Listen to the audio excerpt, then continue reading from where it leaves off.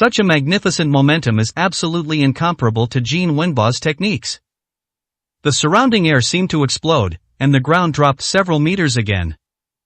The audience members who were originally standing at a distance realized that they were still too close, and felt an invisible wave of air instantly lift them away. Su Hao was at the center of the attack, calmly raising his Vajra shield. With a thunderous roar, all the dragons and elephants pressed in, as if to crush him into dust. Suddenly, a great light shone, making it difficult for everyone to see clearly. Young Master Su didn't retaliate, he merely endured that attack? This person is far too arrogant. I bet he's dead. Such a strong shockwave, is it possible for a human to withstand it? The disciples all expressed their surprise. The Golden Light Sect Master was somewhat embarrassed. Han Feiyang's strength far surpassed Jin Wenba's, and he was far more powerful than her. She suddenly felt disheartened. The idea of revitalizing the Golden Light Sect was simply impossible. The most ridiculous thing is that the sect's most precious treasure, the Golden Light Sword, is still buried deep underground, making their sect a laughingstock. Well, at least it's better than the Soul Summoning Pavilion. She only felt slightly better when she thought about the death of the Soul Summoning Pavilion Master. The sect leader of Haoyue's sect frowned. He had just secretly compared whether he could withstand the fourth move of the Dragon Elephant Divine Art if he and Su Hao switched places. To be fair, it was almost impossible. If you face them head-on, you'll definitely die instantly. The young people these days are so strong that he feels powerless and old.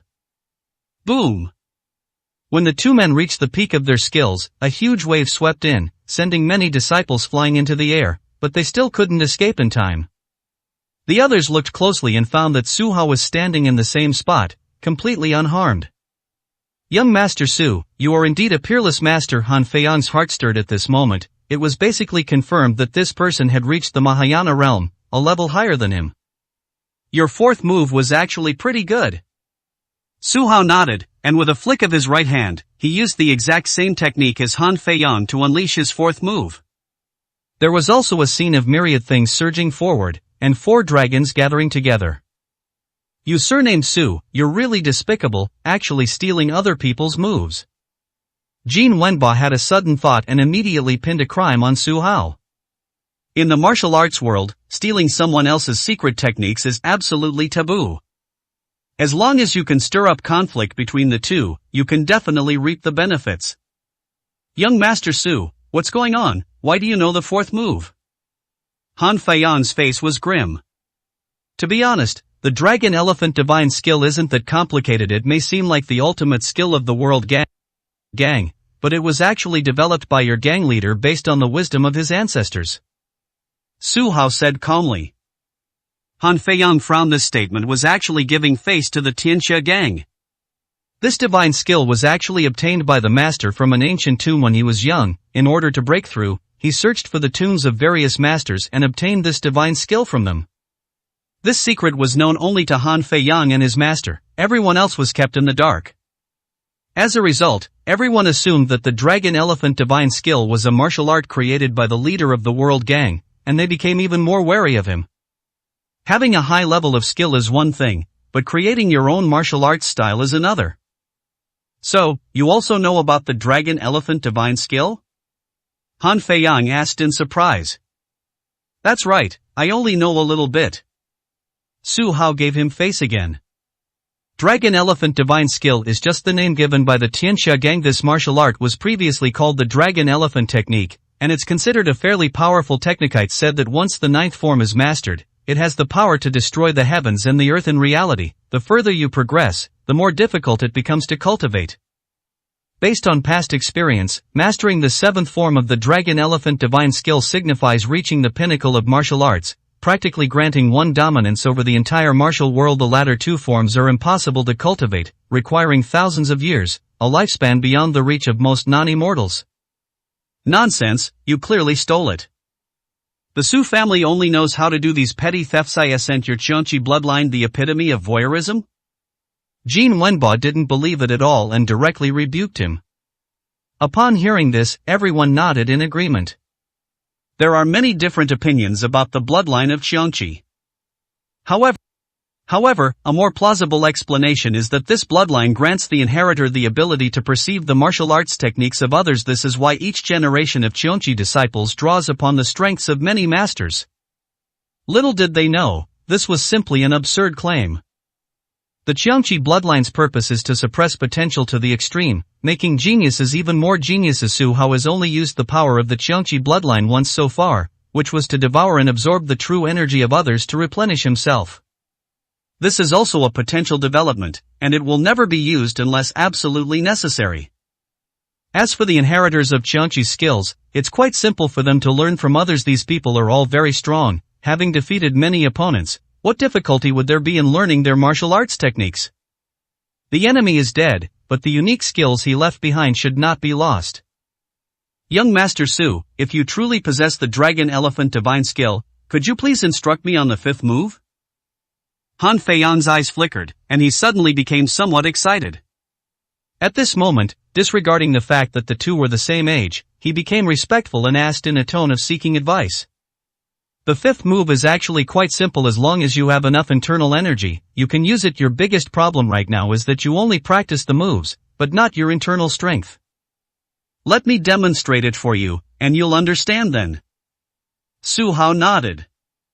On-the-spot guidance has happened before. When Jin Tian fought against his master, Su Hao saw through his opponent's martial arts style, gave him pointers, and then successfully won. This time was different. He chose to turn enemies into friends. As long as the world's gang by temporarily withdrawing, he can save himself a lot of trouble. Great! Han Feiyang seemed very excited and immediately retreated dozens of meters. As a result, Su Hao was left alone in the center of the battlefield, and everyone's attention naturally fell on him. Su Hao didn't care about any of that. He just gave a light shout to remind everyone, and then his right palm flew up, unleashing a new move almost instantly. In that instant, the sky was filled with golden elephants, as if there were thousands of them. Even more remarkably, high in the sky, 5 divine dragons were baring their fangs and claws, swooping down. The final result was astonishing. Upon landing, this move struck a high mountain, instantly causing it to vanish. The power of a single move is terrifying. Jin Wenbo was dumbfounded. This wasn't a move Han Feiyang used, because Han Xiao didn't know it at all. Could it be that Su Hao really knew the Dragon Elephant Divine Skill? How did he learn it? He was certain that the Tianxia gang would never pass on this divine skill. 846, Chapter 846 Power Reaching the Heavens. Han Feiyang was also completely stunned. Su Hao's moves were similar to the Dragon Elephant Divine Skill, but there were also significant differences. He used palm techniques, which was the biggest difference. He suddenly realized that Su Hao had probably learned the original version of the Dragon Elephant Divine Skill, not the moves his master had deduced. Such guidance wouldn't allow him to make any breakthroughs in his techniques. But I taught him one thing: with strong internal strength, one can transform anything. His recent cultivation path has indeed run into problems.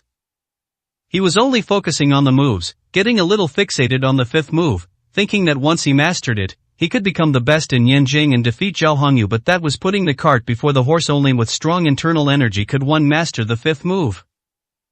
Elevating one's level of understanding is the key. Young Master Su, I understand. I was simply outmatched today, and I accept my defeat wholeheartedly. Han Feiyang said solemnly. Young Master Han, we only touched things briefly and didn't determine a winner, Su Hao said modestly. You, surnamed Su, you're acting innocent after getting the benefits. I look down on you. Jin Wenbo retorted loudly. Shut up. Han Feiyang's gaze darkened, and he said with great disdain, Jin Wenbo, a petty person like you will only ever amount to this. You are narrow-minded and will never be able to break through to the Mahayana realm. Jin Wenbo's face turned ugly. He wanted to retort, but seeing that Han Feiyang was not someone to be trifled with, he had no choice but to give in once again. He felt extremely frustrated. Why was it that even if Su Hao couldn't beat him, Han Feiyang had to be afraid of him? Young Master Su, I will go back and think about it carefully. I'll come back to learn from you after I've mastered the fifth move. Han Feiyang said directly. I hope I can live to see that day. Su Hao chuckled self-deprecatingly. I believe that young Master Su is blessed by heaven and will surely overcome this calamity. He clasped his hands in a fist and said, "Young Master Su, I will lead the experts of the world gang away today and will no longer be your enemy. Take care." Su Hao nodded. Han Feiyang immediately turned around and flew away quickly. The other members of the Tianxia gang exchanged bewildered glances. Their orders were to fight Su Hao to the death. However, considering that he possessed the Dragon Elephant divine skill, they were unwilling to rashly throw their lives away and had no choice but to follow him. They figured that since Han Feiyang was the one who left, even if the gang leader questioned them later, someone would take the blame, and they wouldn't be held responsible. "Are you two going to continue?" Su Hao looked at the sect leader of the Golden Light sect and the sect leader of the Bright Moon sect. "You, surname Su, are lucky today. I'll give young Master Han some face and let it go for now, but if you want to survive, it's still too difficult. The Divine Martial Pavilion has already dispatched top experts to organize your people to come and rescue you." Before leaving, the leader of the Golden Light sect revealed a shocking piece of news. Su Hao frowned, wondering to himself, "Do I have any help? How come I'm not aware of this?" "You surname Su, our Hao Yue sect is no match for you. From today onwards, we are willing to bear the infamy of being your defeated opponent." The Hao Yue sect master was even more direct, admitting defeat outright and leaving with his men. The remaining disciples of the Soul Summoning Pavilion were in an awkward position. Their sect leader was dead, and naturally, they wanted revenge. However, the remaining brothers were not strong enough, so they looked at each other in confusion. "Get out of here!" Su Hao shouted. "We'll get our revenge on that Su guy." Their eldest brother reluctantly uttered those words before dragging the injured man away. Another person even took away their sect leader's remains entirely. Only at this moment did Su Hao understand why the Soul Summoning Pavilion was considered a righteous path. Although their cultivation route differed from other sects and seemed somewhat shady, their disciples valued loyalty and righteousness, which was indeed the way of the righteous path.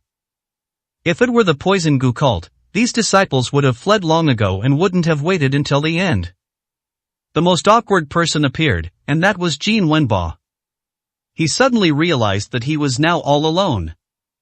"Su Hao doesn't seem to be injured at all. Should we continue fighting?" "Brother Su, there were so many people just now, I was a little embarrassed to say it. Now it's all over, only we're left. I'll kneel down and beg you to spare my dog's life." Jin Wenbo knelt down with a thud, slapping himself as he spoke. To survive, he abandoned all sense of shame.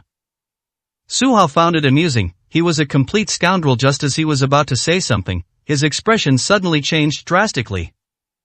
Immediately, a figure arrived from 1,000 meters away in an instant. The newcomer was an old man with a powerful aura, who landed silently. "Young Master Su, how have you been?" The man's voice was shrill, as if he had practiced some kind of sinister technique. "Are you Wei Anshuan?" Su Hao recognized the person and was somewhat surprised. 10 years ago, this person was already a master of the Mahayana stage, with unfathomable strength.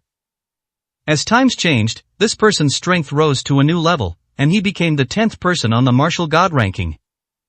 If Han Feiyang is among the top in the youth group, this person is among the top 10 in the entire martial arts world, an absolute peerless master.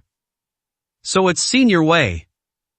Upon seeing this, Jin Wenbo immediately stood up and said arrogantly, "Su Hao, now you finally know why you're doomed to die today, right?" Wei Anshuan also had another identity, the head of the Six Doors Hall, wielding immense power. The so-called Six Doors Hall is actually a reward and punishment organization established by the Divine Martial Pavilion, and is a lackey of Li Yuanwu.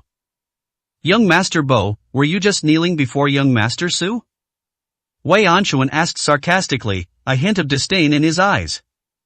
"That's not true. My legs were just a little weak, so I chose to kneel down." "I didn't kneel." Jin Wenbo's expression changed. Although he had been seen, he still refused to admit it.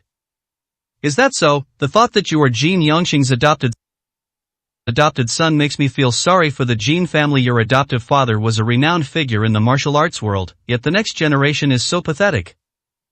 Wei Anshuan didn't need to give Jin Wenbo any face and directly mocked him. Jin Wenbo dared not speak his anger, and could only force a smile, saying, "Senior Wei, did you come alone?" "I'm certainly enough to deal with Su Hao on my own, but with my given your status, why would you need to do it yourself?" Wei Anshuan smiled faintly. The next moment, tens of thousands of people appeared from the east, followed by tens of thousands more from the south and north. These martial arts masters came from various sects in the martial arts world, and many of them were dressed in tattered clothes, clearly belonging to the Beggars sect, which had the largest number of members. Originally, the Beggars sect was the number one gang, but it was later surpassed by the World Gang and relegated to the second tier. However, with its large number of members, it remains a formidable force. According to the records of the Heavenly Secrets Pavilion, the Beggars sect currently has 5 million members, scattered throughout the country, each owning different factions, none of whom submit to the others. This time, the Six Doors Hall mobilized 2 beggar gangs near Yanjing, namely the White Water Hall and the Black Earth Hall, each dispatching more than 10,000 people. Other sects also send out their capable disciples. Wei Anshuan, is it really necessary for you to make such a big fuss? Su Hao frowned. Preliminary estimates suggest that no fewer than 50,000 people attended today. It was a dark, dense mass, stretching as far as the eye could see. 847, Chapter 847 Unparalleled Strength. Ah, Su Hao, weren't you so arrogant just now? Now do you realize, the Su family has declined and is completely unable to contend with the Divine Martial Pavilion? No, not just the Divine Martial Pavilion, even the Six Doors Hall could easily crush you, you ant. That Qianqizi is a thing of the past now. Yanjing is in an era of flourishing diversity. Jin Wenba said with schadenfreude. Su Hao frowned, too lazy to argue with him. Just then, he saw several experts appear beside him.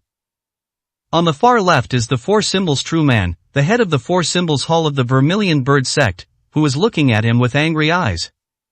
Beside the Four Symbols Immortal were the White Water Hall Master, Ice Shang Immortal, and the Black Earth Hall Master, Nine Palaces Immortal. Su Hao had not met the other experts and did not know much about them. However, these three are undoubtedly the strongest, all having reached the Mahayana stage. Su Hao! Master Si Xion roared angrily. Master of the Vermilion Bird sect, please enlighten me. Su Hao said calmly. Su Hao, we, the Vermilion Bird sect, have no grudge against you. Why are you using our name to cause trouble in Yanjing? Master Si Xion was quite displeased. He had received a call from the Six Doors Hall and led 24 experts into Yanjing. The news I received was shocking.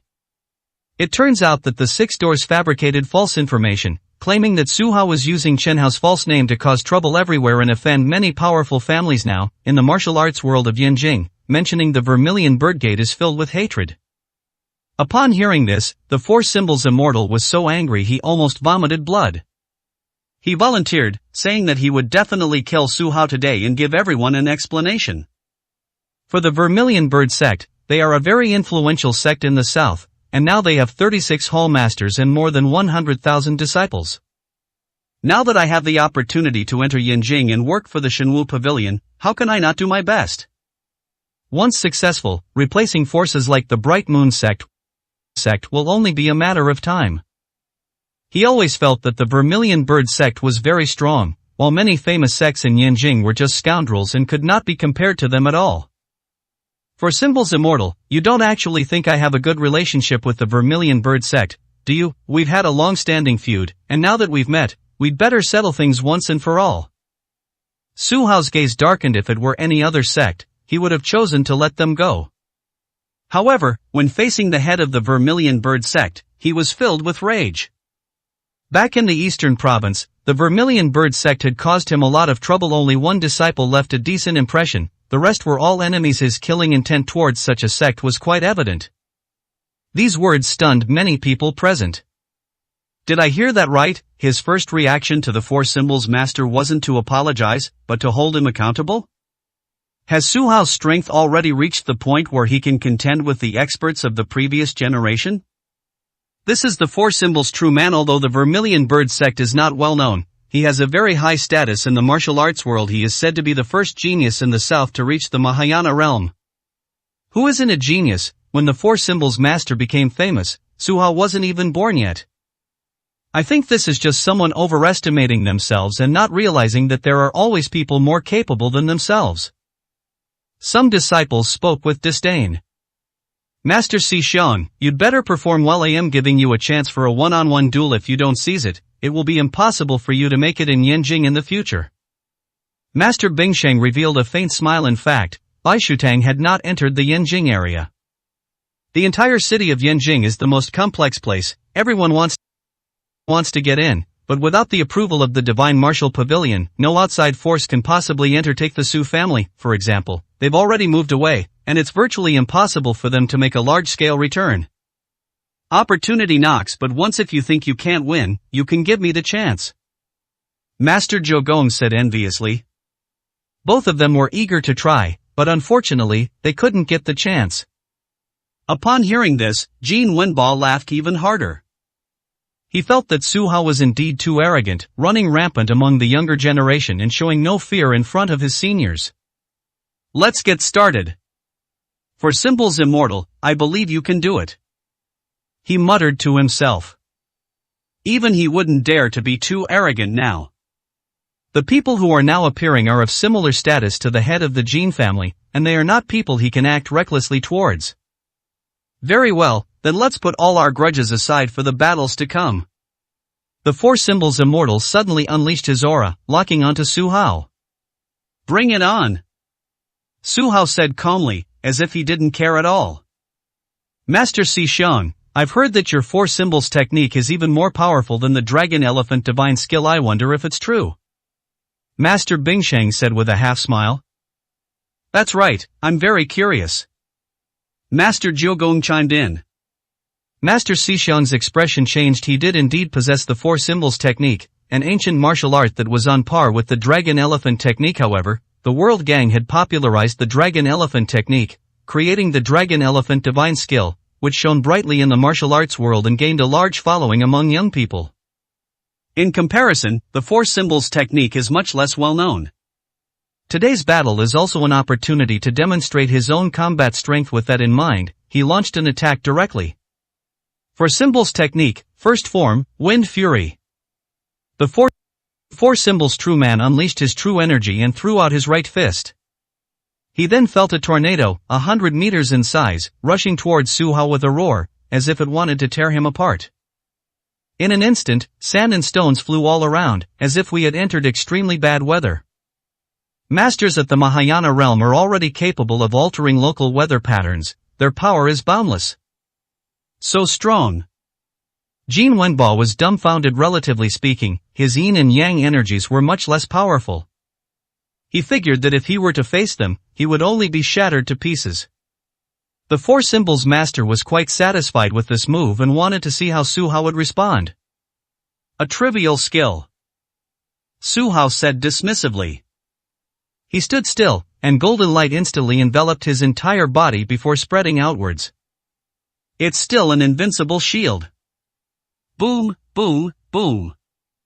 The two forces clashed, and the hurricane roared as it tore through the rain shield. The roaring sound caused some of the weaker disciples to faint instantly. With just one move, nearly 1,000 people fell to the ground. A bunch of useless trash. Wei Anchuan was very unhappy. The fight had only just begun, and these filler soldiers had already fallen. Is it over already? I can't figure out what's going on. It seems that the Four Symbols Immortals have the upper hand. That's reasonable, Su Hao should lose. Everyone was dazzled and could only guess. When the light faded, the spot where Su Hao had stood cracked open again, the sand and soil completely disappearing, leaving only hard rocks. He himself appeared to be suffering from turbulent blood and qi, but he did not show any obvious external injuries.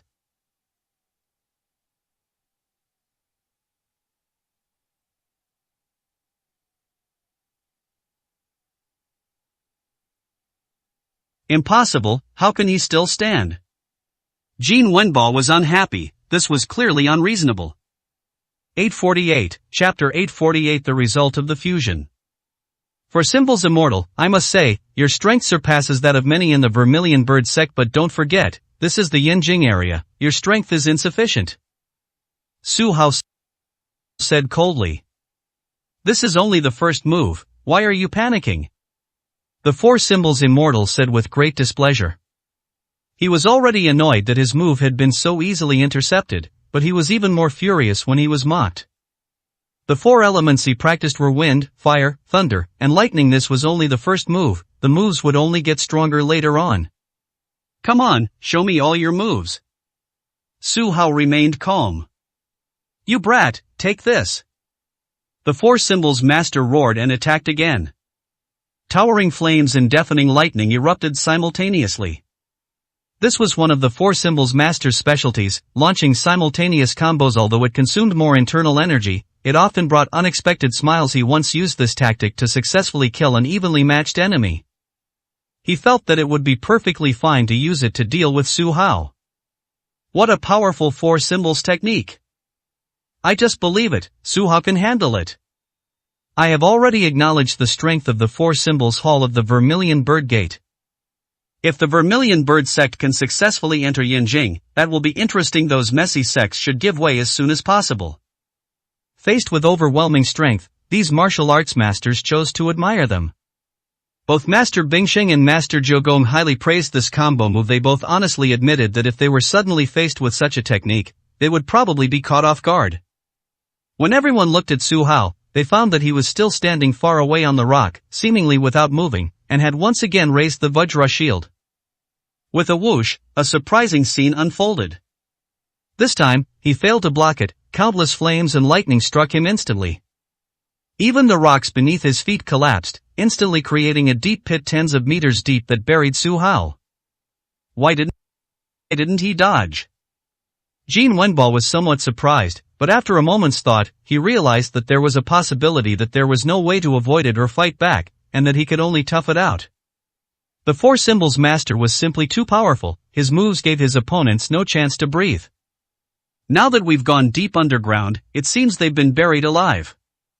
Congratulations, Four Symbols Immortal! He blurted out in his joy. Congratulations, Four Symbols Master, you're lucky you had a grudge against Su Hao right away, which gave you the opportunity to make a move.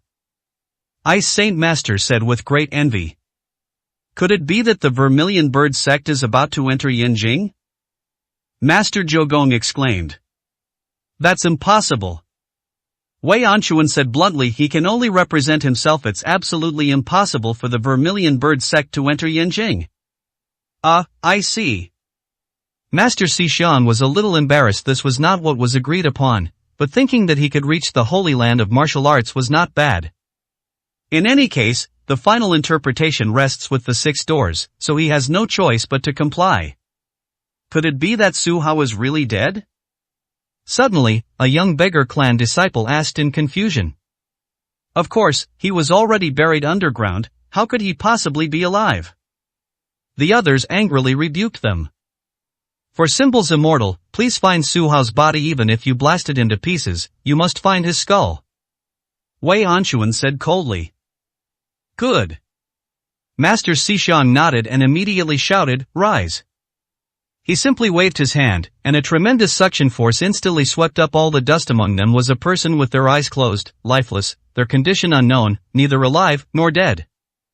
Everyone found it a little strange with such a big commotion just now. Su Hao was completely unharmed. How could he have withstood the attack?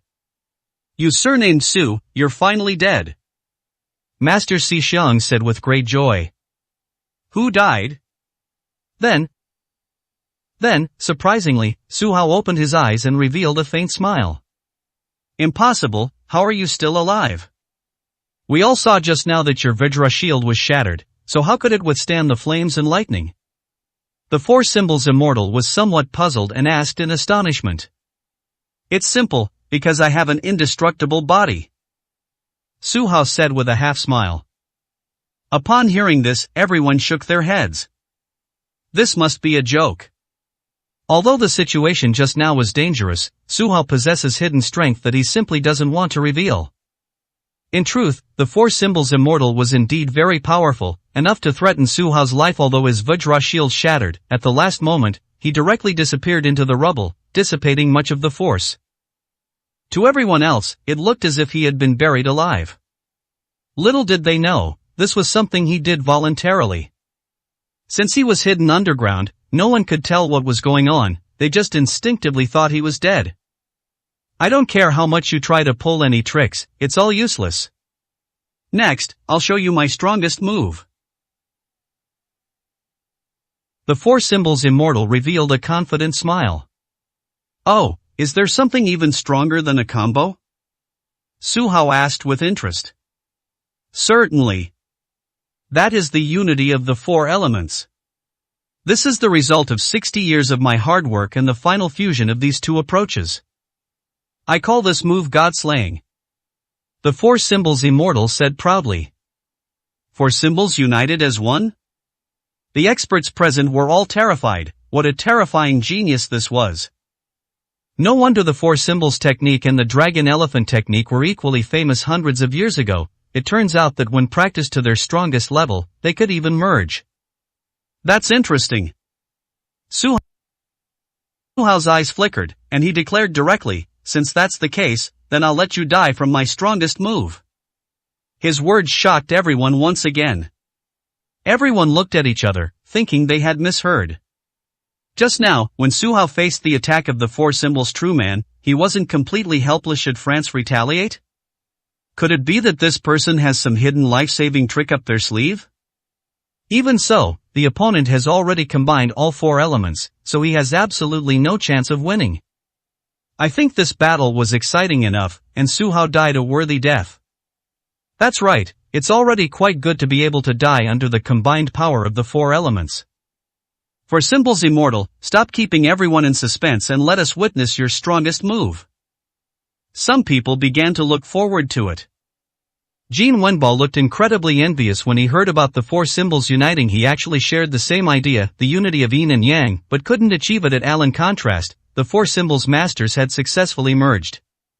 He knew one thing well: once the four elements merged, the power of this move would increase tenfold or more, and it would definitely be able to blast everything into dust.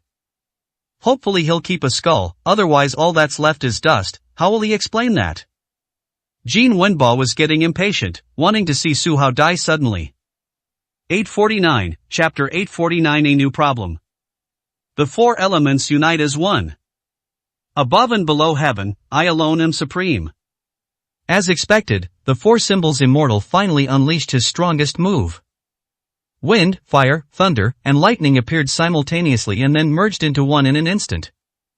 At that moment, it seemed as if four divine dragons, each 100 meters long, appeared in the sky, descending suddenly with an aura of annihilation. In an instant, the earth shook, mountains trembled, and the world changed color. This move is more than 10 times more powerful than any of the previous moves.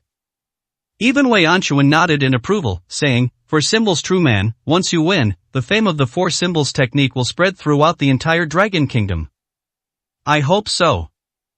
The four symbols immortal's hair was gray, and he was no longer young, but after reaching the Mahayana realm, living for 200 years was not a problem. If he could remain famous for another 140 years, that would be something to be very proud of. Fortunately, Su Hao is not from the Vermilion Bird sect. If he also used the four symbols technique, how could I be his match? Jin Wenbo sighed inwardly. He automatically ignored the fact that he had lost to Su Hao 3 times. Even without the four symbols technique, dealing with him wouldn't be a problem. Su Hao secretly admired this move, thinking that there were still too many secret manuals in the martial arts world. He had never read the four symbols manual before and was very interested in it. Sword, come! Su Hao suddenly shouted. A streak of black light appeared, transforming into a black dragon that arrived beside him in the blink of an eye from afar. Gripping the sword tightly, Su Hao's aura instantly changed, no longer calm, but transformed into that of a ferocious beast. The killing intent emanating from his eyes was almost tangible as he slashed the sword into the air. In an instant, the four symbols divine dragon, which was incredibly powerful in everyone's eyes, split open and returned to wind, fire, thunder, and lightning, before finally disappearing. Hey Su, what weapon are you holding? The four symbols master's expression changed drastically. He didn't lose to Su Hao's true energy, but to this weapon. You have no right to know. Su Hao didn't bother to explain and swung his sword again. The black sword light swept towards the four symbols immortal with overwhelming force. With a whoosh, the man was sliced in two. This scene was enough to shock everyone. The four symbols immortal is dead. I'm not seeing things, am I? Everything happened too fast. I thought Su Hao was bound to lose, but I didn't expect such a huge reversal. With the divine sword in hand, I have the world at my command. What exactly is the problem? Isn't the Crimson Dragon Spear ranked number 1 on the artifact list? Everyone found it strange, as if they had never seen this weapon before. Jean Wenbo looked embarrassed. He had finally thought that the Four Symbols Immortal had a chance to deal with Su Hao, but it turned out to be a false alarm. Just then, Su Hao, in front of everyone, directly accepted the martial arts manual of the Four Symbols Master. He then looked at Wei Anshuan and said, "Senior Wei, do you also want to fight me to the death?" Good heavens! So it's the ancient divine sword. Wei Anshuan did not actually recognize that the Tsangu divine sword was the strongest divine weapon in nearly 1,000 years, even stronger than Li Yuanwu's weapon. Its previous owner was Gu Qingmei, who was once the #1 martial arts master. He wasn't even born yet and had never seen this weapon. However, the Six Doors Hall is well informed, and someone once mentioned that the ancient divine sword has reappeared. Unexpectedly, this thing ended up in Su Hao's hands. The ancient divine sword, is it famous? Why have I never heard of it? Could it have been crafted by a renowned sword master? Damn, you're all so ignorant. Didn't your parents ever mention Gu Qingmei? Gu Qingmei, the former #1 beauty and #1 genius in the martial arts world? So that's her weapon. No wonder it's so powerful. Some people said loudly and boisterously. They were only hearing rumors. In reality, Gu Qingmei only used the ancient divine sword once, when her strength was not yet at the Great Ascension realm. Afterwards, her strength increased, and she had no rivals. Instead, she only used it as a sword and never had the chance to use it again. The news that Gu Qingmei used the Tsangu divine sword to wreak havoc is all fabricated by people who don't know the truth. Su Hao, I can make a deal with you as long as you offer up the ancient divine sword right now. I guarantee you won't die today. I'll give you 1 day to escape. If you're lucky, you can find a place to hide your identity and live a long and miserable life. Wei Anshuan's heart stirred with greed. This weapon is too powerful. If he could obtain it, he might be able to fight Li Yuanwu, gaining an extra ability to protect himself. At that time, he could obey Li Yuanwu's orders if he wanted, or ignore them if he didn't. Once you reach the top 10, the gap isn't that big. A single divine sword is enough to change the status of 2 people.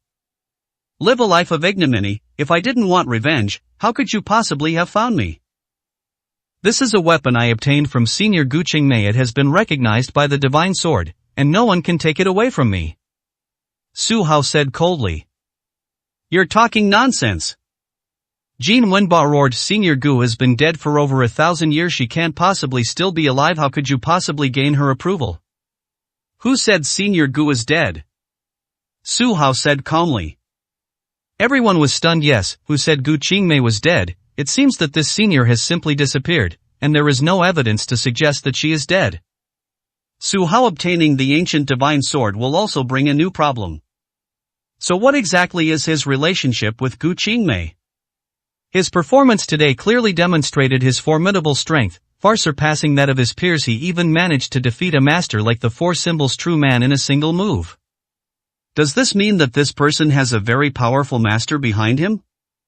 If Su Hao is Gu Qingmei's disciple, then there will be a big problem. According to Su Hao, Gu Qingmei is still alive, which proves that she is over 1,000 years old. What does this mean? She has reached the legendary realm of immortality. Not to mention the experts present, even Li Yuanwu was no match for them. Everyone, I don't believe him. He might just have gotten lucky and accidentally obtained the ancient divine sword. He couldn't possibly be Senior Gu's disciple. Think about it, these two are almost 1,000 years apart in age. What qualifications does he have to become Senior Gu's disciple? Wei Anshuan said loudly.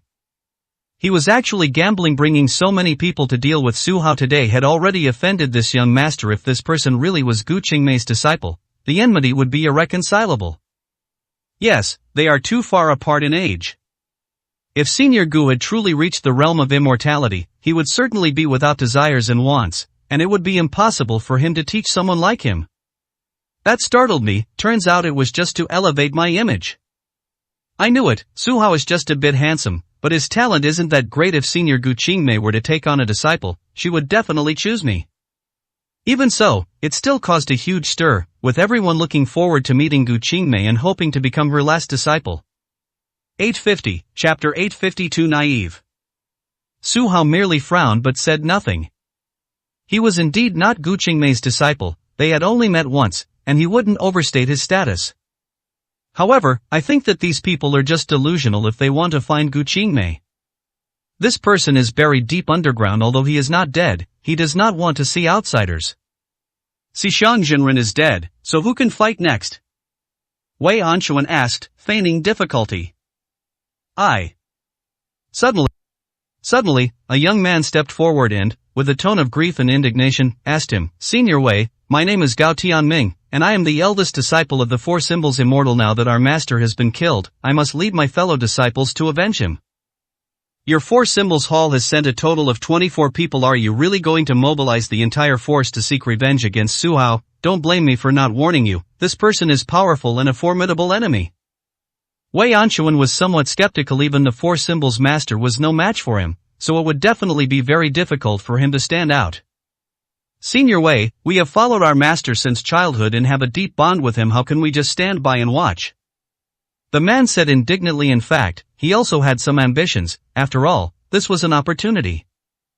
He reasoned that Su Hao's true energy couldn't be inexhaustible. After several fierce battles, it would eventually run out. If he were lucky enough to defeat Su Hao, wouldn't he become famous throughout the world? Young people, I'm not bragging, but you're all far too weak. Master Bing Sheng couldn't stand it any longer and said directly, let's leave it to Bai Shui Tang, we are the most suitable candidates. You're just bragging. The White Water Hall is the weakest in the Beggars sect, not even as strong as our Black Earth Hall. Master Zhou Gong said, somewhat dissatisfied, also wanting to claim credit.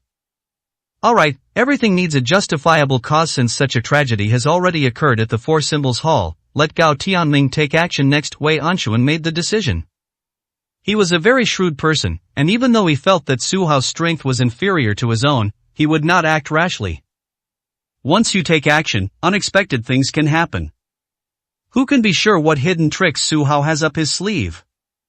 If the other party chooses to fight to the death, he will definitely suffer a loss. After all, Su Hao was a fallen rich young master who was hated by everyone, while he was a top 10 expert. Their statuses were completely different, so it was better to let someone else take the lead. He was in charge of this operation and had already made contributions. Giving the opportunity to the younger generation would earn him a reputation for valuing talent. Even if the Four Symbols Hall were completely wiped out, he would suffer no loss. Moreover, it would incite hatred from the Vermilion Bird sect, which would only be more disadvantageous to Su Hao. Why not? This is called sitting firmly on the fishing platform. Fine, prepare to die. Wu Tianming shouted. Every single member of the Vermilion Bird sect, attack them all at once. Su Hao gave a cold reply, then stomped his foot and flew into the air. Where are you going? Gao Tianming's expression changed, and he immediately followed. The others were surprised. Did Su Hao think he was no match for him and run away in fear? But the area around Fragrant Hills is full of ambushes, so where could he possibly run to? Only Wei Anchuan remained calm and led everyone to keep up. Surprisingly, Su Hao only went to a nearby hilltop, about 500 meters from the territory, where there were no other houses, making it a perfect battlefield. After all, that place was truly horrific. The land had been plowed dozens of meters deep. Jin Wenbo didn't follow. Instead, he waited until everyone had finished and then suddenly started digging in the ground. He had been worried that there were too many people around to make a move. Now that he was all alone, he could finally claim the golden light sword for himself. Found it. Not long after, he took out a long sword from the ground, which was the golden sword that Su Hao had buried underground. Young Master Bo, it seems you're a good person. You actually helped us find the weapons. Unexpectedly, a person suddenly appeared beside them. It was the leader of the Golden Light sect. Sect Master, why are you back? Jin Wenbo seemed a little embarrassed. This was a treasure, and he didn't want to give it away so easily. Come back, I never left. Losing the sect's weapon is a terrible sin. How can I bear it? The sect leader knew that he had become greedy, but still decided to save face. Young Master Bo, as long as you hand over the weapon, we, the Golden Light sect, will owe you a favor. Alright. Jin Wenbo's eyes darted around, and finally he revealed a sweet smile. He held the golden sword in both hands and walked over, saying, Sect Master, you must keep this weapon safe. You absolutely cannot let Su Hao take it away again.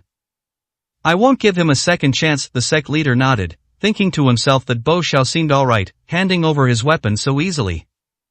However, just as she obtained the weapon, Jin Wenba, who had been smiling just moments before, suddenly turned on her and punched her through the dantian.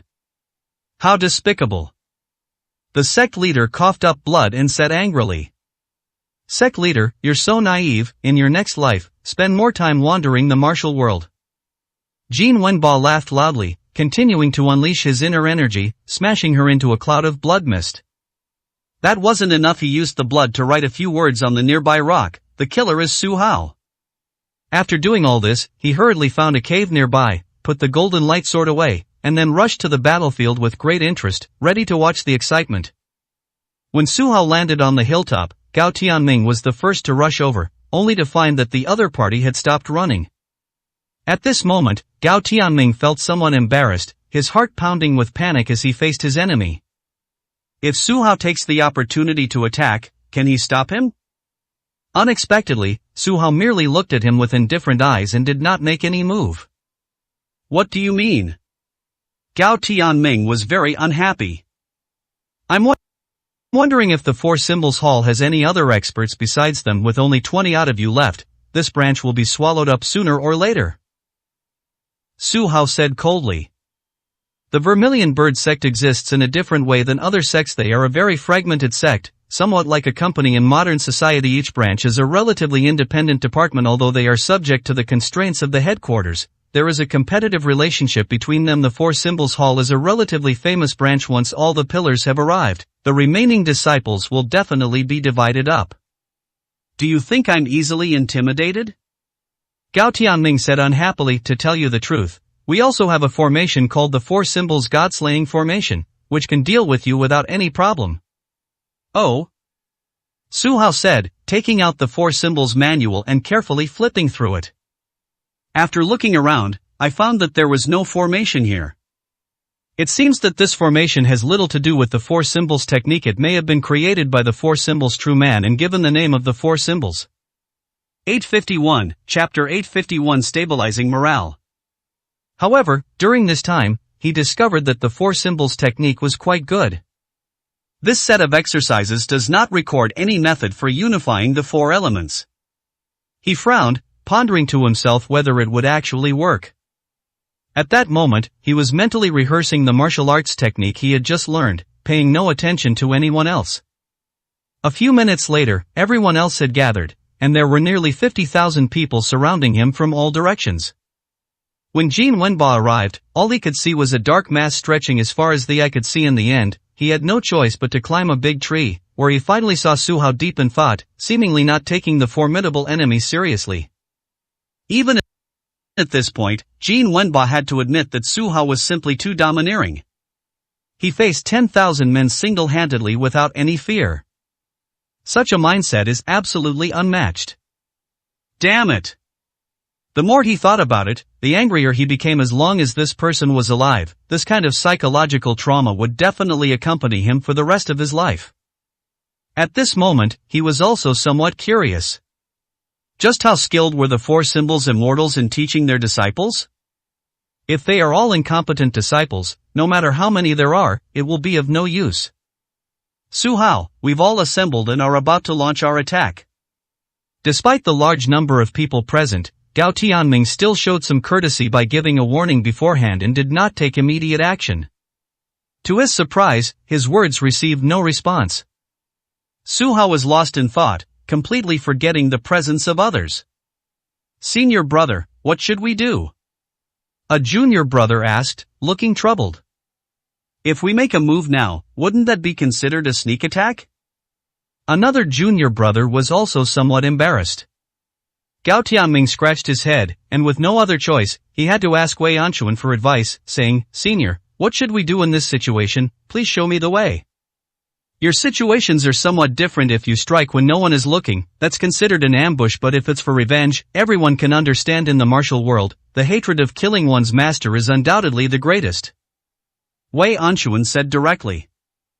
That's right, you're here for revenge. You don't need to follow the rules of the martial world, just do it. Master Bingsheng agreed. Make your moves sooner rather than later, don't give him any breathing room.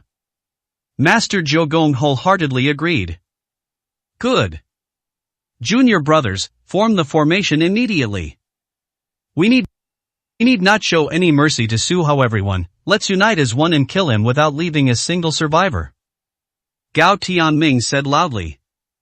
The disciples began to move around, and soon they formed a star formation. Each person occupied a spot, their auras merged, and their strength instantly increased dozens of times. After reading it, Wei Anchuan couldn't help but nod. The four symbols master was truly a talent. To have created such a formation among these people, the strongest was undoubtedly Gao Tianming, who had already reached the late stage of the Grandmaster realm. The other disciples varied in strength, but overall they were all around the Grandmaster level. As long as someone takes the lead and drives the entire formation, there is still a chance. To put it bluntly, this is a more advanced form of human wave tactics. Kill! Gao Tianming shouted, activating the formation. A surging wave of air immediately rushed towards Su Hao. As all the attacks drew near, a hissing sound was heard, and the Vajra shield was activated once more. It's still in a defensive stance, but it seems weaker than usual. Passive defense? Wei Anchuan frowned. Didn't this mean that Su Hao didn't take Gao Tianming and the others seriously at all? Even when the enemy had attacked, he was still thinking about other things. So, Su Hao, you look down on us, huh?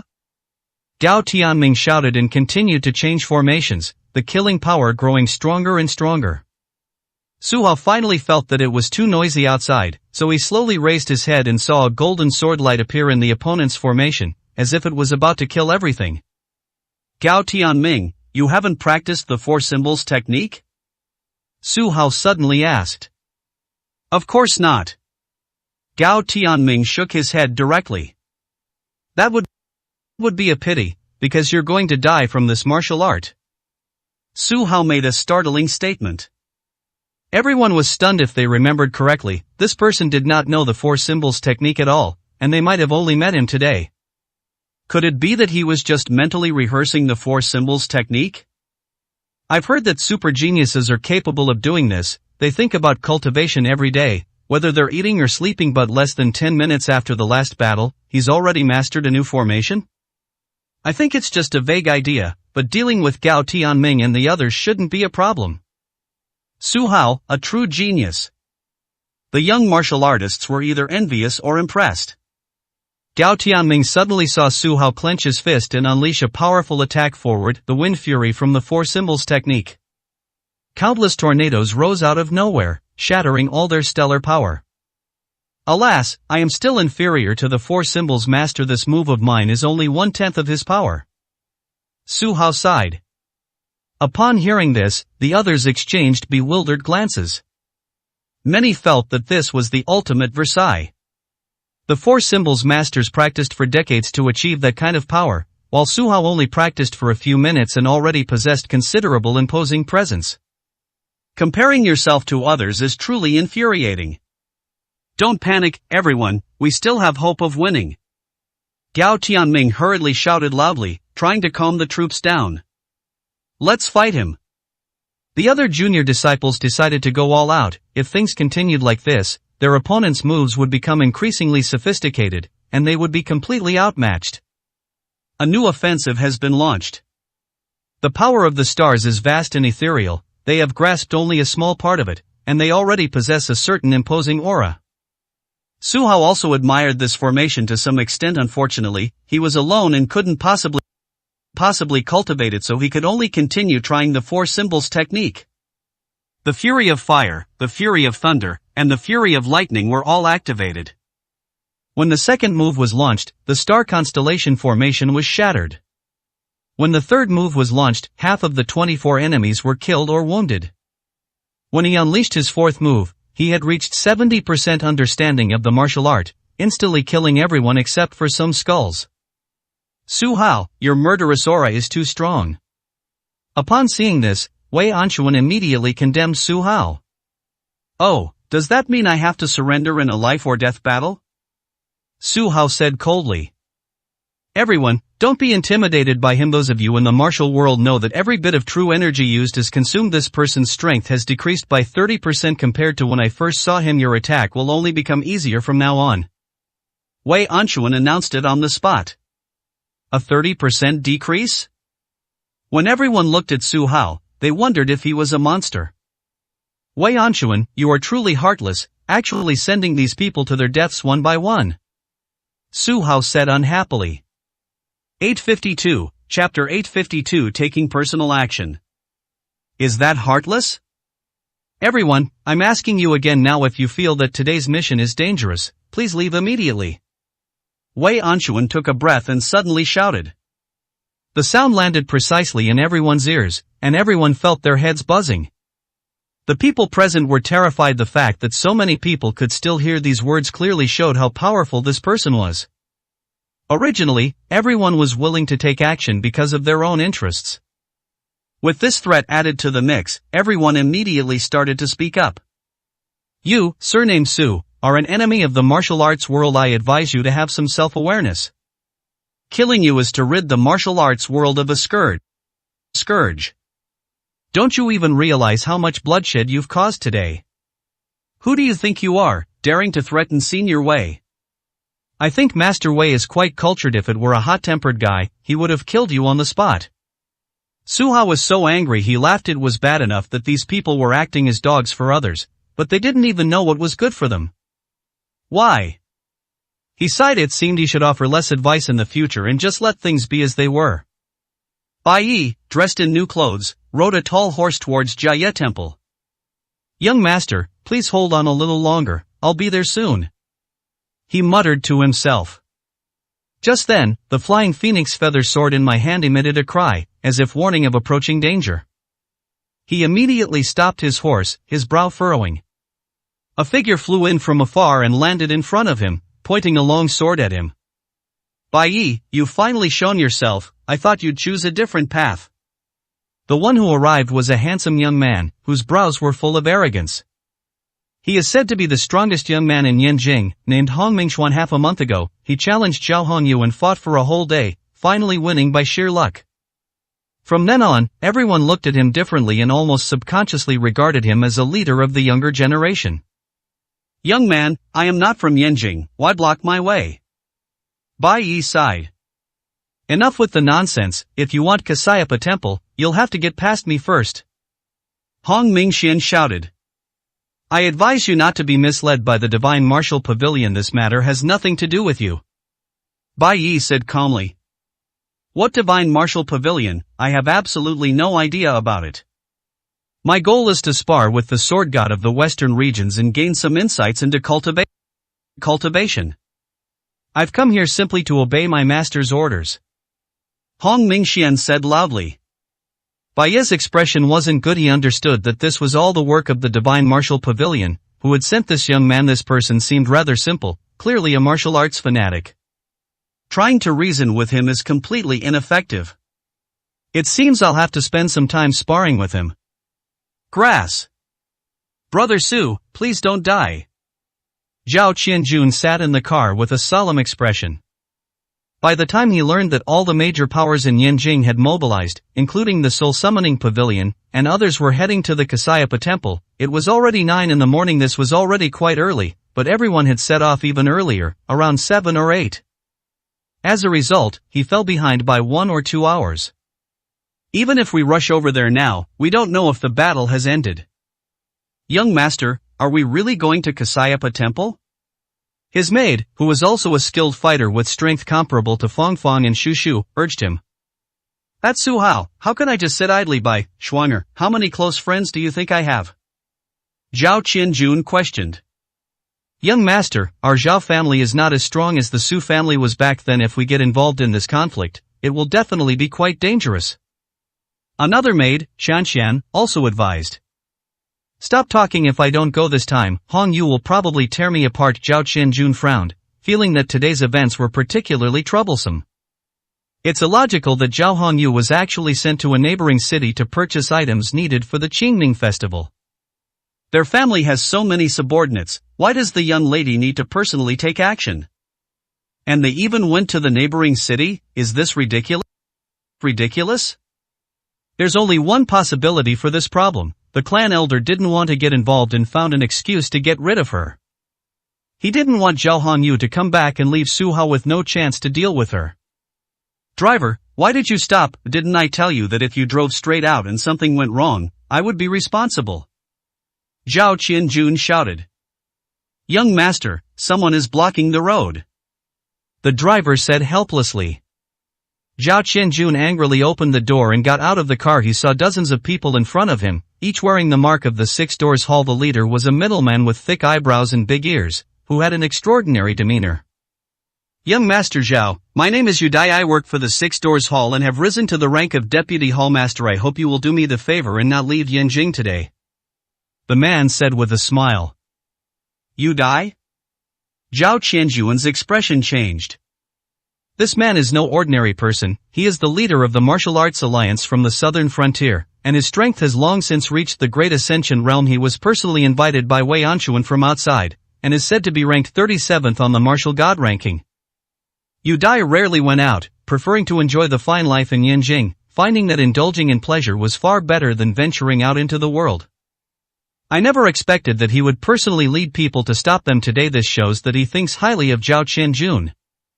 Master Yu, I remember there are more than a dozen masters in the Six Doors Hall. Your power is not that great. Zhao Qianjun said coldly. To put it bluntly, only Wei Anchuan was truly influential in the Six Doors Hall, the rest were all just figureheads with no real power. Young Master Zhao, I don't care what you say, you absolutely cannot leave today, Yudai said, as several large trucks blocked the way, preventing any passage. Are you really going to go against me? Zhao Qianjun frowned and shouted, Men, take all his cars away.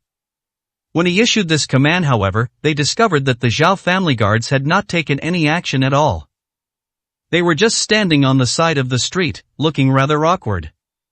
How dare you disobey my orders? Zhao Qianjun was somewhat exasperated. Young master, I'm sorry, but before we set off, the clan elders specifically instructed us not to indulge in your nonsense today.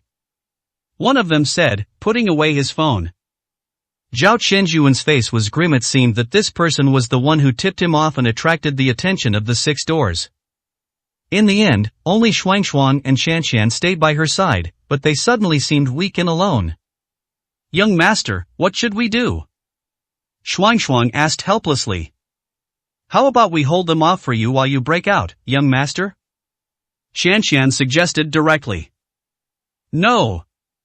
Zhao Qianjun's expression changed drastically. He remembered that when the Su family was in trouble that day, Xia Yibo was also the one who covered their retreat, and he ended up in a terrible state. Shuangshuang and Shanshan were his personal guards. How could he bear to let them be in danger? At that moment, he suddenly felt a sense of powerlessness. 853, Chapter 853 to no avail. Honestly, why are we being sent out of town to shop at this time? Fong Fong muttered. Don't say that. The Zhao family values Qingming Festival very much, and this procurement really needs a trustworthy person to oversee it. Shu Shu comforted her.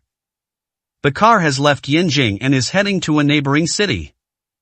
Zhao Hongyu sat in the back row, her brows furrowed. She was quite disgusted by these things. This round trip would definitely take a long time. The Zhao family was a vocational high school family, with over 50,000 disciples in their main branch, and with other branches, their numbers definitely exceeded 1 million. With so many people paying respects to their ancestors, it will definitely consume a lot of Qingming festival supplies. Qin, you can't go alone. Why did you bring me along? She looked into the car and saw another member of the Zhao family, Zhao Qin, and said unhappily. Hongyu, what kind of status do I have in the family? This purchase exceeds 50 million. Do you think the elders in the family will give me this money? Zhao Qin said sarcastically. Currently, the two young people most favored by the Zhao family are Zhao Hongyu and Zhao Qianjun. Zhao Hongyu is a bit better. After all, she is the #1 female martial artist in Yanjing. However, Zhao Qianjun was far inferior in every way, and he liked to cause trouble, yet he received much better treatment than the other disciples. Zhao Qin is the daughter of two sisters and their third uncle. They are about the same age, but their influence within the clan is vastly different. Take this procurement as an example. She was also assigned to go along. Although she was called a procurement assistant, she was actually just an errand girl. No matter what opinions she gave to Zhao Hongyu, they would not be adopted. If you're willing to do it for me, I can give you the money. Zhao Hongyu said nonchalantly. Really? Zhao Qin seemed very excited. Of course, I mean what I say, and I will never go back on my word. Zhao Hongyu nodded. To be honest, Zhao Qin was somewhat tempted. Such a large purchase would surely bring in a considerable amount of profit. However, she ultimately shook her head and said, no, there are just too many people coming this time. Someone will definitely leak the information, and if the clan elders hold me accountable, I can't bear the responsibility. Their car was at the front, followed by more than a dozen other vehicles, all equipped with guards. The procession was quite large, attracting a lot of attention along the way. These guards number over 1,000, silencing so many people will certainly not be easy. Zhao Hongyu frowned. With such an indecisive personality, how could she expect the clan elders to approve of her? That was impossible. Miss, something terrible has happened. Fang Fang was bored, so she took out her phone and started scrolling through short videos. Suddenly, a message popped up saying that many people were heading to Kasayapa Temple. What's wrong? Zhao Hongyu turned her head to look. Ha! When Fang Fang checked the message again, she found it was gone. She also searched her viewing history, but it wasn't there either. She scratched her head. Could it be that someone blocked this message? A search for Kasayapa Temple yielded no results. Could it be Zhao Hongyu took out her phone and saw two messages? Hongyu, Brother Su has gone to Jiaya Temple. I am trying to find a way to get there. Damn it, I've been stopped by the leader of the Southern Frontier Alliance. If you have an opportunity, please set off immediately. These were all messages sent by Zhao Qinjun. Zhao Hongyu's expression changed drastically. Su Hao went directly to Jiaya Temple, and the people from the Six Doors Hall have already made a move. This looks like a major event has occurred. Could it be that I've fallen for a diversionary tactic? Perhaps the family elders had already received this information and chose to remain neutral, unwilling to get involved. Zhao Qin. Zhao Hongyu glared at her angrily and demanded, are you in cahoots with these people, trying to stop me from going to Jiaya Temple? What Kasayapa Temple? I have no idea what you're talking about. Zhao Qin looked flustered. She could tell that Zhao Hongyu had a murderous aura about her, and she had no idea what was going on. You really didn't know? Zhao Hongyu shouted. It's absolutely true. How could I dare to lie to you? Zhao Qin was so frightened that her face turned pale. Driver, turn around and head to Fragrant Hills. Zhao Hongyu realized that she might not be lying. Zhao Qin was a person with very low ability, so it was understandable that she didn't know these things. Young miss, turning around might be difficult. I have received orders from the clan elders to take you directly to the next city to buy Qingming festival supplies. The driver said, sounding somewhat troubled. You dare disobey me? Zhao Hongyu frowned. Sure enough, today's events were a conspiracy. She was extremely anxious. If anything happened to Su Hao, she would never be able to forgive herself for the rest of her life. Young miss, I'm just following orders, please don't make things difficult for me. The driver said calmly. Alright, I order you to stop the car now. As Zhao Hongyu spoke, she kicked the car door open. A loud bang startled everyone. The driver could only step on the brakes, looking somewhat helpless. As soon as Zhao Hongyu got out of the car, she saw other cars stop as well, and hundreds of guards immediately surrounded her. Young miss, please don't act rashly. Even if you get to Kasayapa Temple now, it's too late. At this moment, the guard captain, Lao Yang, directly offered some advice. So, you all knew that Brother Hao went to Jiaya Temple today, but everyone kept it from me? Zhao Hongyu was so angry she wanted to laugh. Miss, we are all thinking of you after all. Today's events were too dangerous. Young Master Su has offended too many people. It would be no use for you to go alone. Lao Yang still tried his best to persuade him. How can I know if I can help if I don't try? Zhao Hongyu was extremely anxious. According to our intelligence, more than 100,000 people have been mobilized this time. Shanshan is now entirely surrounded by people who want to kill young Master Su. Even if you have extraordinary strength, how many can you defeat? 1,000, 10,000, or 20,000? Even so, the remaining people could drown young Master Su with a single spit. Old Yang sighed. Zhao Hongyu is the Zhao family's greatest hope, and no one wants to see her oppose the Divine Martial Pavilion for Su Hao's sake. Otherwise, the entire Zhao family would be in danger, and might become the second Su family. It's not that the Zhao family is disloyal, but rather that they're afraid of getting into trouble. I don't care. I'm going to rescue Brother Hao in my personal capacity. Zhao Hongyu was too lazy to explain further and sent the message directly. The next moment, several guards risked their lives to stop them. With a backhand slap, she sent all of them flying. Watching Zhao Hongyu rush away, Lao Yang stamped his feet in frustration. Just then, a sword light suddenly descended from the sky, blasting the ground apart with a loud bang. Zhao Hongyu was also thrown several meters away by the blast after landing. She asked in astonishment, "Who's blocking my way?" "Miss Xiao, you should follow the family's instructions. There's no point in rushing off to your death." A figure flew in from a distance, speaking coldly. 854, Chapter 854 Sai. Zhao Hongyu's gaze darkened as she recognized the man. He was a powerful martial arts master from a small island in the southeast, and also a deputy leader of the Six Doors Hall, known as the True Man of Nanyang. After arriving in Yanjing, he did some astonishing things, namely, he challenged various major sects and won against them all. Therefore, many people call him the Invincible Master. I never expected him to appear in a place like this. The Six Doors Hall is really making a big show of force. They actually sent out such a powerful senior just to stop me. Zhao Hongyu sighed. "Miss Xiao, if you can't even get past me, reaching Fragrant Hills won't be of any use. There are far more experts there, and I wouldn't even be a worthy opponent. Furthermore, please rest assured that the Divine Martial Pavilion has no interest in the Zhao family for the time being. However, if you insist on going against our wishes, then things will be different," Master Nanyang said coldly. Zhao Hongyu's face was grim. Ultimately, her strength was still somewhat lacking. If she had reached the Mahayana realm, things would have been much better. Unfortunately, her recent cultivation hadn't been going smoothly, and she was still a little short. "Miss, let's continue shopping," Old Yang advised directly. "I'm not going." Zhao Hongyu was somewhat unwilling. She took a breath, immediately sped up, and rushed forward. Her speed reached its limit. He thought that if he could escape by surprise, that would be great. "Young man, you're really bold. Running like this will consume too much of your true energy. When you reach your destination, you'll be exhausted and will only become a burden." Master Nanyang had no hostility. He slashed at her with his sword, having just calculated Zhao Hongyu's escape route. He eventually had to stop and use his Snow Shadow sword to parry. The two collided, and she felt a powerful force suddenly sweep over her, sending her flying dozens of meters backward.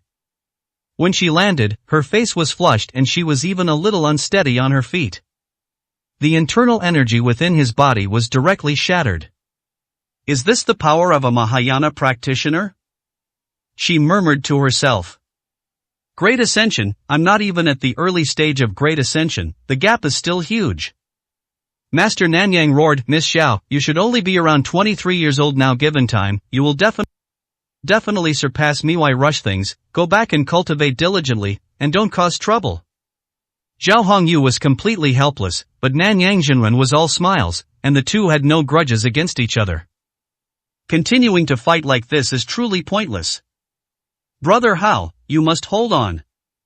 Zhao Hongyu could only look towards Fragrant Hills, leaving behind two clear tears. She secretly vowed that if anything happened to Su Hao, she would avenge him and kill all his enemies. On the Nameless Mountain, Su Hao had just dealt with the people from the Four Symbols Hall, but he still needed to face more experts. Among them, Master Bingsheng and Master Jiugong had already gathered around, some of them impatient. "Young Master Su, I admire young geniuses the most. Please enlighten me," Master Bingsheng said with a forced smile. "Young Master Su, I originally hoped for a one-on-one duel, but since this person is unwilling to step aside, then I can only ask you to fight 2 against 1 anyway. Today's competition isn't according to the rules of the martial world, so please bear with me," Master Jiugong said hypocritically. "This is never going to end." Su Hao frowned. These two were not to be trifled with. If a fight really breaks out, it will take a lot of effort. In addition, tens of thousands of people are eyeing the area covetously. Escaping today seems more difficult than climbing to heaven. Very good. Jin Wenbo was very happy. Even if Su Hao demonstrates great strength, so what? Today, the Divine Martial Pavilion has issued the order, and everyone will surely rush forward one after another to take action. Perhaps I should take a breather and wait for a new opportunity to strike, Jin Wenbo thought to himself, his eyes darting around. Let's get started, don't take too long. Wei Anchuan was getting impatient and urged them on. Clear. The two experts immediately agreed. The two men attacked simultaneously, one wielding a long whip and the other an iron rod, launching a powerful assault. Boom, boom.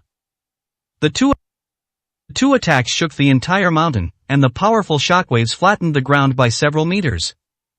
What a hassle!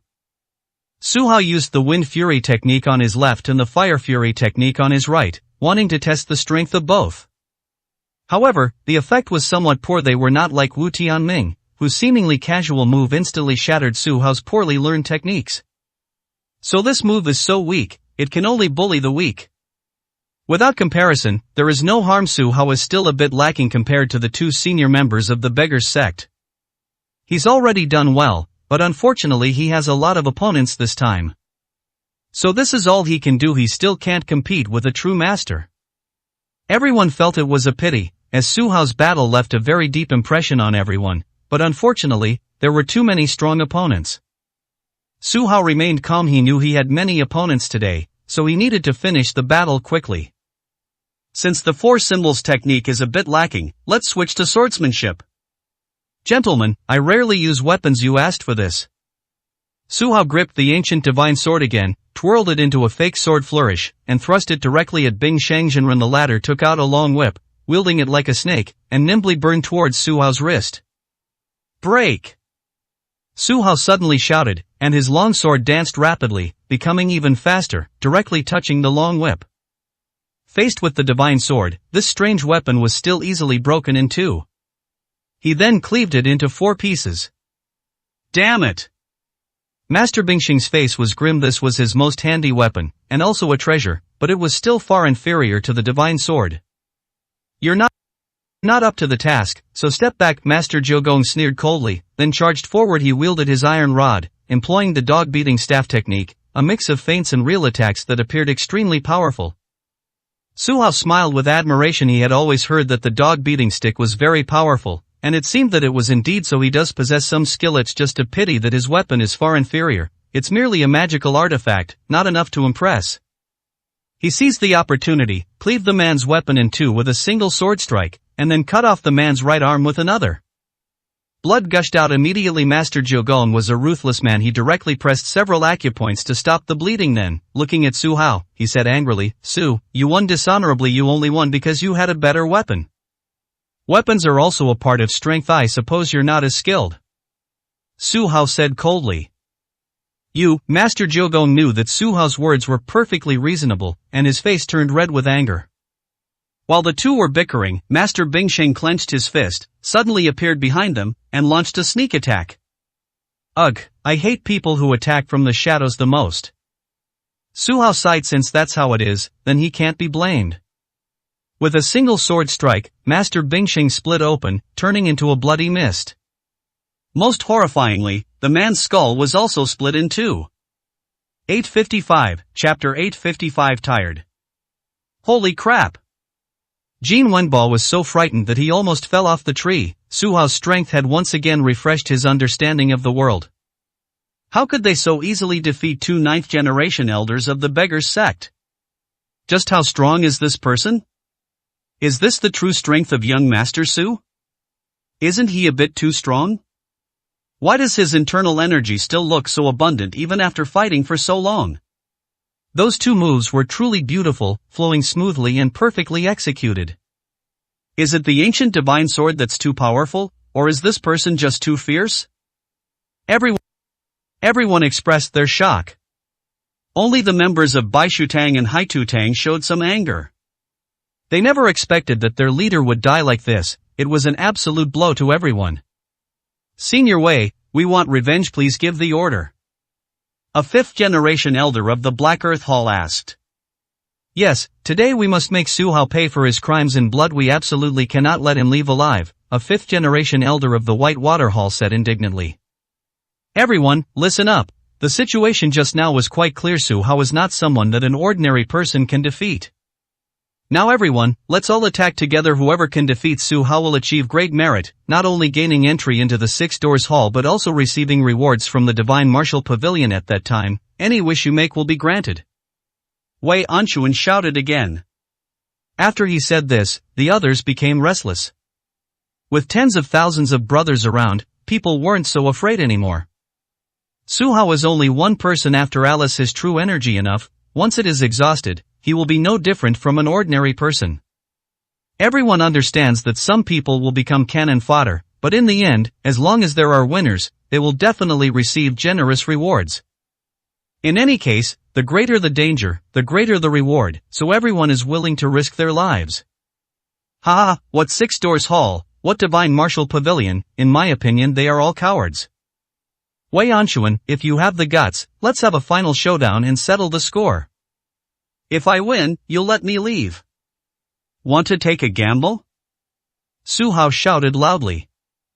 Everyone was stunned. Was this kid serious? His opponent was a peerless master ranked in the top 10 of the martial god ranking. What chance did he have of winning?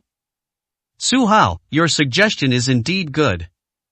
I also have enough strength to easily take you down. But why do this? Do I need these credits? No, I don't.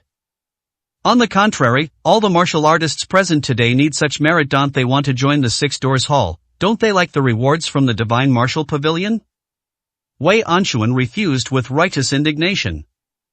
The person next to him nodded, agreeing that this statement made a lot of sense. Many people traveled overnight from other places, which took a long time. They weren't there to watch the spectacle, but to compete for the benefits. Once successful, one can leap over the Dragon Gate like a carp, achieving a leap in social class. Su Hao, don't try to provoke me. What's it to you if we're willing to take the risk? The only way you can stop us now is to commit suicide. Then no one can steal the credit. Su Hao, I advise you to give up rather than committing more killings and being cast into the deepest hell in the future. You should accumulate some good karma now so that you can be reborn into a good family in the future. Don't be born into a martial arts family in your next life. Your personality isn't suited for it. Many people directly advised against it. Well, if that's the case, then let this place become a hell. As Su Hao spoke, he unleashed a sword strike, the dazzling sword energy startling many who thought they were witnessing the Grim Reaper. Boom! Surprisingly, the sword only managed to shatter a large tree in the distance. Thump! No one heard him, and then Jin Wenbo fell down, landing hard and covered in dirt. Damn it, is this guy crazy? I was just watching the show, why is he targeting me like this? Jin Wenbo was very unhappy, and realizing that something was wrong, he ran a few hundred meters outside. The next moment, the battle of encirclement and killing finally began. Tens of thousands of people rushed towards Su Hao, one after another. When one person falls, many more will take their place. Su Hao brandished his long sword, his face icy, and attacked wildly. Each move could take down more than a dozen people, but it was all in vain, as if there were countless enemies always in front of and behind him. Boom, boom, boom. He was constantly under attack from all sides: swordsmanship, fist techniques, palm techniques, even hidden weapons and long-range arrows. He had to activate his Vajra shield to enhance his defense. At first glance, he seems to be able to maintain his composure and kill thousands of enemies. However, the worsening complexion indicates a decrease in vital energy. At the end of its strength, Wei Anquan revealed a disdainful look. The people of the Six Doors Hall didn't even need to lift a finger to become the biggest winners. This all-out offensive will definitely result in many deaths. But so what? When faced with personal gain, these people are willing to act as cannon fodder. He yawned, even feeling tired of watching. If nothing unexpected happens, Su Hao will definitely perish here. Ha! Suddenly, someone sensed something was wrong. A cloud of black mist had appeared around them. They inhaled some and immediately felt weak in their limbs, collapsing to the ground with a thud. As more and more people discovered that fog was rising from the mountaintop, gradually spreading out and enveloping tens of thousands of people. Oh no, this fog is poisonous. Everyone, get out of here right now. Suddenly, someone shouted. At this point, people reacted differently. Some took the antidote directly, some couldn't avoid it in time, and some turned and ran away. It's just some poisonous fog, why are you running? Wei Anquan roared and threw a punch, instantly turning dozens of fleeing men into a bloody mist. He held his breath, turned around and rushed into the poisonous fog, unleashing a few powerful blows that dispersed the fog completely. When it was all over, everyone discovered the poisoning the person's entire body was covered in sores, and the sight was horrific. Who are you, you fiend, show yourself! Wei Anquan roared in fury. The poisonous fog that could cause such a huge impact suggests that the person who came is someone of unusual character, and is very likely a member of a demonic cult. Hey, you old codger, why did you blow away my fog? Now look what's happened. I've only eliminated a little over 10,000 people, not even halfway there yet. A cold voice came from the air. Huang Yingying is here? Su Hao was all too familiar with that voice. Was that the holy maiden of the Poison Gu cult? She looked quite imposing today, sitting atop a white eagle, radiant and dazzling, as if she were not a member of the demonic sect, but a fairy descended to earth. Tell me, what exactly is your relationship with the Poison Gu cult? Wei Anquan stared at Huang Yingying, his voice filled with murderous intent. Old man, do you think I'm a fool? Why did you announce your name? Huang Yingying said disdainfully. Listen up, you scum of the martial arts world, anyone who dares to oppose my young master will be killed without mercy. 856, Chapter 856. No pressure. Which, you really can't stand the light of day, you don't even dare to reveal your sect. Wei Anquan was very unhappy. He also plays favorites. If the person is from the Poison Gu cult, then he has to be more polite. The Poison Gu cult is still very powerful, so it's best not to offend them unless absolutely necessary. After all, Mo Hentian was one of the top 5 experts, and more importantly, he was extremely skilled in using poison, which was incredibly annoying. If this woman comes from some other strange sect, then there are no scruples, and she can be killed without mercy. Huang Yingying frowned. She really couldn't reveal her identity as a member of the Poison Gu sect as long as she was the holy maiden and the second in command of the sect. If anything happened, it would definitely cause a catastrophe in the martial arts world. Since this person insisted on asking, she still had a plan.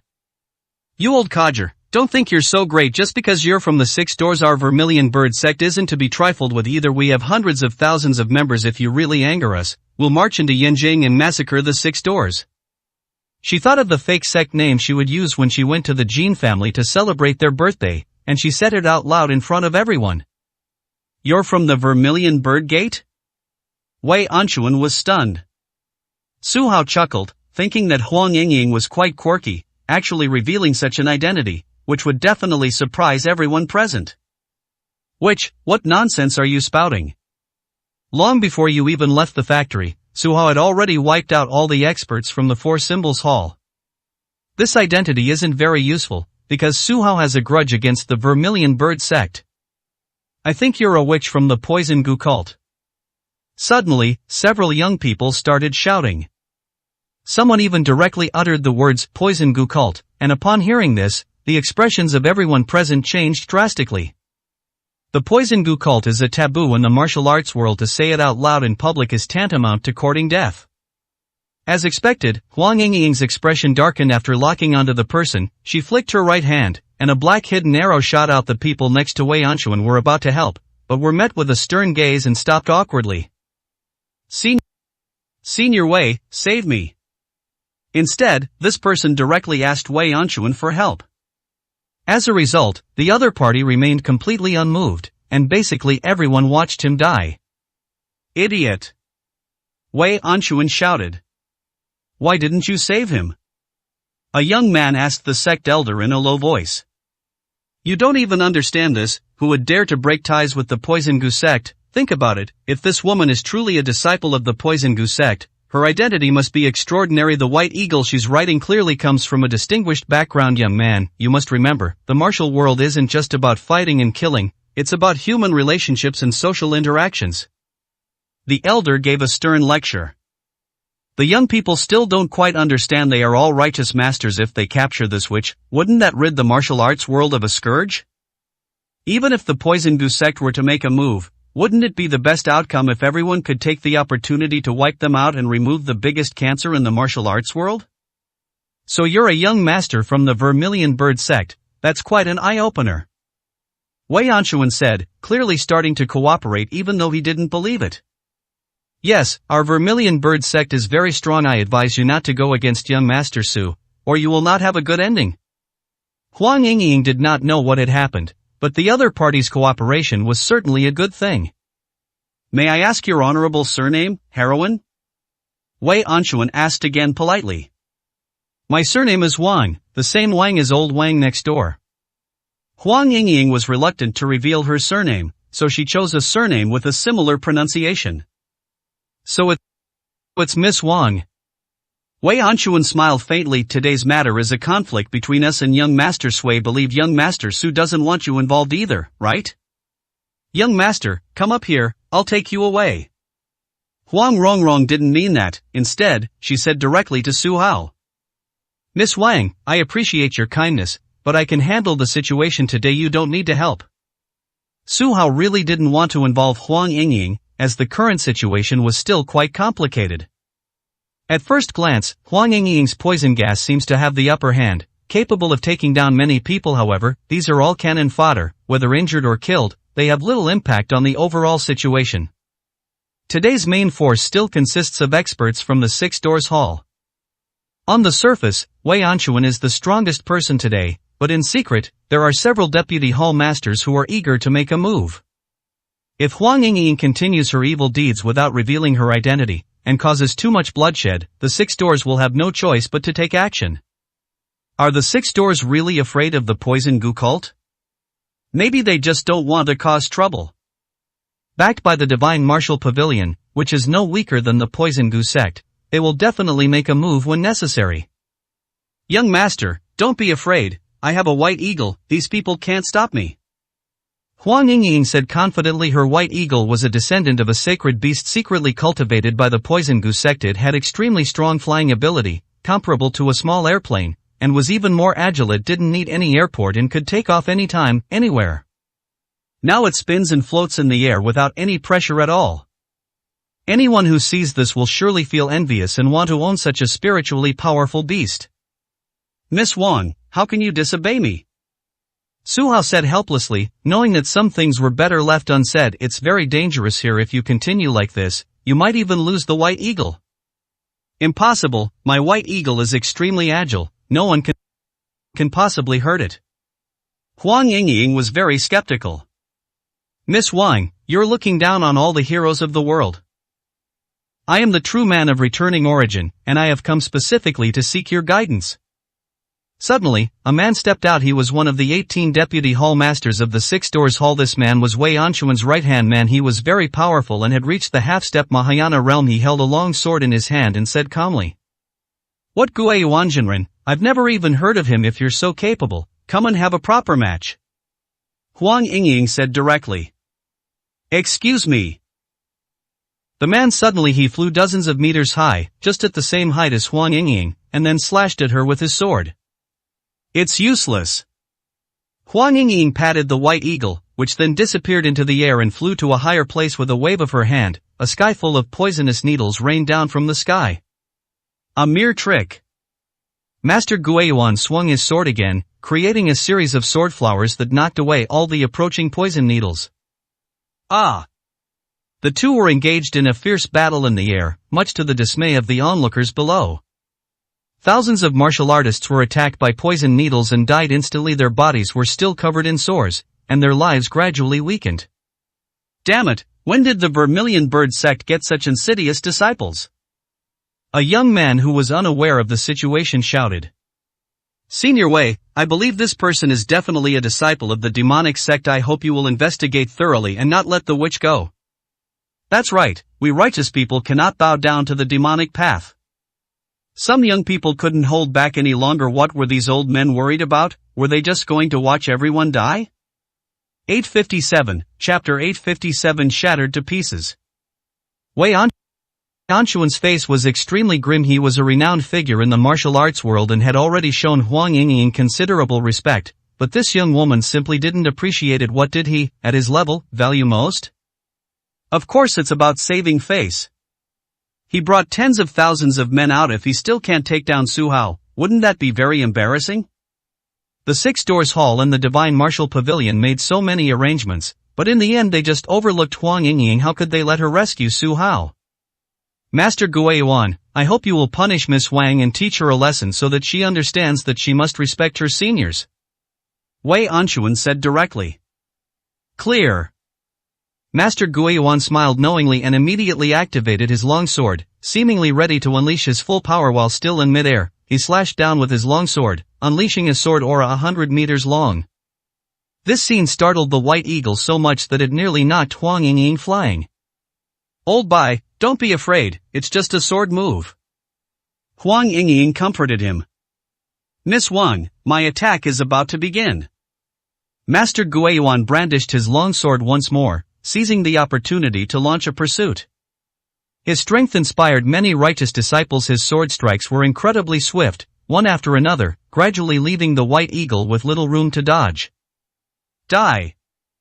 The man shouted, and a sword aura as swift as a shooting star slashed toward the White Eagle's head. Huang Yingying's face was pale. If this continued, her spirit beast would not survive. Just then, Su Hao, sword and all, flew into the air and blocked the attack with a single move. Master Guiyuan, what kind of senior are you, bullying a little girl? If you're so capable, let's duel. Su Hao said, not giving him a chance, and unleashed 3 consecutive sword strikes. He wasn't actually skilled in swordsmanship back in Yanjing. He was the strongest genius, capable of defeating all opponents with his bare hands without using any weapons at the time. He was full of pride and thought learning swordsmanship was just a waste of time. Even now, wielding the ancient divine sword, he only performed simple slashes. Even so, it still put immense pressure on Master Guiyuan. His strength was inferior to Su Hao's, and his weapon was far inferior as well. He could only barely resist for the time being by relying on the Guiyuan sword technique. Oops. Wei Anchuan frowned. He had been promoting Guiyuan Jinren, not because the man was capable, but because he thought the man was obedient, knew how to behave, and was good at flattery. Master, should I make a move? At this moment, another white-haired old man walked out from the side, also holding a long sword. This man stared at Su Hao's ancient divine sword with a greedy expression. Master Qian Yuan, please wait a moment. Wei Anchuan said calmly. This Master Qian Yuan was very strong. He was the second-ranked expert in the 6th Fan Hall and had already entered the late stage of Mahayana, second only to Wei Anchuan in the Great Perfection stage. Good. Master Qian Yuan nodded, thinking that it would be best if Master Guiyuan died directly, so that he would lack a competitor. He was currently the second in command of the Six Doors Hall, but Master Guiyuan's constant flattery had actually taken away a lot of his power. In the air, Su Hao's swordsmanship was still as poor as ever, barely managing to gain some advantage. Young master, I can't believe you don't know swordsmanship. Huang Yingying chuckled. Indeed, this is my weakness. Su Hao smiled helplessly. Who knew that he would one day obtain the ancient divine sword? If he had foreseen this, he would definitely have treasured some ancient sword techniques. I have a sword technique here. I wonder if you'd be interested, young master. You two fight like this, and I'll tell you the sword technique. Huang Yingying's voice was very low, and because of the strong wind in the air, only the two of them could hear it. What's the name of your swordsmanship? Su Hao asked with interest. Primordial Qi Sword. Huang Yingying said, reciting the entire incantation. This was discovered by her maternal grandmother in an ancient tomb. It was said to belong to a master from ancient times, whose strength was no less than Guqing Mei. Su Hao silently memorized it, thinking that it would take at least 15 minutes to master this sword technique, so he first practiced it with his mind, and then, holding the weapon, he fought it with a somewhat absent-minded focus. Master Guiyuan fought very hard, unaware that Su Hao was practicing other sword techniques. He simply swung his long sword, striking repeatedly. As expected of two experts, their strength must have reached the Mahayana stage. Unexpectedly, Su Hao has finally revealed his strength and also exposed his weaknesses. No one is perfect. It's a bit funny that he doesn't know sword techniques. Do you think Su Hao could steal Master Guiyuan's swordsmanship during the duel? That shouldn't be possible. I only knew a little bit of the 4 symbols technique before. His Qiangqi bloodline doesn't seem to support copy and paste. That's true. Some people analyzed it with great interest. At this point, the people on the ground were no longer of any help. The battlefield was already tens of meters in the air. Even if everyone could fly up there, they could only hold out for a few seconds. If they were shot down from the sky, they would be smashed to pieces. What's going on? Why has the battle situation suddenly stabilized? Master Qian Yuan muttered to himself, sounding somewhat displeased. He wanted to see his opponent die, not to gain merit. Wei Anshuan nodded indifferently. He actually wanted to help Master Qian Yuan achieve some merit, as this man was weak and posed no threat. Even if he received a reward from the Divine Martial Pavilion, it wouldn't amount to much. However, if Master Qian Yuan gained Li Yuan's favor, he would be a significant threat. It seems that young Master Su's swordsmanship is still too weak, he said with a smile.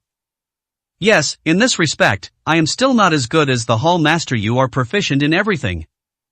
Master Han Yuan was not flattering him, but speaking the truth in his opinion, Wei Anshuan had virtually no weaknesses and was extremely strong in all aspects. If I had to pinpoint a specific skill, it would be that he lacks medical skills and alchemy abilities. But looking across the entire martial arts world, where are there any masters who possess both? Old Bai, do you think the young master can master the primordial chaos sword technique? Huang Yingying muttered to herself. She actually had a selfish reason. If Su Hao mastered it, he would definitely be willing to teach her. After all, Mo Henshin's strength lies in poisons and goo, and he is not good at swordsmanship. Therefore, after obtaining this divine skill, it was basically left to gather dust. It wasn't until Huang Yingying came out of the mountain that all the other treasures were given to her at once. Ah! The white eagle couldn't speak either, it just responded with a sound. The next moment, Su Hao came back to his senses, looked at Gui Wanjinren, and said, I was in a daze for 15 minutes just now, and you couldn't even hurt me? Damn it, why didn't you say so sooner? Master Gui Yuan had always felt that something was off with Su Hao, who wasn't retaliating at all and was only defending. Only now did he realize that Su Hao had been thinking about other things. Wasn't that wasting the best opportunity to attack? I've learned a new sword technique, so I'll use you to test it out, Su Hao said calmly. 858, Chapter 858, The Strongest Sword Technique. Su Hao, are you serious? You're actually learning martial arts on the spot during such an important duel? Master Guiyuan's face was very ugly, even though Su Hao had used the same method when dealing with the people from the Four Symbols Hall. However, the opponent was weak after all, consisting of only juniors. The situation is very different now. This is a direct disregard for him, showing no regard whatsoever for the deputy head of the Six Doors Hall. That's enough to deal with you, Su Hao said confidently. Miss Wang, do you know, the essence of the primordial chaos sword lies in locking onto the target with your mind. This sword technique only has one move, and once you learn it, you will never miss. If you miss your target, it means you haven't mastered it. Before making his move, he didn't forget to give Huang Yingying some pointers. Really? Young master, once we're out of trouble, please give me your full guidance. Huang Yingying seemed very happy. This was indeed good news. Her internal energy wasn't as strong as other experts, but her willpower was incredibly strong, all forged through the grueling training of her poison-based martial arts. She never wanted to relive the hardships she endured to reach her current strength. If given another choice, she would still prefer to stay with her father, Master Huang, rather than her grandmother, Mo Hentian. The techniques of the poison goo cult are truly inhuman. During that time, she spent every day surrounded by poisonous insects and immersed herself in venom. If it weren't for the fact that she was a holy maiden with phoenix blood, she would have died countless times over. More importantly, her maternal grandmother, Mo Hentian, provided her with the best cultivation resources every day. She would give her antidote as if it were free, feeding it to her whenever the situation was not right. Her experience can be described in 4 words, trying to help seedlings grow by pulling them up. Although his current strength is quite good, if he cannot consolidate his abilities, it will be almost impossible for him to reach the Mahayana realm. No problem. Su Hao agreed, then looked at him as if he were a dead man and said, Master Guiyuan, prepare to die. Don't dream about it. You've only just learned these moves. You think you can take me down? As Master Guiyuan spoke, he landed directly on the ground from the air, adjusting his aura to its optimal state, ready to receive the young man's attack. Killed Master Guiyuan in one move, did I hear that right? What is the primordial chaos sword? I've never heard of it before. Could it be some kind of powerful sword technique again? My god, how many secrets does young Master Su still have? Why is it that I can't understand what he says every time? Some of the young martial artists exclaimed in amazement. Wei Anchuan frowned. The name Primordial Chaos Sword sounded somewhat unfamiliar, but it gave off a powerful aura. He then said, with a hidden agenda, Master Qian Yuan, you can make your move now. Join forces with Master Gue Yuan and take down Miss Wang's mount first. Alright. Master Qian Yuan nodded and walked towards the battlefield.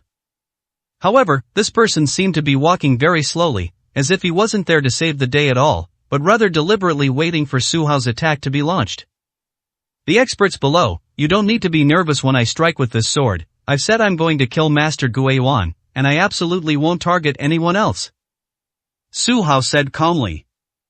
Su Hao, don't be too arrogant with my and Master Gue Yuan's strength. Dealing with you is far too easy. Upon hearing this assurance, Master Qian Yuan rushed to Master Gue Yuan's side. I don't need your help. Master Gue Yuan was completely unmoved. Survival is the most important thing. Master Qian Yuan smiled faintly, thinking that if it weren't for the Hall Master's order, who the hell would be willing to come and help? At this moment, Jin Wenbo was the most nervous. He dared not climb the tree again, fearing that Su Hao would cut him down with his sword. Once more being outside, he couldn't see anything. He steeled himself, took a breath, and floated in the air. Sure enough, Su Hao was in high spirits, confident, and ready to make his move. Where did he get this technique? He couldn't help but wonder to himself. Master, is the Hunyuan Chi sword a secret technique of the Kasayapa temple? Suddenly, someone asked directly.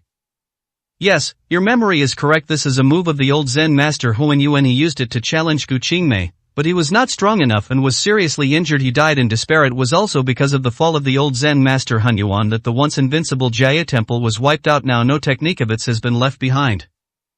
I'm not saying that Senior Gu Qingmei is very strong, but this sword technique is actually quite powerful. Once mastered, it can be considered a unique skill. The old man next to him sighed. The others nodded in agreement. Yes, Master Hun Yuan was already very strong. He was actually able to challenge the martial arts legend, Senior Gu Qingmei. Though he lost, he was still honorable and a hero of the martial arts world. Now everyone is even more curious about what this once unparalleled martial arts skill is really like. Take this. Su Hao brandished his long sword. At that moment, the world changed color, and when the sword struck down, it seemed as if it was still some distance away from the true man Gue Yuan. Only the person involved knew that at that moment he was firmly locked on, and this super powerful sword move was instantly in front of him. It looks like it can perform time-space jumps. Holy crap! Master Gue Yuan simply cursed, channeling all his true energy into his weapon and unleashing a defensive move. Click! With a soft sound, the weapon in his hand turned into fragments as all of the opponent's sword techniques came flying at him. This powerful deputy leader of the Six Doors Hall was instantly reduced to dust. What's most surprising is that in the end, not a single bone was left. It gives the impression that the true man Gue Yuan never existed. Holy crap, this mountain has split open. The next moment, someone exclaimed. To everyone's horror, the mountain peak, which was originally 500 meters high, was split in two. Is Su Hao's sword strike really that terrifying? Holy crap, is he even human? Gold Wenbo was so frightened that he fell from the sky and landed face first in the mud. The others looked at each other in disbelief. Was this the power of the primordial chaos sword? If I'm not mistaken, Su Hao hasn't fully mastered this move yet. He can probably only unleash about 70% of its power. Even so, it's already terrifying. Once he masters it completely, its power is unimaginable. Young master, this move is truly amazing. I must learn it. Huang Yingying exclaimed happily. Yeah, that's incredible. Su Hao was speechless with frustration. This attack had almost drained his true energy. He immediately turned around and hurriedly grabbed a handful of pills to replenish his true energy, stuffing them into his mouth. Huang Yingying, however, could see clearly that Su Hao's face was pale, and his condition was extremely dire. That move was incredibly powerful. Master Qian Yuan was also terrified, his face turning pale. He himself might not have been able to withstand it. Master Qian Yuan, Su Hao is already at his limit. We must seize the opportunity. In the end, it was Wei Anchuan who noticed that Su Hao's condition was not good and immediately shouted loudly. 859, Chapter 859 A Daring Person. Clear. Master Qian Yuan nodded. Such a golden opportunity must be seized. He gripped his long sword tightly, ready to charge straight in. Suddenly, he sensed something was wrong. The yellow aura on the white eagle was growing stronger and stronger, and finally a phantom appeared behind her. It was the divine beast Phoenix, which emitted raging flames as it circled around her. Who exactly are you? Why do you have phoenix blood? Master Qian Yuan suddenly realized that with the blessing of this divine beast, Huang Yingying's strength instantly increased, directly entering the Mahayana realm. It seems that although she is only in the early stage, her strength is already not to be underestimated. I already said, I am a disciple of the Vermilion Bird sect. Huang Yingying sighed, feeling that her identity was definitely going to be exposed now, and she didn't know if anyone would believe her. Vermilion Bird sect, you still want to deny it? Your phoenix inheritance can only be possessed by one person, and that is the Holy Maiden of the Poison Gu sect.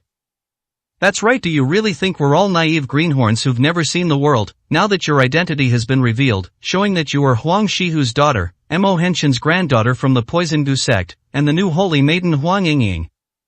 You surnamed Huang, you've caused a lot of bloodshed in the eastern province recently, wiping out many sects. Don't think we don't know about this. Master Wei, now that this person's identity has been exposed, we urge you to represent the righteous path and take her down.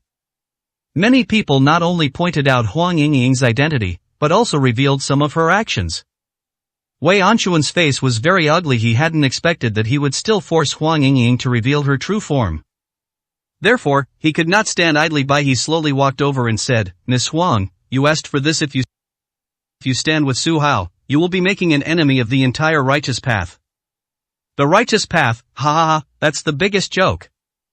Back then, my father was a representative of the righteous path in the south, so why didn't anyone help him? In the end, he died tragically at the hands of villains. What you call the righteous path is just an excuse for a few people to pursue their own interests. In my eyes, the righteous path is not even as good as the demonic path. Huang Yingying immediately rebuked. However, to others, these words would be considered the most disobedient. They are all righteous people, how could they believe the words of the Holy Maiden of the Poison Gu cult? Which, you can't escape today. Standing next to Su Hao, isn't that stupid? Kill the Holy Maiden first, then wipe out the Poison Gu cult. Some people said angrily. Do you really have the ability to eradicate the Poison Gu cult? Why hasn't anyone taken action for so many years? Is it because of cowardice, weakness, or incompetence? Huang Yingying said dismissively. Upon hearing this, Wei Anchuan's expression turned somewhat unpleasant. They did try to eradicate the Poison Gu cult, but the process was quite unsuccessful. Because the Poison Gu cult was located deep in the mountains and forests, and had been operating for hundreds of years, the surrounding area was full of traps and poisons. In the last raid, before even getting close to the Poison Gu cult's headquarters, more than half of the troops had already been killed or wounded, and they had to flee in a sorry state. Most importantly, the Poison Gu cult is full of talented people. Mo Hentian, in particular, is ranked among the top on the martial god ranking. Even if Li Yuanwu and the others all mobilize, it's still uncertain whether they can win. The only way is to join forces with the Shu Mountain sect and gather the power of all righteous sects to fight against them. However, the Shu Mountain sect seems to be living a peaceful life and doesn't interfere in other matters, making it almost impossible to win them over. You sharp-tongued little brat, I've met your grandmother once before, and today I'm going to teach you a lesson. Wei Anchuan said, pulling out his weapon. Su Hao had almost finished regulating his breathing when he turned around and saw that the man was actually holding a judge's pen in his hand. It looked completely black and incredibly mysterious. This guy is tough to deal with. A thought struck him. Wei Anchuan was already strong, and with his strange weapons, he was bound to be very difficult to deal with. Careful! Su Hao suddenly felt that something was wrong and subconsciously said something. The next moment, a black light rushed directly towards the two of them. Boom! Su Hao gripped the ancient divine sword tightly and smashed it directly at the target. Only after it hit did they realize that it was a black arrow that had been shot at them. Not long after, there were two more whooshing sounds, one arrow flying towards him and the other towards Huang Yingying. He managed to block the attack again, and his arm immediately went numb. His opponent was too strong. On the other side, Huang Yingying struck out with her palm, seemingly knocking the weapon away unexpectedly. The arrow was able to curve and hit the white eagle's head with a whoosh. Old bye. Huang Yingying's expression changed drastically. Her spirit beast didn't even have time to make a sound before its head exploded and it plummeted from the sky. Thump! She was completely disoriented from the fall, and when she looked back, the white eagle was also smashed to pieces. She stood up angrily and shouted, "Who's lurking around like that? Why don't you dare step forward?" As expected of the holy maiden of the Poison Gu sect, she's incredibly bold. As he spoke, an old figure appeared, standing beside Wei Anxuan, looking at him with displeasure, and shouted, "Wei Anxuan, are you trying to rebel? Our divine martial pavilion's orders have no effect on you now? Feng Qingyang, do I need to explain my actions to you?" Wei Anxuan was very unhappy. The person who came had a high status. He was the deputy leader of the outer sect of the Divine Martial Pavilion and was also strong in the Divine Martial Pavilion, but ranked outside the top 20th. You led over 50,000 men and fought two young men to a standstill, and you still have the nerve to argue? Feng Qingyang said, clearly annoyed. How do you know these two are powerful and not so easy to deal with, just because you've just arrived? Wei Anxuan said helplessly. Difficult to deal with? That's easy. I'll deal with this woman, and you and Master Qian Yuan will team up to deal with Su Hao. There shouldn't be any difficulty, right? Feng Qingyang shouted. Okay, I'll do as you say. Arrange. Wei Anxuan was secretly displeased. Even if Huang Yingying was the holy maiden, her strength was much weaker than Su Hao, as he had picked an easy target and handed over a difficult problem to them. However, it wouldn't make sense if he and Master Qian Yuan, who joined forces, were truly no match for Su Hao. So the two of them grabbed their weapons and charged towards Su Hao. You killed my white eagle, I swear I will slaughter your entire family. Huang Yingying said with a sinister air. Miss Huang, don't talk big now that I've decided to make my move. I won't let you off the hook. Feng Qingyang glanced at the weapon in his hand and said, this bow of mine once killed 120 disciples of the Poison Gu cult, making me famous in one battle. If I can kill one more holy maiden today, it will add to my record. 3 moves will be enough to deal with you. You're talking nonsense.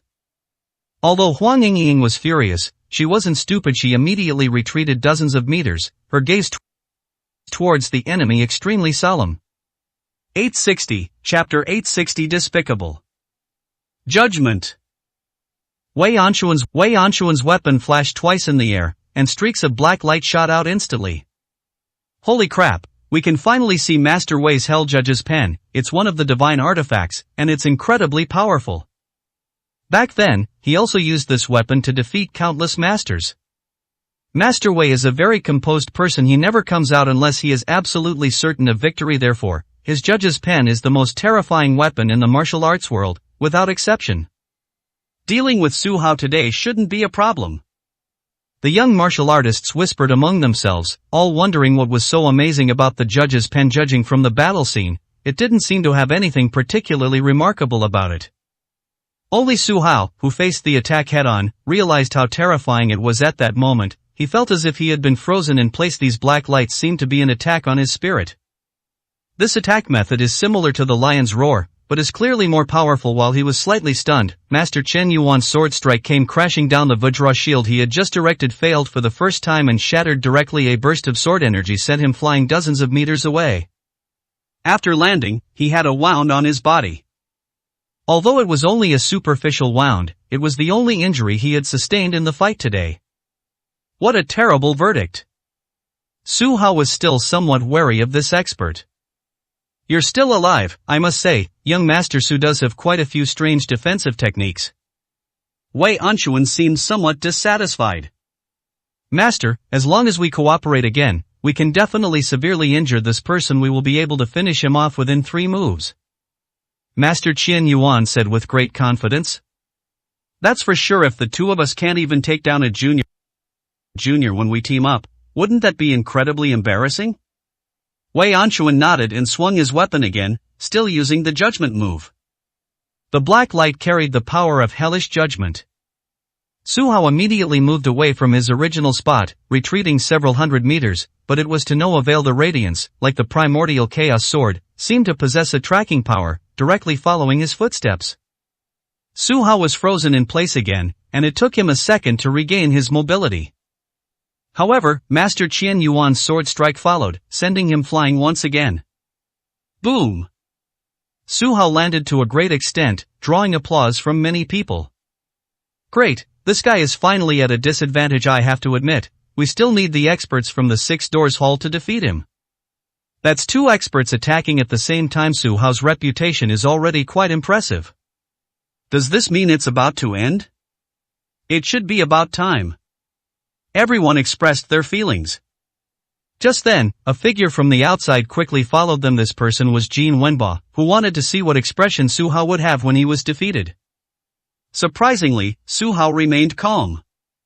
Blood trickled from the corner of his mouth, a clear sign of injury, but he remained calm and composed. At the end of its strength. I believe he won't last more than 2 moves.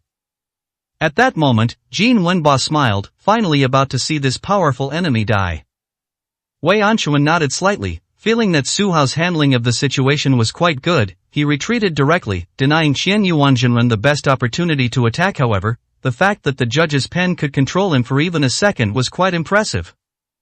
Continue. Judgment. The man spoke again in a deep voice, and his powerful aura reappeared. At this moment, he was filled with murderous intent, wishing he could kill Su Hao on the spot. The power of the judgment has increased once again. Su Hao felt a powerful, invisible force compressing his entire body, rendering him unable to move and causing internal injuries. He was in immense pain, but he still swung his longsword and charged forward once more. Unsurprisingly, he directly clashed with Master Qian Yuan's sword technique. As the two clashed, Su Hao became somewhat unsteady, appearing as if he had truly reached his limit. Ah, he's finished. Jin Wenbo laughed loudly. The sound was rather jarring, and the 3 masters were quite surprised, only then noticing that there was someone watching the commotion nearby. Wei Anquan frowned, recognizing this as a talented young master from the Jin family, but said nothing. Qian Yuanjinren, however, coldly said, "Young man, watch closely with this next move. I can take down Su Hao." "Okay, I'll wait and see," Jin Wenbo said happily. "Master, please launch the attack," Master Qian Yuan said with a smile. "All right." Wei Anquan nodded and swung his judge's pen again, still in the same judgment style. However, the power it carried was unprecedented from Jin Wenbo's perspective. Thousands of black lines were wrapped around Su Hao, seemingly immobilizing him completely. Seeing this, Master Qian Yuan rushed directly in front of the man, wielding his longsword and slashing down. He shouted, "I refuse to believe that your protective true energy can withstand this move." The dazzling sword light seemed poised to shatter Su Hao completely. Jin Wenbo found it glaring and instinctively closed his eyes.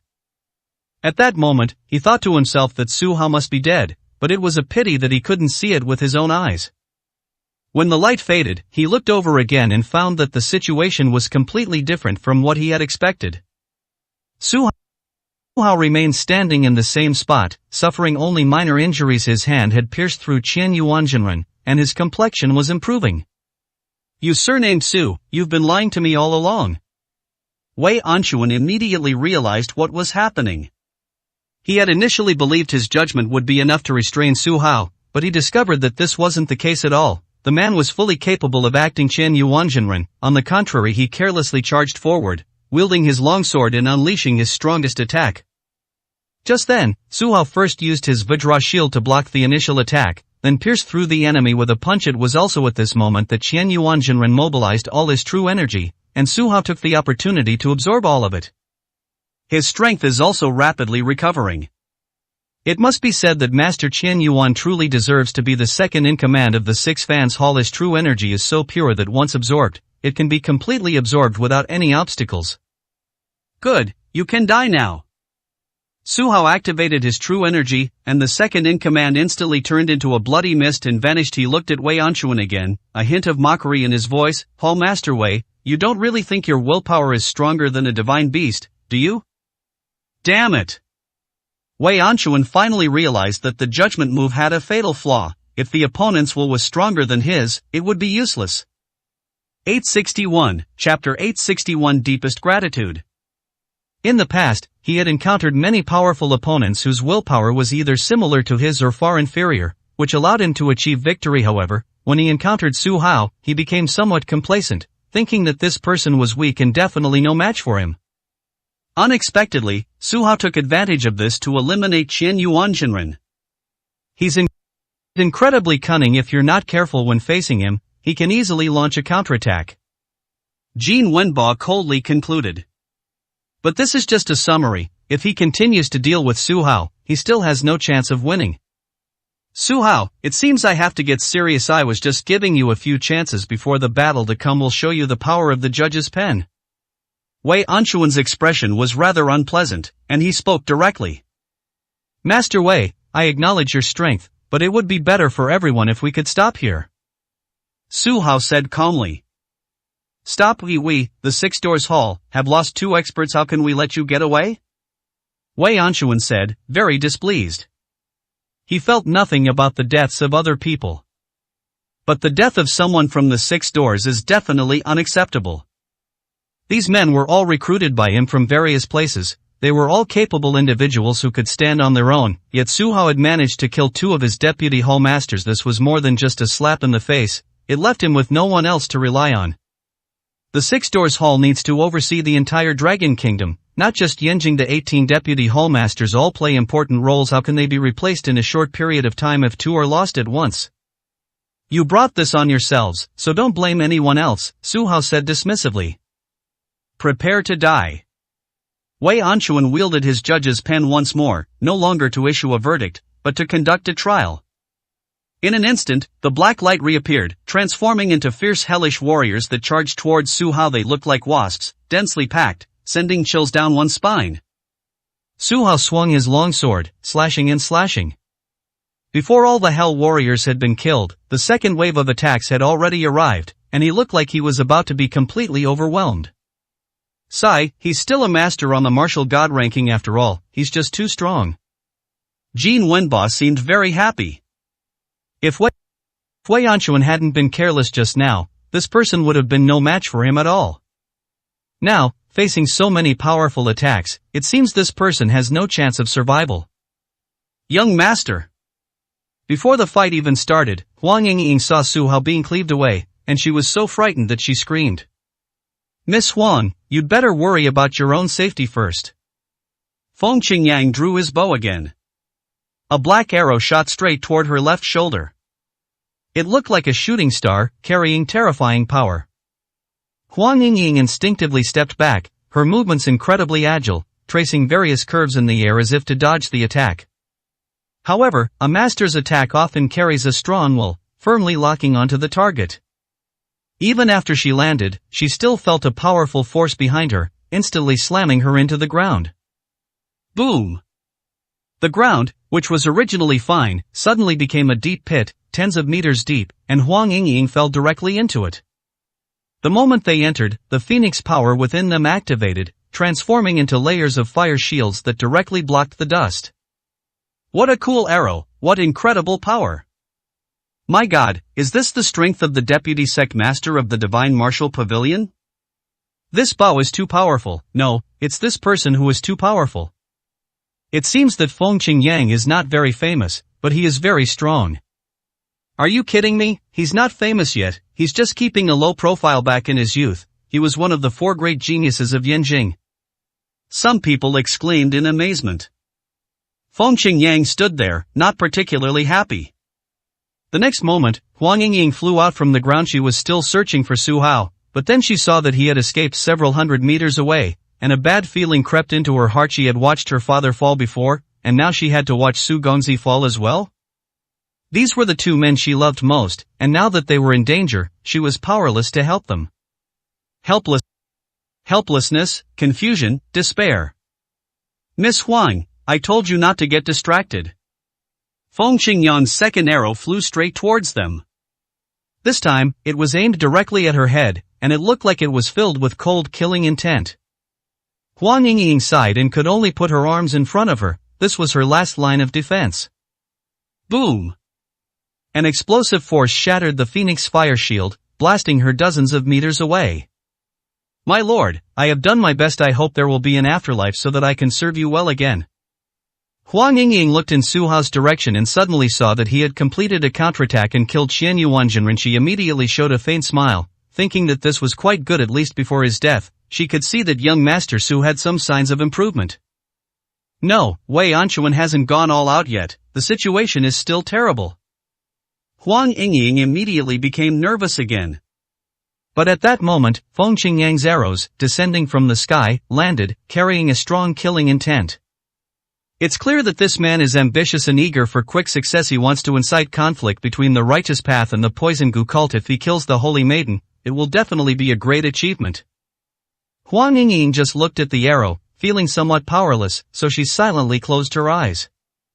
She's dead. This witch dares to show her face here, she's definitely asking for death.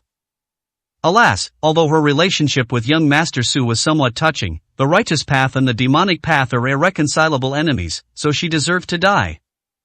Don't be swayed by her beauty, she's a very dangerous woman. It's good that they're dead, so we can go and watch Su Hao and Hall Master Wei fight. It's probably over there already. After all, Su Hao had to deal with 2 experts all by himself. Everyone they all showed excited smiles.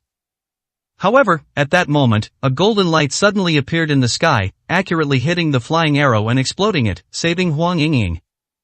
Who saved me? Huang Yingying stood up, a hint of doubt in her eyes. She didn't bring any experts from the poison gu cult this time. She originally intended to use the White Eagle to take Su Hao away, but unfortunately, she was dragged into a protracted battle. So the question is, besides the poison gu cult members, who else would be willing to save her? Who's meddling in other people's business? Feng Qingyang said, clearly displeased. It's me. Suddenly, a white figure descended from the sky. This person stood directly on a long sword and floated in the air. He looked dashing and handsome. You actually made it? Feng Qingyang looked very unhappy. The newcomer was none other than Bai Yi. They sent experts to stop him, but it was clear that those who tried to stop him were not strong enough to fight him to the end. What? Are you afraid of me? Bai Yi said coldly, then said to Huang Yingying, Miss Huang, thank you for your help. I am very grateful. 862, Chapter 862 Western Region's Sword God. You're welcome. My relationship with you might even be deeper than yours, Huang Yingying said with a grin. Really? Bai Yi was somewhat surprised. She was the holy maiden of the poison gu cult. The previous holy maiden belonged to Huang Shihu. Does this mean the young master is going to follow this old path? Wouldn't that be making enemies of the whole world? However, on the other hand, now that he's already at odds with the righteous path, it doesn't seem to make much difference. He nodded amicably, then looked at Feng Qingyang with a cold smile, saying, I've heard you were once the strongest genius in Yanjing. I wonder if you can withstand 3 moves from my sword. 3 moves? Feng Qingyang's face was extremely ugly. Why did this sentence sound so familiar? Wasn't this what he had said to Huang Yingying before? He never expected that the boomerang would hit him instead. Yes, 3 moves. Bai Yi said calmly. Are you dreaming? You're just a swordsman from the western regions, from a remote area. How can you compare to the masters of Yanjing?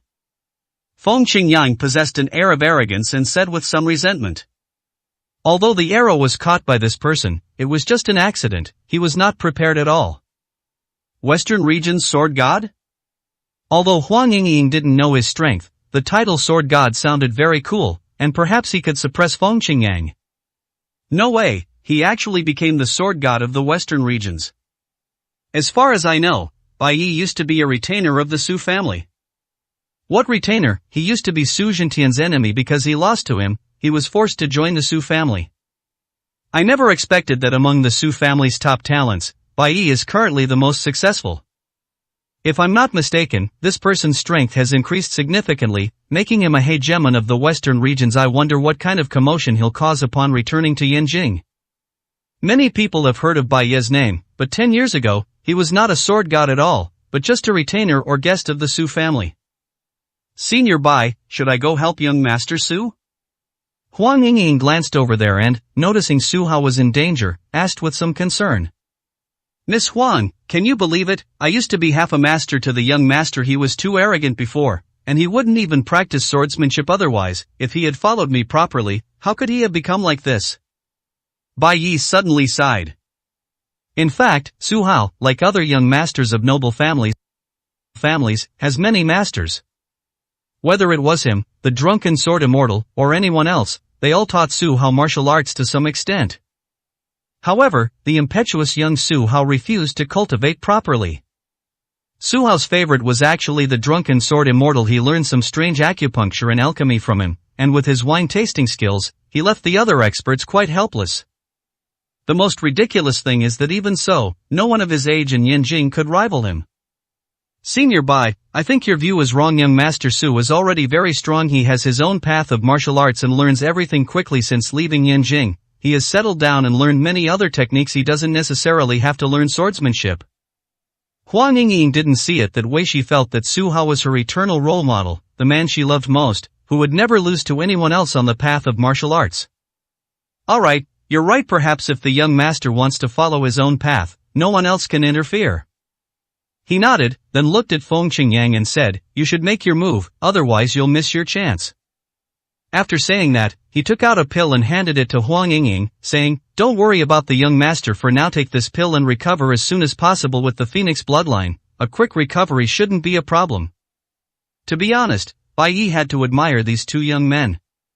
One possesses the bloodline of the Qiangqi, the other the bloodline of the Phoenix. Neither is significantly inferior to the other. The Phoenix bloodline, in particular, is somewhat unique. It is actually suited to those who have experienced numerous failures. Each time the blood stasis is revived, it gains even greater power.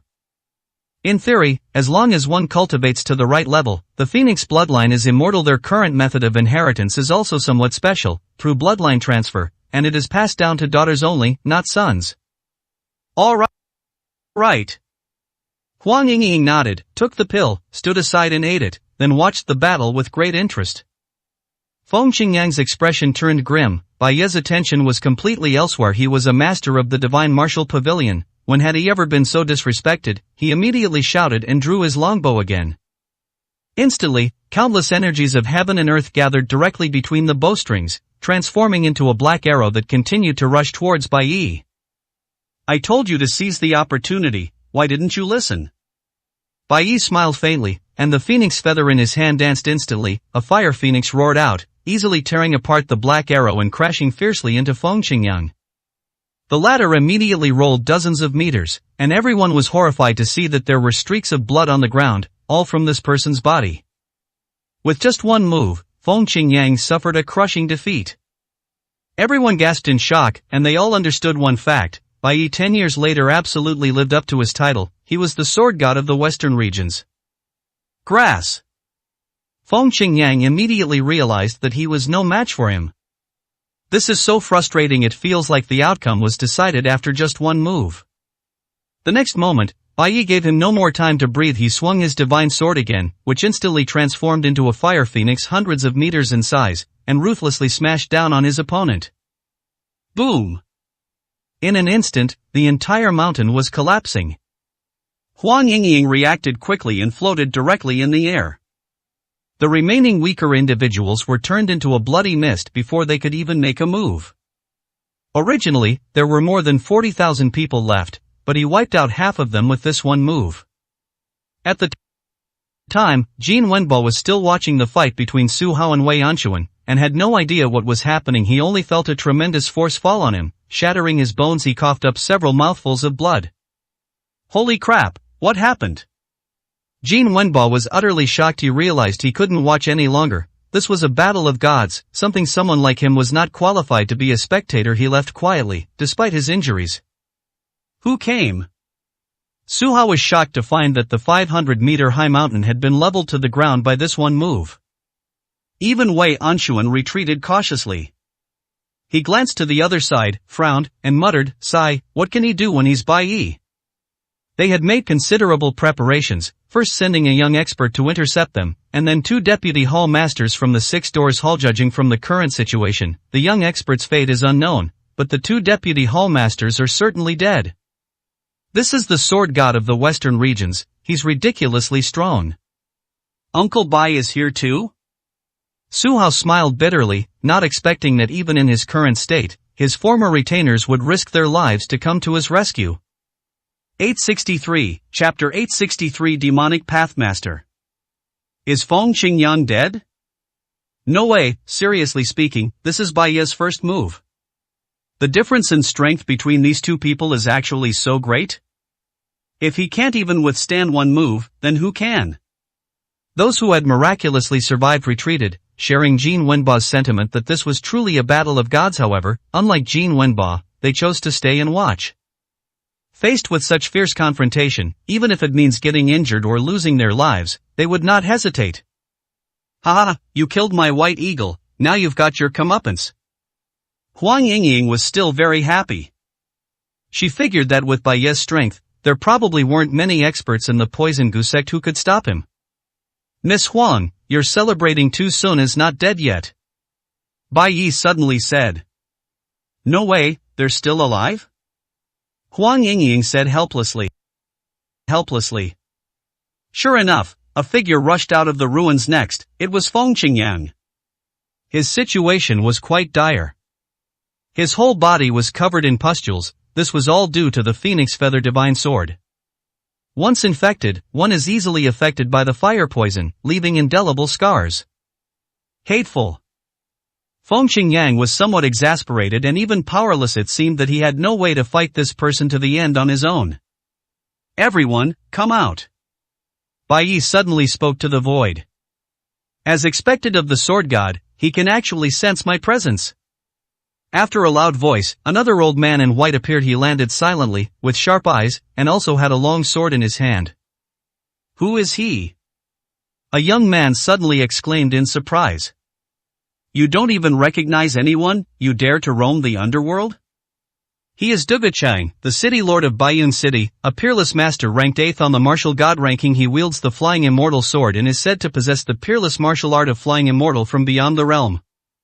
Holy crap, this is getting interesting. This guy's strength is probably on par with Bai Ye's. Both are skilled swordsmen, so a winner must be decided. I wonder who will be the last one standing. Everyone expressed their excitement. Bai Yi looked at the man, her expression remaining calm. I didn't expect you to lack confidence and have to team up with others. A joint effort. This wasn't my intention, but this person insisted on coming here, and there was nothing I could do. Dugachang shook his head helplessly. What, it's so lively here, am I not allowed to join in? A dark figure descended, dressed in a black robe, with only half of his face visible, the rest hidden within the robe. Very few people knew who this person was. Some elderly people asked around, but in the end they all shook their heads. Master Wu Gue, you are a member of the demonic path. Why are you getting involved in today's commotion? Could it be that the Divine Martial Pavilion is also colluding with the demonic path? Bai Yi pointed out directly. The witch doctor. When these 4 words appeared, many people at the scene changed their expressions drastically. This person is extremely unwelcome. He was no righteous person, but a master of demonic arts, who caused countless killings throughout his life and was once wanted by the richest man in a certain city with a bounty of billions. The final result was also tragic. All the bounty hunters who accepted the mission were killed. The witch doctor launched a brutal revenge, storming into the home of the richest man and killing over 1,000 people, including the family's dozens of poodles. The most outrageous thing was that after he did all this, he left a line of blood-written words in the hall. The murderer is the witch ghostmaster. After this incident, no one wanted to accept his bounty anymore, fearing that it might even endanger their clansmen if things went wrong.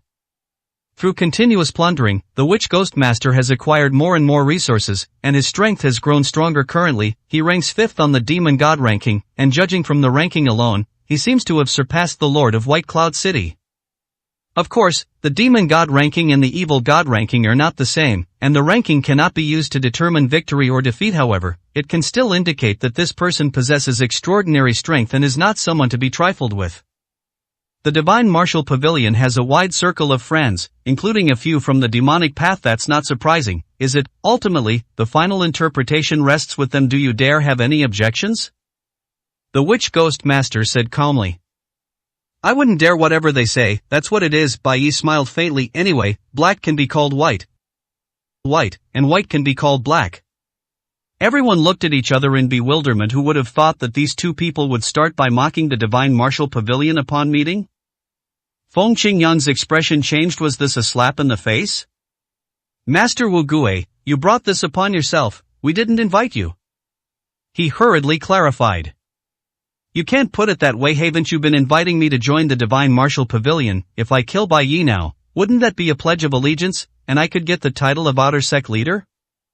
The witch doctor didn't understand, or rather disdained to understand, such hints and directly exposed their true colors. It's a well-known fact that the divine martial pavilion tries to win over virtually every sect in order to expand its power. This is the first time someone has said it so publicly, like the witch ghost master. Killing Bai Yi is far from enough, we must also eliminate Su Hao. Feng Qingyang promised directly. Dealing with that brat, I don't even need to lift a finger. I am sure Master Wei has a way. The witch ghost master's gaze was still fixed on the phoenix feather longsword. His goal had always been clear, to seize the best of everything. The phoenix feather divine sword is the #1 divine sword in the western regions, who wouldn't be tempted by it? Hey, don't underestimate Su Hao. He has the ancient divine sword, the very same sword that made Gu Qingmei famous. Feng Qingyang explained directly. The witch ghost master's expression changed. This was indeed a good thing. However, he wasn't stupid. The ancient divine sword was something it's something everyone desires, and perhaps even Li Yuanwu has his eye on it. Now is not the time to make a move. If it were the phoenix feather divine sword, Li Yuanwu wouldn't have to resort to such underhanded tactics. I'm not greedy, this phoenix feather divine sword is mine today. Master Wu Gui laughed heartily. Fine, I'm not going to argue with you.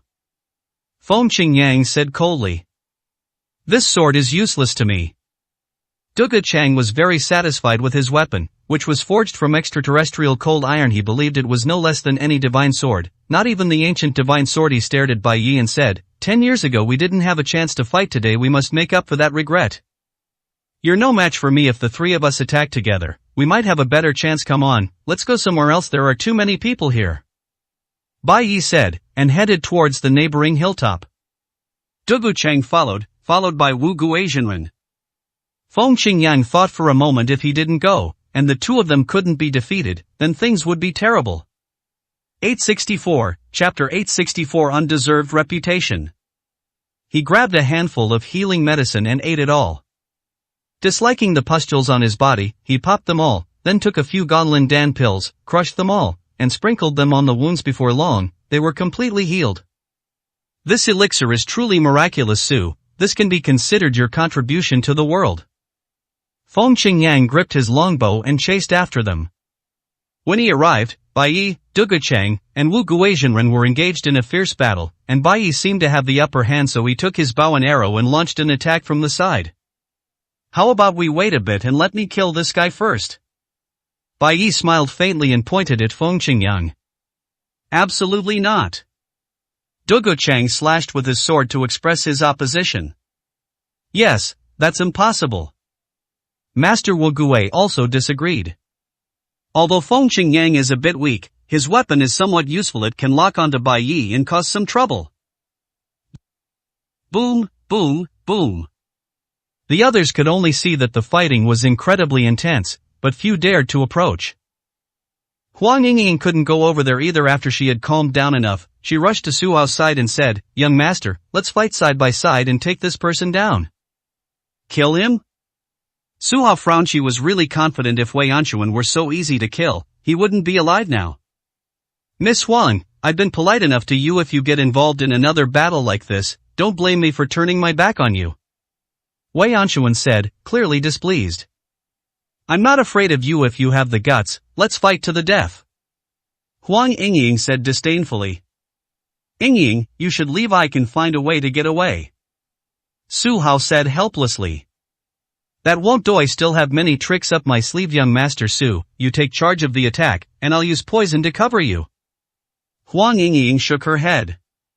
Wei Anchuan frowned. He wasn't actually worried about Su Hao and the other two, but rather about Bai Yi. Judging from their exchange, this Western region's sword god is incredibly powerful and currently holds the upper hand. If this attack continues, who knows what might happen. this is truly a headache if they can't finish this quickly, and Bai Yi wins ahead and comes to their aid, the situation will be completely different. He decided to go all out, gripped the judge's pen tightly, and roared, "Judgment!" In an instant, countless nether forces enveloped them once again. This attack targets not only Su Hao, but also Huang Yingying. What is this? Huang Yingying immediately felt strange, as the so-called judgment was actually an attack on the mind. She felt as if she had been instantly transported back to the secret training chamber of the Poison Gu cult, surrounded by all sorts of terrifying venomous insects that were frantically devouring her body. Suddenly, her clothes ripped apart, leaving a bloody mess. Under normal circumstances, if Mo Hentian were nearby, he would definitely try to rescue her, and the phoenix power within her would activate to quickly repair her injured body. However, in the state of judgment, neither of these exists. Huang Yingying felt excruciating pain and collapsed to the ground, convulsing uncontrollably. Such powerful offensive tactics. Su Hao, having finally escaped his predicament, felt somewhat helpless upon seeing Huang Yingying's condition. Her strength was still too weak, and her willpower wasn't strong enough, so he put his arm around her waist and retreated 1,000 meters. "Young master, what happened to me just now?" Huang Yingying finally snapped out of her previous state, feeling cold sweat all over her back, but she had no memory of what she had imagined. His judge's pen has some problems, and you don't have any good means of defense, Su Hao said helplessly. In that case, we can attack directly.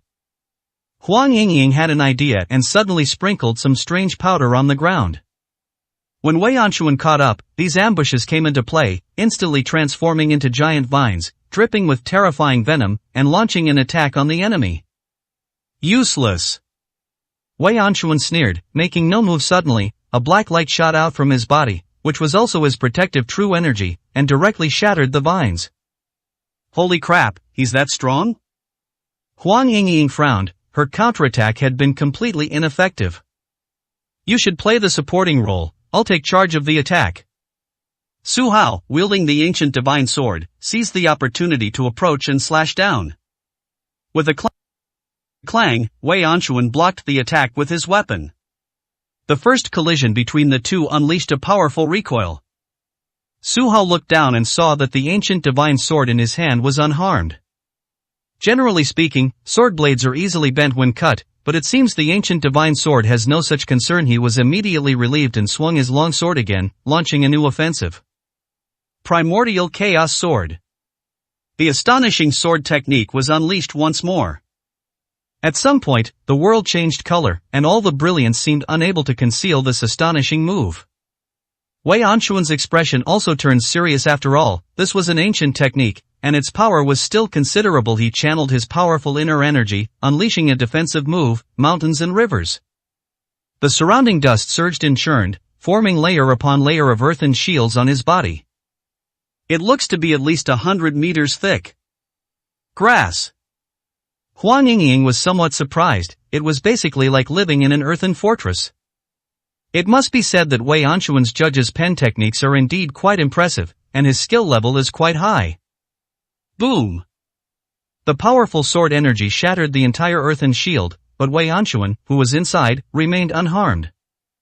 When he looked at Su Hao, he was filled with a hint of shock, even jealousy. How old is he? He already has such strength. If he were given more time, wouldn't he be invincible? He understood why Li Yuanwu wanted to kill this person as soon as possible. Su Hao's growth has indeed been too fast, and he becomes stronger when facing stronger opponents. His poverty, the extraordinary bloodline, sensing the pressure, is constantly unleashing new potential. Taking that last move as an example, against others, it could only unleash 70% of its power. However, when facing Wei Anxuan, he was able to unleash 90% of his strength. It's as if this expert was there to help him improve. A thought struck him, and he decided to try again. Primordial Chaos Sword. The same move, when unleashed again, becomes even more powerful and terrifying. Wei Anxuan was somewhat helpless and had no choice but to use the same defensive move again. Boom! When the sword energy shattered the earthen shield again, the result was somewhat shocking. Wei Anxuan's face was somewhat pale, and most importantly, there was a wound on his face. This person is actually injured. This is a master on the martial god ranking, yet he was still injured while fighting against a young man? Master Wei, your strength doesn't seem that great to me, or perhaps this martial god ranking is just a hollow title? Huang Yingying's voice was harsh. 865, Chapter 865 Adventure. Miss Huang, you don't really think Su Hao can beat me, do you? I'm just giving the young people a chance. I haven't yet unleashed my full power and the most powerful techniques I have. We're going to make this guy suffer a lot. Wei Anchuan's face was grim. If he really lost to this young man, he would definitely lose face. At this moment, no one dared to go to the mountaintop to watch the four masters fight, so they walked towards this side, some even itching to attack. Everyone subconsciously felt that after so many rounds of combat, Su Hao's strength must be far inferior to before. If someone could successfully launch a sneak attack, wouldn't that be the biggest gain? Master Wei is definitely very strong, and Miss Huang's words make no sense. In my opinion, Master Wei is just being cautious, while Su Hao seems to be giving it his all in every move. The difference in their strengths is obvious. Isn't this a joke? While Master Wei is a master on the martial god ranking, a title proven through countless real battles so far, who can surpass him?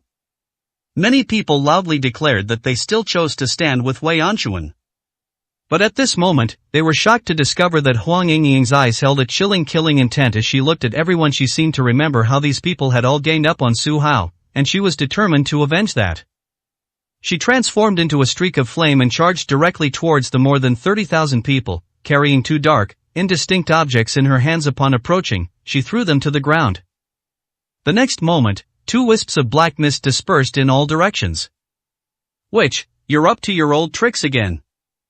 Wei Anchuan's face was grim. Was this murder happening right under his nose? Right now, he didn't have many ways to stop it. Ah! Those who had just tried to launch a sneak attack were all caught off guard. Everyone felt weak and their muscles ached when they looked at each other. They discovered several festering wounds on their bodies. It turned out that the black mist contained a deadly poison, something that ordinary people could not handle. Which? Very well, since you all think that's a good way to address me, I'll make you all regret it. Huang Yingying's face darkened, and she took out some more things from her bosom and threw them on the ground again. Many people felt a chill run down their spines after seeing it clearly. It turned out to be countless black insects with no flesh or skin, just skeletons. When they crawled onto a person, they tore through the flesh and burrowed directly into the bloodstream. Ah! The first person to be affected let out a heart-wrenching scream. The others then felt the same pain, as if someone were harvesting their souls. Su Hao frowned as he looked at the object clearly, muttering, Yingying has really gone astray following her grandmother. Miss Huang, I advise you to stop immediately and avoid causing too much bloodshed. If you continue like this, you will easily go to hell and never be able to turn back. Wei Anchuan's expression changed drastically. He was also a legendary figure in the martial arts world. He recognized the bone worm as the purgatory corpse worm, one of the three great poisonous worms of the poisonous Gu sect. These corpse worms could forcibly absorb the vital energy of living people, thus feeding it back to the cultivator. It is said that within the poisonous Gu sect, this behavior is called ants moving house. However, from the perspective of the righteous path, this is the most evil cultivation method. Unexpectedly, Huang Yingying, at such a young age, has already received such a valuable instruction. It seems that Mo Hentian has really gone to great lengths for this granddaughter, passing on everything he can and cannot teach her. Good people don't live long, but evil people live for 1,000 years. Who can know what will happen in the future? I just know that these people are the best targets, enough to provide me with a lot of energy.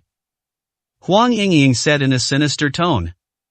At this moment, the innocence on her face disappeared, replaced by a sinister charm.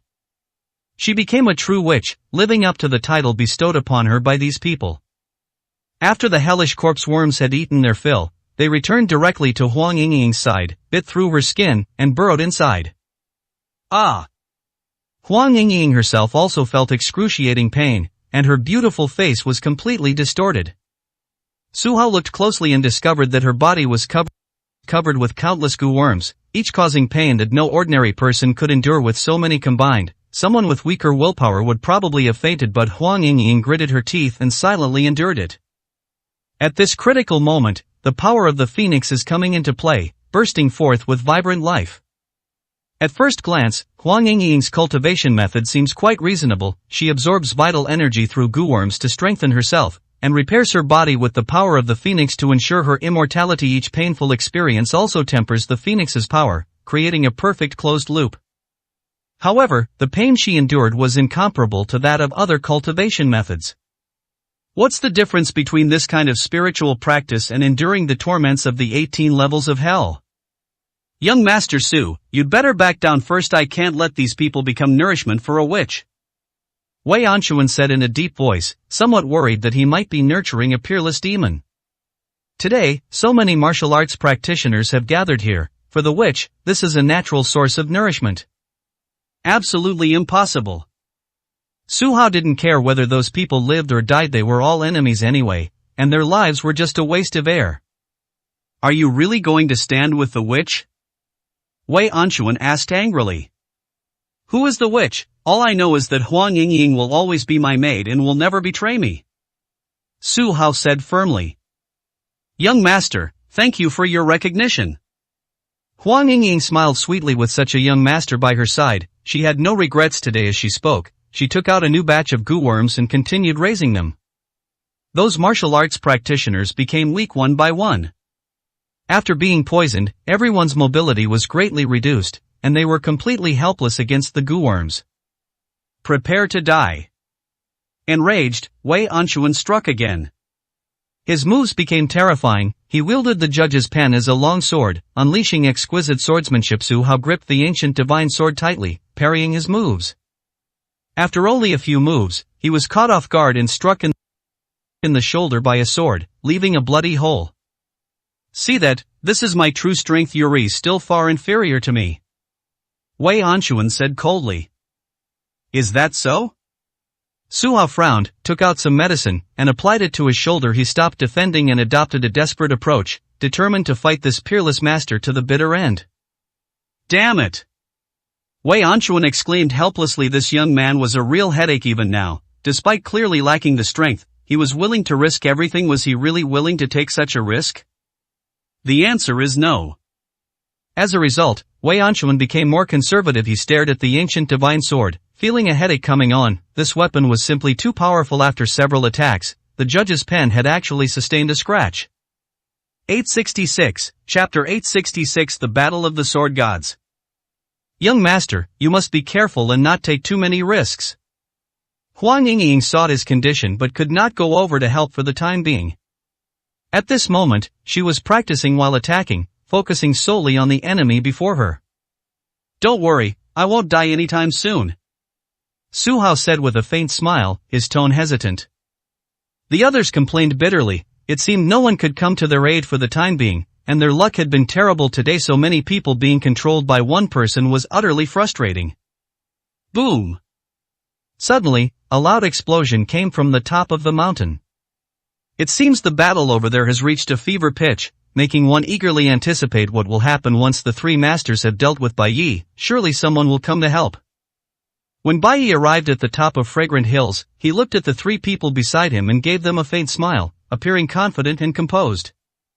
Gentlemen, shall we join forces? With the combined strength of the three of us, we're sure to defeat this man.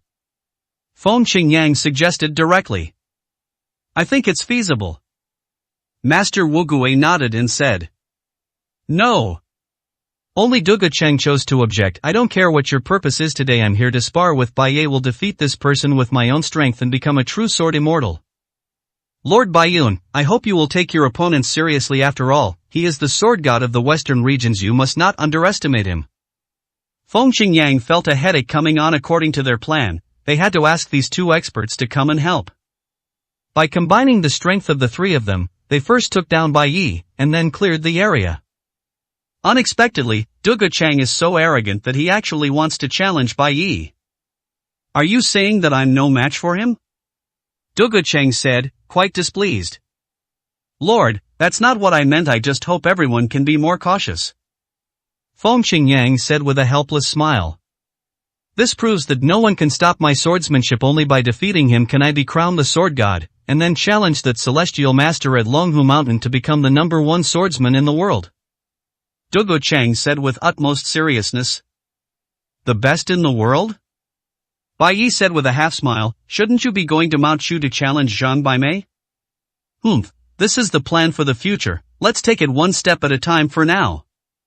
Duge Cheng's expression was slightly embarrassed. Challenging Zhang Baimei was not so simple, as he was the undisputed #1 in the world. Zhang Baimei's martial arts style was rather diverse, but he was most famous for his swordsmanship. However, he subconsciously felt that his opponent was not pure and was not a swordsman in the strict sense. What's so great about being the best in the world?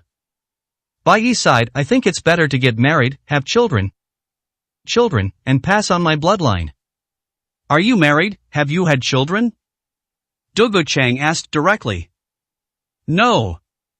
Bai Yi said frankly, explaining that he had chosen to wander and begin his quest for enlightenment.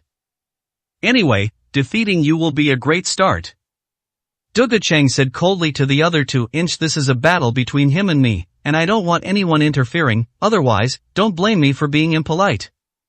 Feng Qingyang nodded helplessly. He had originally planned to find a helper, but now he had found a traitor instead. He thought to himself that Bai Yi was so strong, he had almost killed him with just 2 moves. If Bai Yi had used a third move, the consequences would have been unimaginable.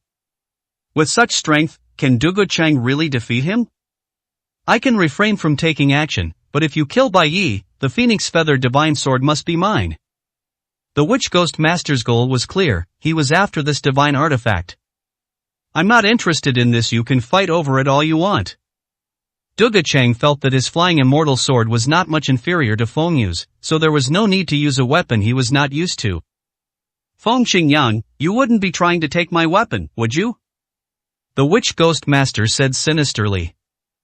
I wouldn't dare. As long as you or Duge Cheng kill Bai Yi, you can do whatever you want with him. Feng Qingyang shook his head. He used a bow and arrow and had even less interest in long swords. Very good. Master Wu Gui nodded in satisfaction, then took a step back and chose to stand aside and watch the battle.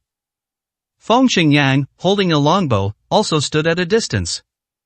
He figured that if Duge Cheng fell into a disadvantageous position, he would have to intervene to some extent. I'm about to make my move. I cultivate the flying immortal sword technique, so I hope you'll be careful.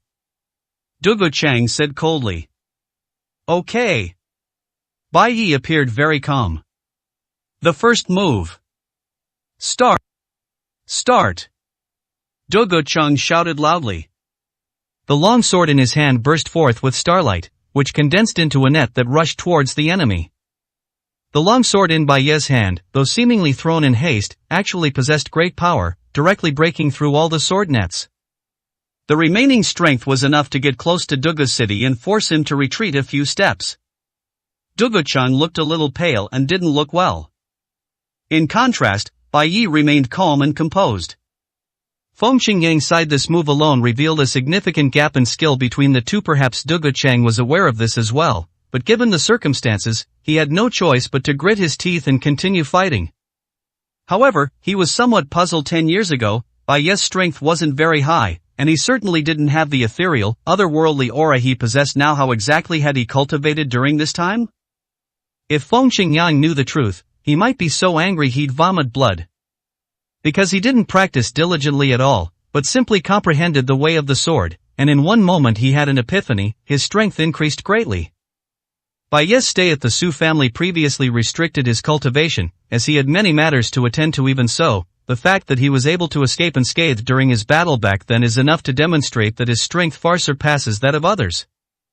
Over the next 10 years, I calmed down, reflected on the way of the sword, and gained a deeper understanding, thus becoming stronger. Another point is that, during his wanderings, this person unintentionally acquired a miraculous internal energy cultivation method called the Sitting in Oblivion. Doubt this, combined with his insights gained during his wanderings, is quite fitting. It will be even more evident. Again! Duge Cheng was unwilling to give up, and his sword speed increased again. This is also a feeling that has been established for a long time. The most famous battle was when his swordsmanship was perfected. People from various sects joined forces and threatened him under the city walls, forcing him to hand over the flying immortal sword technique.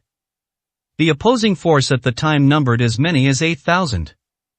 At that time, Duge Cheng was almost deserted by everyone, and no one was willing to suffer with him.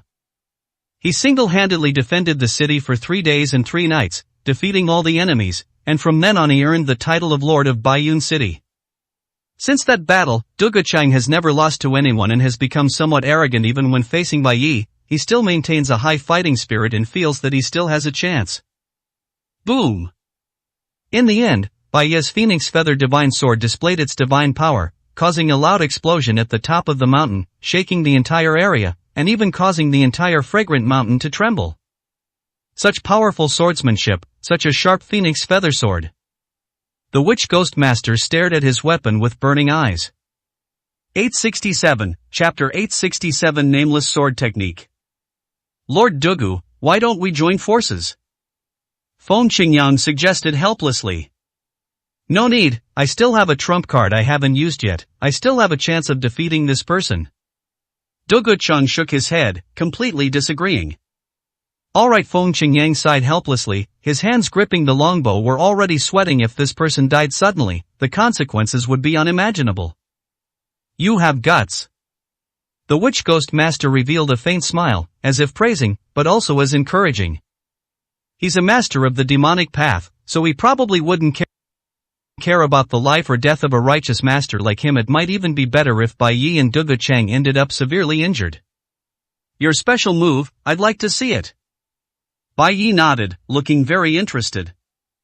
Again. Dugu Chang's moves became even more ferocious. It was as if dozens of sword shadows were rushing down from the sky. If it's just this kind of move, then it definitely won't be effective at all.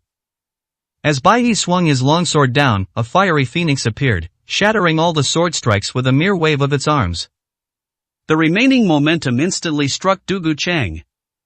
The latter was sent flying backward, landing on the ground with dozens of pustules on his body. He couldn't help but let out a groan, finding the fire poison somewhat unbearable.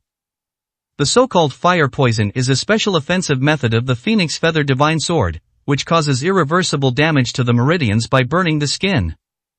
Once injured, it will bring excruciating pain. Even if Dugu Chang is a master, he would find fire poison troublesome. Why? Feng Qingyang sighed silently. Wasn't this just asking for trouble? A thought struck him. If he joined forces with the witch doctor at this moment and launched a surprise attack, could they successfully kill the man? It seems the probability of success is very small. Bai Yi did not go all out, he must have preserved enough strength to protect himself. The other party is a very shrewd man who will not devote all his energy to fighting the enemy just because of Dugu Chang's rash provocation. If their sneak attack fails, they will not only lose the opportunity for a second sneak attack, but also anger Dugu Chang. This old guy is incredibly arrogant. If you anger him, he might really turn against you. Wouldn't it be terrible if they faced two sword masters at the same time? Wrong. Not two experts, but three. The witch doctor is an opportunist. He will only side with the victors once they fall into a disadvantageous position. He will surely turn against them. Grass.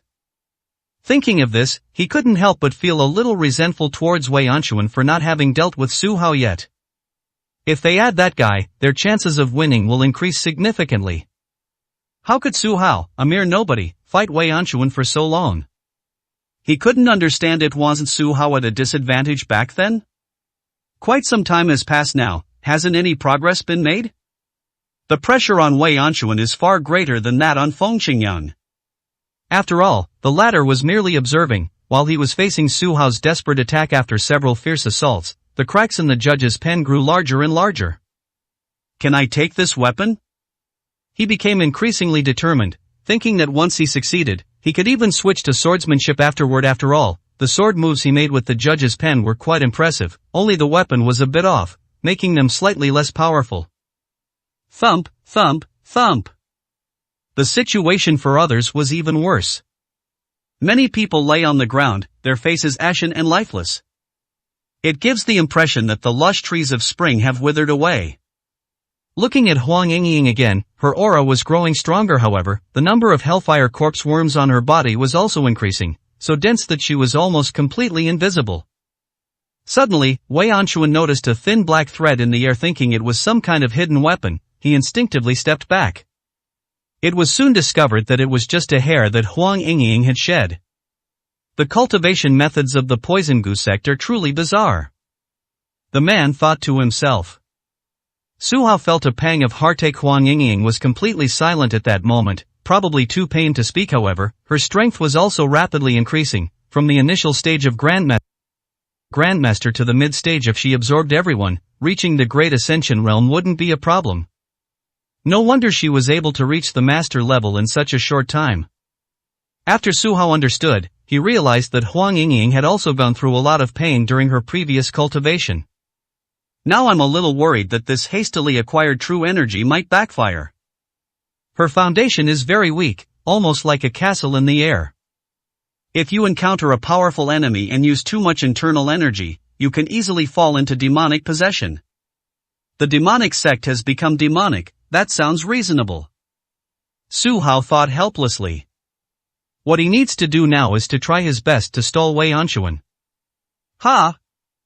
Su Hao's heart skipped a beat, and he suddenly felt that something was wrong.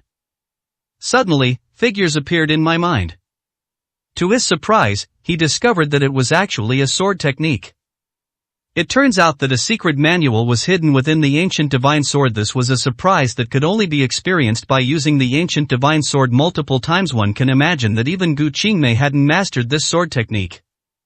Nameless sword technique? These were merely phantom images, devoid of any written characters. No one knew what kind of sword technique it was, and some even didn't know how to circulate their inner energy. Su Hao simply swung his sword subconsciously, using the first move of the nameless sword technique. Boom! Unexpectedly, the results were excellent. At first glance, Wei Anxuan thought it was just an ordinary sword technique. Unexpectedly, this move perfectly complemented the ancient divine sword, instantly doubling its power. His judge's pen could no longer withstand the pressure and shattered, disappearing without a trace. Holy crap, this kid, what's going on? Why is he getting stronger the more we fight? Wei Anxuan showed a look of surprise, but being so strong, he immediately took out a fist, equipped it, and then used his fist techniques to fight back. At this moment, Su Hao was actually immersed in cultivation, fighting solely on instinct. He wasn't actually very clear about the power of the moves. However, he also understood one thing: the opponent's counterattack seemed to have weakened. Duoyu had no way to think and simply continued using the first move. Su Hao also understood that he couldn't learn the remaining moves for the time being, as there were no internal techniques and only illusory images. It was already good enough that he could learn the first move. Bang! After unleashing his fist technique, facing the ancient divine sword, Wei Anxuan lost another weapon. He could only shake his head helplessly and take out a new weapon, a broadsword. How about I go and kill Huang Yingying first? He noticed that Su Hao's eyes were a little blank. Although he didn't know what had happened, he felt that this was a once-in-a-lifetime opportunity, so he turned around and rushed to the other side. 868, Chapter 868. Why didn't you kill me? You dare! Su Hao finally reacted, unleashing his stunning sword light with his longsword to block the man's path. However, Wei Anxuan's target was not Huang Yingying at all. He turned back the way he came and swung his broadsword at Huang Yingying's head. You, surnamed Su, are still too soft-hearted. How can you care about the safety of a maid? Even if she is pretty, there is no shortage of beauties in the martial world. Wei Anxuan said with a smile. What do you know? Su Hao didn't have time to come to the rescue. He just slightly avoided the vital points. Boom! The blade struck his shoulder. Although he had protective inner energy, Wei Anxuan's attack was also at full power, directly knocking him away. When he landed with a thud, his body was a mess, half of his internal meridians were damaged, and his face was pale. You're already a dead man. Wei Anxuan was overjoyed. Sure enough, his plan had worked. The man was injured, and now it was his turn to shine. Is that so? Su Hao leaned on his longsword and slowly stood up. He grabbed a few more pills, swallowed them, spat out a mouthful of blood, and quickly began to regulate his breathing. At this moment, Su Hao's expression was more resolute than any other Su Hao, which intimidated the enemy. Wei Anxuan thought it best to be cautious. He believed he already had an absolute advantage and there was no need to risk his life from the start of this battle. He was extremely careful, determined not to capsize at the last moment. Again! Su Hao swung his long sword again, seemingly using the nameless sword technique, but with the intention of taking everyone down with him. This move was made without any intention of defense. What a madman! Wei Anquan's gaze darkened, and he once again adopted a defensive stance. After 2 moves, the broadsword in his hand was cut in 2. He had no choice but to take out a new weapon, which turned out to be the Yamei dagger. It must be said that this man knew many martial arts techniques and possessed a considerable number of weapons. However, he couldn't hold out for long against the ancient divine sword. In the ensuing duel, he fought for 2 minutes, changing weapons 13 times, finally ending up with a dark iron rod in his hand, his face turning extremely pale. Boom! Just then, another explosion came from the top of the mountain. As if a volcano had erupted, the entire mountaintop instantly dropped hundreds of meters. Huge rocks fell from the sky, smashing those who were unable to move and turning them into mincemeat. Ignoring everything else, Su Hao charged forward with the ancient divine sword in hand. Wei Anquan, unable to dodge in time, was struck by a boulder, coughing up blood and also injured. Holy crap, those 3 can't even beat Bai Yi? Wei Anquan wondered what had happened over there. Duge Chang, stop now, you are no match for me. At the mountain's summit, Bai Yi defeated his opponent with a single move, a faint smile on his face. This isn't my strongest move. Duge Chang shook his head. Now, it's time for me to fight with all my might. As he spoke, his aura suddenly became strange. Suddenly, it increased several times over. Duge Chang, why are you doing this?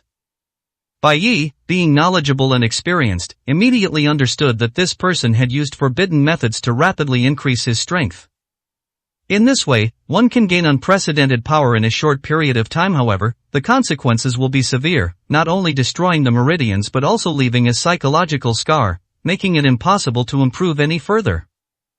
I must win this battle, Duge Chang said stubbornly. This is the first of his 3 important goals. We can't worry about how to achieve the next 2 objectives right now, but we at least have to defeat Bai Yi. If we can't even get past the first level, how are we going to get past the other 2? Master Wu Gui, this is our chance. Feng Qingyang gave a wink and lowered his voice. Duge Chang is currently fighting Bai Yi to the death, so they must be careful no matter what. Thus, the long-awaited opportunity for a sneak attack has finally arrived. On the other hand, once such a move is unleashed, Duge Chang will also be seriously injured, becoming half a cripple, and at that time he will be unable to defend himself against their sneak attack. Understood. The Witch Ghost Master revealed a faint smile. This was indeed a once-in-a-lifetime opportunity. As long as he could win over this person, the Phoenix Feather Sword would be his. Prepare to die. Duge Chang's strongest move has finally been unleashed. The true energy within his body was completely drained at that moment, transforming into sword shadows that roared towards him in an instant. The entire sky was filled with sword light, and the power of the flying immortal sword technique was finally unleashed. He was overjoyed. Faced with such an all-pervasive sword technique, even Bai Yi would be unable to withstand it. Unexpectedly, Bai Yi's move followed, still the ferocious fire phoenix, which seemed to set the sky ablaze. With a strange cry, Duge Chang's attack was utterly defeated. He was also struck by the fire phoenix and fell to the ground instantly. The fire poison on his body was very serious, and his breath was weak. Bai Yi, why don't you kill me? Duge Chang pounded the ground helplessly. This was an absolute humiliation. Even the strongest attacks are ineffective against the opponent. We are all swordsmen, why do we have to kill each other? Bai Yi smiled coldly. Just then, Feng Qingyang's long-prepared offensive finally began. The black arrow slipped through his opening and shot directly at his head. At the same time, the Witch Ghost Master emitted a black light, vanished from his spot, and suddenly reappeared from behind, holding a thin, poison longsword that shot directly toward his back. Die! Feng Qingyang said confidently. The Phoenix Feather Sword is mine. Master Wu Gui was overjoyed, feeling certain that this move would secure victory. However, just as the 2 attacks drew closer, Bai Yi simultaneously made his move. As if sensing something, he extended 2 fingers behind him, pinched the black sword, and suddenly unleashed his true energy, directly shocking the Witch Ghost True Sword people retreat. This person not only failed to obtain the Phoenix Feather Sword, but also lost the ability to draw the sword himself. After completing this step, Feng Qingyang remained calm and unleashed a sword light directly in front of him, neutralizing Feng Qingyang's attack. Impossible, how could you still have the strength to deal with us? Feng Qingyang's face was grim. He felt this made no sense at all at that time. Duge Cheng's strength had increased significantly, possibly approaching the peak of the Mahayana stage, so why was the effect so mediocre? What do you three weaklings have to fight me with? Bai Yi shook his head dismissively, then casually flung out the black sword and launched a counterattack against Feng Qingyang. It seemed ordinary, but this move carried the power of wind and thunder, which terrified Feng Qingyang to the point of despair, realizing that there was absolutely no way he could block it. So his power has nothing to do with the Phoenix Feather Sword. The Witch Ghost Master muttered to himself. Bai Yi's Phoenix Feather Sword had been thrown from his hand, but with his own weapon, he and Feng Qingyang were still overwhelmed with killing. 869, Chapter 869 is far from it.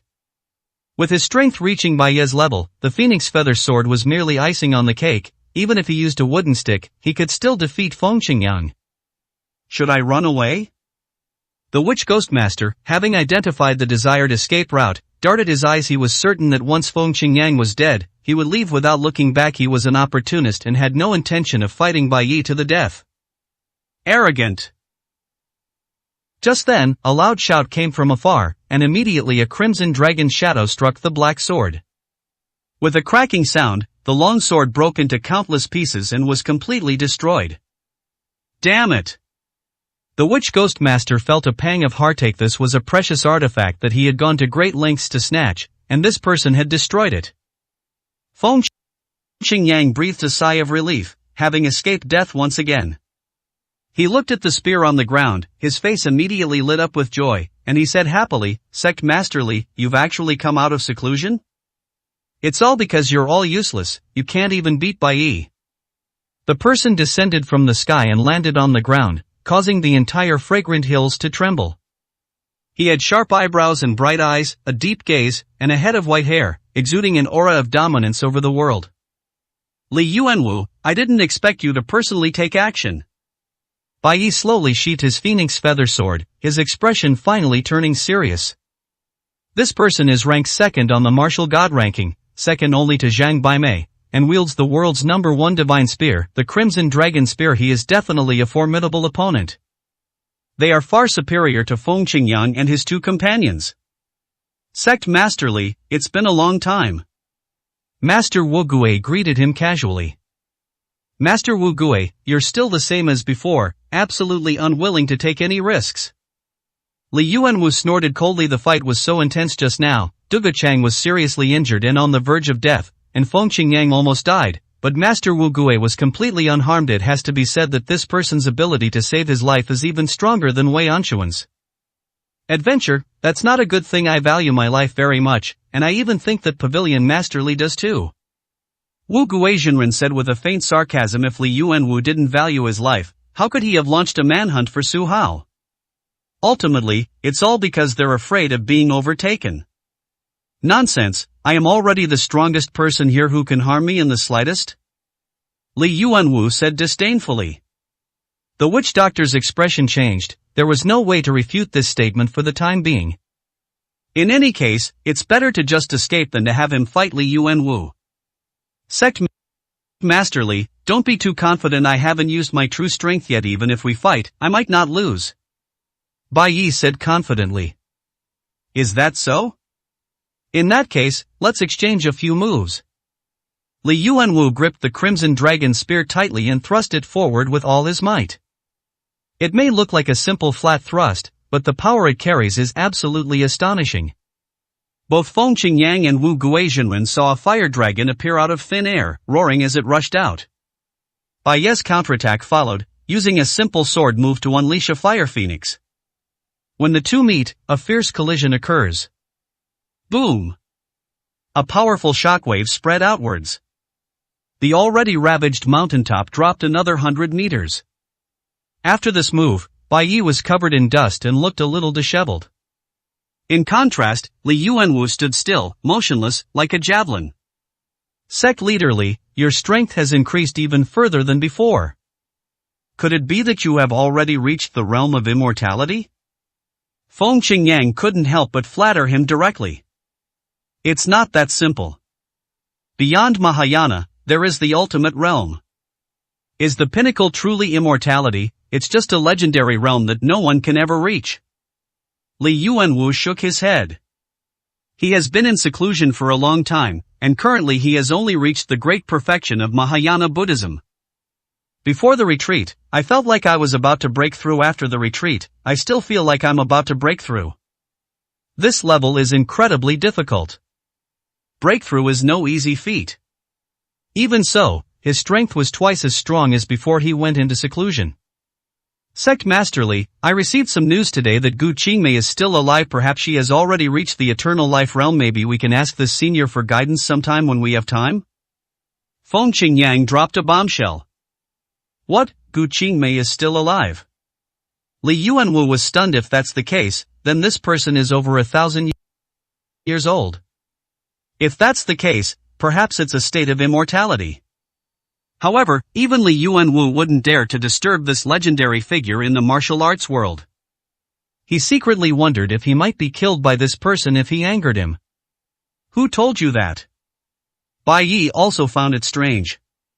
Who else could it be? Of course it's your young master. The ancient divine sword in his hand was Senior Gu Qingmei's weapon 1,000 years ago.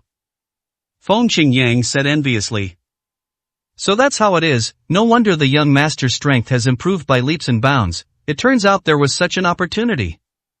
Bai Yi immediately burst into laughter. Li Yuanwu, you're too ugly. If you were to appear in front of Senior Gu, you might frighten her. Perhaps with a gentle pinch, you would vanish into thin air.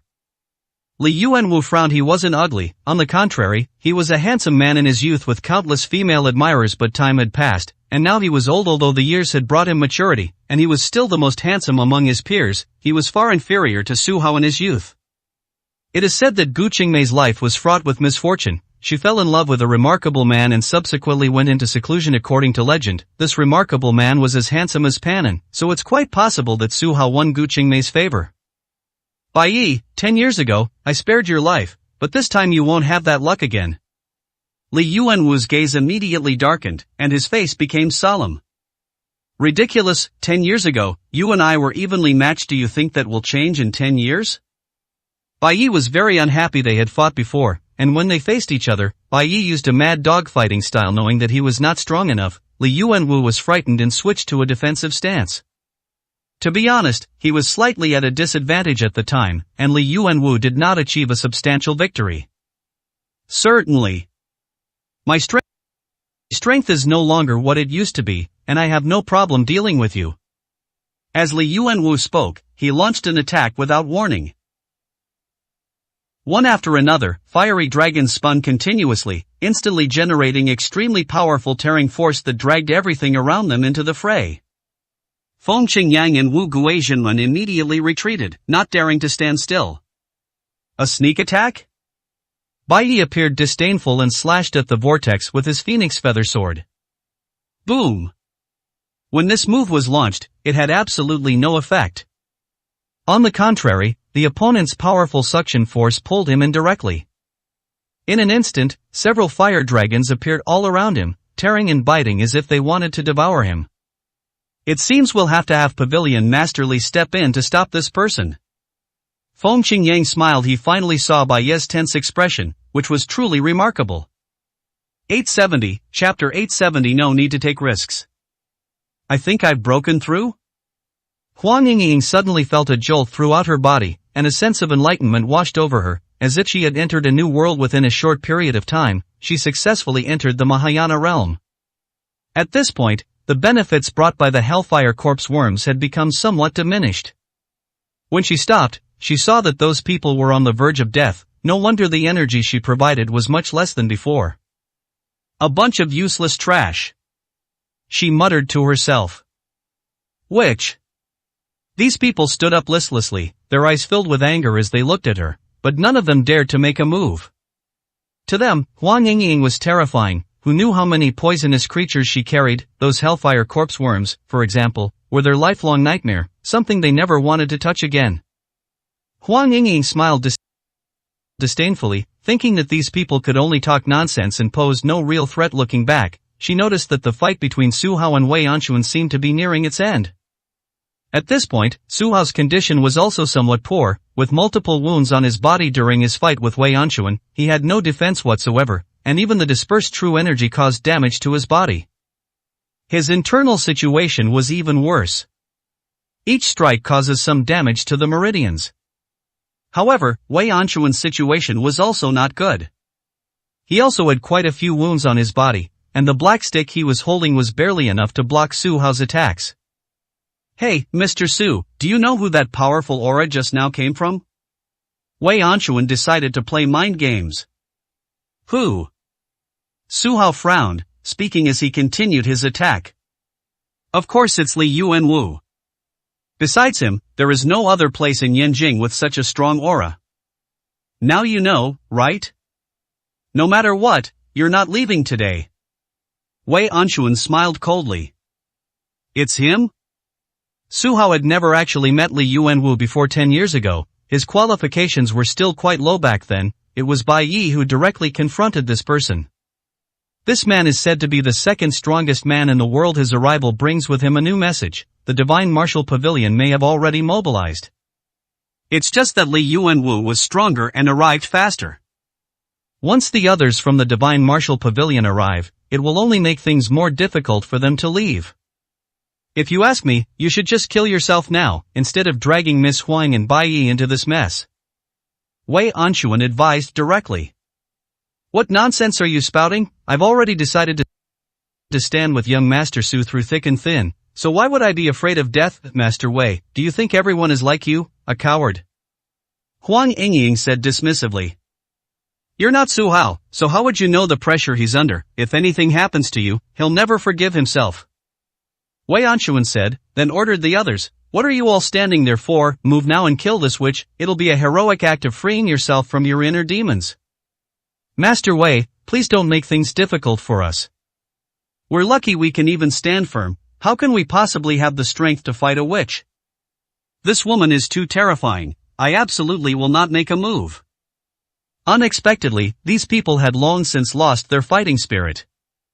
They just wanted to be spectators, and leaving now wouldn't work. They'd be investigated by the Divine Martial Pavilion, so staying here to watch the show seemed like the best option. "Damn it!" Wei Anquan frowned, noticing that these people did indeed look unwell, and it seemed they had been tamed by Huang Yingying. "Young master, I have now broken through to the next level and can help you deal with this old geezer," Huang Yingying said with a smile. "Really? Congratulations, congratulations." Su Hao was genuinely happy for her. "Alright, I'm going to make my move now, old man. Be careful, there's no antidote for my poison. If you get poisoned, given your age, you'll definitely die." Huang Yingying was also putting psychological pressure on him, and as she spoke, she picked up a black ball and threw it toward the ground. In an instant, plumes of black smoke enveloped Wei Anquan. Her ability to control her drug use is surprisingly good. Wei Anquan's face turned pale, and he could only hold his breath and retreat to the side, but strangely, the poison gas followed him as he ran to the left. He had no choice but to forcefully strike out with his palm to disperse the poison gas. Ah! Ah! Those in the distance immediately suffered, finding themselves surrounded by poisonous substances and quickly corroding into bones. Wei Anquan's expression changed drastically, and he immediately ran to the right. "Yingying, well done." Su Hao happened to be on the right, took out the ancient divine sword, and slashed directly at it. Hateful. Wei Anquan felt aggrieved. He clearly possessed extraordinary strength, yet he couldn't defeat Su Hao in a head-on confrontation. Faced with the poison gas, he dared not resist it and was instead forced to confront this nemesis. Boom! After this move, his aura dissipated, and his strength was greatly diminished.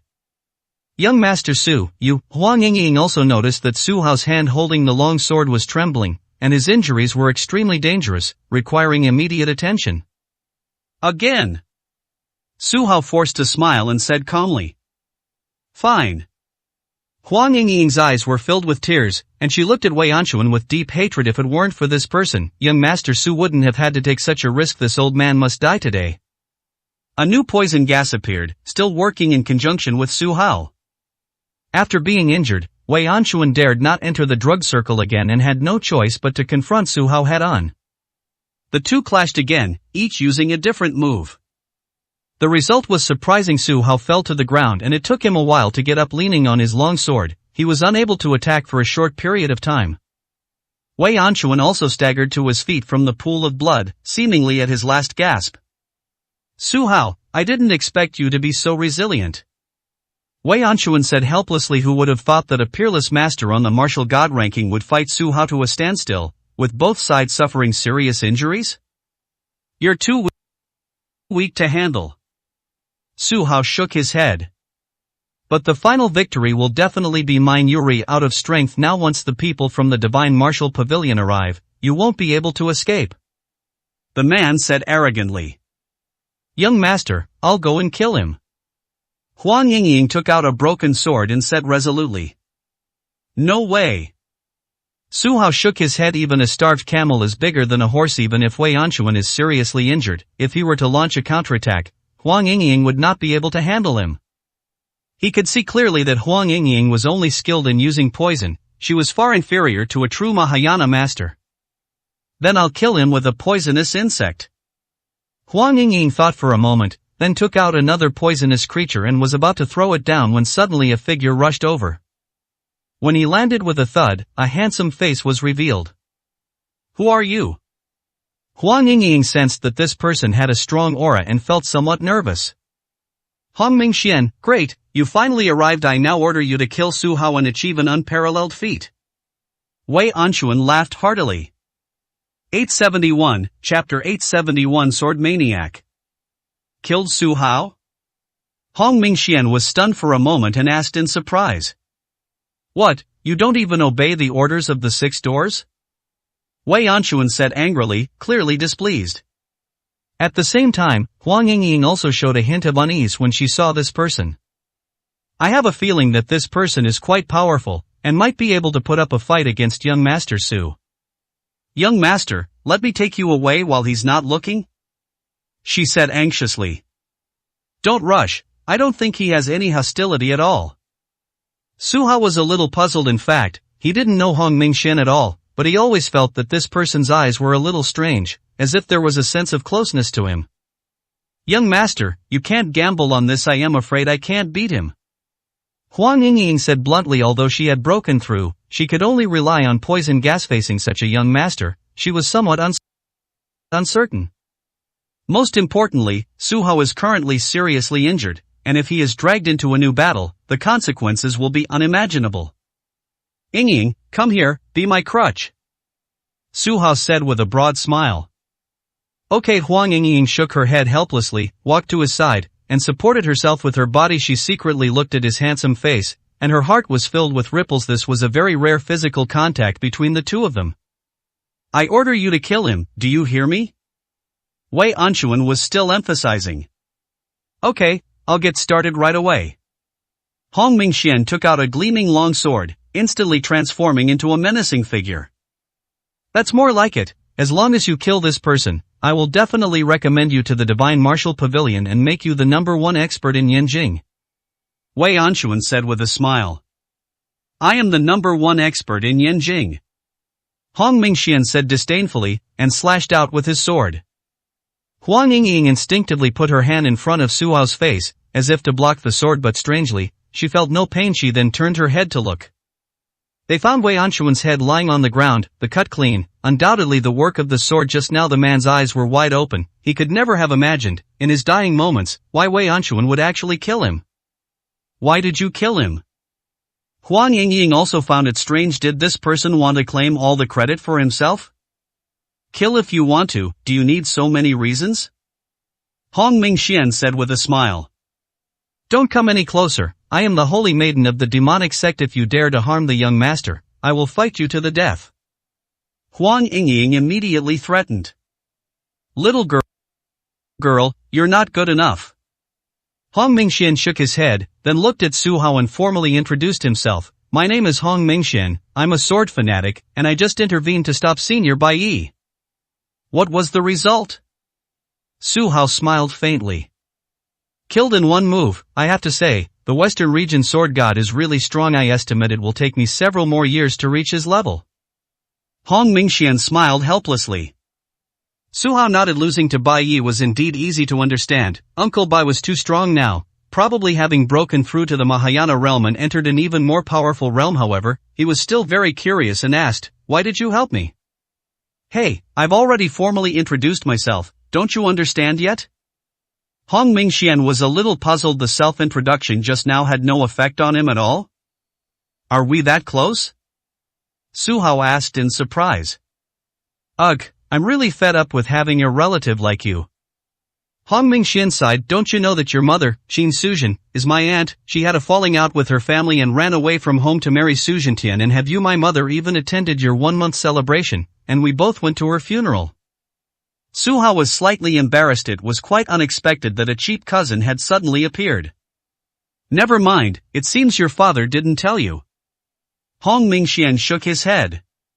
"My situation is rather complicated, and I don't want to go home for the time being," Su Hao said calmly. "Alright," Hong Mingxian said, then stared at the weapon in his hand and said, "You know, my favorite thing in life is collecting all kinds of famous swords, and I think the weapon in your hand is pretty good. It's called Songgu, and it's Gu Qingmei's sword. I obtained it by chance. My strength is a bit weak right now, so I can't give it to you yet." Su Hao understood that some martial artists were obsessed with these things, and logically, since the other party had saved his life, he had already shown his appreciation. However, without the ancient divine sword, the ability to survive will be greatly reduced. "Fine, let's have a fight. Once you've recovered. If I win, you'll give me the ancient divine sword. How about that?" Hong Mingxian said excitedly. "Sparring is fine, but you are no match for me," Su Hao said calmly. "Don't say that, I do have some skills." Hong Mingxian said with a smile. "Actually, I also want that phoenix feather sword, but unfortunately I'm no match for Senior Bai." Su Hao chuckled. This kid was really naive, he just grabbed whatever he wanted. Judging from how he dealt with Wei Anshuan's sword strike, this man is quite strong and has probably already stolen quite a few famous swords. He seems to treat collecting famous swords as a kind of trophy, and is particularly enthusiastic about it. Boom, boom, boom. The battle atop the mountain intensifies, and the entire Fragrant Hills is rapidly collapsing.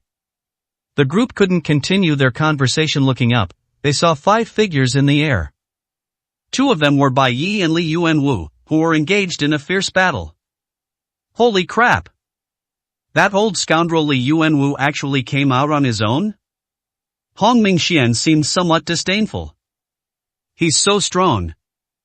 Huang Yingying was somewhat surprised. Wei Anshuan was already strong enough, but he was still far inferior to Li Yuanwu.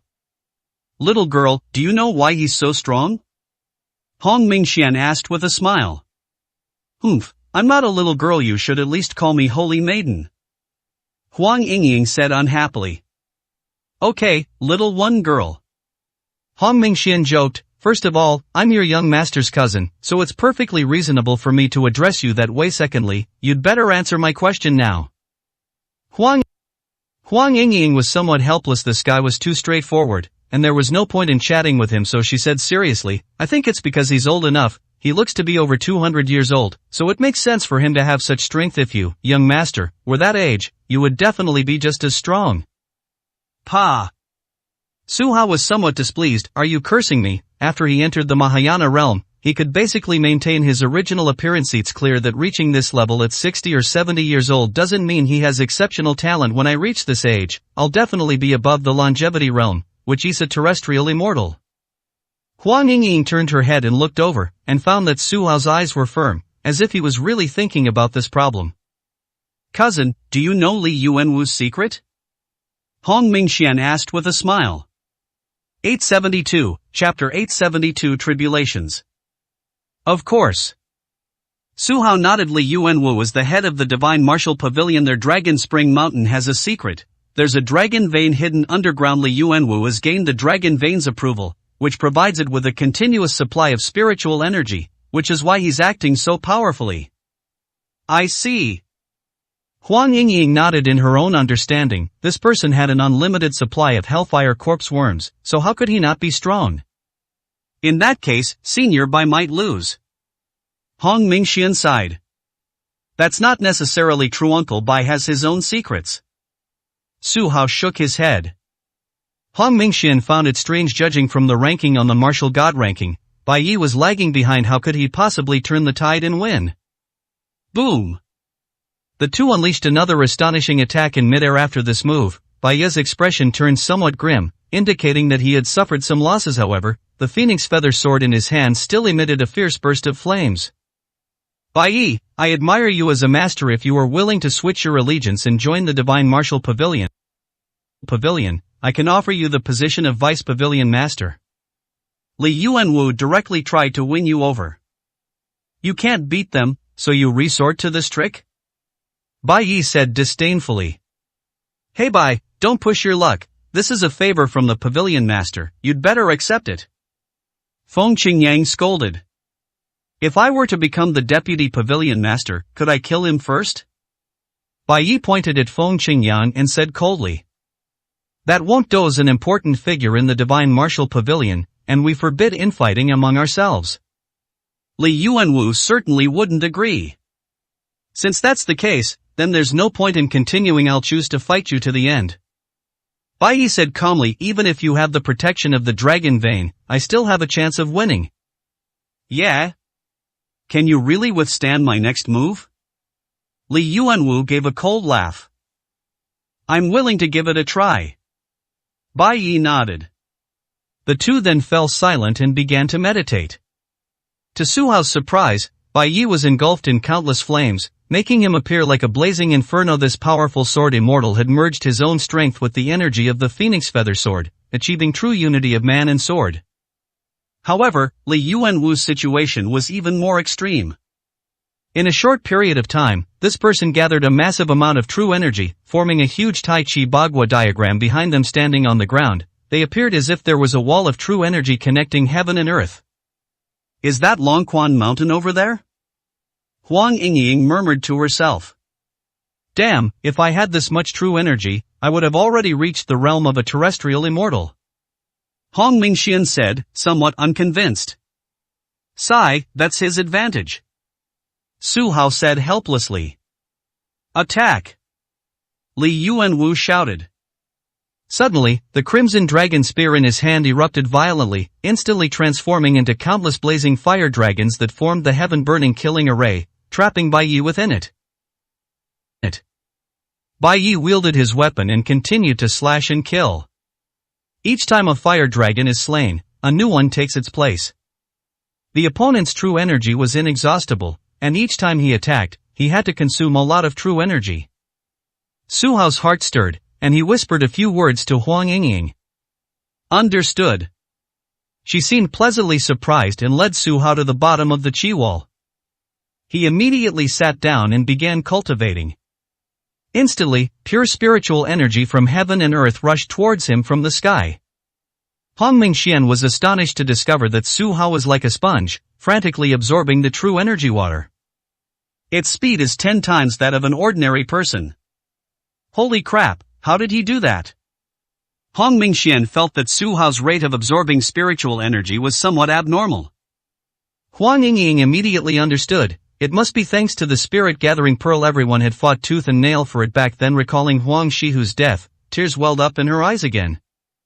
Fortunately, the spirit-gathering pearl ended up in the young master's hands, which was enough to help him recover. Su Hao is still alive. Feng Qingyang noticed something was wrong, looked down, and exclaimed in shock. How about we go and steal him? The witch ghost master suggested, his eyes darting around. I'm not going. You go yourself. Feng Qingyang's eyes darted around, but in the end he chose to watch from the sidelines, not daring to take the risk. Su Hao is alive, but Wei Anquan is nowhere to be found. What does this mean? That expert on the martial god ranking is dead. Feng Qingyang is far inferior to Wei Anquan. Without knowing the opponent's strength, it's best to be cautious. Besides, if Li Yuanwu were to personally take action, it wouldn't be his turn to do so. He. The witch ghost master was even more unwilling to make a move. He felt that Hong Mingxian looked somewhat terrifying, and even if he wasn't strong enough, he could still force him into a dangerous situation if they really fought. Both of them had their own agendas, neither willing to suffer a loss, nor daring to act rashly.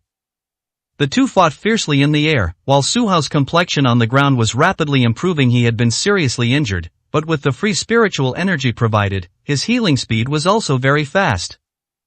15 minutes later, he stood up full of energy. I never expected that I could recover so quickly. Su Hao gripped the ancient divine sword tightly, looking at Li Yuanwu. In that case, he had to thank him. Cousin, are you unkillable? Hong Mingxian asked helplessly. It seemed his inheritance shouldn't be the Qiangqi, but the phoenix, the trials that didn't kill him only made him stronger. Right now, it's not easy to die. Su Hao smiled. How about we have a fight? Hong Mingxian asked expectantly. Nonsense. Su Hao shook his head. The most important thing now is to see who wins between Bai Yi and Li Yuanwu. If Bai Yi loses, it will be a big problem. They will have to face Li Yuanwu next. In that case, their chances of winning are almost zero. But can Bai win? It seems that it is also very difficult. Li Yuanwu claimed to be second only to Zhang Baimei in the world, and called himself the god of land, the number one person below the immortals. That's no weakling. Boom! Bai Yi finally escaped from the formation, covered in blood and appearing to be seriously injured. Bai Yi, I've told you, you're no match for me. Why are you so stubborn?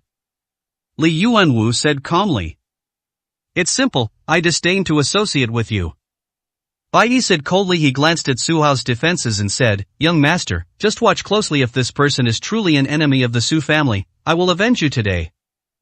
Uncle Bai, please don't do anything reckless. Su Hao frowned, a bad feeling creeping over him. There was a resolute tone in Bai Yi's voice. Does this mean he's going to fight to the death? Bai Yi, we are all experts. Let's not fight to the death. If you really want to protect Su Hao, I can give you face today and let you leave. As long as he doesn't set foot in Yanjing again, I can let it go. Li Yuanwu said in astonishment. 873, Chapter 873. A terrifying enemy. The other experts were all astonished. Li Yuanwu had actually bowed his head? This guy is too afraid of death. Master Wu Gui thought to himself, realizing that Li Yuanwu had both status and strength, and definitely didn't want to risk his life. Bai Yi is really not someone to mess with. Feng Qingyang frowned as he recalled his previous humiliation. What methods is he planning to use? Dogo Cheng asked, puzzled. It's too late to beg for mercy now. I will not only act on behalf of heaven, but also destroy the dragon vein, severely damaging your divine martial pavilion. Bai Yi appeared very resolute. Suddenly, he took out 4 silver needles, each over 10 centimeters long, and plunged them into the major acupoints. The next moment, I felt the world change color. Countless dark clouds suddenly appeared overhead. Purple lightning descended from the sky, resembling an apocalyptic scene. Are you forcing your way through? Bai Yi, are you out of your mind? Li Yuanwu sensed Bai Yi's strength. He was rapidly breaking through. He was already a peerless master at the pinnacle of skill, and now he's even approaching the realm of immortality. If he breaks through this realm, he will enter the realm of a terrestrial immortal and become the strongest master. But Bai's methods were tantamount to burning his life force, and he could only sustain it for 3 minutes. Once time is up, it will eventually run out of fuel and the lamp will burn out. Such methods are only used to fight desperately. Ordinary people simply cannot do this, nor do they have the means. It is an ancient, forbidden secret method. How much is a life worth? Bai Yi's eyes were somewhat vacant. At this moment, he became sacred. You fucking want to die. Upon seeing this, Feng Qingyang immediately drew his bow and knocked an arrow, assuming that Bai Yi was in the process of breaking through and would certainly not have any defensive measures. The arrow, carrying his strongest attack, flew swiftly toward the man's head. Boom! Just then, a bolt of purple lightning descended from the sky, directly striking Feng Qingyang and sending him flying. After the person landed, his body was charred black, and his fate was unknown. As for the arrow, it turned into dust and disappeared as it approached Bai Yi. Feng Qingyang's actions were somewhat ridiculous. Bai Yi was already close to the realm of immortality. How could such an arrow possibly harm him? It was like a child's punch having no effect on a strong man over 2 meters tall. Why? Su Hao sighed. This was indeed a means of burning one's life, just for a moment of glory. A righteous senior, worthy of respect. Huang Yingying was somewhat moved, thinking of her former father. The three people she admired most in the righteous path were Su Hao, Wang Shihu, and Bai Yi. What a pity, I was hoping to challenge this master again in a few years. Hong Mingxian also sighed, his eyes filled with respect and reluctance. The witch doctor glanced in this direction and was about to take action when a sudden purple lightning bolt startled him. He immediately turned and left without lingering. Duguchan looked at him with envy. He had also used a forbidden technique, but the effect was far inferior, and in the end, he was no match for him. Bai Yi's current strength was already infinitely close to Li Yuanwu's. Li Yuanwu's inner energy remained abundant, and a sudden fear gripped him as he stared at his enemy. He wondered, why should I fight him to the death, since things have come to this point? Wouldn't it be better to escape safely today and live? You're crazy, I'm not going to mess with you. Li Yuanwu withdrew all spiritual energy and turned to leave. Too late to leave. Bai Yi suddenly shouted, his aura increasing dozens of times. The phoenix feather sword in his hand suddenly burst out with an aura of destruction, transforming into a phoenix 1,000 meters in size, and instantly rushed to Li Yuanwu's side. Boom! Li Yuanwu, wielding the Crimson Dragon Spear, fought back fiercely. In their previous exchanges, Bai Yi had always been at a disadvantage, but this time Li Yuanwu's blood and qi surged. He looked down and discovered that a small crack had appeared on the Crimson Dragon Spear. The secret method of burning life force is actually so terrifying? Run! He hesitated only slightly before sprinting again. How strong is Li Yuanwu? He can fly thousands of meters in almost a second. In the blink of an eye, only a black dot remained. Attack! Bai Yi said calmly. The phoenix feather sword continued to unleash its power, transforming into a streak of light that, surprisingly, arrived first, directly in front of Li Yuanwu and slashed down fiercely. When Li Yuanwu received the attack, he was sent flying thousands of meters backward before returning to his original position. When he looked at Bai Yi again, he found that the latter was about to enter the realm of a terrestrial immortal. You're fucking insane. Li Yuanwu clearly saw that Bai Yi's condition was not so good either. His body was gradually turning into nothingness, and he was only holding on by sheer willpower. A true man knows what he will do and what he will not do. 10 years ago, I was no match for you. This time, I have the chance to take you away, and I will definitely not miss it. Li Yuanwu, the biggest mistake you ever made was provoking the Supreme Family. Bai Yi admonished. Was I wrong? If we don't plan ahead, how will we ever be a match for such formidable enemies as you? You've become so powerful in just 10 years. In a few more years, I wonder how terrifying Su Hao's strength will be. Li Yuanwu said through gritted teeth. Even now, he doesn't think he did anything wrong. In his mind, martial artists are exclusive. As long as they become stronger, they will challenge existing forces, break the original situation, and reshuffle the deck. Sooner or later, the Divine Martial Pavilion will become a thorn in Su Hao's side. Instead of waiting to be killed, we might as well take a gamble. 10 years ago, he won. 10 years later, he was utterly defeated. He will never regret it, no matter what. No one can stop the young master's rise, not even you. As for the Divine Martial Pavilion, that's not something I should be thinking about right now. Li Yuanwu, prepare to die. As Bai Yi spoke these words, purple lightning suddenly appeared in the sky. He vanished without a trace, his aura stronger than ever before, leaving only his head and the rest of his body as nothing more than afterimages. When the phoenix feather sword acted again, the entire world trembled, and the entire fragrant mountain was ablaze. This powerful force forced Su Hao and his companions to retreat 1,000 meters. At the heart of the attack, Li Yuanwu once again mobilized countless amounts of spiritual energy to support his strongest counterattack. Tens of thousands of fiery crimson dragons appeared, attempting to annihilate the fiery phoenix. I refuse to believe you can break through my defenses. Li Yuanwu roared hysterically. However, how could someone at the level of a terrestrial immortal possibly feign injury? With just one contact, those fire dragons vanished instantly. The crimson dragon spear in his hand was broken in two, and finally, the flames around him were gradually burned away. Ah! A tear glistened in Su Hao's eye. No matter how strong Li Yuanwu was, he was still a living, breathing human being, and his dying screams were no different from those of an ordinary person. Bai Yi had actually kept his word and eliminated this terrifying enemy. 874, Chapter 874 Disdain. The tragic death of the once powerful Li Yuanwu in Xiangshan, does this foreshadow a new catastrophe for the martial arts world? Dead? Su Hao muttered to himself, this enemy who has threatened me for so long is finally dead. No one could have imagined that Li Yuanwu would die in such a place. This person must have arrived brimming with confidence, believing themselves to be invincible if one only looks at the martial god ranking. That certainly seems to be the case. However, rankings are inherently mysterious. Sometimes a high ranking doesn't necessarily equate to greater strength. Bai Yi made the right choice, opting to fight to the death and putting Li Yuanwu on the defensive. He's finally dead. The political landscape of Yanjing is about to change. Huang Mingxian smiled. This was good news for everyone. With the top expert in Yanjing relinquishing his position, many would surely vie for it. This battle also made him realize a new fact. The strength of the new generation was now almost on par with that of the older generation. This means that one day he will also be able to climb the martial god ranking, and even be among the top few. The thought alone was exciting. He secretly glanced at Su Hao, thinking that as long as his cousin, a master, was around, he could keep motivating himself until he became the number one on the martial god ranking. Oomph.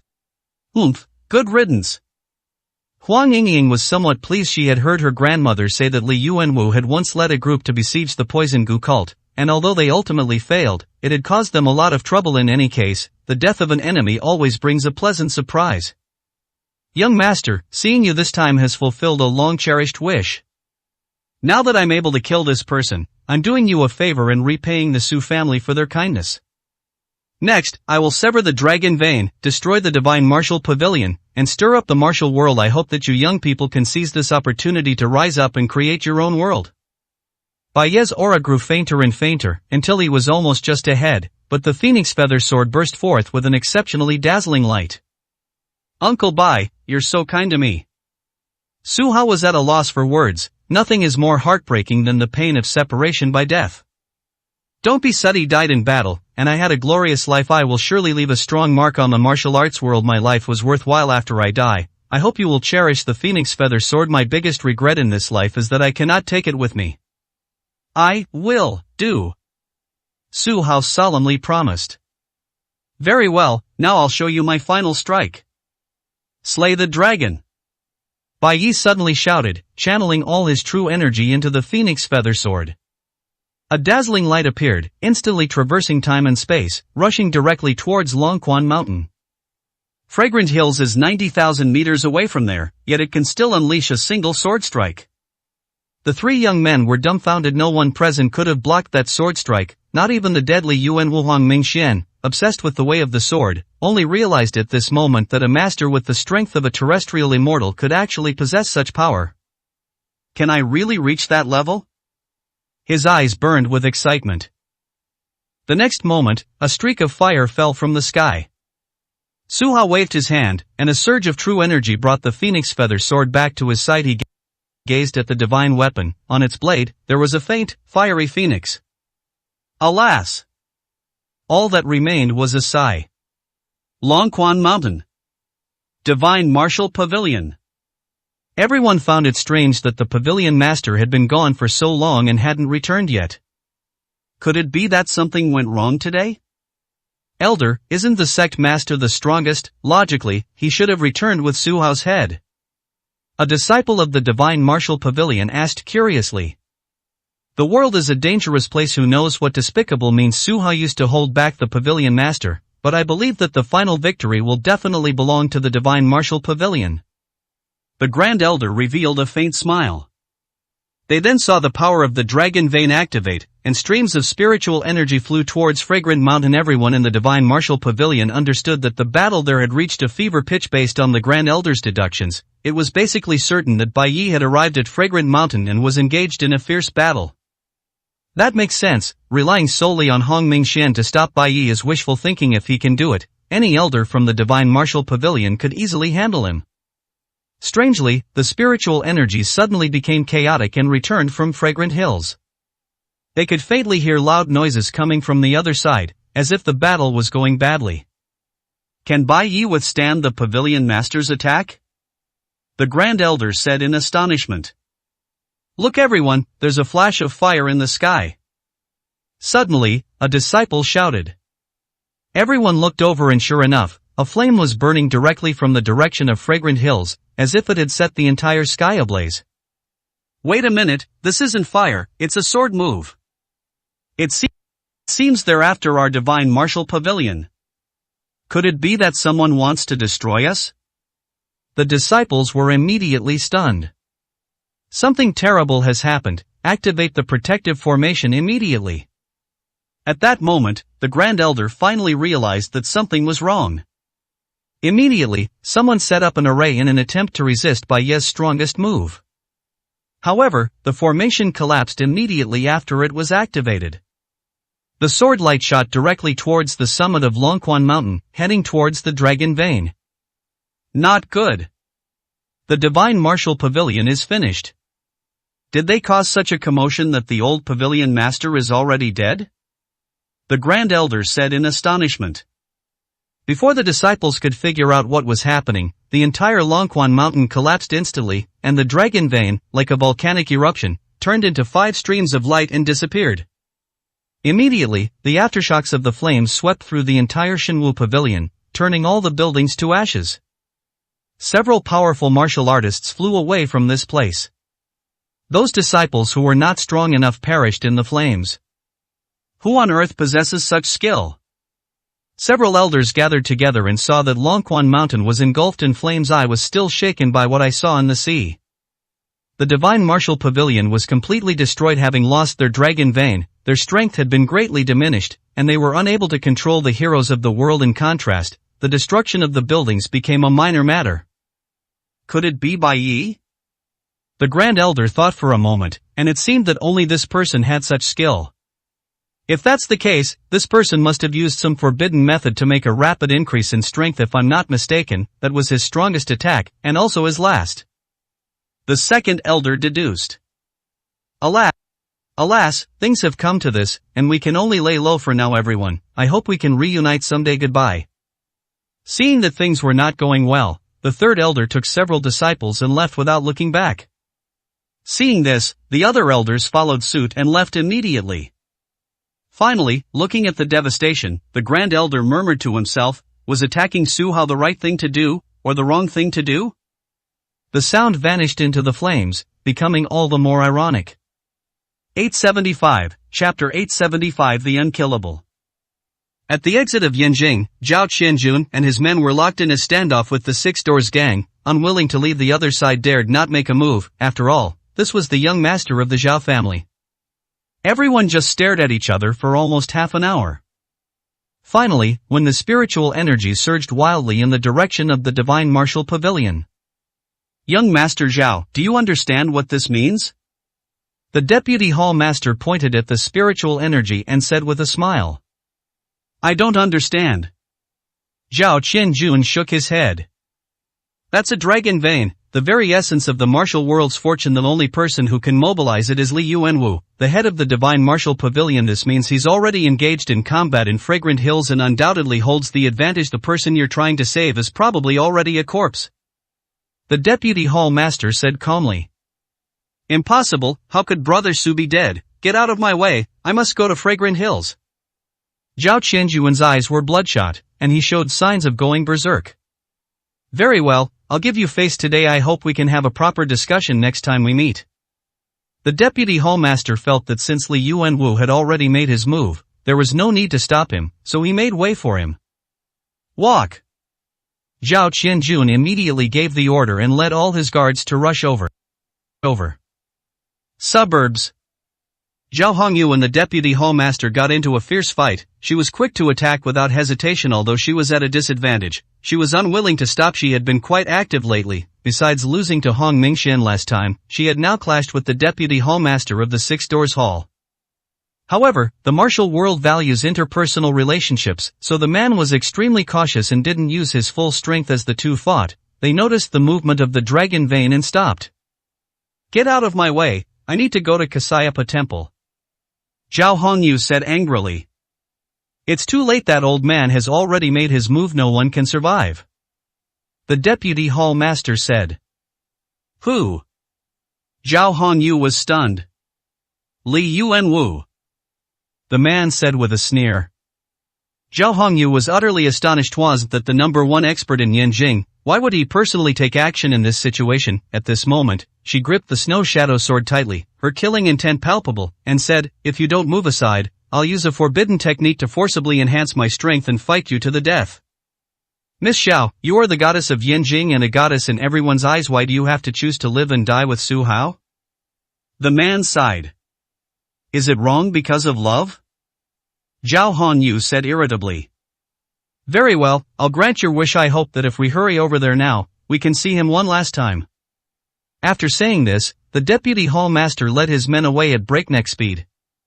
Fong Fong, Shu Shu, you two go home, I'll go there myself. Zhao Hongyu gave the order and instantly transformed into a streak of red light, disappearing from sight. The Palace of Physiognomy. An old man looked towards Longquan Mountain, his expression changing drastically. He muttered to himself, it seems the catastrophe is finally coming. Sure enough, the entire capital of Yanjing trembled the next moment, and the dragon vein transformed into 5 streams of light and disappeared. Master, something terrible has happened, the dragon vein is truly destroyed. Li Qingmei rushed in, and said in astonishment. Yes, my divinations are never wrong. The current situation in Yanjing is one of significant damage to its reputation, which presents both a crisis and an opportunity for Panglai Immortal Palace. The Divine Martial Pavilion used to be too powerful, making it hard for the Immortal Palace to breathe. Now that the Divine Martial Pavilion has been destroyed, even more talented individuals will emerge. Whether the Panglai Immortal Palace can dominate remains to be seen. The old man sighed. Master, what should we do next? Please show me the way. Li Qingmei asked directly. As a descendant of the palace master, you should shoulder the heavy responsibility of revitalizing the Immortal Palace. Now that the dragon vein has split into 5, it signifies the imminent rise of 5 powerful forces. You need to cultivate good relations with them, otherwise, once these people unite, they will still be able to threaten the Panglai Immortal Palace. The old man said firmly. 5 forces, isn't that a bit too many? Father is seriously ill, and the Immortal Palace is in complete disarray. How can we possibly oversee so many? The Divine Martial Pavilion still has quite a few remaining forces, which is also a considerable threat. It can be said that the Immortal Palace is beset by internal and external troubles, and the situation is extremely dire. Li Qingmei, as expected of the most beautiful woman in Yanjing, was delicate and anxious, but her appearance was beautiful and charming. I can't predict the other forces either, since the dragon vein has already left Yanjing and is outside my monitoring range. I can only make a prediction. Su Hao will definitely rise to prominence in the future. What you need to do now is to win him over. Qingmei, I just performed a divination for you. You and this Qiangqi boy are destined to be together. I hope you will not defy fate. The old man said with a smile. Li Qingmei was shocked, somewhat incredulous. Master, I only met him once, why would we be destined to be together? Tell me first, what was your impression of him last time? The old man said with a faint smile. Well, Su Hao himself is quite good, handsome, looks composed, and is much better than other young masters from wealthy families, but he has quite a few female confidants, including Bai Zhirua, Lin Yao, Zhao Hongyu, and Huang Yingying. Li Qingmei felt a headache coming on. They were from the Physiognomy Palace and knew more about Su Hao's relationships than anyone else. That's why I don't want to have any more contact with this person. It's all fate, there's no escaping it. Qingmei, your later life will be very glorious, but you will also face many setbacks. I hope you will make the most of it and avoid taking the wrong path. The elder suddenly spoke with compassion. Li Qingmei nodded, then suddenly realized something was wrong. She looked at the oil lamp in the room and was shocked to find that it was actually dying. She immediately became very nervous and went over to add more oil. It's no use, your master has seen through many heavenly secrets, and this day has finally come. The old man appeared quite composed. He was the most talented fortune teller in Yanjing, having told fortunes for all sorts of people, including himself. Even as soon as Su Hao stepped into Yanjing, he knew this day was coming. The dragon vein was destroyed, and the spiritual energy that sustained these oil lamps also disappeared. These oil lamps are the flame of his life, which is gradually dying out. Master, is there really no way to save this? Li Qingmei cried as she spoke. Do you know, Su Hao is also crying at this moment. This is your destiny? Qingmei, your master is leaving, don't worry about me. After the old man finished speaking, his body slowly became ethereal and disappeared from the spot. When Li Qingmei rushed over, she fell directly to the ground. She looked around blankly and found that her master's aura had completely disappeared, and he had left without a trace. Why? She slowly walked to the top floor of the Physiognomy Palace, looking towards the Divine Martial Pavilion, only to find it engulfed in flames. Indeed, the once strongest force had finally been destroyed. The Divine Martial Pavilion was now filled with dead and departed, leaving behind countless problems that would undoubtedly affect many martial arts sects. 876, Chapter 876. He won. Uncle Bai. Su Hao squatted on the ground, tears streaming down his face. This was the first time he had cried in 10 years. It is said that men do not easily shed tears, but I still feel some sorrow at the loss of half of my master. Young master, please accept my condolences. Uncle Bai was right, he had no regrets. Huang Yingying walked over, threw herself into his arms, and comforted him. Cousin, you have to pull yourself together, I still need to find a chance to spar with you. Hong Mingxian shouted. Just then, the sound of a car engine roared from afar. Su Hao slowly stood up and wiped away the tears in his eyes. Actually, this place is still not safe. Although there is no need to worry about the people Wei Anquan brought, other forces are still observing in the dark, but no one has made a move yet. Who's coming? Su Hao watched as several black cars drew closer holding his twin swords. He thought that if they were enemies, he would kill them immediately. He couldn't let anyone around him get hurt. Brother Su, are you alright? The car door opened, and Zhao Qianjun came running from a distance, speaking in a carefree manner. What brings you here? Wait, why are you only arriving now? Upon seeing it was him, Su Hao put away his weapon and said with a hint of reproach. That's a long story. Zhao Qianjun, somewhat helplessly, recounted what had happened to him. Su Hao was just joking. The fact that this person could see this far is enough to prove that the two have a deep friendship. After all, this time they're going to deal with not only the Divine Martial Pavilion and the Six Doors Hall, but also all the major sects in the world. You can't even beat the deputy head of the Six Doors Hall? Su Hao teased after hearing this. Holy crap, that's a Mahayana master. If I could beat him, wouldn't I be the #1 young talent in Yanjing? Zhao Qianjun said nonchalantly. You're #1? Hong Mingxian immediately became displeased, his fighting spirit blazing. I defeated your sister last time, so I thought you were even weaker. How about we have a spar now? Get out of here, I don't like fighting with men. Zhao Qianjun blushed a little. Hong Mingxian was too strong, and he had no chance of winning against him. Get out of the way. Speak of the devil, and he shall appear. Zhao Hongyu rushed over, her inner energy almost completely depleted. Unable to stop in time, she knocked several Zhao family guards flying. She dashed to Su Hao's side, and seeing him unharmed, she could no longer contain her emotion. She wrapped her arms around his neck and kissed him passionately. Hey, Hongyu, there are other people here. Zhao Qianjun was a little embarrassed. This was his own sister, and although he knew she liked Su Hao, he was still a bit unhappy that she did this in front of him. Brother Hao, it's so good that you're not dead. When Zhao Hongyu let go, she suddenly blushed. The conflict just now was something she had been wanting to do, but if she had calmed down a little, she wouldn't have acted so impulsively. Uncle Bai saved me. Su Hao sighed and recounted what had happened.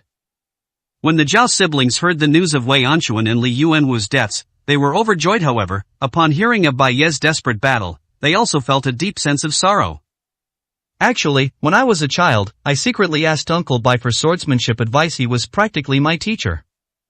Zhao Qianjun said with emotion. The three of them had been close since childhood, but he was the weakest. In order to defeat the other two, he asked Bai Yi for help. Bai Yi didn't treat him like an outsider and taught him selflessly. I just never expected it to turn out like this. A few tears welled up in Zhao Qianjun's tiger-like eyes.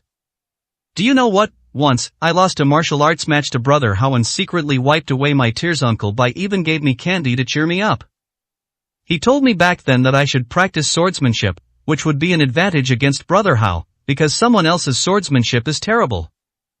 As Zhao Hongyu spoke, she also started to cry. Bai Yi was a highly respected senior in the martial arts world, and also a mentor and friend who had watched them grow up. It was normal for her to shed tears for his death. Everyone, things are different now. Young master has mastered the sword techniques of the ancient divine sword and can also use the primordial chaos sword. You are no match for him. Huang Yingying said some happy things. The ancient divine sword? Zhao Qianjuan's eyes lit up. He also had a collecting habit, but unlike Hong Mingxian, he didn't use it as a motivation when he encountered something good. He simply put it in his treasure vault. Here it is.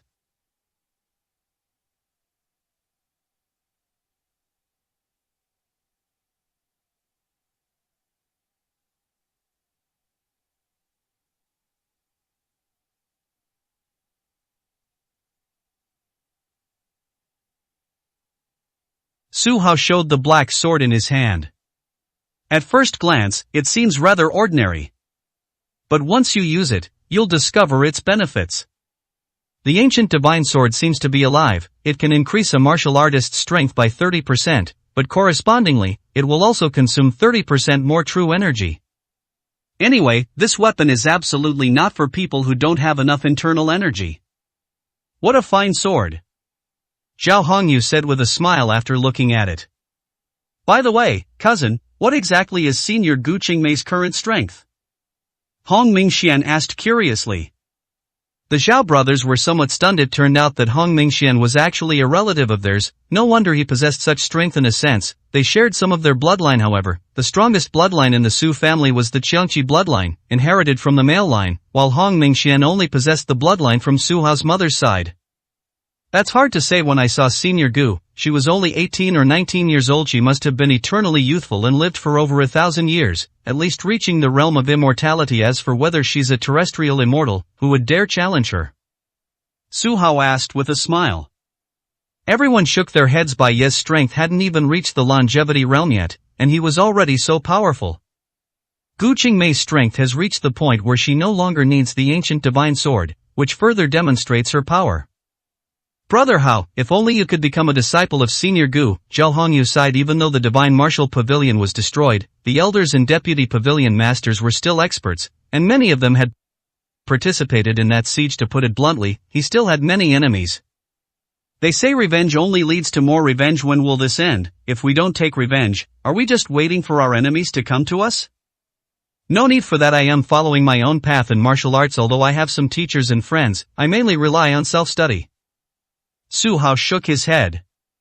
The Zhao siblings and Hong Mingxian didn't understand the meaning behind those words, but Huang Yingying did. The more dangerous the situation was for young Master Su, the stronger his potential became, and the faster his cultivation progressed. Cousin, there's no danger now, so I'll be going now. Hong Mingxian clasped his hands in a fist salute and left. Brother Hao, how about I take you home? Zhao Hongyu said with some heartache as she looked at him covered in blood. Do you have a car? Su Hao asked with a smile. Didn't she fly here? If I say I have it, then I have it. Zhao Hongyu said arrogantly, and drove over the best car in the Zhao family's fleet, taking Su Hao and Huang Yingying away. Zhao Hongyu was furious but dared not speak out. That car was his, after all. 877, Chapter 877. Half-Baked. Miss Huang, are you really Brother Hao's maid? Zhao Hongyu found it strange. Huang Yingying's identity seemed complicated, so why was she introduced as a maid? Yes, I am still your woman, young master. Huang Yingying nestled against Su Hao, smiling sweetly. She was usually quite well behaved, but she had become somewhat resentful after seeing Zhao Hongyu kiss her directly. Su Hao smiled wryly, because what she said was true. These are all old stories. Back then, it was a moment of impulse that made Huang Yingying his second woman besides Lin Yao. So, what exactly is your current identity? Zhao Hongyu frowned and continued to press for answers. Huang Yingying was in a dilemma. Logically speaking, her identity was very special and shouldn't be revealed. However, since her encounter with the Six Doors, it would be difficult to keep this identity secret forever, and it was bound to be exposed. It hasn't spread far yet, so there's not much discussion about it. Miss Zhao, are you familiar with the Poison Gu cult? Huang Yingying asked casually. Of course, they are the demonic sect, and they are irreconcilable enemies of our righteous path. Perhaps one day, I will personally lead my experts to wipe them all out. Zhao Hongyu said indignantly. In her view, the Poison Gu cult had indeed done many horrific things, and perhaps it would be a good thing for everyone if the martial arts world didn't have this evil cult. Miss Xiao, you can't generalize the Poison Gu sect as some scoundrels, but it also has good people even within the righteous path. There are many bad people, such as the Divine Martial Pavilion, the Six Doors Hall, and the weaker Vermilion Bird Gate, isn't that right? Huang Yingying argued her case based on reason. Yes, what you said is true. If I encountered such scoundrels, I would definitely take action too. Zhao Hongyu said with a sense of righteous indignation. Huang Yingying was taken aback. It seemed that she was simply indiscriminate in her hatred of evil, indiscriminate in her stance between the righteous and the demonic paths, and would take action against anyone who had done wrong. She said softly, Miss Xiao, if I were a member of the demonic sect, would you eliminate me? Zhao Hongyu was stunned. This was a question she had never considered. She still had to drive and couldn't be too distracted, so she didn't notice Huang Yingying's change in expression. Only at this moment did she vaguely realize that this woman was an important figure in the demonic sect. Recalling the recent rumors circulating among the fishermen that the demonic sect's holy maiden had returned, could it be referring to Huang Yingying? She instinctively stepped on the brake, turned her head, and said, You're actually the holy maiden of the demonic sect? That's right, I am the holy maiden of the demonic sect. Huang Yingying repeated her words. Zhao Hongyu restarted the car and remained silent for a while. She was pondering the question she had just asked. Did she really have to fight the demonic sect to the death? She was just a daughter of the Zhao family, not a defender of the righteous path. Miss Huang, I'm sorry, I take back what I just said. In the future, if I encounter the Poison Gu cult, as long as they don't provoke me, I will absolutely not act rashly. Zhao Hongyu said. Thank you. Huang Yingying smiled sweetly. The car finally stopped in front of the villa. Just as Su Hao got out of the car, he noticed a car parked in front of the door.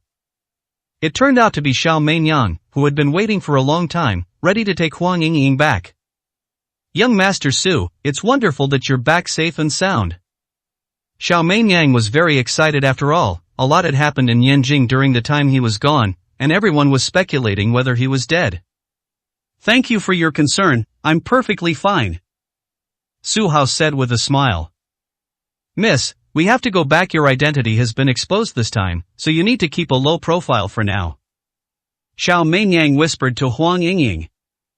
Huang Yingying smiled helplessly. There was no other way at the time, so she could only reveal her identity. She said goodbye to Su Hao and left quickly. Hongyu, would you like to come in for a cup of tea? Su Hao invited, pointing to the villa.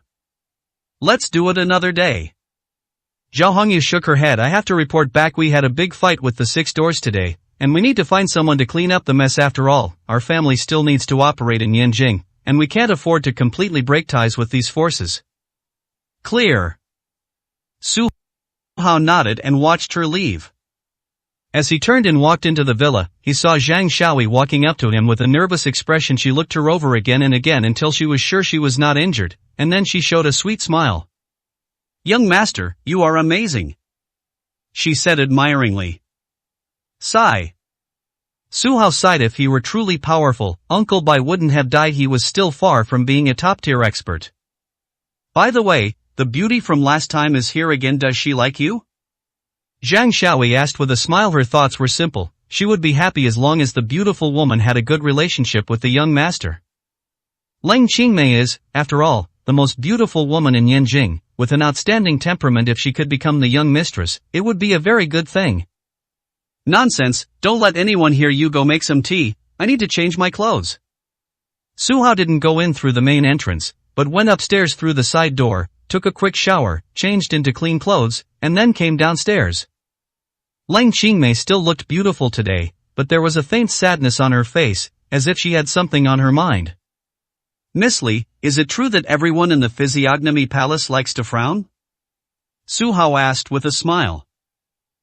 Young Master Su, why did you come down from the second floor? Leng Qingmei found it strange. Was he going to Jia Temple? Then, remembering her earlier question, she gave an awkward smile and said, That's right, we in the Physiognomy Palace, who peek into the secrets of heaven, do indeed have more worries than others, but we won't have this kind of trouble anymore, because the Physiognomy Palace has been disbanded. What exactly is going on? Su Hao asked, puzzled, and sat down next to her. Because, Lang Qingmei turned her head and saw a handsome face. Her face suddenly turned red. She remembered the divination her master had performed before leaving and suddenly became embarrassed.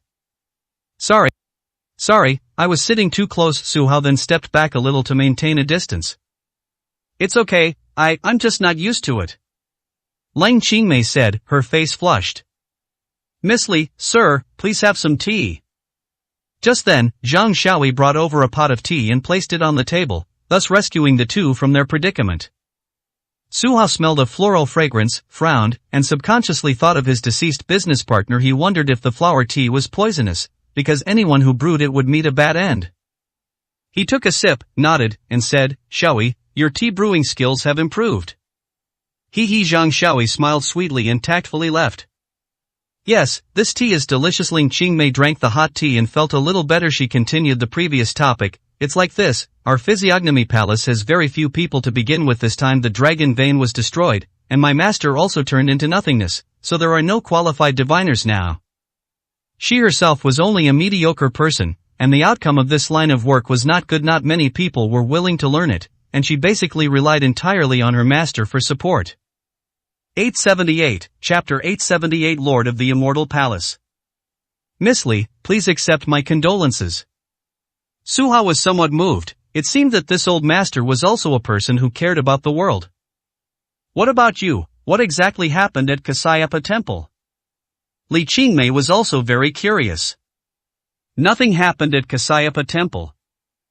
Su Hao briefly recounted what happened at Jiaya Temple, basically confirming the existence of an internal traitor and that the mastermind was the Divine Martial Pavilion. However, he still went on to talk quite a bit about the great battle at Xiangshan. Bai Ye's strongest attack, in particular, is something he still finds hard to forget. So it was the Western region's sword god who severed the dragon vein. His fate was truly tragic. Li Qingmei sighed, then said, Young Master Su, please accept my condolences. This sentence sounded somewhat familiar, and Su Hao couldn't help but frown and smile wryly. The beautiful woman sitting next to him also gave a wry smile.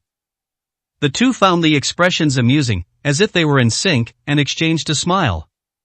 Almost subconsciously, Li Qingmei found Su Hao even more pleasing to the eye.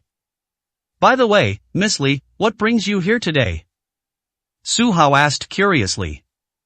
That's right, the dragon vein has now split into 5, scattered across the country. Master said that 5 powerful figures will rise up in the future. If we want to protect Penglai Immortal Palace, we need to maintain good relations with these 5 powerful figures at the very least. We can't let them unite, otherwise, a new Divine Martial Pavilion will emerge.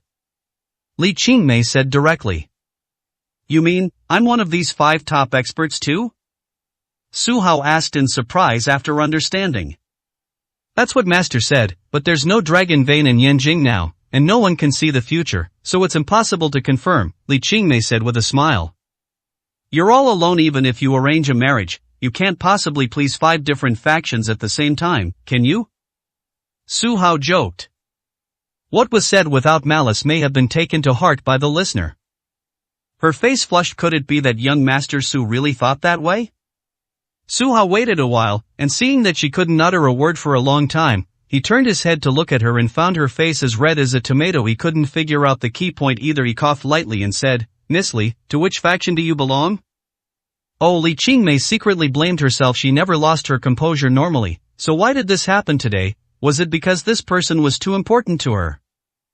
She decided to put aside thoughts of romantic relationships and said seriously, I come from Penglai Immortal Palace, and I am the 7th son of the current palace master of the Immortal Palace. Could you be the 7th princess? Su Hao asked with a smile. Not so.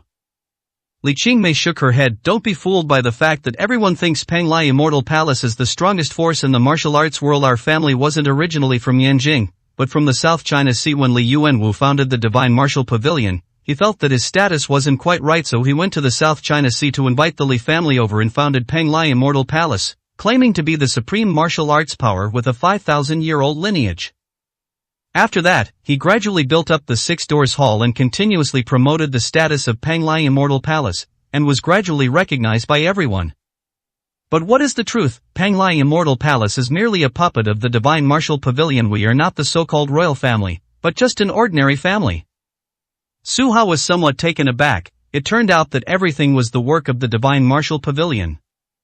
Originally, there weren't so many troubles in the martial arts world. It was only with the emergence of a prestigious force, Panglai Immortal Palace, that all sorts of problems arose. MSLI, thank you for your trust and for being willing to tell me so much, Su Hao said. Oh, right, someone wants to see you today. Remembering her business, Li Qingmei immediately said seriously, young Master Su, could you please come with me to Panglai Immortal Palace? Okay. Su Hao nodded without hesitation. Aren't you afraid I'll get you into trouble? Li Qingmei suddenly froze. Although Panglai Immortal Palace is nominally the supreme martial arts power, this does not mean the Li family is weak. They remain second only to the Divine Martial Pavilion currently. Su Hao's identity is somewhat special, making him someone everyone wants to deal with. Does he really trust me that much and want to go with me? Why did you want to hurt me? Su Hao asked with a smile. Because of murdering her husband? The thought only flashed through her mind for a moment before she blushed, stood up, and led the way. Su Hao was a little confused, feeling that Li Qingmei was acting strangely today, more out of control than last time. But no matter how hard he racked his brains, he couldn't possibly figure out the reason. When they left, the two rode in the same luxury limousine and sat side by side. Su Hao was open and honest, and had a clear conscience. Li Qingmei was almost huddled next to the car door, looking rather pitiful. Miss Li, is there something wrong with your health? I happen to be a doctor, I can take a look at you. Su Hao was very helpful, so he subconsciously grabbed her wrist and carefully took her pulse. Li Qingmei was a little stunned, she was perfectly healthy. After taking her pulse, Su Hao found that she was fine, just a little tired. He then advised her, Miss Li, you've been under a lot of pressure lately, you should get some rest. Okay. Li Qingmei nodded obediently. Panglai Immortal Palace. When Su Hao got out of the car, he saw a palace exuding an ethereal aura. This place is located in the suburbs of Yanjing, almost in a straight line with Longquan Mountain, at opposite ends and furthest away. It turns out that Li Yuanwu had his own selfish motives. Fearing that Panglai Immortal Palace would take the opportunity to rise, he chose to place them in the place furthest from the dragon vein, so that they would absorb relatively less spiritual energy. After getting out of the carriage, Li Qingmei subconsciously felt relaxed. Being able to possess so many celestial palaces, her status as the seventh young lady of the Li family was something to be proud of. Young Master Su, this way please. She led the way, and they eventually arrived at a side hall. Upon entering, they saw an elderly man with white hair, huddled on a mahogany sofa. He was holding a cup of tea and looked rather unwell. As they entered, he suddenly coughed and coughed up a mouthful of foul-smelling blood. Father, are you all right? Li Qingmei was somewhat surprised and quickly walked over, revealing a worried expression. My body is just like this. I am already lucky to be able to walk behind your master, Li Tianzi sighed.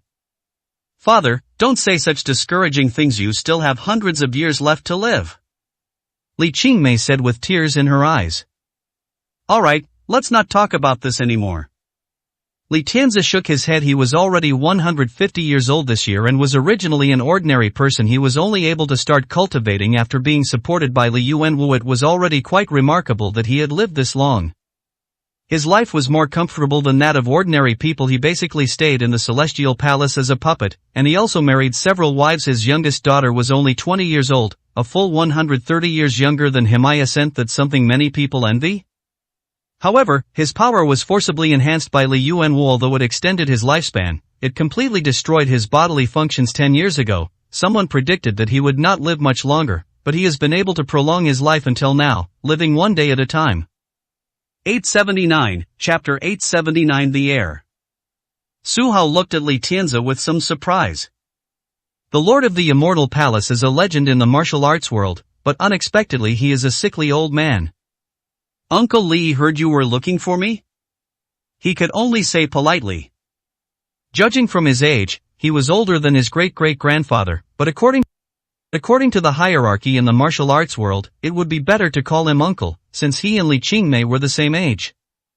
Su Hao. When Li Tianzi stood up, he swayed slightly. He solemnly apologized. First of all, I must apologize to you. Perhaps you have wondered before why the Immortal Palace did not step in to uphold justice when the Su family suffered. This is all my guilt. Perhaps it is because of this that I was unable to respond to the various hardships in the martial world that heaven has punished me so much. Su Hao realized that he wasn't sincerely apologizing, but merely making excuses for himself. However, after understanding his rise to wealth, one can't really blame him. What did Li Tianzi do wrong? He didn't actually do anything. Despite seemingly holding an unparalleled position, in reality, the Divine Martial Pavilion has the final say. That's all in the past, it has nothing to do with the Immortal Palace. Su Hao said calmly. If you have any questions, feel free to ask. I will answer them to the best of my ability. Li Tianzi said sincerely. I happen to have something to ask you. Li Wangui mentioned last time that our Su family has a traitor, namely Song Zun. Do you know his whereabouts? Su Hao's heart stirred, and he boldly asked a question. Song Zun? Our Li family also sent people to investigate what happened back then. At the time, we confirmed that Song Zun was not dead, and took the opportunity to investigate his whereabouts. However, it seems that he has disappeared since then, hiding very well. Li Tianzi slowly sat down and said leisurely. His voice was very old and weak, and he looked like he was about to die. Damn it, does nobody really know his whereabouts? Su Hao was somewhat unwilling. Although Li Yuanwu was dead, he didn't want to let this traitor go.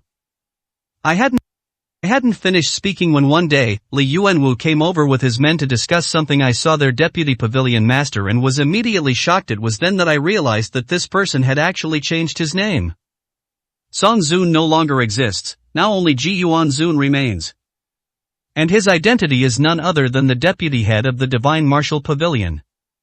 Moreover, although the Divine Martial Pavilion was destroyed and countless people were killed or injured, none of the elders or above perished. They are still scattered throughout the martial world, ready to make a comeback at any time. Li Tianzi shouted loudly. Su Hao was startled. What? Song Zun suddenly transformed into Ji Yuanzun? Which came first, Song Zun or Ji Yuan Zun? Could it be that Song Zun, in a sense, wasn't a traitor at all, but rather a pawn planted in the Su family by Li Yuanwu, simply well hidden, and ultimately, he succeeded in his mission, returning home to be promoted to Vice Pavilion Master? If that's the case, then perhaps the name Song Zun is fake, and his real name is Ji Yuanzuan. Etc. Upon realizing this, Su Hao's expression changed drastically. Who was the person who saved Xie Yiba back then? Isn't that the mysterious Ji surname figure wearing a mask? If Li Tianzi's information is true, does that mean the whole thing is a huge conspiracy? First, Li Yuanwu joined forces with Song Zun to deal with the Su family from within. Then Song Zun rescued Xie Yiba and made him his benefactor. This interconnected approach is designed to ensure complete eradication. In addition, Su Hao thought of something even more terrifying. Who provided Xie Yiba's information back then? It was none other than Li Qiandai, his current stepmother. He immediately frowned and seemed to have some difficulty breathing. What's more heartbreaking than Song Zun's betrayal is the betrayal from his own family. Uncle, is this really not related to you? Su Hao suddenly gasped. Li Qiandia's identity is quite extraordinary. She is Li Tianzi's younger sister. This can also be considered one of the methods their family uses to win over the supreme families. Yes, I don't know anything. Li Tianzi shook his head and argued, if this matter were related to me, why would I tell you Song Zun's true identity? Su Hao remained silent. He could think of a very good reason, to use someone else to do the dirty work. The Divine Martial Pavilion is currently severely weakened. If the Deputy Pavilion Master cannot rebuild it, the Immortal Palace, or the Li family of Yanjing, will become the sole power. If Ji Yuanzuan can be eliminated, he will undoubtedly be the biggest beneficiary. However, the issues involved are far too significant and far more complex than before. The remaining Xinwu Pavilion is already difficult to deal with, and the Li family, who are holding back their troops, are even more terrifying than Li Yuanwu. In short, thank you for telling me the truth. Su Hao first showed a faint smile, stabilizing the current situation, and then investigated other matters later. It would be even better if Li Tianzi's side didn't get involved. If they get involved, Su Hao will fight them to the bitter end. Young Master Su, our family is innocent. Li Qingmei, with her keen ability to read people, immediately emphasized nervously. Yes, I know. Su Hao nodded blankly, looking quite perfunctory. Sigh. Li Tianzi also realized that their family was highly suspicious, but to appear friendly, he brought up a seemingly unrelated topic and asked, Young Master Su, you can see my current situation, I'm practically half buried. In your opinion, who is the best heir for our Li family? The heir? Su Hao was a little confused. Was this a test? Li Tianzi has a lot of children, 7 of them are legally recognized. In addition, there are some illegitimate children, which caused quite a stir in Yanjing back then. He and Kim Youngsang were 2 extremes, one was exceptionally fertile, while the other had no offspring. Currently, the first 3 children, the eldest son has the highest prestige. He has exceptional martial arts talent and is currently the strongest. The second son has a talent for business, enjoys making friends, and is of high moral character. The third son is a combination of theirs, skilled in both martial arts and business. Who do you think is the most suitable among these 3 people? A difficult problem was suddenly presented to Su Hao. He wasn't stupid, only an idiot would give definitive instructions on choosing a successor. Even if he were familiar with these 3 people, he wouldn't interfere if one of them were someone like Zhao Qinjun. Uncle Li, who is the person who most resembles you? Su Hao asked in return. Personally, I'm most satisfied with Qingmei, but she's a girl and the youngest, so her foundation isn't stable. If we hand the family over to her, there will definitely be a lot of trouble in the future. Li Tianzi sighed.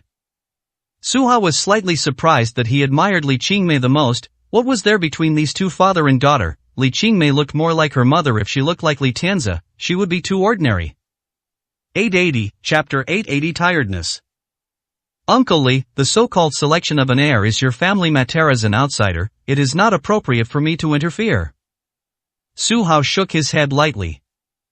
Actually, this is a double-edged sword. If he decides on a particular person and gains Li Tianzi's approval, it means that he will have the opportunity to cooperate with this young master in the future. It's like having an extra ally in the Celestial Palace. This will also bring a lot of trouble, namely offending the other 2 young masters. Don't be fooled by the fact that there's no one else here now. No secrets stay hidden forever. The 3 young masters of the Li family must have already infiltrated this place long ago, and there are spies everywhere. Why? Actually, you're the one I trust the most in Yanjing, but you pulled this stunt. How about this, you go back and think it over carefully, and let me know if you have any ideas, and I will consider your opinion. Li Tianzi said calmly. Alright. Su Hao could only agree for now and wait to see how things developed. By the way, what do you think of Qingmei? Li Tianzi suddenly asked with a smile. Miss Qingmei is a very good girl, and she is definitely the top suitor of the young master of Yanjing. Su Hao smiled faintly, thinking that the other party had also included Li Qingmei in his consideration, so he changed the subject. Yeah? So, young Master Su has a very good impression of my daughter? Li Tianzi continued. Yes. Su Hao nodded. During their 2 meetings, Li Qingmei did not show any hostility.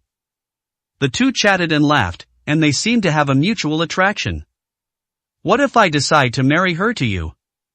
Young Master Su, if you agree, we'll get engaged tonight and consummate our marriage tomorrow. Whether you prepare a bride price or not is not important. I will also give you a generous gift, and you will definitely not be at a disadvantage. Li Tianzi made a startling statement. Su Hao was completely stunned, so he actually had the idea of a marriage alliance. If I had known he had this intention, I wouldn't have given the same answer. What is the primary suitor of a young master from Yanjing? He wasn't the fickle type. Even if Li Qingmei was beautiful, he would never agree to a marriage alliance. Furthermore, he himself was very resistant to arranged marriages, feeling that both the man and the woman would become mere tools. Li Qingmei was completely stunned. Weren't they just discussing the heir? How did she suddenly become the subject of the discussion? She sighed silently. It seemed her master was right. There was indeed a certain bond between her and young Master Su. Uncle Li, first of all, it is undeniable that Miss Li Qingmei is the most suitable person to marry. Secondly, I feel that I am not good enough for her. I have accomplished nothing at the moment, and I have not yet avenged my mother's death. so it is impossible for me to get married in the short term. Finally, I already have a fiancée, and I cannot let her down. Su Hao refused outright. Your fiancé? You don't mean Bai Jiruo, do you? You can fool others with this. There's no engagement between you and Miss Bai. Besides, as your strength grows, the gap between you will widen. What you need is a capable and supportive wife who can help you in your martial arts, not a rich one. Take a look at Qingmei again. She's a different story. She's a fortune teller. She can predict the future for you. She's definitely better than Miss Bai. Li Tianzi smiled and offered his advice. Uncle Li, please don't make things difficult for Mei. Think Miss Li is not short of a suitable husband, so let her choose her own partner, Su Hao said with a smile.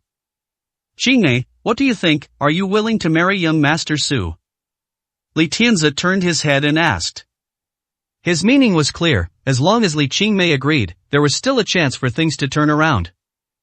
Parents and young people have different perspectives, and he approved of Su Hao, believing that this person had unlimited potential. Once Li Qingmei could marry him, her later years would be secure.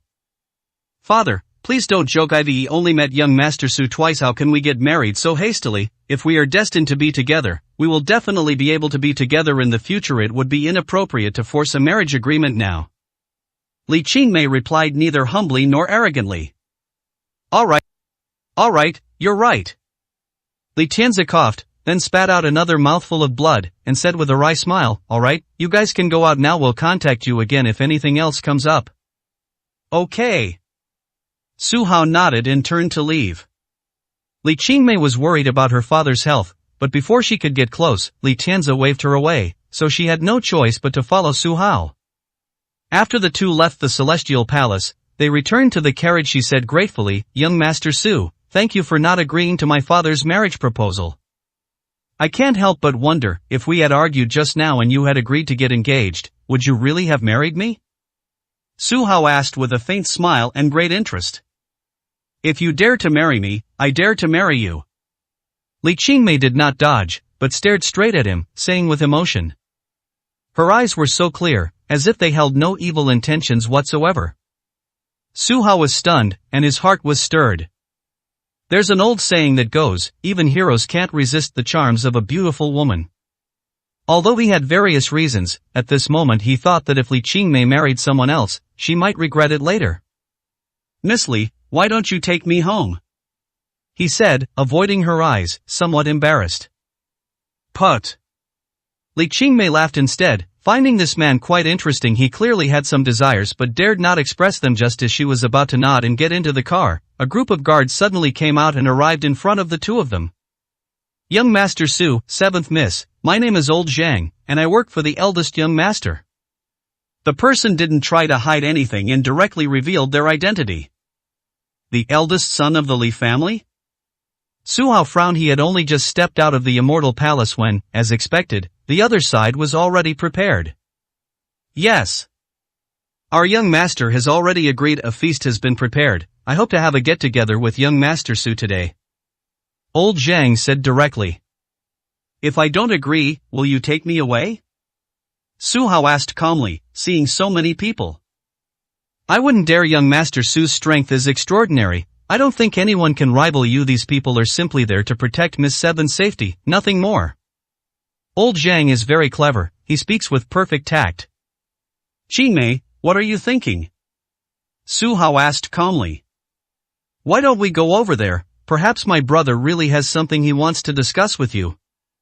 Li Qingmei smiled. Alright, I'll listen to you.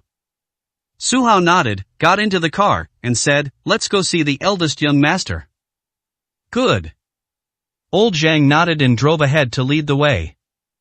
After getting into the car, Su Hao felt a wave of fatigue wash over him. He had indeed experienced too much today, and he still had to deal with the Li family in the evening, so he was quite tired. 881, Chapter 881. Which one do I support? In the car, Su Hao asked Li Qingmei and confirmed that it would take 20 minutes to get there. Then he closed his eyes and took a short rest. Li Qingmei smiled faintly, somewhat unable to imagine how many hardships this man had encountered today. Suddenly, she felt something on her shoulder, and turning her head, she saw it was Su Hao's head. He was leaning back in his seat, but then the car started to bump, so he put his head on her side. Young Master Su, she called softly. Su Hao opened his eyes and smelled a woman's fragrance, which made him feel somewhat intoxicated. At this moment, Li Qingmei was right in front of him, her beautiful face so delicate it seemed like it could be broken with a touch, making him subconsciously swallow. At any other time, he would have definitely pulled his head back, but he was too tired now and didn't want to move. "Your heat is a little heavy," Li Qingmei said tactfully, her face flushed. "Qingmei, you're not a weak little woman, could you let me lean on you for a while?" Su Hao understood, but instead of doing anything, he made a request. "This isn't appropriate, I never get this close to men," Li Qingmei said with a wry smile. "You can pretend we're engaged, then you won't feel guilty." Su Hao suddenly felt a bit playful. The more she refused, the more attractive she became. "Young Master Su, you're such a bastard." Li Qingmei's eyes suddenly reddened, as if she felt insulted. "I'm sorry, I didn't mean to," Su Hao said apologetically, quickly sitting up straight. "Humph, that's more like it." Unexpectedly, Li Qingmei chuckled, as if she was deliberately teasing him through this test. She suddenly realized that this man was soft-hearted and somewhat helpless against a woman's tears. "Fine, you win." Su Hao had no choice but to lean his head against the car window. As the car moved, it made a series of loud thuds. Looking at the weariness on his face, Li Qingmei felt somewhat embarrassed. If she hadn't insisted, this man might have already gone back to rest. She softened, thinking that if he came any closer, she would pretend she knew nothing. Unfortunately, Su Hao continued to move in another direction, making no further advances. "Have we arrived?" Feeling the car stop, Su Hao opened his eyes, yawned, and asked casually. Li Qingmei nodded. The two got out of the car one after the other and found themselves in front of a huge villa that looked extremely luxurious. This is not within the territory of the Celestial Palace. The three young masters each have their own place to stay. "Young Master Su, 7th Miss, please come in." The eldest young master has been waiting for a long time. Old Zhang said with a smile. Su Hao and Li Qingmei nodded and walked in side by side. In the hall stood a man who looked to be in his 50s or 60s, tall and imposing, but with a sickly appearance, as if he were in poor health. When he saw the two, he smiled brightly and said, "Young Master Su, 7th sister, you two look like a perfect couple." "Brother, what nonsense are you talking about?"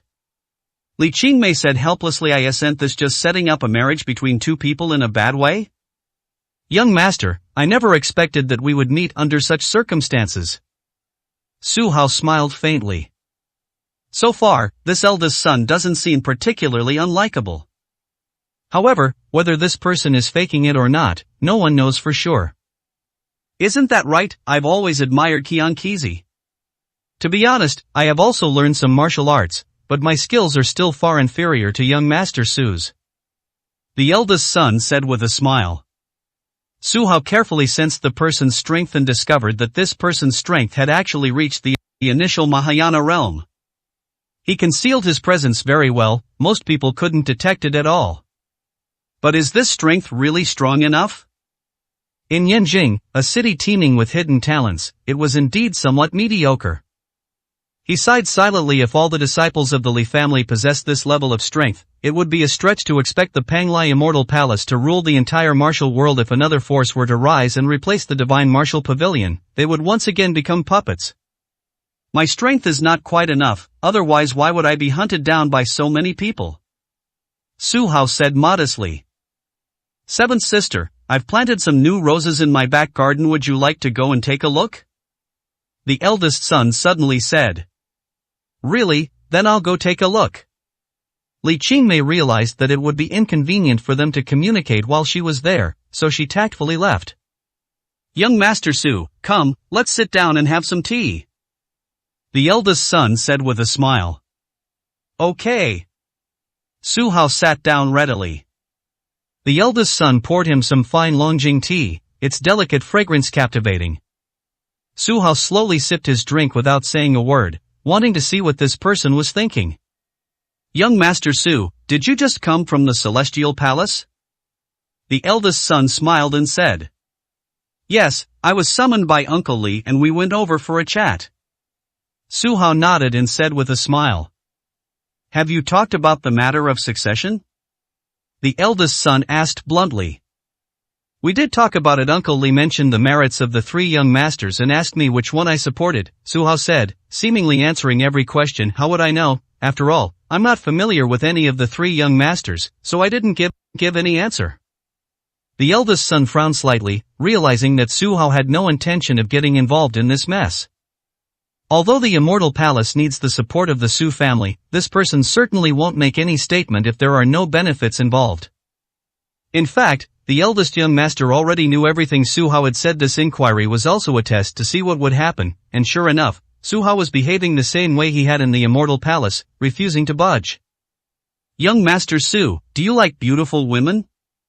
The eldest son suddenly asked.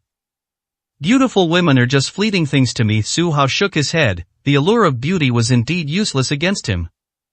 In that case, it seems you're obsessed with martial arts. The eldest son imitated the Buddha, knew what he was thinking, and then said, now the dragon vein has split into 5, transforming into 5 dragon essences scattered in various places. I have a suggestion for young Master Su. As long as you can obtain even one of the dragon essences, you will benefit greatly. Young Master, I don't understand. Since the dragon essence is so powerful, why doesn't your Li family find someone to obtain it yourselves? Su Hao asked in surprise. Both the eldest son and Li Qingmei were hinting that he should find the dragon essence as soon as possible. Do you think someone like me can leave Yanjing? The eldest son smiled helplessly. Su Hao paused, opened his mouth as if to say something, but ultimately remained silent. Could it be that the eldest young master's situation was similar to Li Tianzi's, and he too had been persecuted by the Divine Martial Pavilion? Once this person leaves Yanjing, his strength will definitely be sufficient. However, he will be at a disadvantage against the Divine Martial Pavilion. Young Master Su, I can tell you a secret. The eldest son suddenly said. 882, Chapter 882. Amazing. What secret? Su Hao asked with some curiosity. Did you know that once a dragon vein transforms into dragon essence, it becomes an opportunity? As long as someone can gather 5 dragon essences, they have a chance to enter the realm of a terrestrial immortal. The eldest son said with a smile. Is this true? If this is the case, why hasn't Li Yuanwu, who possesses the dragon vein, reached the highest realm? Su Hao was somewhat puzzled. That's because he lacks talent. Or rather, he never grasped the true secrets of the dragon essence. Don't be fooled by Li Yuanwu's amazing talent when he was young. After he became famous, especially after he established the Divine Martial Pavilion, he didn't focus on cultivation. Instead, he became obsessed with all kinds of intrigue and power struggles. Even so, this person's strength increases by leaps and bounds every time he goes into seclusion. This is the power of the dragon essence. Do you really think this person could reach the supreme realm without the dragon essence? The eldest son said with some disdain. Su Hao was both amused and exasperated. He hadn't expected that. In the eyes of the eldest son of the Li family, Li Yuanwu's strength was nothing special. Little did he know, this man was indeed extremely strong. It wouldn't be wrong to call him the number 1 person in Yanjing. That being said, some of the eldest son's views are correct. After Li Yuanwu ascended to 2nd place on the martial god ranking, his cultivation progress did indeed slow down. He was later surpassed by Bai Yi, which may really be related to being entangled in various affairs. Martial arts is a very pure thing. Bai Yi's breakthroughs in the last 10 years are obvious to all, precisely because he was single-minded and focused on comprehending the Tao. The entire martial arts world is so vast, how could I possibly have a chance to obtain the dragon essence? Su Hao said calmly that he wasn't obsessed with anything, he would just take advantage of any opportunity he came across. If he didn't, he wouldn't crave it. Young Master Su, I have a gift for you. The eldest son suddenly smiled mysteriously, snapped his fingers, and a beautiful woman walked over carrying a sandalwood box. What's in here? Su Hao asked casually. Open it. The eldest son ordered. Okay, the beautiful woman stretched out her slender hand and opened the sandalwood box. Inside, there was a mysterious bead about the size of a thumb, which emitted a colorful glow. Young Master Su, do you know what this is? The eldest son said with a smile. Su Hao stared at the bead, a thought suddenly struck him, and he blurted out, could it be the treasure-gathering bead? That's right, young Master Su was indeed very knowledgeable about matters in the martial arts world. This is the treasure-gathering pearl. It once appeared at an auction house in Yanjing, and I spent 1 billion yuan to acquire it. Staying in the treasure vault all the time, it can't provide any value. As the saying goes, a fine sword is given to a hero. Since young Master Su knows its merits, please accept it. The eldest son advised. Su Hao was indeed somewhat tempted. The Gathering Treasure Pearl was no ordinary pearl, like the Gathering Spirit Pearl, it was one of the 3 great treasures of the martial arts world. Its uses are also very wide. Not only can it be used to pinpoint locations and help people maintain their focus within formations, but most importantly, it can also indicate the location of treasures. Initially, people used it to find gold and silver mines. Later, people used it to find rare and precious materials. In the hands of martial arts practitioners, it was more useful than in the hands of merchants. Young master, I cannot accept your gift without having done anything in return. Su Hao did not move. Young Master Su, my purpose is very simple, to make friends. Even if I am not the final heir, I do not wish to become your enemy, that's all. The eldest son smiled kindly. Su Hao was stunned. Was this his true thought? Why would someone suddenly give away such an important treasure just to make friends?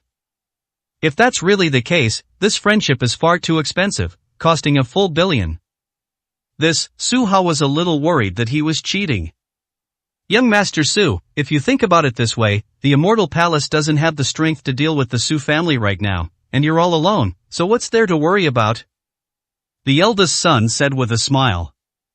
Alright, since you put it that way, I'll accept it. Young Master, my principle is simple, if they're friends, I'm willing to go to great lengths for them, but if they're enemies, I'll fight to the bitter end. Su Hao emphasized this point. No problem. The eldest young master nodded, then said mysteriously, actually, what I'm most looking forward to is becoming your brother-in-law, taking the treasure pearl to the back garden to see Qingmei. There's nothing between her and me, Su Hao said with a smile as he put away the treasure pearl. Go ahead. The eldest young master smiled faintly. Who could resist Li Qingmei's charm? He didn't believe that statement at all. Su Hao shook his head helplessly, got up and went to the garden. There were indeed many beautiful flowers here, and Li Qingmei happened to be standing in front of a cluster of roses. Beside her was a maid, holding scissors and helping her pick the flowers. Great, there's a flower thief here, Su Hao said with a smile. Brother, these flowers will wither even if we don't pick them. Li Qingmei answered subconsciously, then realized her voice was off and immediately glared angrily at Su Hao. You scared me. I've finished talking with the eldest son. If you want to stay and continue admiring the roses, I'll be leaving now, Su Hao said bluntly. Alright, I'll take you back. Li Qingmei nodded to the maid, indicating that was enough. She left the villa with 7 roses in her arms, smiling broadly. The woman looked even more beautiful against the backdrop of the flowers. Su Hao found it strange. He wasn't usually a lecherous person, so why was he paying special attention to Li Qingmei today? It didn't make sense. She didn't possess any seductive skills, yet she was more attractive than Xiao Mengyang and Yin Yang, who did. Does being good-looking make you extraordinary? Young Master Su, which flower do you think is the most beautiful? Li Qingmei asked with a smile after getting into the carriage. These 7 flowers are all better, but none of them are as beautiful as Miss Qingmei, Su Hao said sincerely. Forget it, never mind, Li Qingmei thought to herself. Men are indeed all smooth talkers, but strangely enough, if anyone else had said such a thing, she would have been very unhappy, but Su Hao's words made her feel smug. She also felt that there seemed to be an invisible bond between them, making it easy for her to look at him differently. Could this be destiny? Li Qingmei wondered to herself.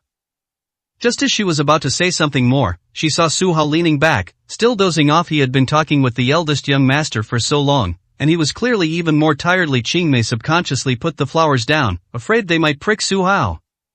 She didn't realize that this was completely unnecessary. With Su Hao's strength, if even a rose could prick him, he would have died countless times by now. The car hadn't been driving for long when it suddenly braked hard. Su Hao couldn't help but lean closer to Li Qingmei and gave her an unexpected kiss. Li Qingmei's eyes widened. Was this person doing this on purpose?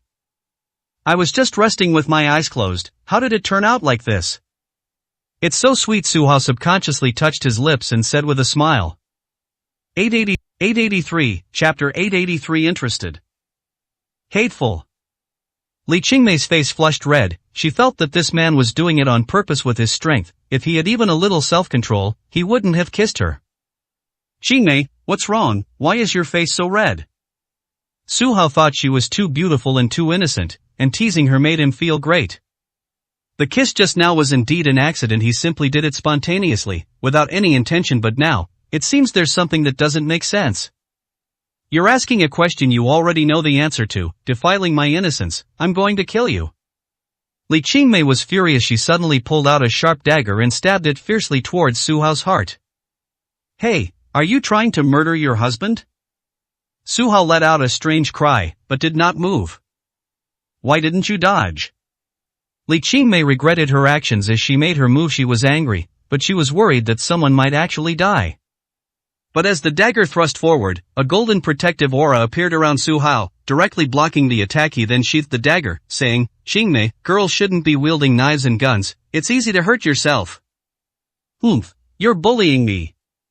She pouted and said unhappily. Su Hao laughed heartily, then couldn't help but yawn, and asked the driver, who's here this time? As far as I know, they should be from the second young master's family. The driver said directly. Sigh. Su Hao shook his head helplessly and said, Qingmei, why don't you get out of the car and send them away?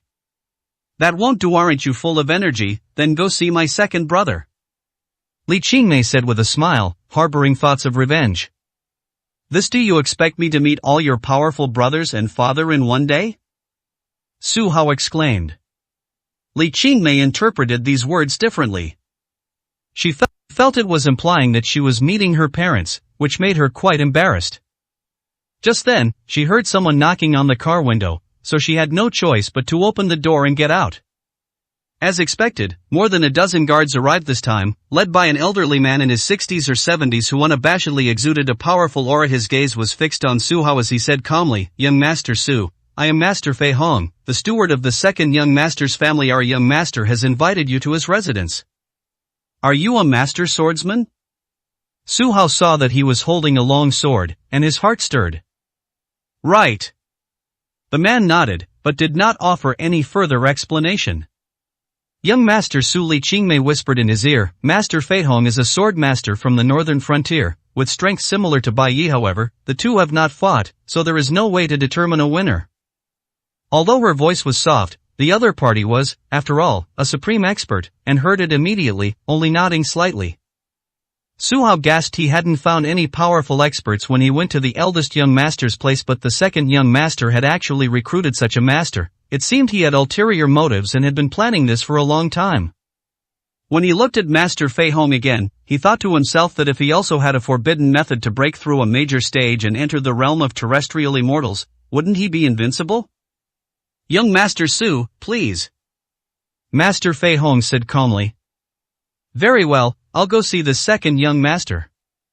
Su Hao looked exhausted. It seemed he was destined to be busy tonight. The eldest and second young masters don't live together at all. They live far apart. It takes half an hour to get there from here. Who knows when they'll be able to get home? The car turned around and sped off.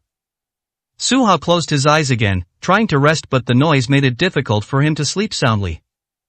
Young Master Su, miss, we've arrived. The driver stopped the car. When Su Hao opened his eyes, his eyeballs were bloodshot. Qingmei, to be honest, this is all for you. If it weren't for you, I wouldn't have come to see the second young master again. Su Hao emphasized. Consider this compensation for what you just did, Li Qingmei said seriously, not being entirely unreasonable. Then what about your assassination attempt on me? Su Hao asked with a smile. One thing at a time. Didn't I fail in my assassination attempt? Li Qingmei chuckled and got out of the car. Su Hao followed immediately, and a manner came into view, far surpassing the eldest young masters in both security and scale. He was somewhat unsure whether the eldest young master wanted to keep a low profile or whether the second young master simply preferred to be flamboyant. I always felt that these two brothers had completely different styles. Young Master Su, please come in. Master Fei Hong said with a smile. Okay. Su Hao nodded. They did not go to the living room, but followed Master Fei Hong to the study. Several people were already seated here, and the second young master was behind the desk. He appeared to be nearly 50 years old, with graying hair, but he was full of energy, and his eyes revealed an aura of strength besides him. The other individuals were also martial artists, and they all seemed to possess considerable skill. Su Hao frowned, suddenly realizing that the Li family was not as simple as he had imagined. Judging from the strength of just the few people present, they could probably fight Li Yuanwu and his group to a standstill. Who knows how many other experts they have hidden behind the scenes. Sigh, it seems I was too careless today. Since Li Yuanwu died, Su Hao subconsciously felt that no one in Yanjing could stop him anymore. He never expected that the second young master would have so many experts by his side. If things really turned sour, he really wasn't confident he could escape unscathed. Su Hao. I have to say, your name now lacks a certain domineering aura and has become quite mediocre. When the second young master saw him, he immediately smiled and said, Second young master, I'm just an ordinary person who wants to live an ordinary life. There shouldn't be any problem with having an ordinary name, right? Su Hao said with a self-deprecating laugh. He smiled. When I left Yanjing for Dong province, wasn't it precisely because I wanted to live in anonymity? Who could have imagined that he would transform from Su Changxing into Su Hao? Ordinary, you possess the inheritance of a divine beast. How can you be ordinary? Our Yanjing was so peaceful before, but after you came, everything changed drastically. That's why Qiangqi is regarded as a ferocious beast. The second young master smiled faintly. He seemed to be implying that Su Hao was a troublemaker who would cause trouble wherever he went. Is that so? Su Hao said calmly. Mr. Su, could you please explain how you managed to defeat Wei Anxuan? A young man in white suddenly spoke in front of the second young master. Oh, you're very interested? Su Hao frowned. Yes, that's a master on the martial god ranking. I can't understand why he would lose to a young man. The man said seriously. There was a hint of resentment in his tone, as if he were saying, we're both young, so why can you defeat a legendary master? 884, Chapter 884 Judgment. It's simple, I fought him to the death. Wei Anxuan chickened out, and in the end he lost. Su Hao put it in the simplest terms. I don't believe it. The man's expression changed drastically, realizing that Su Hao must be hiding many secrets. Wei Tianhao, do you want to avenge your uncle? The second young master said with a half smile. Su Hao's expression changed. What exactly did the second young master mean? He actually brought Wei Anxuan's family under his command? It seems this person's ambition is truly extraordinary. That's right, I want to test them myself and see just how strong they really are. You surnamed Su, you may not know, but I've always stayed at the second young master's house. However, I'm not weak. I fought Hong Mingxian to a draw. Do you think someone with that kind of strength is qualified to fight you? Wei Tianhao said coldly. This man seemed somewhat cold-blooded, showing no concern for Wei Anxuan's death. However, he was willing to act as the second young master's pawn, personally testing Su Hao's strength. Fight, I'm not interested. Su Hao had been fighting all day and didn't want to move now. Su Hao, we are destined to cooperate. Don't you want to show us what you're made of? The second young master said calmly. Second young master, I never form alliances. Whether it's you or the eldest young master, we can only be friends at most, not allies. Su Hao clearly refused. Young Master Su, please don't say that. People are adaptable. Since we're already here, how can we not have a friendly spar? How about I give you two choices, either spar with Wei Tianhao and stop when you've made a move, or spar with Master Fei Hong and risk your life. The second young master smiled faintly. Su Hao frowned deeply. Was there even a need to make a choice? Master Fei Hong is unfathomable. He has no desire to fight such a person right now. Second brother, isn't this a bit inappropriate? Young Master Su isn't an enemy, why make things difficult for him? Li Qingmei couldn't help but advise. Seventh sister, this is for your own good. Although this person is very strong, he's just a legend. If he can't even beat Wei Tianhao, what right does he have to marry you? The second young master also had a plausible reason. Second brother, how can you say that? Young Master Su and I are not engaged in marriage, we are just friends. Li Qingmei said, blushing. Ha, he actually didn't agree to father's marriage proposal? The second young master was somewhat stunned. His men only heard the words marriage proposal and didn't continue eavesdropping, seemingly feeling that it was unnecessary. Is there anyone who would refuse a marriage proposal to Li Qingmei? It actually exists. When the second young master looked at Su Hao, it was as if he were looking at an idiot. He even said directly, "Are you fucking stupid? What's wrong with my seventh sister?" Well, Su Hao scratched his head and said, "Maybe she's ugly, she doesn't fit my aesthetic." Su Hao, are you looking for death? Li Qingmei knew he was lying, but she was still very unhappy and immediately snapped. "Miss Qingmei, don't worry, leave this to me, I'll definitely teach him a lesson for you." Wei Tianhao revealed a fawning smile, subconsciously thinking that since Su Hao and Li Qingmei had no chance, did he have a chance? To everyone's surprise, Li Qingmei didn't even glance at him, simply standing to the side, unwilling to plead for Su Hao. "Young Master Su, let's go to the martial arts arena and show everyone your strength," the second young master said in an unquestionable tone. Su Hao sighed. It seemed these people wouldn't give up unless he made a move today. He simply said helplessly, "How could someone like Wei Tianhao possibly be a match for me?" Upon hearing this, the expressions of everyone around the second young master changed drastically. Wei Tianhao's strength is undeniable, yet this person dares to underestimate him so much before even exchanging blows. It seems this man is indeed arrogant, much like the rumors circulating about him. "Su Hao, let me make you happy for now, don't blame me if you get hurt later." Wei Tianhao was very unhappy. "Let's go." The second young master glanced at Su Hao and found it strange that he couldn't see through this person despite his strength, so he couldn't help but think a little too highly of him. Martial arts arena.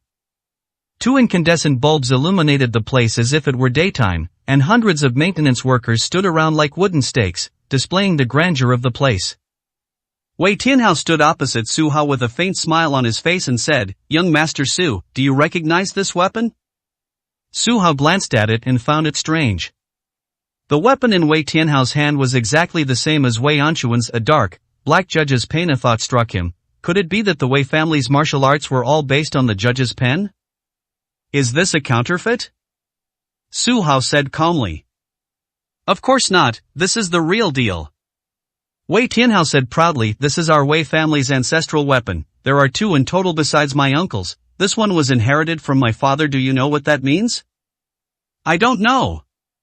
Su Hao was completely uninterested. "This means that I am now the most powerful person in the Wei family, but please rest assured, today is just a friendly spar, not a revenge. Your killing of my uncle is actually a good thing, giving me the opportunity to become the head of the Wei family," Wei Tianhao explained to himself. In the end, he even laughed arrogantly. Li Qingmei sighed silently, finding it strange that her second brother would take a liking to such a wicked person. If a person has no feelings for his family, how can he be loyal to them? "Let's begin," the second young master said calmly. His thoughts were completely different from Li Qingmei. Since they were short of manpower right now, anyone with talent would certainly be given sufficient attention. Once he became the master of the Immortal Palace, how could he not subdue the Wei family?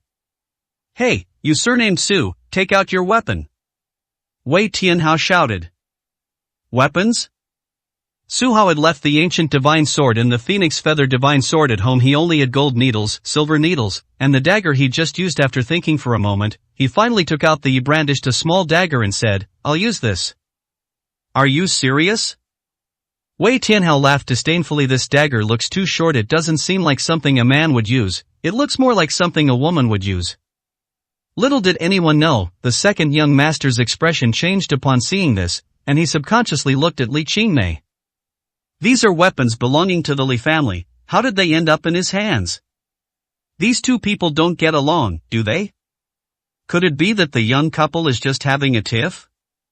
Li Qingmei snorted coldly. She didn't expect him to actually take out such a weapon. Would it really be effective against the judge's pen? "Come on, let's finish this quickly." Su Hao yawned. He seemed dismissive, but he was actually exhausted. However, Wei Tianhao felt insulted and immediately brandished his weapon. First move, judgment. He swung his judge's pen, and beams of black light bound Su Hao, freezing him in place. Then, he clenched his left fist and punched Su Hao hard in the head. 885, Chapter 885 Near Invincible. Why can't he move? Li Qingmei was somewhat surprised. Weren't Wei Tianhao's moves a little too strange? That's right, this is the function of the judge's pen. It can intimidate the enemy's spirit and render them incapable of action. I'm curious, how come he couldn't even dodge this move, yet he was able to defeat Wei Anshuan? Who saw him defeat Wei Anshuan? Perhaps he used some underhanded and despicable means? Several people whispered among themselves, harboring great doubts about Su Hao's abilities. Su Hao could hear what these people were saying, and it was difficult for him to explain. Strictly speaking, Wei Anshuan was not killed by him, but by Hong Mingxian. No matter what, he couldn't reveal such a fact. Wouldn't that cause trouble for his cousin? Boom! Wei Tianhao's fist successfully struck Su Hao's head. However, the injury I had imagined never occurred. He simply erected a Vajra shield, and the golden light immediately generated a powerful rebound force, sending Wei Tianhao flying back more than 10 meters before he fell to the ground. Wow! He couldn't withstand the force of the recoil and instantly coughed up a mouthful of blood. I told you, you are no match for me. Su Hao said calmly. You actually hid your strength?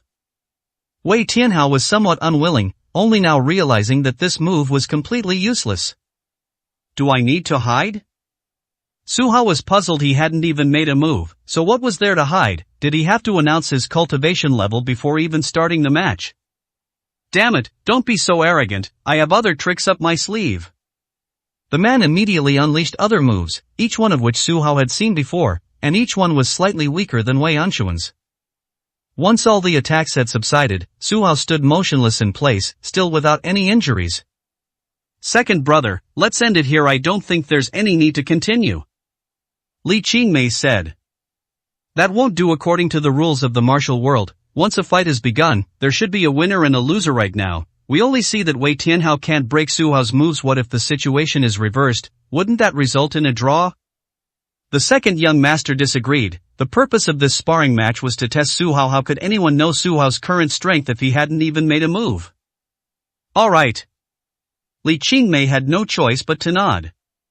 Su Hao glanced coldly at Wei Tianhao and said, since that's the case, I have no choice but to take action. Please be prepared. Bring it on. Wei Tianhao nodded, appearing very confident. Prepare to die. Su Hao uttered only 2 words before the dagger in his hand flew out like a meteor. Mountains and rivers. Wei Tianhao also shouted, urging his true energy, and instantly layers of earthen shields appeared around him. It must be said that he was highly skilled in this move, managing to create 28 layers of earth shields in a short period of time, which looked exceptionally sturdy. But then an astonishing scene unfolded. The dagger in Su Hao's hand pierced through the flesh as easily as cutting tofu. A scream followed, then silence. It's over? Li Qingmei was somewhat surprised, not knowing what the outcome would be. Why is young Master Wei so silent? Isn't he going to take down his earthen shield? Something's not right. Could it be that something happened to young Master Wei? A few people muttered to themselves. The second young master frowned and gave Flying Rainbow Master a wink. All we saw was this senior expert slowly walk over, and when he reached the earth shield, he suddenly struck it. Finally, all the soil layers disappeared, revealing the most important object, Wei Tianhao. Everyone who saw it was utterly astonished. The man had a dagger stuck in his throat and had already died. Su Hao, Wei Tianhao was my guest. You killed him. I assent that a bit disrespectful? The second young master was very unhappy. He had just said that the competition would end there, but he didn't expect this person to still resort to killing. I have a completely different opinion. This person's role is limited to this, just a chess piece. Once used, he should be discarded. I assent. There any need to cultivate him? Su Hao said dismissively. Since Wei Tianhao is Wei Anshuan's nephew, there is no reason for him to live. When faced with enemies, his principle was simple: kill. This person is quite capable. The sooner we deal with him, the less trouble we'll have. Second brother, his first move was aimed at young Master Su's head. He was outmatched and deserved to die. Li Qingmei immediately agreed. The second young master frowned. This younger sister of his was really something. They were still friends, yet she kept speaking up for him. She was really siding with outsiders, but Wei Tianhao was already dead, and there was no way to bring him back to life no matter what. The current outcome of the encounter is clear. Su Hao's strength far surpasses Wei Tianhao's, so we should definitely try to win him over rather than make an enemy of him. Someone, take the dagger and return it to Miss Qi. Then a few more people, dispose of Wei Tianhao's body. The second young master immediately gave the order to handle the matter swiftly and efficiently. Everyone returned indoors, this time not to the study, but to the living room. Hot tea was prepared there, and judging from the aroma, it seemed to be top-grade Longjing tea. After tasting it, Su Hao was fairly certain that it was the same type as the tea served at the eldest young master's residence, probably the Li family's special tea, and that it tasted excellent. Young Master Su, it seems the rumors are true. Your strength is still nearly invincible among your peers. The second young master said with a smile. It's all because everyone thinks highly of me. I'm actually just average, Su Hao said calmly. Alright, I won't beat around the bush anymore. The second young master's gaze darkened as he said, Young Master Su, you went to the Immortal Palace today, and then to my elder brother's place. Are you plotting something? Second young master, we're all smart people, let's not talk about these useless things. You already know that Uncle Li entrusted me with the matter of choosing an heir, so you came to sound him out, didn't you? Su Hao got straight to the point. That's right, young Master Su was indeed straightforward. So, have you made a decision yet?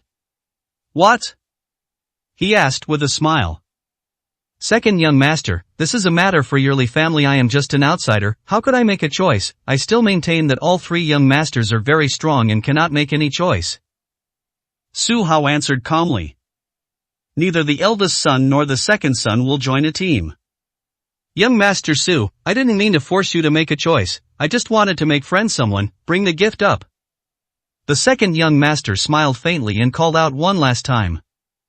Immediately afterwards, more than a dozen people arrived, carrying various gold and jewelry, filling 7 boxes in total. Su Hao estimated that these items could be worth billions if sold. The second young master was even more generous than the eldest young master. Second young master, are we just friends? Su Hao asked with a smile. Yes, just friends, nothing more. The second young master smiled broadly.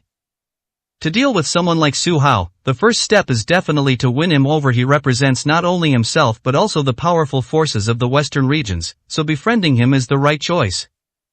886, Chapter 886. No grudges or enmities. Qingmei, do you think I should accept it? Su Hao smiled faintly, leaving the difficult question to Li Qingmei. Second brother said he just wants to make a friend. You don't need to refuse anyway, there's not much stuff, our car should be able to fit it. What choice did Li Qingmei have? She couldn't afford to offend anyone, so she could only offer her advice.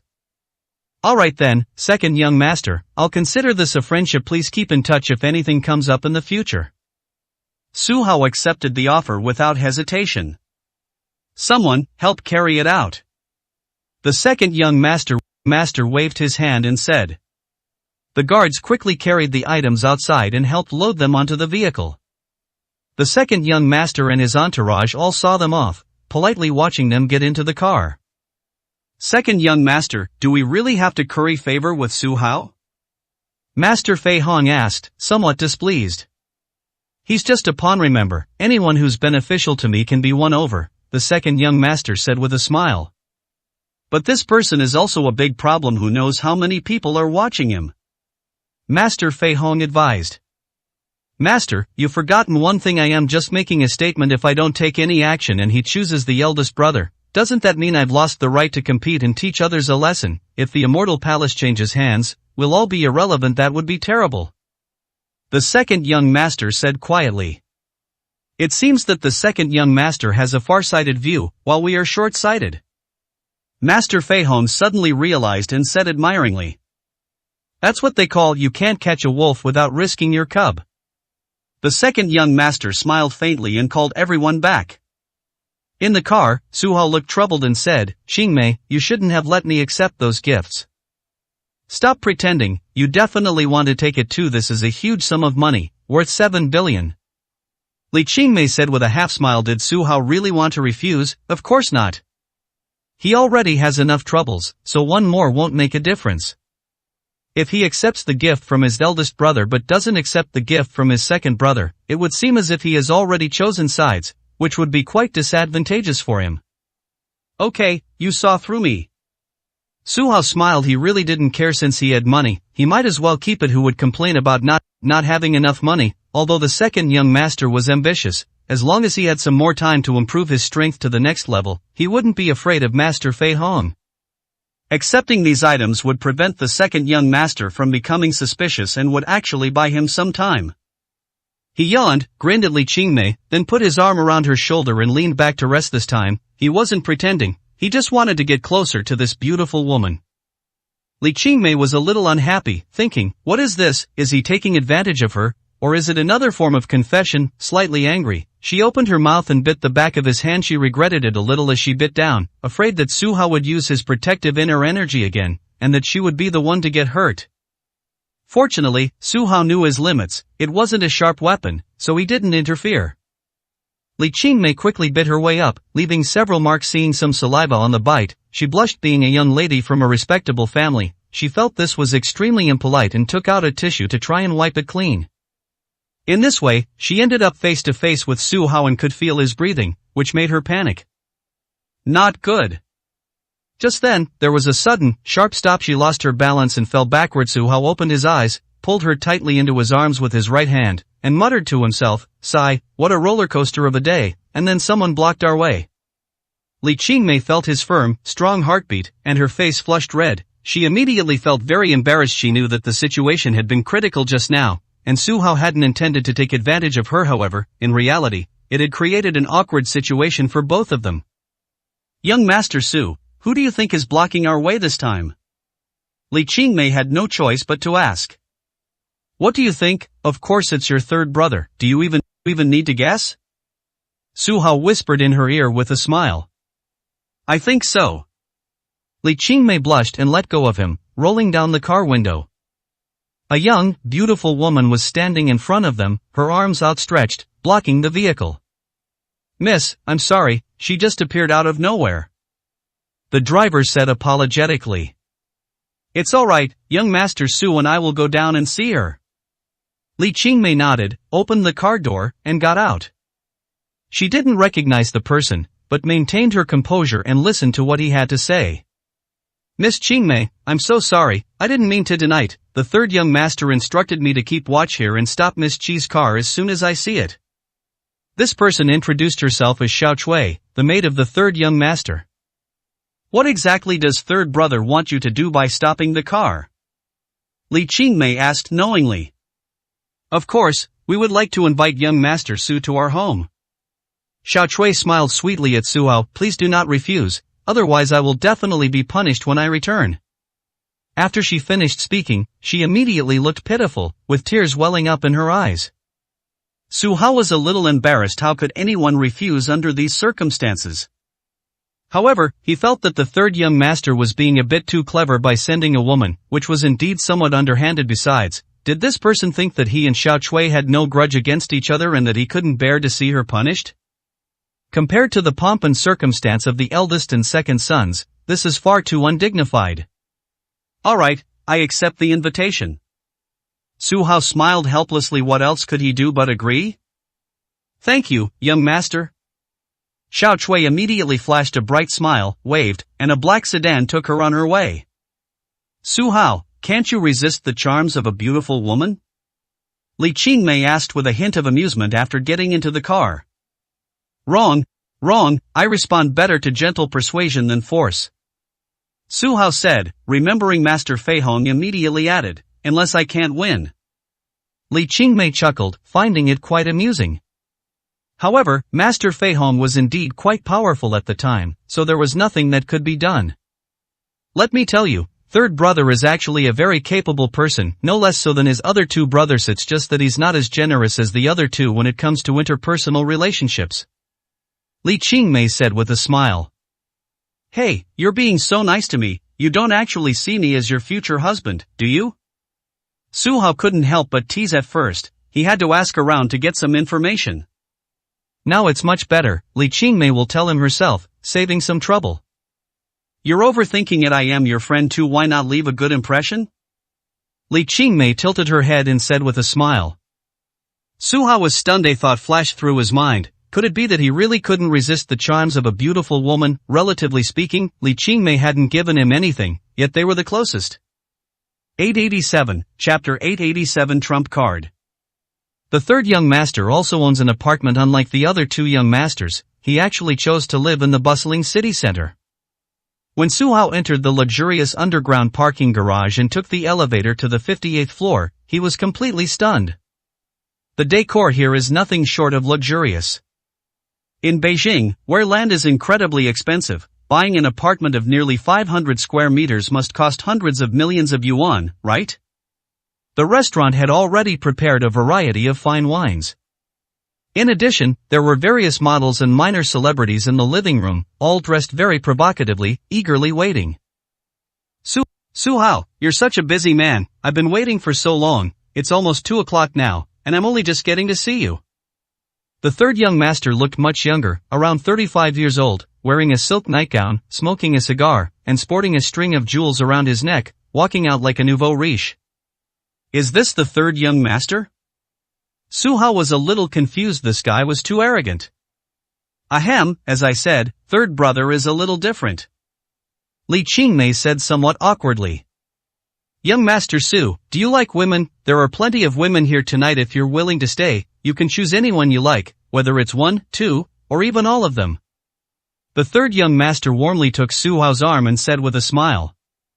Third brother, what are you saying? Li Qingmei was immediately displeased. What kind of vulgar women are these that you would give to Su Hao? If this person is truly such a vulgar person, then she will have to look at him differently. The third young master was slightly puzzled and he heard that the two's marriage had fallen through. Why was she still angry at this time? Third young master, are there any virgins here? Su Hao asked jokingly, a thought stirring in his mind. Yes, there are 2 from university who have never had a boyfriend. If you're interested, why don't you? The third young master smiled knowingly and said. Su Hao, either talk business or leave now. Li Qingmei suddenly became agitated and shouted. Su Hao chuckled, leaned close to her ear, and said, what's it to you? I just don't want my friend to go astray. Li Qingmei said, her voice laced with jealousy. Alright, I'll listen to you. Su Hao turned to the third young master and said, it seems I'm not fortunate enough to enjoy this. If there's any food, I can use some. I am really starving. Yes, I've prepared lots of delicious food. The third young master laughed loudly and led Su Hao and the other man to the dining room. After he closed the door, the place became a completely different world, free from any noise. Seeing that there was indeed a lot of delicious food on the table, Su Hao invited Li Qingmei to sit down and immediately began to enjoy the meal. He's been to so many places today, and it's only now that he can finally have a peaceful meal. It's truly a rare treat. The third young master was somewhat surprised. Su Hao's eating speed was truly astonishing, devouring several plates in no time, like a whirlwind. Li Qingmei was also eating, but at a speed 10 times slower. She ate a little of the staple food and then put down her chopsticks. Great, I'm very full. Su Hao gulped down a bottle of mineral water and then went to the toilet. After returning, he sat there casually, waiting for the third young master to perform. Young Master Su, I don't like beating around the bush, so let me be frank. Although you met my eldest and second brothers today, they certainly didn't make any promises. As long as you cooperate with me and support me in becoming the palace master, I will make you the vice palace master, second only to the emperor. Then you can have whatever you want, whether it's money, beautiful women, or even peerless martial arts manuals. You can choose whatever you want. The third young master said with great conviction. Su Hao stared intently, then became somewhat speechless. This guy is just making empty promises. Talked for so long, but hasn't shown any concrete action. Who the hell cares about the position of deputy palace master? The immortal palace has a ton of things to do, and he doesn't like dealing with such troublesome matters. Third young master, my words remain the same. Your affairs are for you 3 brothers to resolve. They have nothing to do with me, an outsider. As long as you don't provoke me, I have no intention of getting involved. Su Hao said coldly. Third brother, your other 2 brothers have given you quite a few things, but you haven't given anything in return? Li Qingmei couldn't stand it anymore. Was he trying to get something for nothing? Didn't I already give away a beautiful woman? The third young master muttered he was actually incredibly wealthy, but he spent most of his money on enjoyment now. Someone was asking him to give up a portion of his wealth, which felt like cutting a piece of his own flesh. That doesn't count, Li Qingmei said angrily. How about? The third young master glanced around, then finally took off the jewelry around his neck and said, this item is worth 50 million if young master Su doesn't mind. I hope you will accept it. Okay, Su Hao thought that even a mosquito's leg is meat, so he took it directly. You really want it? The third young master was stunned. He was just being polite, but he didn't expect the other party to not mind that it had been used by someone else. Third young master, since I have accepted your gift, it means I will treat everyone equally and will not favor anyone. Please rest assured about that. Su Hao promised. He was the same, what he said was as good as nothing. The third young master felt even more pained and said helplessly, Young Master Su, are you really not going to consider cooperating with me? Third young master, I have a suggestion. If this is really all you've got, you'd better not participate in the competition. The cards you've revealed today are far too weak. Su Hao said without any politeness. The struggle for succession is bound to have far-reaching consequences. The eldest son is the legitimate heir, a status that is a huge advantage. Furthermore, he keeps a low profile, so no one knows what his true strength is. The second young master is arrogant and domineering, surrounded by a group of martial arts masters. He has both strength and wealth, making him an extremely formidable competitor. The third young master, on the other hand, seems to be playing around. He just feels that because he's the third son, he wants to try it out. If the Immortal Palace is considered the most powerful family, then losing the competition could lead to brothers turning against each other. Su Hao was even somewhat worried that this person wouldn't be able to protect himself at all. Ahem, thank you for your kindness, young Master Sui. Certainly have some trump cards up my sleeve, I just haven't revealed them yet. The third young master blushed. It seems that today, we've only just crossed paths. Yes. Su Hao nodded, already standing up, intending to leave. Very well, young Master Su, we shall meet again. The third young master stood up politely and shook hands with him solemnly. This surprised Su Hao somewhat, as he seemed to be the most polite of the three. When the door opened again, Su Hao's eyes lit up, while Li Qingmei frowned. It turned out that all the beautiful women outside were striking seductive poses, winking, and making faces at Su Hao, as if they were using their personal charm to try and get Su Hao to choose them. Get out of my way, Li Qingmei said menacingly. 888, Chapter 888 The Chase. Hey, who are you anyway? Why are you dressed so conservatively? Are you jealous of us? I think you're quite good looking. If you knew a few tricks, you could definitely win over young Master Su. Hey beautiful, want to learn from us? I can teach you for free. The women sneered and looked at Li Qingmei provocatively. Shut up. You bunch of trash, what makes you think you can compare to my sister? You, and you, pack your things and get out of here right now. The third young master was furious. He selected 3 people who were muttering, slapped each of them, gave them a beating, and then kicked them out. Li Qingmei's expression was unpleasant. Those frivolous words from earlier had infuriated her. She thought to herself, do I need to learn from you, even if winning over Su Hao were a piece of cake, wouldn't it? Wrong. Is this the key point? She felt like she was becoming more and more concerned about Su Hao, which was definitely unreasonable. Third young master, we'll take our leave now, Su Hao said calmly. Take care on your journey. The third young master saw them off to the elevator and then stopped. Su Hao and his companion quickly arrived at the parking lot and got into the car together. Li Qingmei looked sullen, as if she had been teased by a few people and was in a bad mood. Su Hao groggily opened his eyes and said, Qingmei, can I lie on your lap? Don't worry, I won't do anything. Su Hao, you're pushing your luck. Li Qingmei was a little embarrassed. She had already made an exception several times today. How about I consider myself indebted to you? Su Hao stopped negotiating and lay down on her lap. Li Qingmei felt the weight and was both amused and exasperated. When I tried to ask him where he lived, he had already fallen asleep. Driver, let's go. Li Qingmei tapped on the partition and gave the order. Where to? The driver asked casually. How about before she could make a decision, she felt the car start. Miss, there's a suspicious car behind us. They might be after young Master Su. The driver was very perceptive. Okay, let's go home, Li Qingmei said readily. Okay. The driver agreed, and immediately accelerated wildly. Li Qingmei looked down at Su Hao and smiled helplessly. This guy really knows how to cause trouble. She wondered who was chasing him this time, but Li Qingmei's status wasn't low either. After all, she was Li Tianzi's daughter. The other party would have to think twice before making a move. When the car finally arrived at its destination, the driver said that those people had already left, as if they didn't dare to come in at all. Miss, do you need my help? The driver asked kindly. No need, I can do it myself. Li Qingmei shook her head. After all, she was trained, and supporting a grown man wouldn't be a problem. She helped Su Hao out of the car, and as they entered the Qingqing Manor, she decided after a moment's thought to arrange for him to stay in her room. After an unknown amount of time, when Su Hao woke up again, he found himself surrounded by women's belongings, and on the bedside table was a photo of Li Qingmei at the age of 18. At that moment, she was more innocent than she is now, and for a moment it was hard to tell whether she was better back then or more charming now. You stinky man, what are you looking at? Li Qingmei's voice came from behind.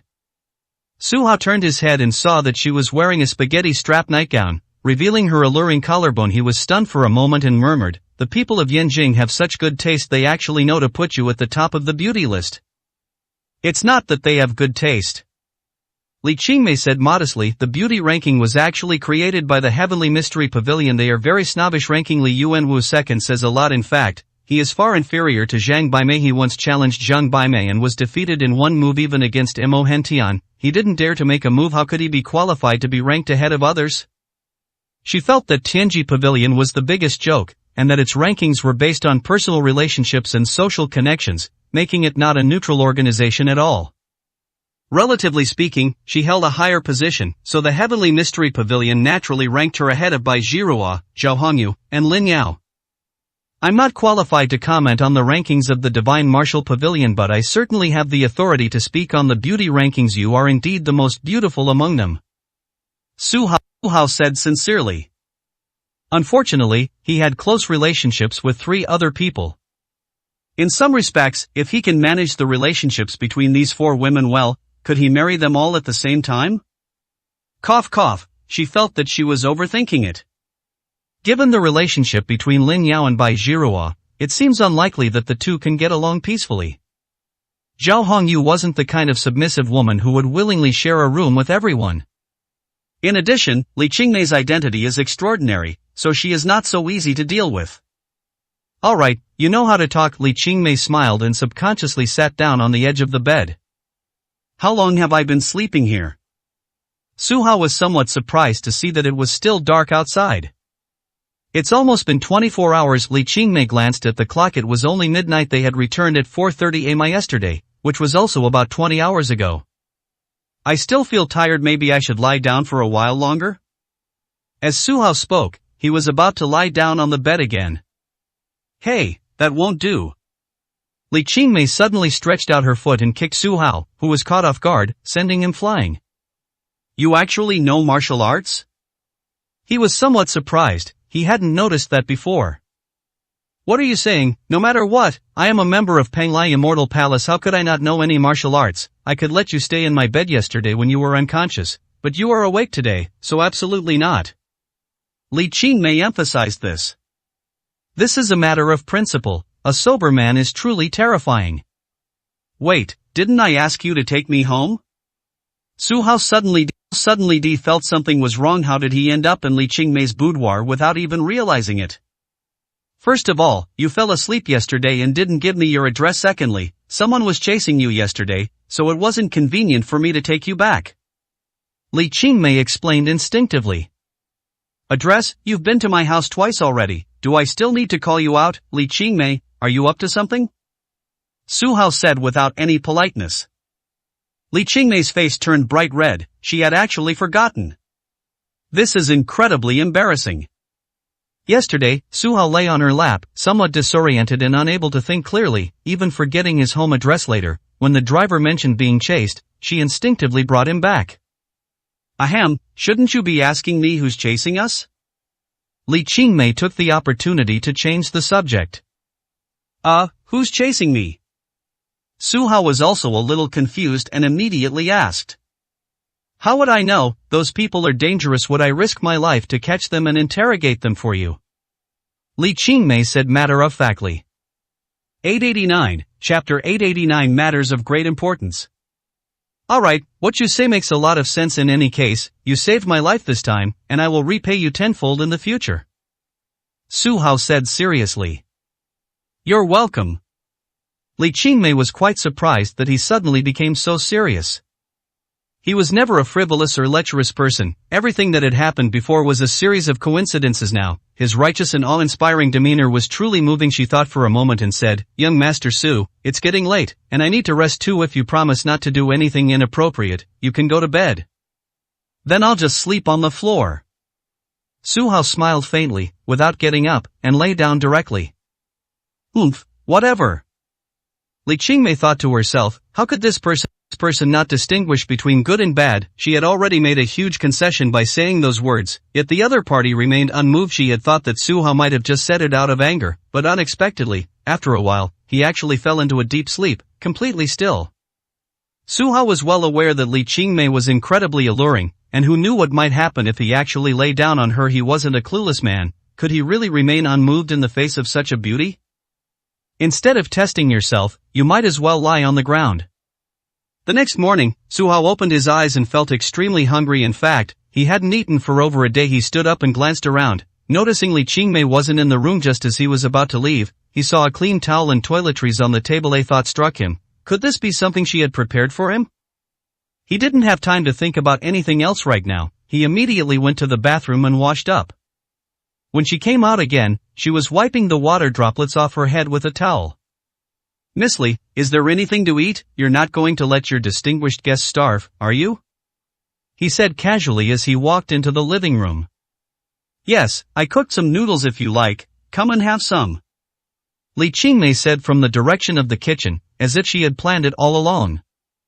Huh, you don't have any servants? Su Hao found it strange. It seemed that apart from her, she didn't see anyone else in the huge manor. I used to live in the Physiognomy Palace and didn't come back often, so I didn't invite any of these people. I should hire some people in the next couple of days, since it's too much trouble for one person to clean such a big house. Li Qingmei was wearing a short-sleeved shirt and an apron. Her outfit today was rather casual. What's strange is that she actually cooked tomato and egg noodles. Isn't that his favorite?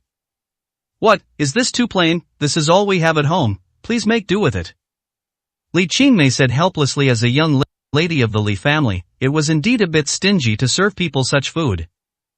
No, eating noodles feels more like home. Su Hao said with feeling. Here you go, this big bowl is yours.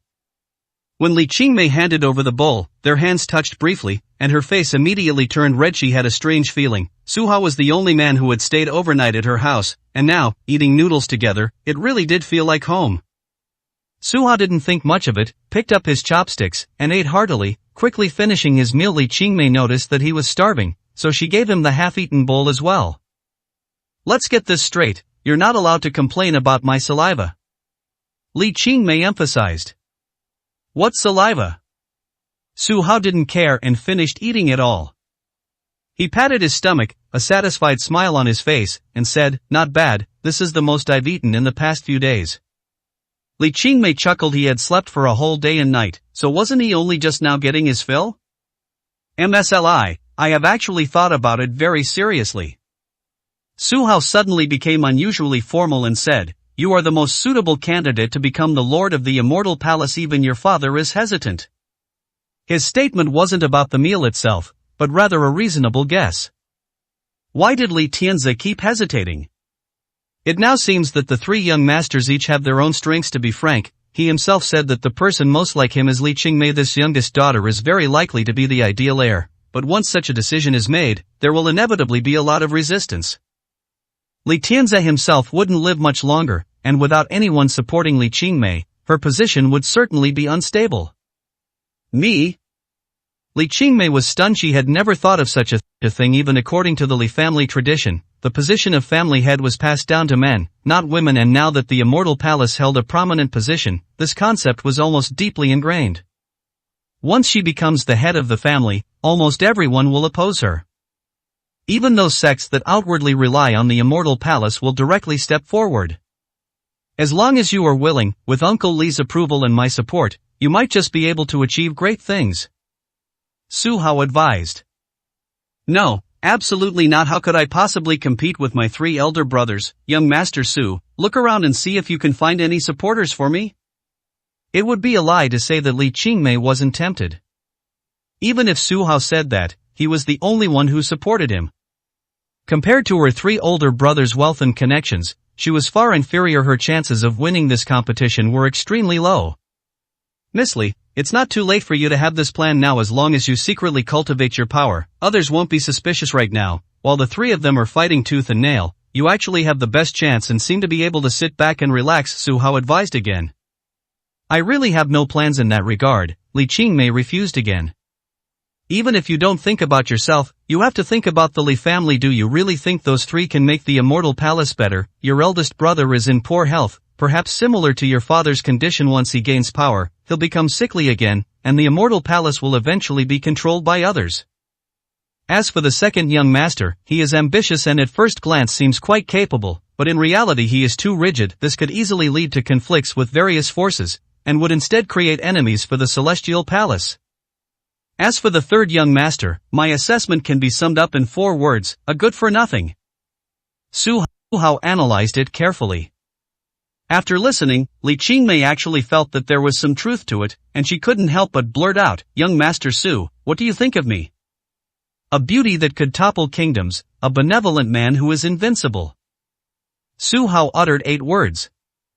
After hearing this, Li Qingmei smiled sweetly. After all, it was a positive assessment. She still shook her head and said, in any case, I will not take any action. Let's not mention this matter for now, lest it cause misunderstandings among my other brothers. All right. Su Hao stopped there. This matter had to respect the wishes of the parties involved. If Li Qingmei refused, there was nothing that could be done. Besides, this was a matter of great importance, so they had to proceed step by step. Besides their own preparation, they also need some external conditions. 890, Chapter 890. On the other hand, Su Hao and Li Qingmei's long chat ended without any results. Miss Li, I have to go back now. Su Hao stood up, cupped his hands in farewell, and said goodbye. Young Master Su, I'll arrange a car to take you. Li Qingmei escorted him to the car, and before leaving, she didn't forget to add, although my divination abilities have been greatly diminished lately, I still gave you a reading. You are still facing a bloody disaster recently, so please be careful. Thanks for reminding me. Su Hao smiled, turned around and got into the car. Li Qingmei watched him leave, a faint trace of reluctance in her eyes. Fate was truly wondrous, bringing them together through some unforgettable experiences. She wondered when they would meet again. Is he really willing to support me? Li Qingmei murmured to herself, then shook her head and went home. In the car, Su Hao thought for a moment and then made a phone call to Zhao Hongyu. Brother Hao, how are you? Why haven't I heard from you all day? The other person asked anxiously. Something happened yesterday, but I've taken care of it now. Su Hao was a little embarrassed. Did he really have to admit that he slept at Li Qingmei's house all day? That would be a bit shameful. He naturally changed the subject and said, Hongyu, something big might happen at the Immortal Palace recently. Rush to take sides, just stay neutral. Is it that their 3 young masters are about to start vying for the position of heir?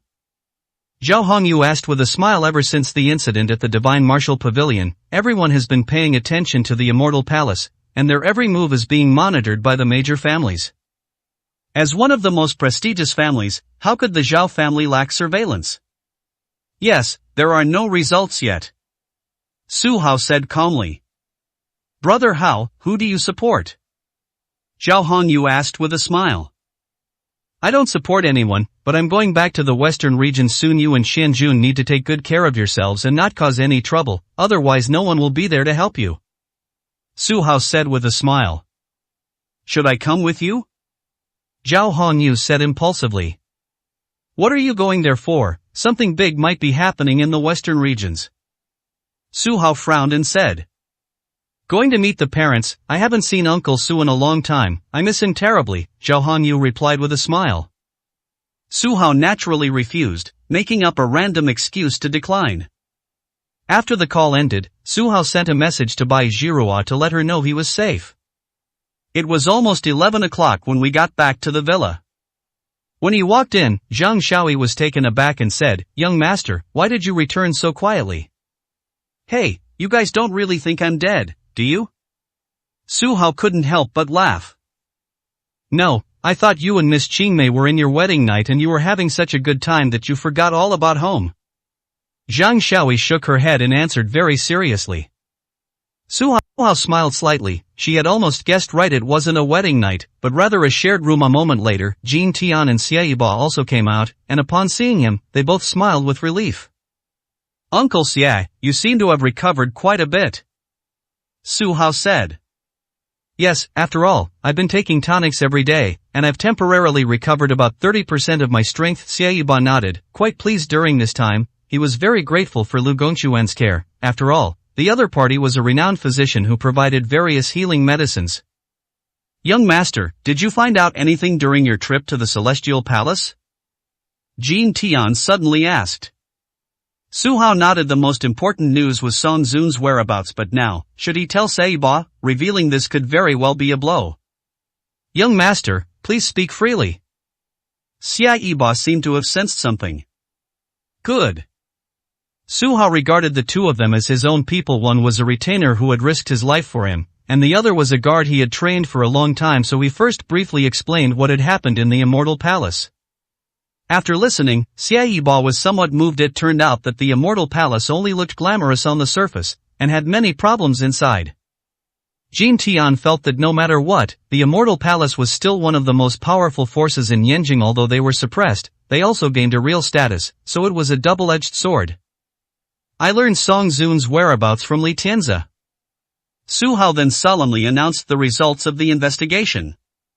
"It turns out that Song Zun is Ji Yuanzuan, the current deputy head of the Divine Martial Pavilion. Now that Li Yuanwu is dead, he has practically become the highest leader of the Divine Martial Pavilion." "Hateful." Xie Yiba gritted his teeth in anger. He didn't know what had happened after he fell unconscious, but Lu Gongquan had told him many times. Who could have imagined that the person who saved him and the person who harmed him were the same person? Ji Yuanzuan is truly hiding his true nature. The more you think about it, the more frightened you become. In short, Ji Yuanzuan's whereabouts are currently unknown, but the remnants of the Divine Martial Pavilion still exist, which is still very dangerous. We must deal with them carefully." Su Hao emphasized. "Understood." Xie Yiba nodded. "Young master, I have some news to share." As Jin Tian spoke, he took out a visiting card and presented it with both hands. Su Hao's expression changed when he saw the crest of the Su family from the western regions on the cover. Everyone knew that he and Su Jintian had a bad relationship. He never expected that even now, the other party would still send someone to deliver something like this. "Have you seen it?" Su Hao asked casually. "Of course not." Jin Tian shook his head. "Uncle Xie, do you also know about this news?" Su Hao turned around and saw the other person nod, so he asked directly, "Do you know the person who came?"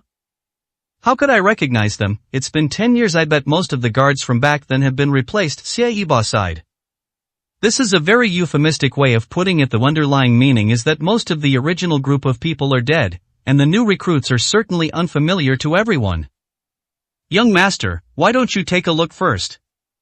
Jin Tian said cautiously. Su Hao, with a stern face, opened the visiting card and scanned it with a single glance. It was torn to shreds.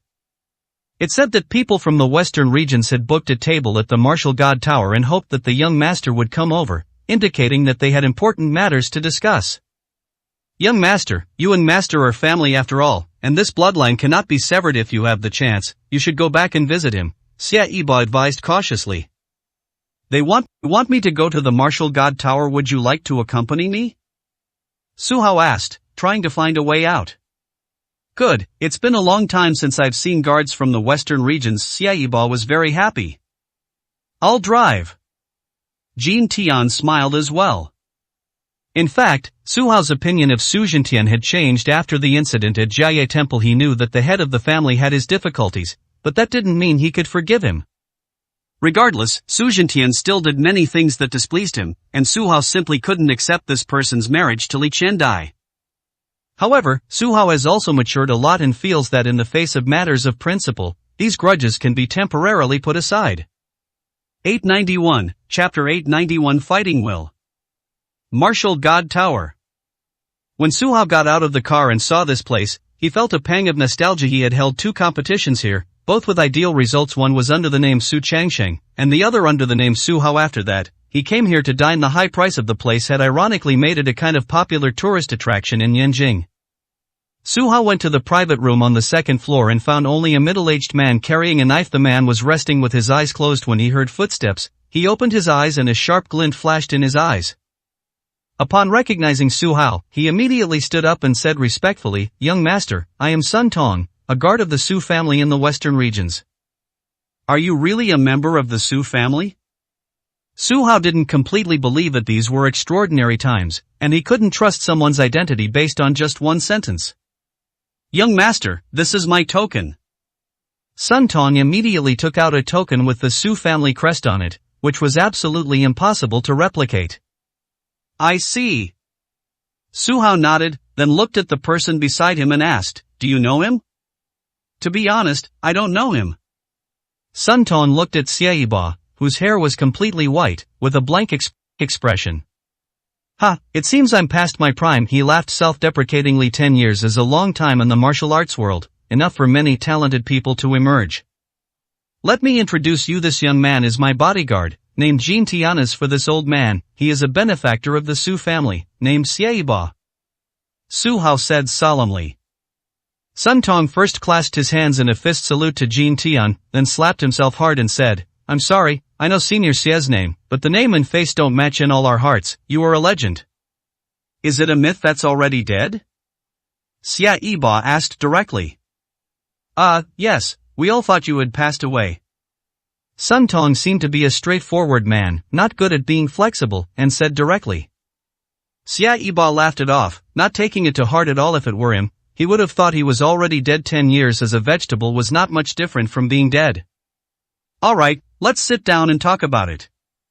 Su Hao greeted everyone. After everyone took their seats, Jin Tian poured them another cup of hot tea. "Tell me, why did you come to Yanjing this time?" Su Hao asked directly. "Young master, please forgive my incompetence. I was unable to protect you when everyone attacked Kasayapa Temple," Sun Tong said with great remorse.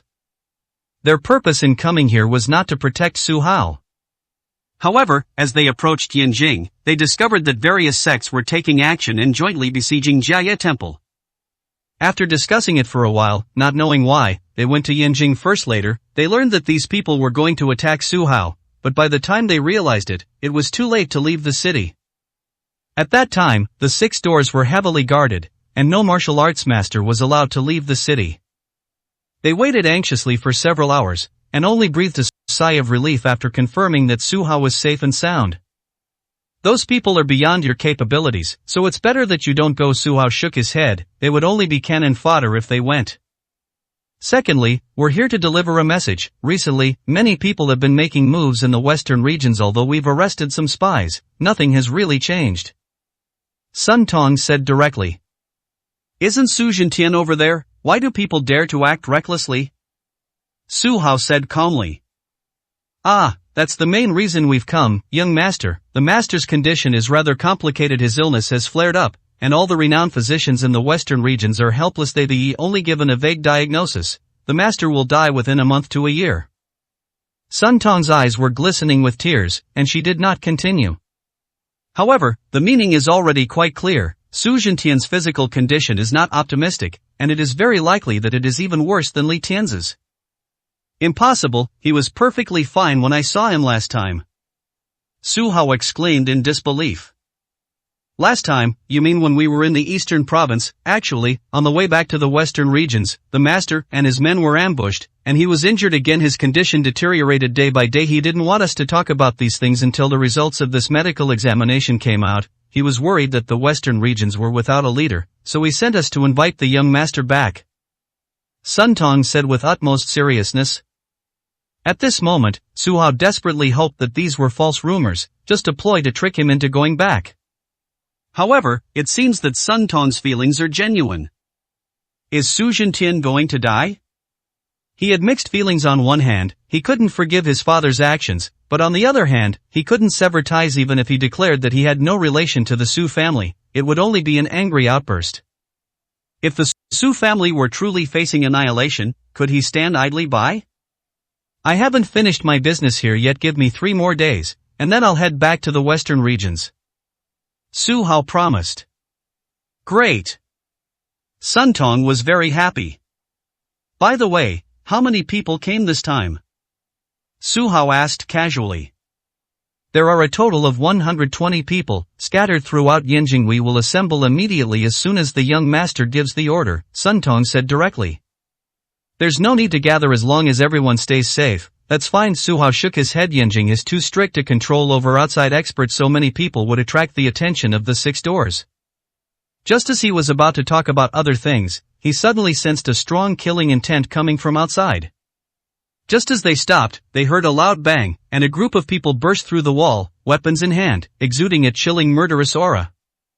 Su Hao glanced around and noticed that the strongest among them was wearing a ghost mask, seemingly afraid to show his true face. The other 6 or 7 people, who had no status, made no attempt to conceal their identities. Hey Su, we've finally found you. The masked man said in a low, cold voice. Oh, these days, it's rare to see people who dare to cause trouble during the day. Su Hao said with a hint of sarcasm. Whether it was the day before yesterday or now, he is still being watched. Previously, thanks to Li Qingmei's protection, they were spared a fight. Now, encountering these people again, they know their identities without even guessing. They are definitely the remnants of the Divine Martial Pavilion, eager to avenge the death of Li Yuanwu in order to gain merit and status. Enough with the nonsense, I'm going to take your life today. The man coughed lightly, and the others immediately grabbed their weapons and pounced on him. Young master, leave it to me. Jin Tian couldn't contain himself any longer and excitedly drew his long sword, slashing directly at the enemy. These attackers were all of average strength, below the Grandmaster level, and were quickly dispatched by Jin Tian. He stared at the masked man, his eyes filled with intense fighting spirit, and said, if you want to deal with young master, you'll have to get past me first. 892, Chapter 892. It's your turn. Get out of the way, my only target is Su Hao. I don't want to hurt anyone innocent. The masked man shouted angrily. To be honest, he does have a strong sense of chivalry. This person's goal was very clear, to deal with Su Hao and avenge Li Yuanwu.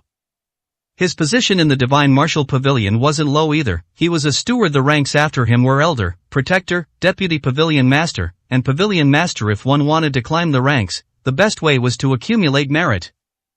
The target is Su Hao, of course. Enough talk, take this. As Jin Tian spoke, he thrust his sword forward. A loud bang, carrying immense pressure.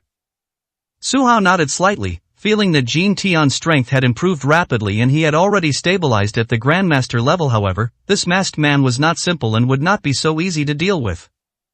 Winning is virtually impossible. Young master, why didn't you stop him? Xia Yiba could also see that the opponent was much stronger than Jin Tian. He lacks practical experience, so it's not a bad thing for him to suffer a little loss, Su Hao said with a smile. There doesn't seem to be anything wrong with that statement. Xia Yiba smiled back. Then, Su Hao was invincible in Yanjing, and everyone wanted him to suffer a defeat so he could learn a lesson. Unfortunately, he did not lose until the very end. Even if they were besieged 10 years ago, they were able to escape unscathed thanks to everyone's protection, which is something that ordinary people cannot do. Jin Tian fought more and more fiercely, and his opponent showed mercy at times. But seeing that the other party did not stop, he coldly said, young man, if you make a move again, don't blame me for being impolite. Is that so? Jin Tian said, swinging his long sword again and slashing down. Boom! The next moment, a figure was seen flying backward and crashing hard into the wall. If the impact is solid, the injury will be severe. Jin Tian was horrified to discover that he was no match for them. The head-on collision had already decided the outcome immediately. Just as he was worrying about what kind of injury he might suffer, a gentle force from behind caught him steadily. Young master, thank you. Jin Tian knew without a doubt that Su Hao was the one who made the move this time. Now you know, right, there are just too many experts in Yanjing. Su Hao admonished sternly. Yes, this person is very strong. Jin Tian blushed slightly, realizing that he still had a long way to go before reaching the level of a master.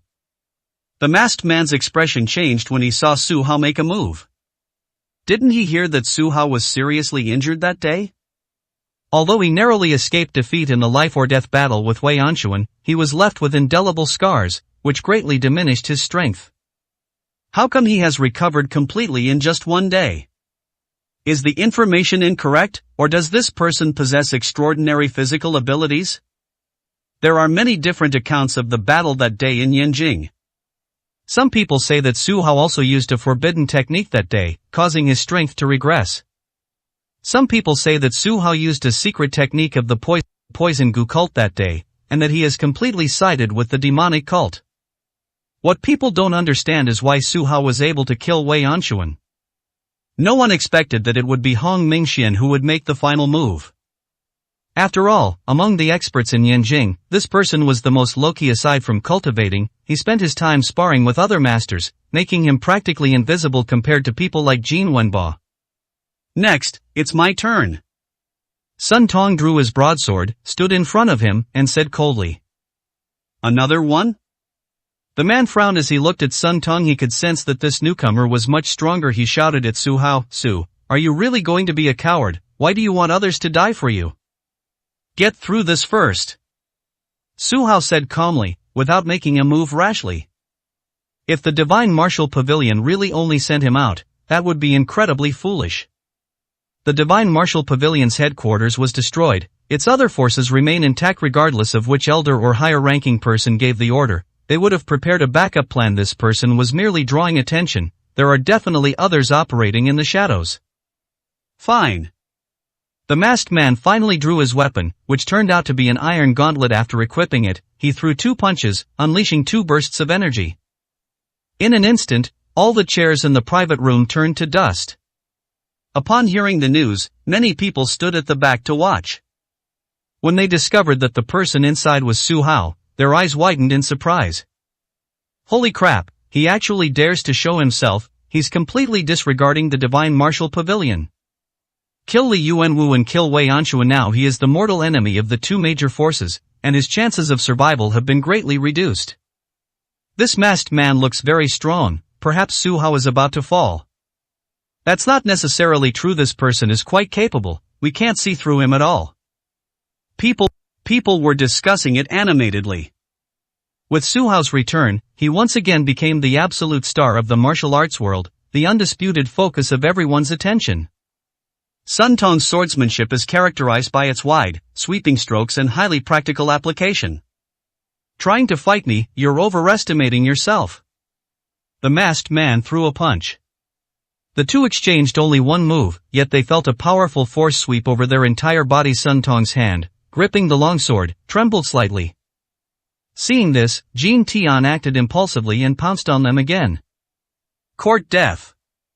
The masked man was furious and threw another punch. Feeling the powerful force of the punch, Jin Tian realized something was wrong. He tried to resist, but it was too late. He was sent flying backward and crashed into the wall, suffering serious injuries. He lay on the ground, unable to stand up for a moment. Young man, why did you do this? Sun Tong was somewhat moved. This man had risked his life to save him. Perhaps this is what we should do, to go to great lengths for our own people. Jin Tian said, spitting out a mouthful of blood. But can he really save Sun Tong? The opponent's moves were too fierce. After a series of attacks, they quickly gained the upper hand. With a bang, the long sword in Sun Tong's hand flew out. Down in an instant, the terrifying force of the punch could no longer be avoided. Wow! The man lay on the ground, his face pale, and he looked as if he had been seriously injured. The masked man was somewhat disdainful, having already anticipated this outcome. What a terrifying punch! Is the next step to confront Su Hao directly? Whether this person has fully recovered or not remains to be seen. Is Su Hao going to die at the hands of someone like this? Everyone shared their opinions, expressing great anticipation for the upcoming offensive. Strangeness. Su Hao carefully sensed the surroundings and surprisingly found that there were no other powerful figures around him. Could it be that this person only brought a few subordinates, and the rest of the Shenwu Pavilion have not made any moves for the time being? No matter how you look at it, it seems unusual. Su Hao, it's your turn. The man lunged forward, his cold gauntlets radiating intense killing intent. This punch was more powerful than any of his previous moves. He was saving all his strength for today's main target. 893, Chapter 893 Threat. Overestimating yourself. Su Hao let out a soft exclamation and tapped forward twice with his right hand, hitting the man's gauntlet squarely. The result was astonishing. His prized weapon actually cracked open. Not only that, but he was also sent flying backward with unparalleled power, knocking several onlookers unconscious instantly. Is this all the power you have? The masked man stood up again and said in horror. Do you find it strange? Su Hao said calmly, if you're not strong enough, how can you save your life? Everyone else was surprised. It seemed there was a significant difference in strength between the two. Continuing to fight would only lead to our deaths. Sigh, I still can't beat Su Hao. Is this person actually from the Divine Martial Pavilion? Why haven't any experts from this faction shown up yet? Where are their elders, their protectors, or perhaps their deputy sect leader? It's incredibly difficult for one person to take down Su Hao. Everyone felt it was a pity. The next moment, the man slowly removed his mask, revealing his true face, a dashing middle-aged man. Someone quickly recognized him as Guo Mingho, a former expert who had also come from the southern border region. Upon arriving in Yanjing, he felt somewhat frustrated and unable to realize his ambitions in terms of strength. He was also slightly inferior to the others. He glared at Su Hao, his eyes bloodshot, and roared, "You, surnamed Su, you must die today." "You're dreaming," Su Hao said coldly.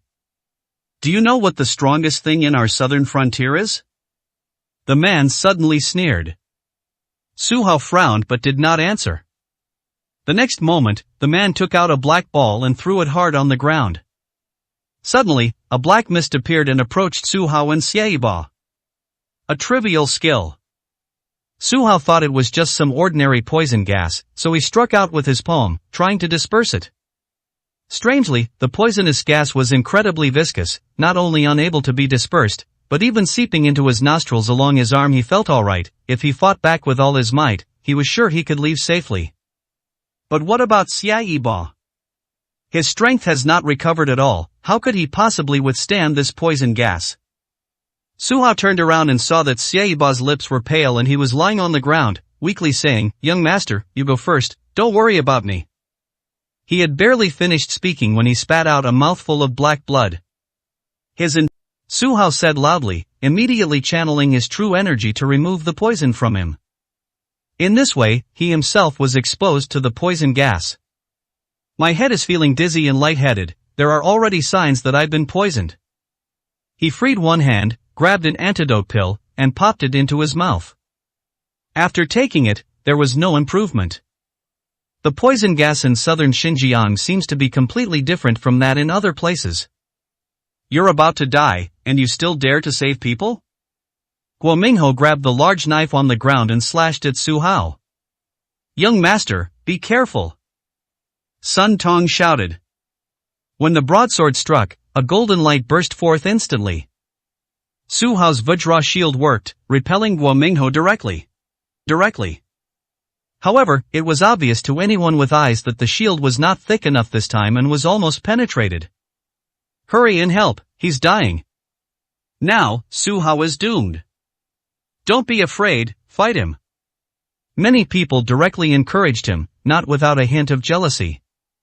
Guo Mingho nodded, gripped the broadsword again. Although it wasn't a handy weapon, it was still a sharp blade, and charging forward with all his might still posed a great threat.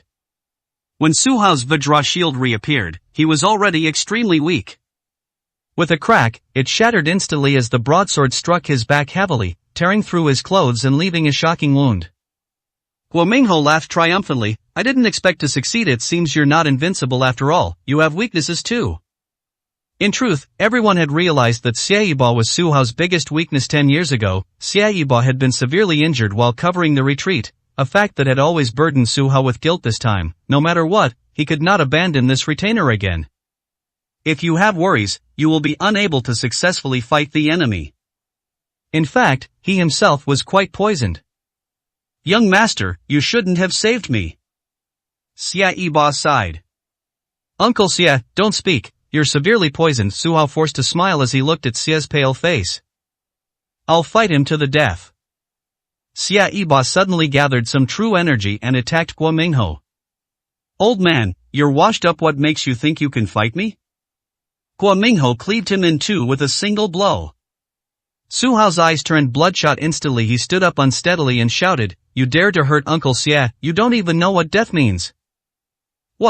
What, is there another way to write the word death? Su Hao, you're at your last gasp. Everyone here today will see you as an enemy. You're redoomed. Guo Mingho said coldly.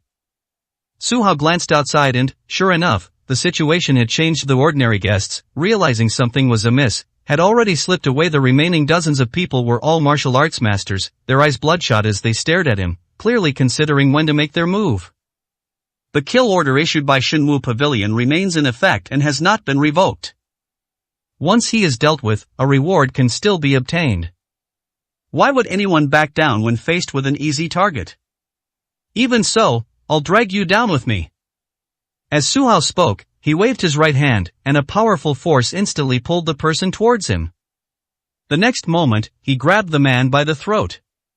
The broadsword clattered to the ground. He was in the air and gradually found it difficult to breathe. At this moment, he was plunged into utter despair. It turned out that Su Hao still possessed enough strength to easily defeat him. Guo Mingho opened his mouth. What do you want to say? Unexpectedly, there was no sound for a long time. It turned out that Su Hao had already crushed him to death. Thump! The person fell to the ground and died. Everyone who witnessed this scene hesitated. Just how much strength does Su Hao still have? Hey, Su, why are you so stubborn? Wouldn't it be better for everyone if you died sooner? Someone said directly. If you don't want to die, bring it on. As soon as Su Hao finished speaking, he spat out another mouthful of black blood. And from the wound on his back, crimson blood slid down. Mixed together, they looked incredibly bizarre. He felt somewhat helpless. The situation in Xiangshan was far more dangerous, and the injuries there weren't as severe. This clearly demonstrated just how potent Guo Mingho's poison gas was. Everyone, I advise you to leave. We have no grudges against each other. It's not worth risking your lives. Jin Tian slowly stood up, leaning on his long sword to support himself. That's right, you're not worthy to go against the young master.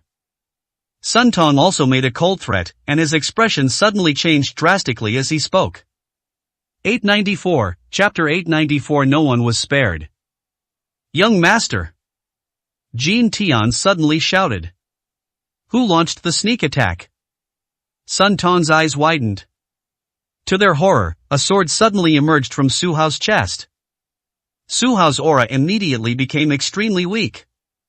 He turned around angrily and found that there was only one person behind him, Xia Yiba. Looking at this person's face, where is the paleness?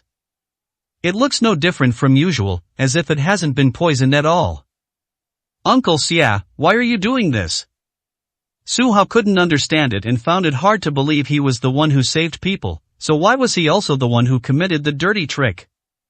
Why? If I don't tell you, will you never understand? The entire Su family is incredibly foolish. Do you think it was Song Zun who leaked the Su family's whereabouts 10 years ago? Of course not. I did all of this, and I've always been a member of the Divine Martial Pavilion. Li Yuanwu promised me that if I dealt with the Su family, I could become a protector. Now that Song Zun is in charge, wouldn't I be able to become the deputy pavilion master? Xia Yiba, unlike his usual weak self, suddenly changed his expression and became somewhat like a ruthless and powerful figure. Uncle Xia, the Su family has treated you very well. I even saved you from a vegetative state. Why would I do this to you? Su Hao was heartbroken. First Song Zun betrayed him, then Xia Yiba betrayed him, leaving him feeling exhausted.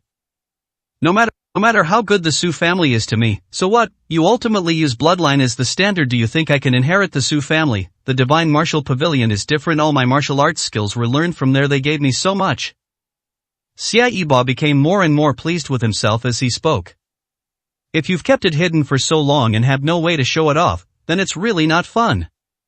Now is the time to seize the opportunity and act decisively to reap the rewards of victory. At this moment, Su Hao understood why Xia Yiba hadn't been poisoned. It was all an act. He had already obtained the antidote from Guo Mingho. He had even attacked Guo Mingho to gain his trust. That's all for the sake of delivering this final blow. Traitor! Su Hao uttered 2 words, trembling with anger. No matter what you say, you are now injured, and killing you is as easy as turning my hand. Xia Yiba said coldly. Really, with your injured body, you can really do it? Su Hao wiped the blood from the corner of his mouth. He looked unsteady on his feet, but his eyes were firm as he stood there, ready to strike. You're only at the early stage of the Supreme Realm, how much stronger can you be? Xia Yiba laughed loudly, clenching his right fist and punching towards the large sword. Good timing, Su Hao said calmly. They clenched their fists and hurled them at each other. With a loud bang, Su Hao was sent flying backward, crashing into the wall. The impact sent his broadsword slipping from his hand, and blood gushed out. He had to rub his hands together several times to temporarily stop the bleeding. However, his face turned pale again, and his breathing grew weaker and weaker. Xia Yiba, on the other hand, wasn't in much better shape. His injuries hadn't fully healed to begin with, and this attack aggravated his internal wounds, making him look considerably older. He exclaimed in shock, Su Hao, so you were hiding your strength? Wrong, I just haven't said what realm I am. Su Hao said coldly. Everyone thought he was only at the early stage of the Supreme Realm, but little did they know that he had already reached the late stage of the Supreme Realm. His strength was no different from Xia Yiba at his peak. If he hadn't been seriously injured today, one punch would have been enough to kill his opponent. Damn it! Xia Yiba also spat out a mouthful of blood. This time it was red, without any of the black. His eyes darted around, then suddenly he stared at Jin Tian, muttering to himself, or should I kill this man and hand over his head? You dare? Su Hao staggered as he walked towards Jin Tian. But the next moment, Xia Yiba simply slipped away in a flash. He wasn't stupid. If he continued attacking, even if he killed Su Hao, he would die here, resulting in a lose-lose situation. But if he left, giving up Su Hao's share of the pie would be easy for others to grab. This move is tantamount to using someone else to do the dirty work. Even if he fails, he will suffer no loss. In Xia Yiba's view, Su Hao will either die in the encirclement of others or die from serious injuries. There is no way he can leave the Martial God Tower today. Did everyone see that? Su Hao is done for. If we all work together, we can definitely share the credit. Who the hell is sharing this credit with you? This achievement is mine. Kill Su Hao, and you'll achieve a great feat. Everyone's eyes gleamed with a blood-red light. An outsider might have thought they were sworn enemies. Who dares to touch young Master Su? Jin Tian shouted. You really don't take us seriously? Sun Tong also looked desperate. However, since both of them were already weak and were now seriously injured, their threats only earned them cold laughter from everyone. You'd better leave now, we don't kill innocent people. One person said dismissively. Eugene Tian was displeased and was about to make a move. Unexpectedly, before he could act, his injuries flared up, and he fell to the ground. Sun Tong's condition wasn't much better. He was also coughing up blood while standing to the side. Jin Tian, Sun Tong, you two go first, leave this to me. Su Hao said coldly. Young master, there are so many of them. Jin Tian said worriedly. More people? These people are nowhere near as numerous as they were the day before yesterday. Su Hao said, staggering over to the two men, grabbing their arms suddenly, and with a powerful force, instantly sending them out of the window. After the two landed safely, they heard the sounds of fierce fighting coming from the second floor, and tears streamed down their faces. Young man, we need to go back. Sun Tong was bewildered. Why were they running away when the young master was fighting? Forget it, let's go. This is the young master's wish. He probably doesn't want to owe anyone any more favors. After all, a debt of gratitude can be repaid with one's life. Jin Tian said helplessly. Sun Tong knew this was referring to Xia Yiba. When he first met Xia, he thought of him as a senior figure to learn from. He never imagined things would develop so drastically. Who would have thought he was also a traitor? The two wounded men, supporting each other, silently left. They only heard screams coming from the second floor. It seems that Su Hao was not in immediate danger. After all, this young master is very stubborn and won't utter a sound even when injured. As for the battle at the Martial God Tower, it was increasingly astonishing as it progressed. Everyone has some goals. What does it mean to be a starved camel that's still bigger than a horse? Even though Su Hao was seriously injured, he still attacked fiercely. Everyone watched helplessly as their allies fell one by one, while Su Hao, despite his severe injuries, remained standing. "Why are you still standing at the end?" the last warrior asked in despair, facing Su Hao's attack. "Because I'm stronger than you." Su Hao gave a bitter smile, then ruthlessly struck, completing the kill. The second floor was now a river of blood, and Su Hao was also covered in blood. He felt colder and colder, his vision went black, and he suddenly collapsed to the ground. 895, Chapter 895 Healing Medicine. Am I going to die? Su Hao felt somewhat unwilling. He could accept dying in Shangshan. After all, he had fought a great battle with a master, and dying wouldn't be unjust, but dying in a place like this was just too frustrating. The martial artists who made the final move were all petty people, weak and easily overlooked. Just as he lost consciousness, a powerful force suddenly enveloped his entire body. It turned out that the protective talisman he carried had come into play at the crucial moment. This mysterious force is firmly protecting his heart. At the same time, when the talisman shattered, Li Qingmei's expression changed drastically. Su Hao, something still happened to you." She left the manor directly, transforming into a streak of light, and rushed towards the Martial God Tower. At the same time, the people from the Martial God Tower slowly arrived at the second floor. When they saw the river of blood, they were all stunned. "Is he dead?" All eyes turned to Su Hao, who lay in a pool of blood. He was radiant with light, but there was no sign of life on his body. "How about we send him to the Divine Martial Pavilion to claim credit?" A waiter's eyes flashed with greed as he murmured. "What are you thinking? The Divine Martial Pavilion has been destroyed. We are just ordinary people. How could we possibly find their secret base?" His colleagues scolded. The others thought it made sense. They weren't martial arts practitioners, so they should just honestly clean up the mess. These people first moved the other corpses out, and after working for 10 minutes, they saw a beautiful figure appear on the second floor. "Who goes there?" one of their foremen asked warily. "Li Qingmei." The newcomer revealed his identity, staring at Su Hao on the floor, and sighed silently. Not only had this man been stabbed in the heart, but he also had dozens of wounds on his body. It was a miracle that he was still alive. "So it's Miss Li." The head waiter's expression changed drastically. Li Qingmei was the most famous young lady from a wealthy family in Yanjing. He never expected her to appear in this place. "Can I ask you for a favor?" Li Qingmei asked calmly, her back to everyone. "Miss Li, please feel free to ask if you need anything." The supervisor thought to himself, if she asks, who would dare not help? "I came in a hurry and didn't drive. Please arrange a better car from the Martial God Pavilion, and send a few people to help carry young Master Su into the car. After you've tallied up all the losses here, send the bill to my manor, and I will definitely compensate you in full." Li Qingmei made the promise. "Okay, no problem." The supervisor immediately arranged for someone to take Su Hao to the car. After finishing his work, he asked curiously, "Miss Li, does this mean that young Master Su is not dead? This is not something you should be asking, understand?" Li Qingmei said with a sullen face and displeasure. "I'm sorry, I was too talkative. If anyone else asks, I'll just say I don't know where young Master Su is."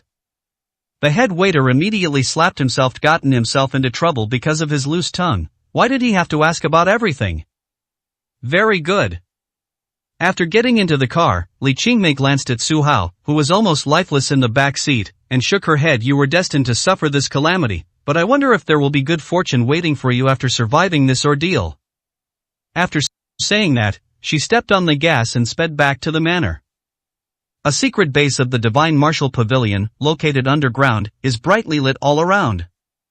A masked man was meditating and regulating his breathing.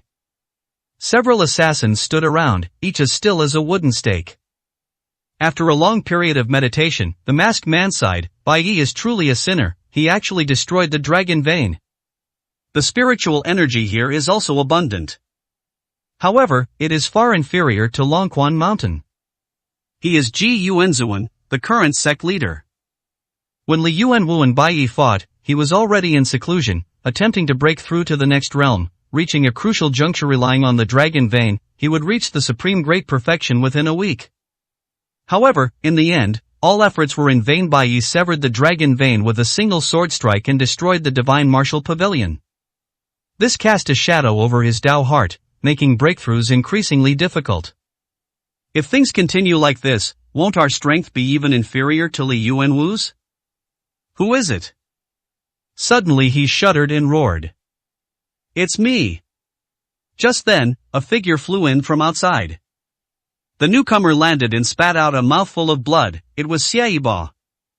Brother Xia, how did you get injured like this? Could it be that you can't beat Su Hao? Ji Yuanzuan stood up and questioned him unhappily.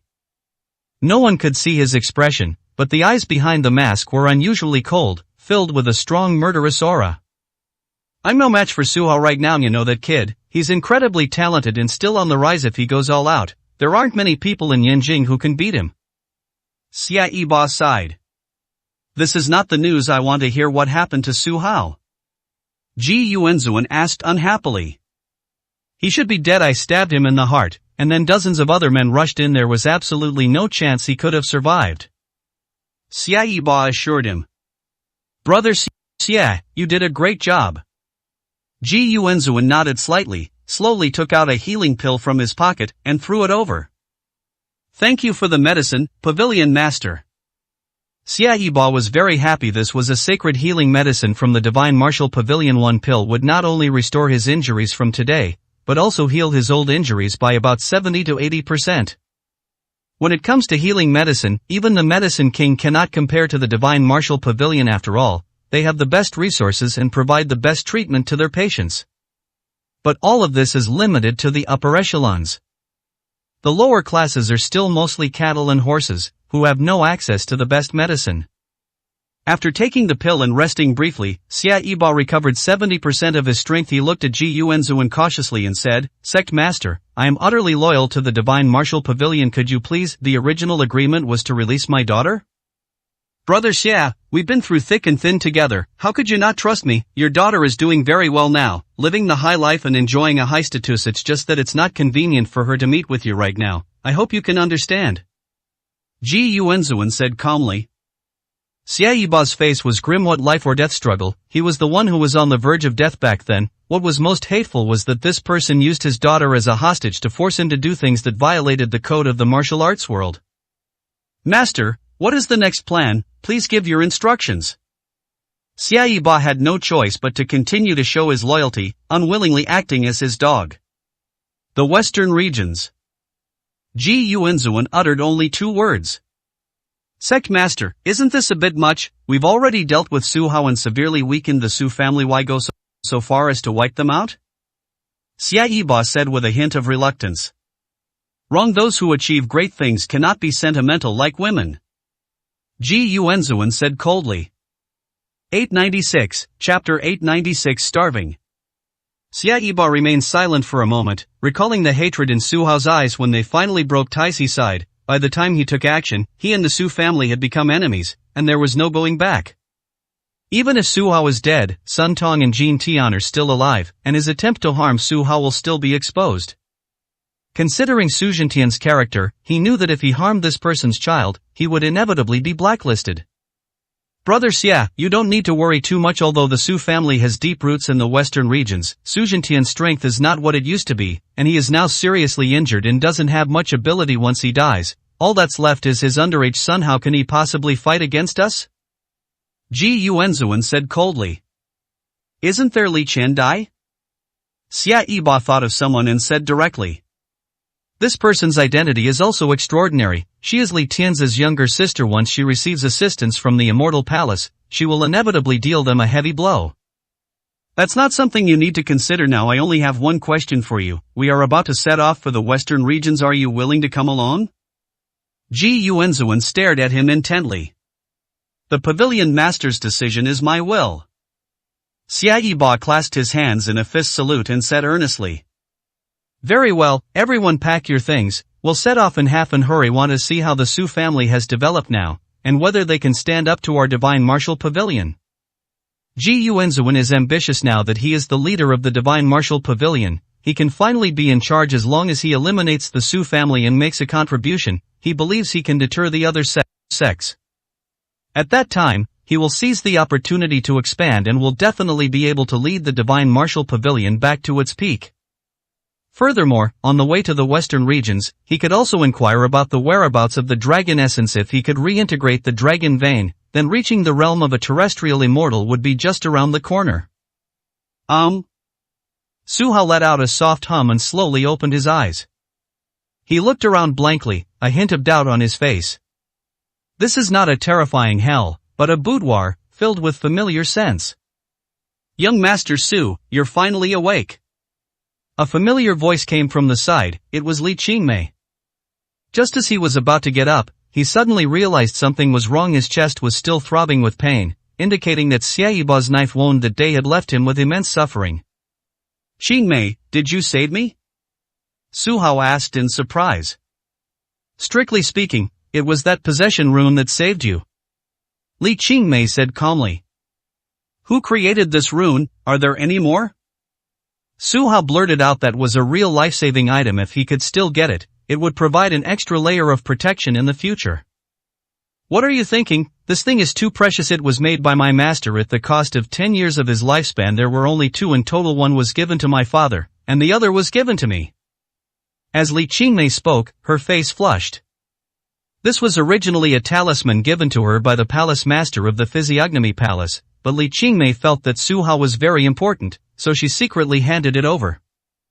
Surprisingly, it actually worked. I see. Su Hao nodded, then said gratefully, Qingmei, I will always remember this life-saving grace. Even if I were to marry you in the future, I would do it without hesitation. Pa, you're taking advantage of me, but there's one thing you really need to remember, you owe me a favor this time. Li Qingmei blushed. She actually found it somewhat endearing that Su Hao was flirting with her. Yes. Su Hao nodded solemnly. Li Qingmei had indeed given him a lot of help. Young Master Su, you have been unconscious for 2 days and 2 nights. Your injuries are not fully healed yet, and you need to rest more. Li Qingmei advised.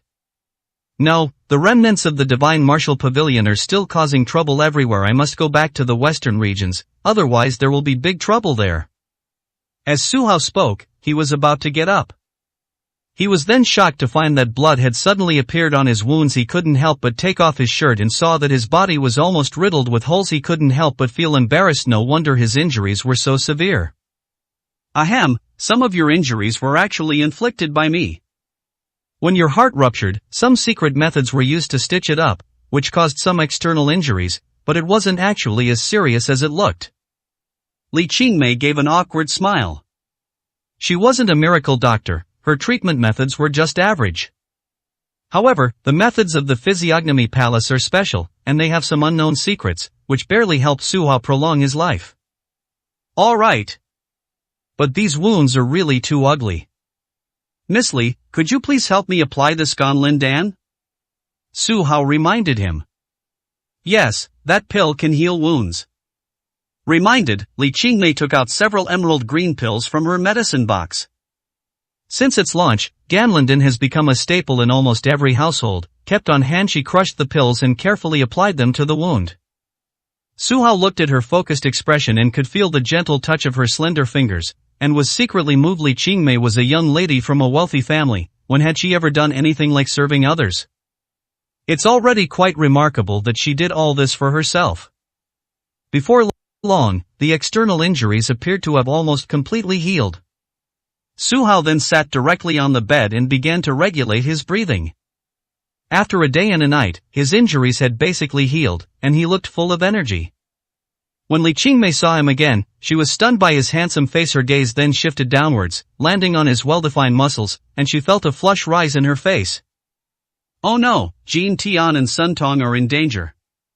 Su Hao shouted, and was about to get up to rescue them. Young Master Su, if you rush over now, I'm afraid you won't even be able to collect the bodies. Li Qingmei smiled, don't worry, those two people have already been protected by my men. Their healing speed is not as fast as yours, and it will probably take them some time to recover. Your people? Su Hao asked, puzzled. Humph, do you really think I don't have any subordinates?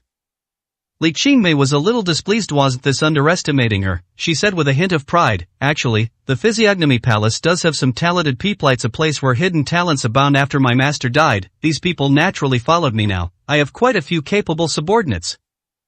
I see, my apologies, if I do something improper here, will I be assassinated immediately? Su Hao pretended to look around warily. Can you speak properly? Li Qingmei smiled helplessly. Let's go get something to eat. Okay. Su Hao was indeed starving. He hadn't eaten for 3 days, and without his internal energy, he would have been completely flattened by now. When he returned to the dining room, he was somewhat disappointed today. A grand meal had been prepared, one that, in Li Qingmei's words, was befitting her status, but since she wasn't cooking herself, it wasn't even as comforting as a bowl of tomato and egg noodles. 897, Chapter 897. People fear becoming famous, just as pigs fear growing fat. Young Master Su, please have some tea. After he finished eating, Li Qingmei personally brewed him a cup of flower tea. Scented tea? Su Hao looked at the object, feeling a little nervous, hoping that Li Qingmei could survive to the end. Pooh. Stop thinking about these mystical things. She's a good person and should be fine. Indeed, Miss Li's tea brewing skills are absolutely the best I've ever seen, Su Hao said politely.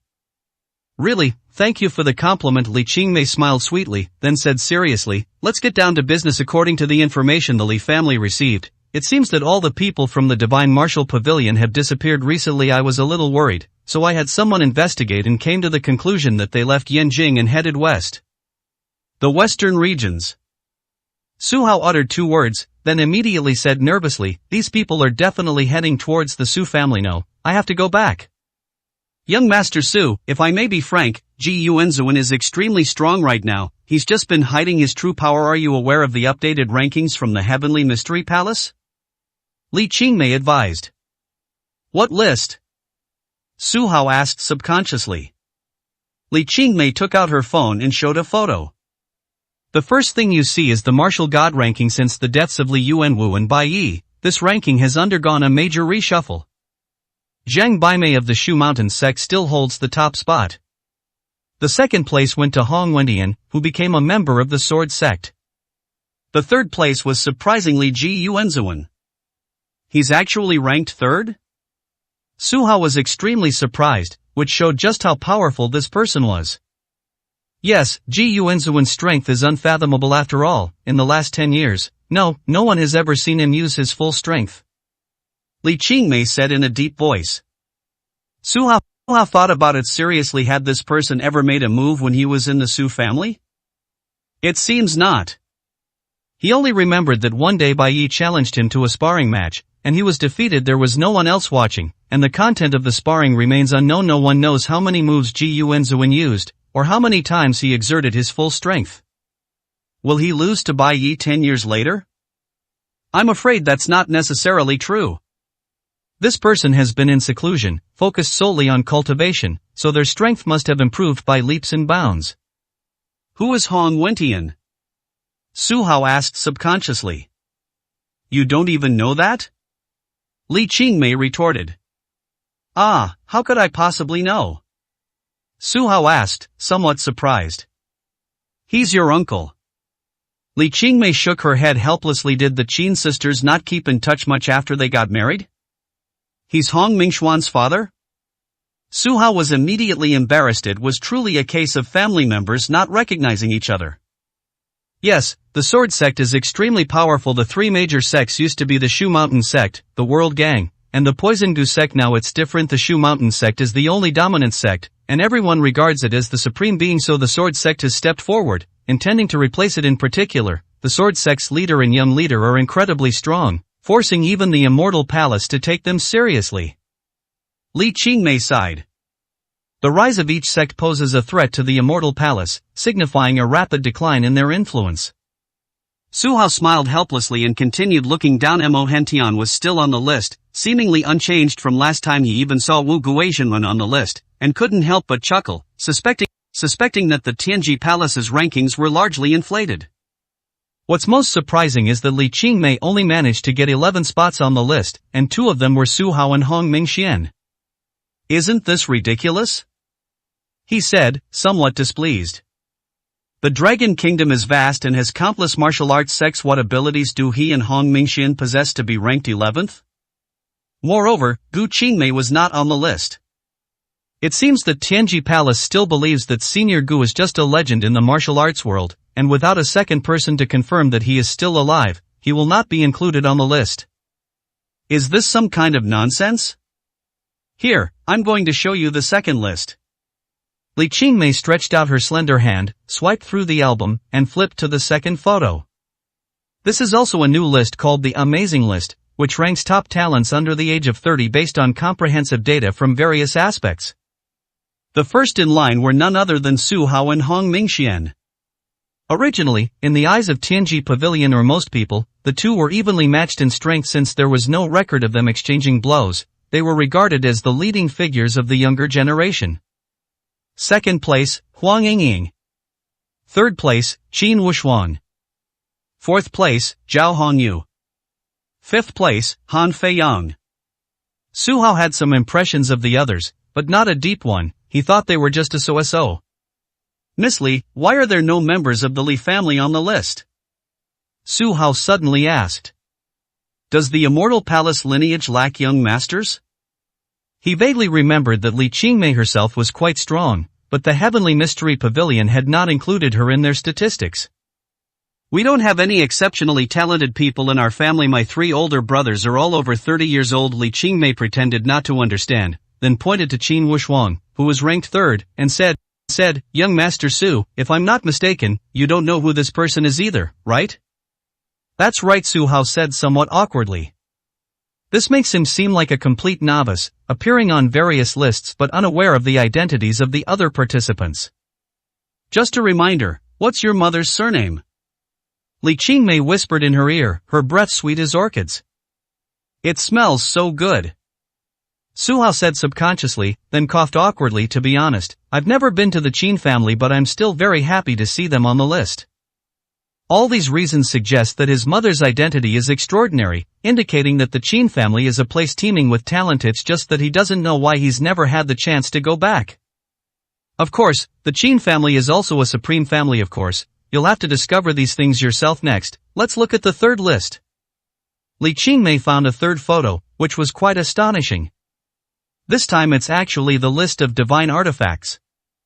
Su Hao glanced at the list and was astonished to find that the ancient divine sword was ranked first, with Zhang Baimei's godslaying sword only second. Furthermore, the 8th-ranked sword was none other than the Phoenix Feather Divine Sword. He actually owned 2 of the top 10 weapons on the list. Holy crap! Tianji Palace is up to something. Su Hao's expression changed drastically. This is the most direct form of praise that leads to his downfall. He alone occupies 3 lists. Moreover, 2 of them are at the top of the list. On the one hand, Tianji Palace does not acknowledge Gu Qingmei, but on the other hand, it recognizes that Sangu Divine Sword. Isn't this just stirring up trouble? Is it really true that there are only 10 people in the martial arts world more powerful than Su Hao? The others didn't want the ancient divine sword or the Phoenix Feather Divine Sword? It's not the theft itself that's scary, it's the thief. Sion Yu. Won't he become everyone's target again? People are afraid of becoming famous, just as pigs are afraid of getting fat. The ranking criteria of Tianji Palace are obvious to everyone. They are all based on traffic. This is both a good thing and a bad thing for you now that these 3 lists have been released. Basically everyone knows that you possess 2 great artifacts. Li Qingmei chuckled. Seeing Su Hao angry made her quite happy. 898, Chapter 898. Utter grief and indignation. What are you laughing at? Su Hao raised his hand, ready to tap her on the head, but in the end he just patted her lightly. What, are you reluctant to part with it? Li Qingmei asked happily with a charming smile. I'm afraid I'll hurt you. Su Hao nodded. She was so beautiful that being with her made him instinctively want to protect her. Li Qingmei also seemed very relaxed when she was in the Physiognomy Palace. She had to be on edge almost every day. whether she was facing various powerful figures, her subordinates, or her master, and she had to maintain a respectable demeanor. But it was different in front of Su Hao. There was a feeling of confiding in him. In short, I need to go back to the western regions. Su Hao said seriously. Fine, since you want to go back, then I'll go with you and see what kind of place the western regions really is. Li Qingmei stood up and said seriously. Qingmei, are you really going? Su Hao was somewhat surprised, as the western regions were still very dangerous compared to Yanjing. Yes, I need to broaden my horizons, don't I? It's so boring to stay in the manor all the time, being a pampered young lady. Or are you afraid to take me home? Li Qingmei tilted her head and asked with a smile. Alright, in that case, we need to buy high-speed rail tickets as soon as possible. Su Hao nodded. Buy tickets? Young Master Su, you're looking down on me. Wait a moment, I'll go pack my luggage. Li Qingmei said seriously.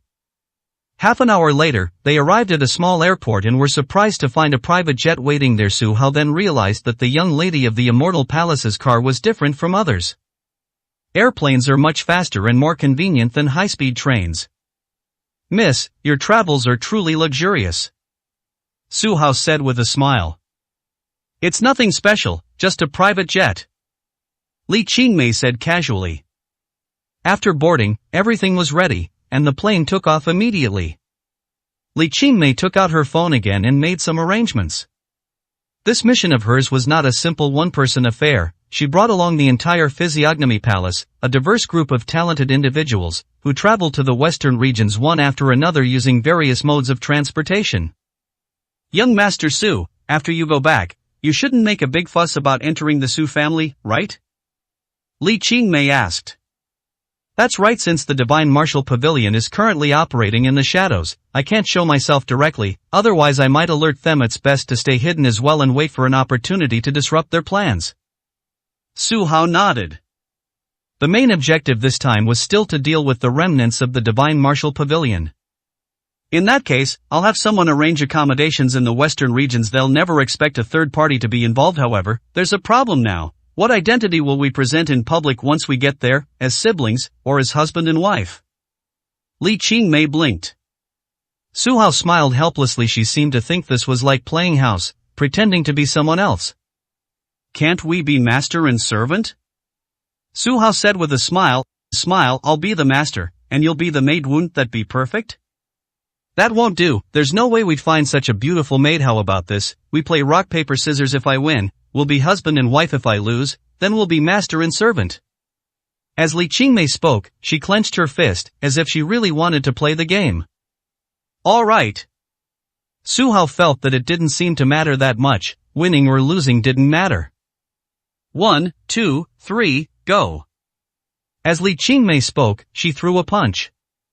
Su Hao was a little slow to act. He instinctively chose paper, but then quickly switched to scissors halfway through. He did all this subtly, seemingly losing the game of rock paper scissors with a sense of helplessness.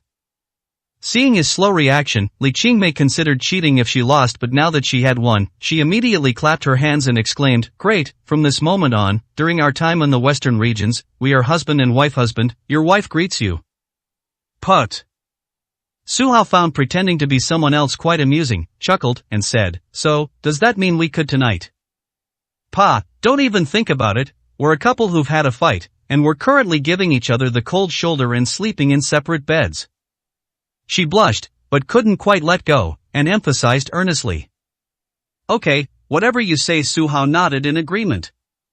The journey is long. I need to rest for a while. Li Qingmei seemed happy, but also a little tired. In fact, she had been taking care of Su Hao for the past 2 days and hadn't had much rest at all. She leaned back in her chair and closed her eyes to rest. Before long, she drifted off to sleep, muttering something, but it was hard to understand. Su Hao smiled gently, and just as he was about to rest himself, he suddenly saw Li Qingmei tilt her head and lean against him. He was about to straighten her up when, a moment later, Li Qingmei wrapped her arms around him, gave him a sweet smile, and slept even more soundly. What a troublesome little devil. Devil. Su Hao shook his head helplessly.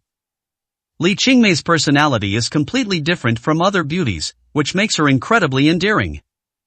He drifted off to sleep, inhaling the fragrance around his ears. At 2:30 p.m., the plane arrived in the western regions on time. They switched to ordinary cars and drove on the wide highway. Li Qingmei was curious. This was different from what she had imagined to ordinary people. Yanjing was a bustling city, an international metropolis. The western regions, on the other hand, were relatively desolate, and modern people would find it difficult to enter the city. It's completely different in reality. The wide avenues here are just as impressive as those in Beijing. There are also various high-rise buildings nearby, making it look like a modern metropolis. The air here is so fresh, and the sky is so blue. Li Qingmei exclaimed. Yes, things have changed so much here. In Su Hao's memory, the western regions were not this prosperous before. But who knows how many dangers lie behind the prosperity. If Li Qingmei hadn't been there, he had to return alone again, looking rather dejected. Honey, where are we going? Li Qingmei asked with a smile, linking her arm with his. How come he calls me husband so naturally? Su Hao stared at her blankly, somewhat surprised. Had this woman become obsessed with the identity he had created for her? What's wrong? Do I have words on my face? She asked with a smile. It's nothing, let's go to the cemetery. I need to pay my respects to my mother, Su Hao said earnestly. Alright, go see your mother-in-law. Li Qingmei said seriously, her smile fading. Su Hao was stunned again, recalling how his mother, Qin Suzhen, had tried to match him up with Zhao Hongyu when they were bickering, saying that the girl was pretty and qualified to be a daughter-in-law of the Su family. If she were still alive, she would be overjoyed to see Li Qingmei. I am incompetent. I haven't been able to fully avenge myself yet. Su Hao muttered to himself, his face filled with grief and indignation. 899, Chapter 899 Flirting. The car eventually stopped at a cemetery. Su Hao walked silently down the bluestone path, his face full of sorrow. Li Qingmei followed closely behind. Her gaze swept across the area and she noticed something. Many of the people buried here were members of the Su family. Furthermore, the dates of their deaths were all the same. That day was a calamity for the Su family. In addition to Qin Suzhen's death, countless guards also perished. According to the Su family's statistics, the publicly announced result was a staggering 1,089 people. She was shocked. Could it be that this cemetery was actually owned by the Su family and that all the people buried there were their own? Qin Suzhen's tomb is located at the innermost part of the grounds, surrounded by white roses on the tombstone. Qin Suzhen is depicted as beautiful as a celestial being. Her eyes reveal a kind smile, as if silently watching over the entire western regions. Mother, your unfilial son has only now had the chance to return. Su Hao knelt down on both knees, prostrated himself on the ground, and kowtowed 3 times. Auntie, my name is Li Qingmei. I am a friend of young Master Su. I've returned to protect the Su family. I hope your spirit in heaven will bless us so that everything goes well. After thinking for a moment, Li Qingmei also knelt down next to Su Hao and kowtowed. Mother, Miss Li and I have only known each other for a short time, but she took a great risk to come back with me. Hope you will bless her safety. Su Hao was also praying earnestly. He hadn't been back for a long time and had a lot to say. He only glanced at Li Qingmei, who immediately understood, got up and left, leaving this time together to the mother and son. She then observed the other cemeteries with great interest, and sure enough, most of the people had died on the same day. There were also a few others who appeared to be local powerful figures, all bearing familiar surnames. After going around in circles, I suddenly realized something was wrong. Behind me, at a tombstone, someone was wailing. Li Qingmei peeked over and saw that the person crying was a man whose right leg seemed to be broken, and he was using a crutch. He was complaining, crying with snot and tears streaming down his face. She felt it was inappropriate to eavesdrop, so she turned and left. An hour later, Su Hao returned from Qin Suzhen's place and happened to run into her. He smiled and said, Miss Li, you shouldn't be afraid of ghosts, right? What's so scary about ghosts? I'm a fortune teller, and I've seen many wicked people, which are far more terrifying than ghosts. Li Qingmei shook her head. That's good. Su Hao thought that although it was broad daylight, the entire cemetery was eerie and would really frighten ordinary people. This was indeed Su family land, and the reason for choosing this place as the burial site was because of its good feng shui, which could comfort the spirits of the deceased. But it's not so friendly to the living. Li Qingmei, after all, was a woman of the martial world, and she was bold enough. If it were by Jiruo or Lin Yao, they would probably be trembling with fear. Miss Li, where do we go next? Su Hao asked directly. Although he is the master of the western regions, his identity cannot be exposed this time, and he must obey Li Qingmei's arrangements. I've already had someone buy a house, and we can move there now as our place of residence, Li Qingmei said with a smile. Okay. Su Hao nodded. The two walked side by side, about to leave the cemetery. As he passed the tombstone, he saw the limping man still weeping. Su Hao glanced at him, saw the man's pitiful state, and stopped to examine him closely. Once I saw the tombstone clearly, I was so moved that I couldn't move my feet. The tombstone prominently displays the name Lu Boheo, a retainer of the Su family who served as Su Hao's personal bodyguard for 3 years when he was a child. He also died in that battle 10 years ago. If he is a descendant of Uncle Lu and is in any trouble, he will definitely lend a hand. Ahem. Li Qingmei coughed twice as she followed. The limping man immediately turned around and saw a man and a woman who had both extraordinary appearances. He was stunned for a moment, then asked, "What are your names? Why were you eavesdropping on my crying to my family?" "My surname is Li, and this is my husband. To be honest, my husband is from the western regions. We came back to visit relatives and sweep the tombs. We overheard you mentioning an unfair situation, and we wondered if we could help." Li Qingmei proudly introduced it. "Do you have relatives buried here?" This person subconsciously felt that everyone was closer, and that the people buried here were most likely their own people. "Yes, my mother is buried somewhere inside." Su Hao didn't know how to explain further. "Brother, may I ask your name, and what happened?" "My name is Lu Qin." The man, leaning on his cane, stood up and introduced himself. "As for what happened in my family, it's best if you don't get involved, lest you get into trouble." "So it's Brother Chen." Su Hao was very polite, clasping his hands in a fist and palm salute. "I have a weakness, which is that I like to stand up for the weak. Since I've encountered something unfair, I'll definitely do my part. As for the forces you're afraid of, they might not be able to stand up to me." Lu Chen glanced at them and could tell that Su Hao and Li Qingmei possessed extraordinary bearing, definitely not comparable to ordinary people. He knew a little martial arts, though not very well, but he could sense that the two of them had unfathomable true energy. A thought flashed through his mind. Could this be his father manifesting, sending two saviors? He bowed again to the tombstone, then said with difficulty, "Young master, young lady, this place isn't very convenient. How about we move to a nearby tea house?" "Alright, you're the first friend I've made here, so I'll treat you to dinner today. I hope Brother Chen will do me the honor of joining us."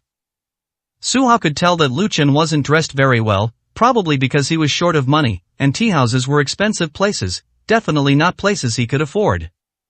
He's a seasoned veteran, so he readily gave him face. "Okay." Lu Chen nodded gratefully. He immediately turned around, limpingly need to head towards the tea house. "Wait a moment." Su Hao's heart skipped a beat seeing that some bones were dislocated in the injured area. He immediately squatted down to examine it and said, "Your leg is fine. I'll treat it for you now."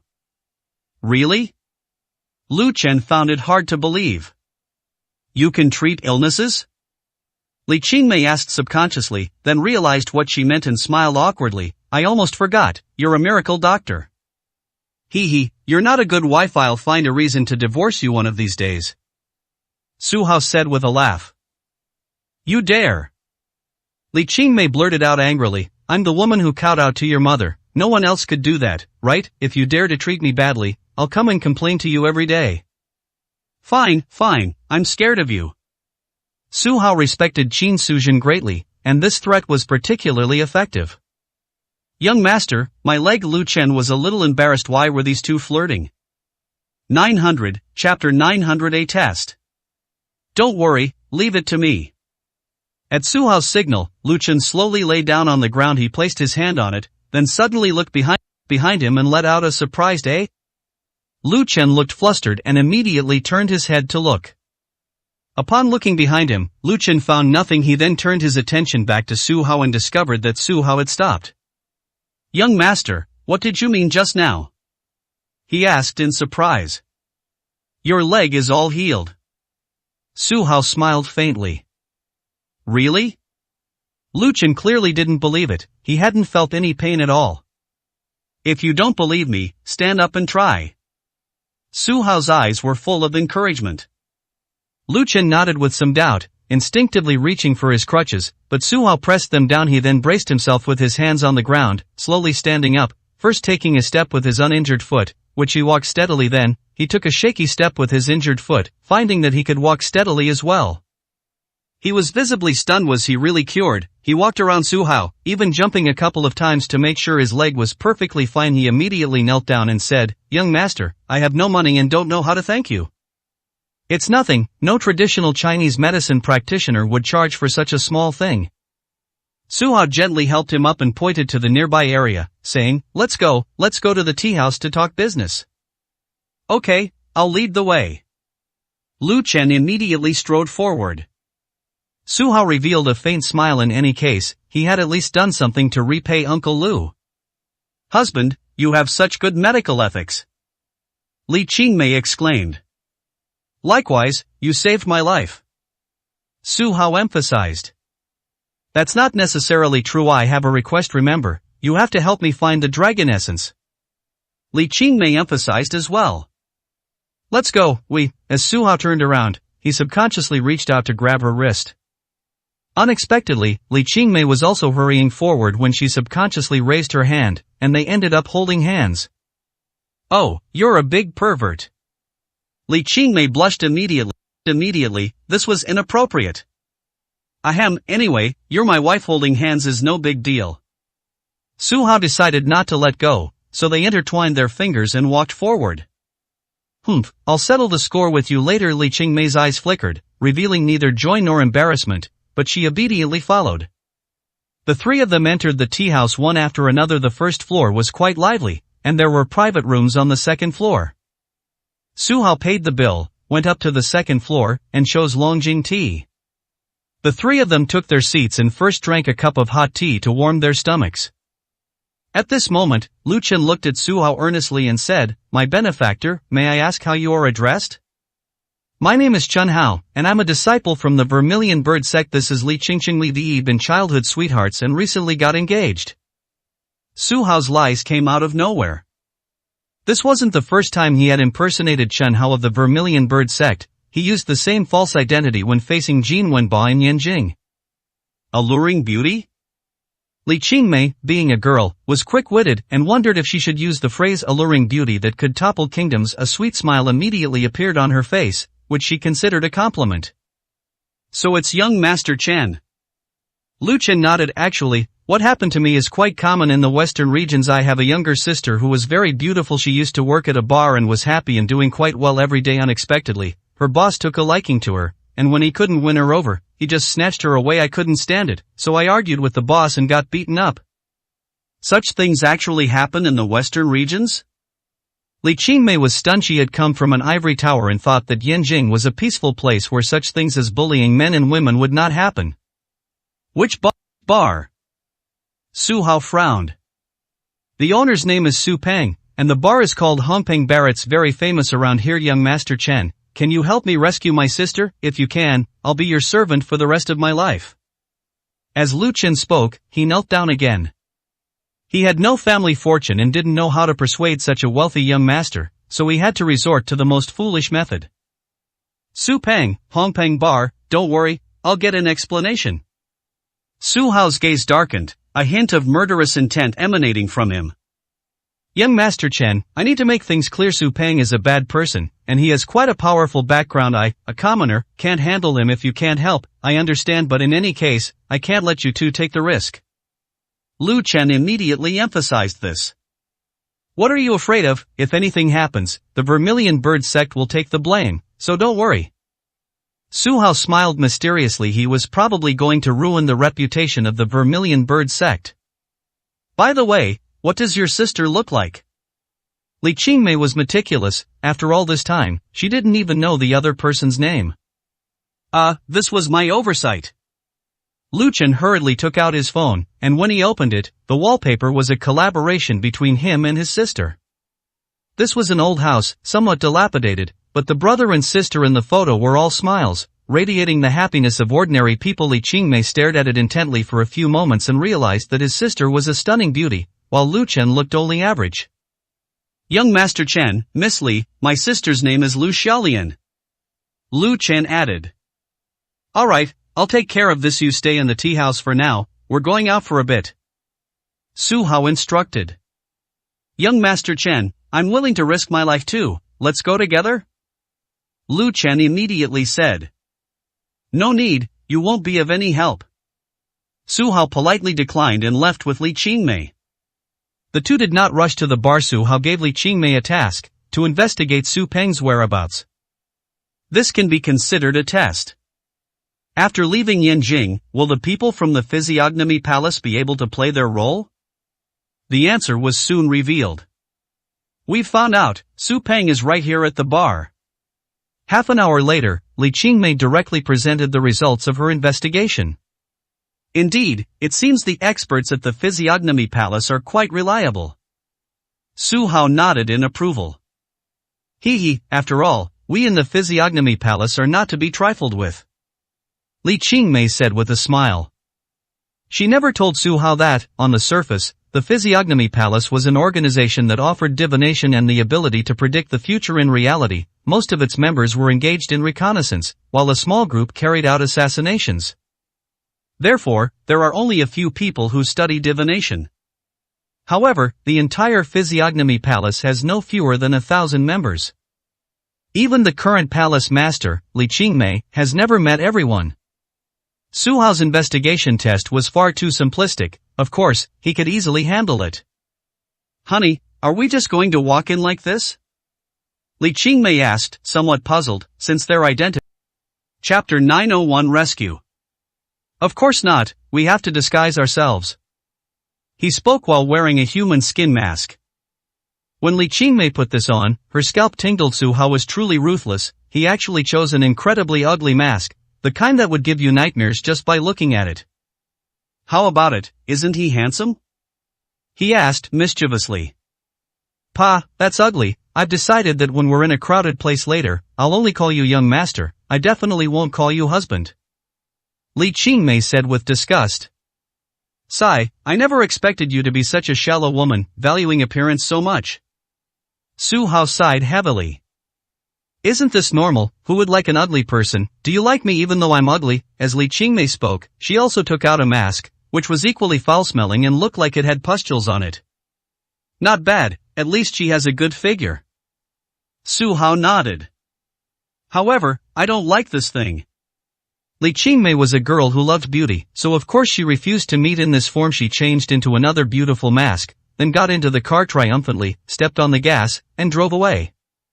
Hongping Bar. This place looks huge, brightly lit and bustling. Now that night has fallen, the bar is suddenly coming alive. Many people were queuing at the entrance, while the security guard in charge of everyone's entry and exit had a sour face and seemed to be abusing his power. As Su Hao and his companion walked over, a security guard was about to say something when suddenly someone came out from inside and handed over a stack of 100 yuan bills. The security guard then gave a knowing smile and silently let them pass. Miss, I'm going back to drinking. This was a middle-aged man who looked quite ordinary, but he was actually one of the most capable people in the Physiognomy Palace, responsible for providing assistance here. When he sat back down in his booth, he blended perfectly into the crowd. Su Hao, holding Li Qingmei's hand, glanced around and saw a group of people sitting on the second floor, laughing and chatting happily. The others didn't dare approach, suggesting these people were of high status. At the same time, the middle-aged man who had been providing backup earlier was also pointing in this direction, as if to say that this person was Su Peng. Let's go meet him. Su Hao said calmly. Young master, some people in the western regions have created some kind of brotherhood, and Su Peng is one of them. Li Qingmei whispered about her background while she was standing beside her. Moreover, Su Peng and his group were members of the Tianshan sect, making them wealthy and powerful. Is that so? How about we wipe this place out completely? Su Hao said calmly. Shouldn't we be keeping a low profile? Li Qingmei said helplessly. It seemed that Su Hao was still the same as before, always enjoying causing trouble. These are all the blame of the Vermilion Bird sect, and have nothing to do with me. Su Hao's eyes were filled with a smile. The two successfully reached the second floor. When everyone saw Li Qingmei, their eyes lit up. Even with a mask on, her beauty is absolutely top-notch. Comparatively speaking, the beauties around those men were simply not presentable. Hey, Who are you? Come over and let's talk. A man wearing sunglasses beckoned with his finger. At the same time, his bodyguards made way for him. Hurry up and go over there, young Master Su is looking for you. One of the bodyguards even shouted, urging him on. Oh. Su Hao strode over casually. The men and women opposite Su Peng, seeing his ugly appearance, immediately stood up, looking utterly disgusted. Su Hao, on the other hand, found a seat and patted the table, saying, Qingchun, come, sit down. Okay. Li Qingmei obediently sat in the seat inside him. Beautiful lady, what's your name? Are you here for fun? Someone, give the order that all expenses for this beautiful lady are on the house today. Su Peng said, taking off his sunglasses and looking her up and down without any restraint. You bastard, where are you looking? Su Hao said coldly. What are you saying? Su Peng's eyes widened in disbelief. The others were also stunned. Was this kid here to cause trouble? No, was he here to die? Su Peng is the owner of this place, and also a local tyrant in the western region. He's taught countless fools a lesson unexpectedly. Someone actually came to the bar to cause trouble. I'm only giving you one chance, hand over Lu Xiaolian. Su Hao said coldly. Who the hell is Lu Xiaolian, and who do you think you are, daring to order me around?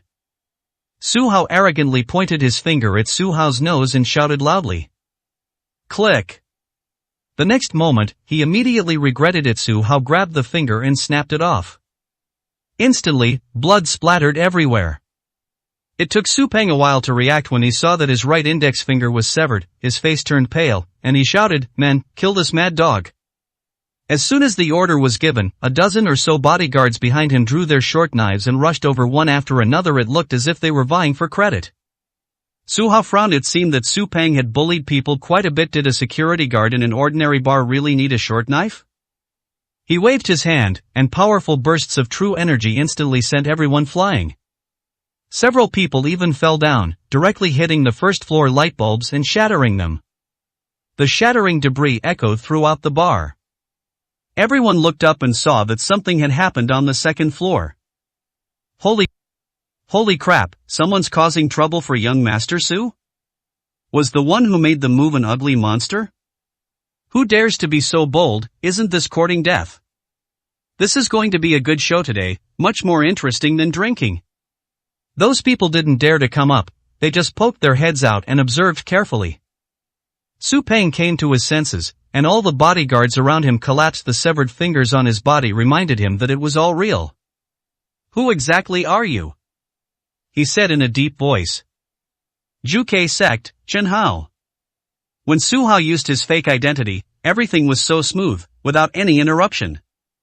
Damn, what kind of sect is the Vermilion Bird sect? How dare they cause trouble in the western regions? Aren't you afraid? Will our Tianshan sect wipe you out? Su Peng threatened directly. Bang! He had just finished speaking when he saw Su Hao smash a wine bottle, take out some broken glass, and press it all against his face. Her face, which was originally quite good-looking, was suddenly ruined. There were dozens of wounds on it, and blood was dripping down, which frightened the beautiful woman next to her, causing her to scream repeatedly. Holy crap, are you looking for death? Su Peng was furious. No sooner had he finished speaking than Su Hao struck again, smashing his left arm with a single punch. The others trembled with fear upon seeing the blood mist, not daring to utter a sound. Only Su Peng stood there, wailing incessantly. Remember my words, hand over Lu Xiaolian, or you will surely die. Su Hao said coldly. Grass. Bring me the phone. Su Peng roared angrily. A spoiled brat next to him immediately pulled out a cell phone, dialed a number, and held it to his ear. He used some kind of code to tell the other party to come over as soon as possible. Young master, he's calling for help. Li Qingmei kindly reminded him. 902, Chapter 902. The bar was demolished. It's alright, let him call for help. Su Hao wasn't afraid at all. He smiled faintly, snapped his fingers, summoned a waiter, and said, Bring me 2 clean glasses and a bottle of the finest champagne. It's on me, Mr. Su. The waiter was stunned. He had hit Su Peng, and now he had to pay. He looked at the owner tremblingly and cautiously said, Should we kick him out? Damn it, do whatever young Master Chen tells you to do, don't talk nonsense. Su Peng said, about to slap him. Unexpectedly, he was slapped away by Su Hao as soon as he raised his hand. Only incompetent people would target the weak. Su Hao said disdainfully. Seeing that he had escaped a dangerous situation, the waiter immediately turned and left. Su Peng was furious. This ugly freak in front of him was simply too arrogant. He cursed the Vermilion Bird Gate 1,000 times in his heart, but he was no match for them at the moment, so he could only stand silently to the side. The champagne was soon served, and Su Hao opened it and poured 2 glasses. Xingcheng, come, have a drink to quench your thirst. Su Hao said gently. Thank you, young master. Li Qingmei looked around and found hundreds of eyes staring at her.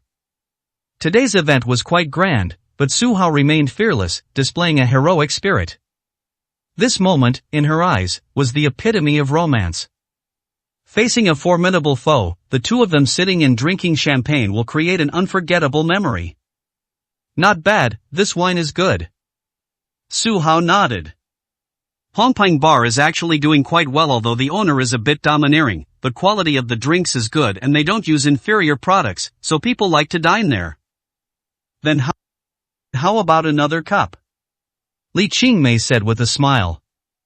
All right. Su Hao slowly poured the wine. Seeing the two so affectionate, Su Peng was furious. The Vermilion Bird sect has absolutely no reputation in the western regions, yet they've produced such an ugly, reckless freak. He was also incredibly jealous of Su Hao. Li Qingmei was recognized as the most beautiful woman by the Heavenly Mystery Palace, and it was a complete waste that she ended up with someone like this. Young master, someone is coming. After 3 cups of wine, Li Qingmei was in a good mood, but she soon saw a group of people rushing over menacingly. The leader was none other than a bald monk. He arrived with dozens of martial arts experts and was surprised to see the injured Su Peng. He asked, Young Master Su, how did you get injured? Who did this? It's him, Chen Hao from the Vermilion Bird sect. Su Peng said angrily, using his right hand with 4.5 fingers. The Vermilion Bird Gate? The newcomer frowned, and after thinking about it carefully, he realized he had never heard of this name before. The Vermilion Bird sect was mainly located in the Jiangnan region. Although it expanded to the vicinity of Yanjing, it never truly gained recognition. As for the western regions, no one had ever heard of this sect. His gaze darkened, and he said coldly, I am Wu Wangzhenren, the captain of the Su family's guards. Since you have made a move against young Master Su, don't blame me for being impolite. Is that so? Su Hao said calmly, in my opinion, you're just aiding and abetting evil. My goal is simple, to take Lu Shelian away. Why are you all so uncooperative? What a joke, those are women that young Master Su and his men captured. How could we hand them over to you?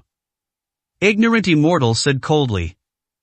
What exactly did you do to her? Su Hao frowned.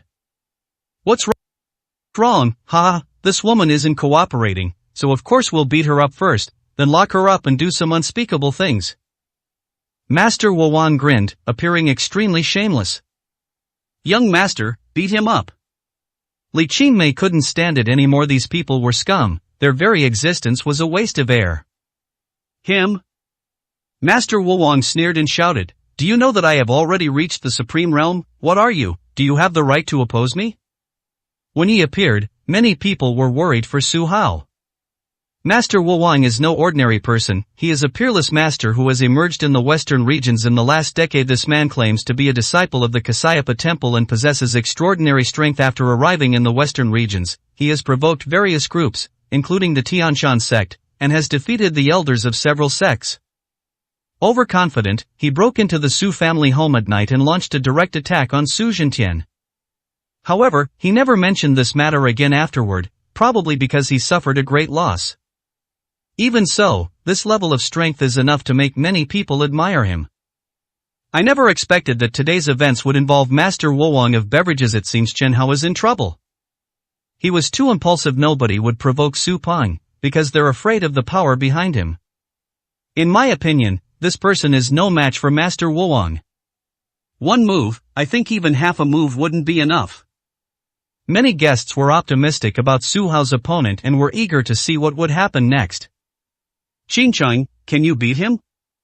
Su Hao asked calmly, not in a hurry. This person's strength is somewhat unfathomable, and it is inconvenient for me to take action. Li Qingmei shook her head. After all, he is a master of the Supreme Realm, and if the fight becomes too intense, it would be easy to expose his identity.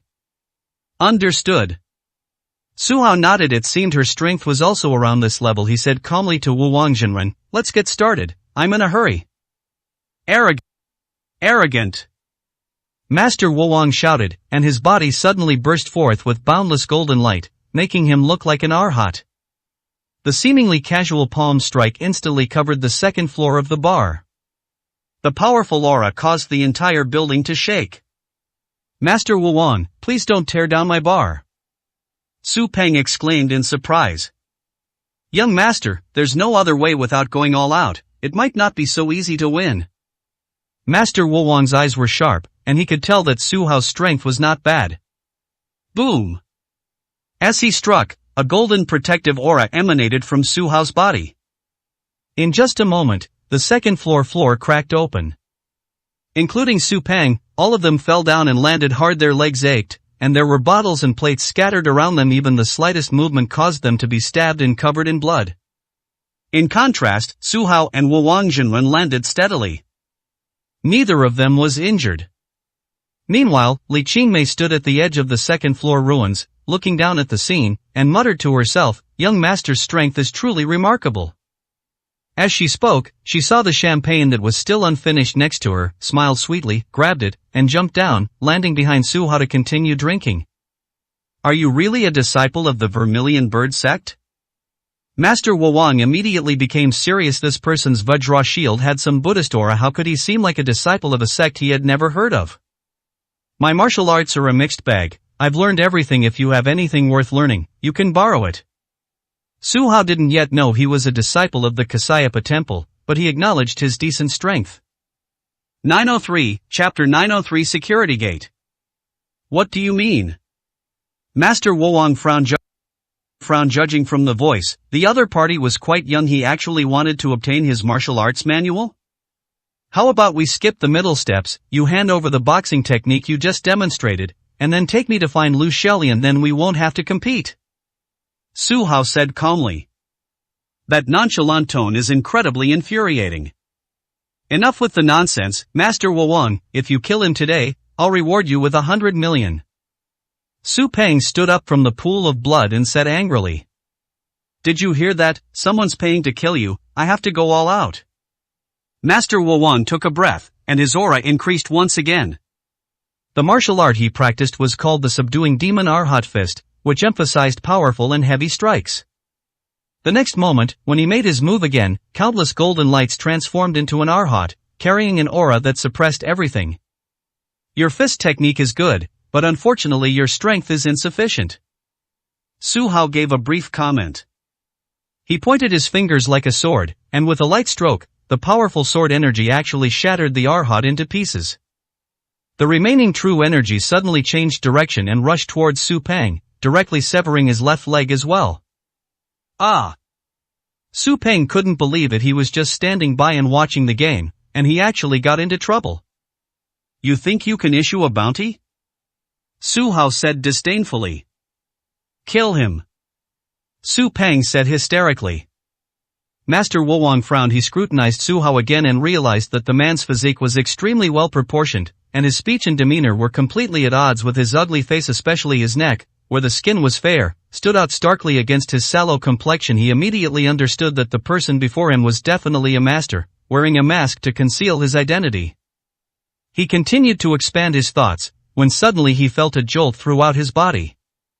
Could this person be a disciple of the Divine Martial Pavilion? They also received word of the Divine Martial Pavilion's large-scale invasion. After much thought, he concluded that only the people of the Divine Martial Pavilion possessed such strength. There is another possibility. The person before them could be Su Hao, the one who turned Yinjing upside down, but to outsiders, Su Hao is dead and could not possibly be here.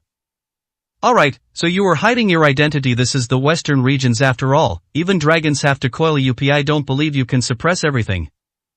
Master Wu Wang was somewhat unconvinced by the Divine Martial Pavilion, and threw another punch as he spoke. Golden light reappeared, and 18 arhats appeared. The quantity increased 18-fold, and so did the power of the fist technique. Holy crap, Master Woang actually used his strongest move? Su Peng was somewhat surprised. Upon seeing this, the others applauded. Everyone thought that no one could withstand this move. Good.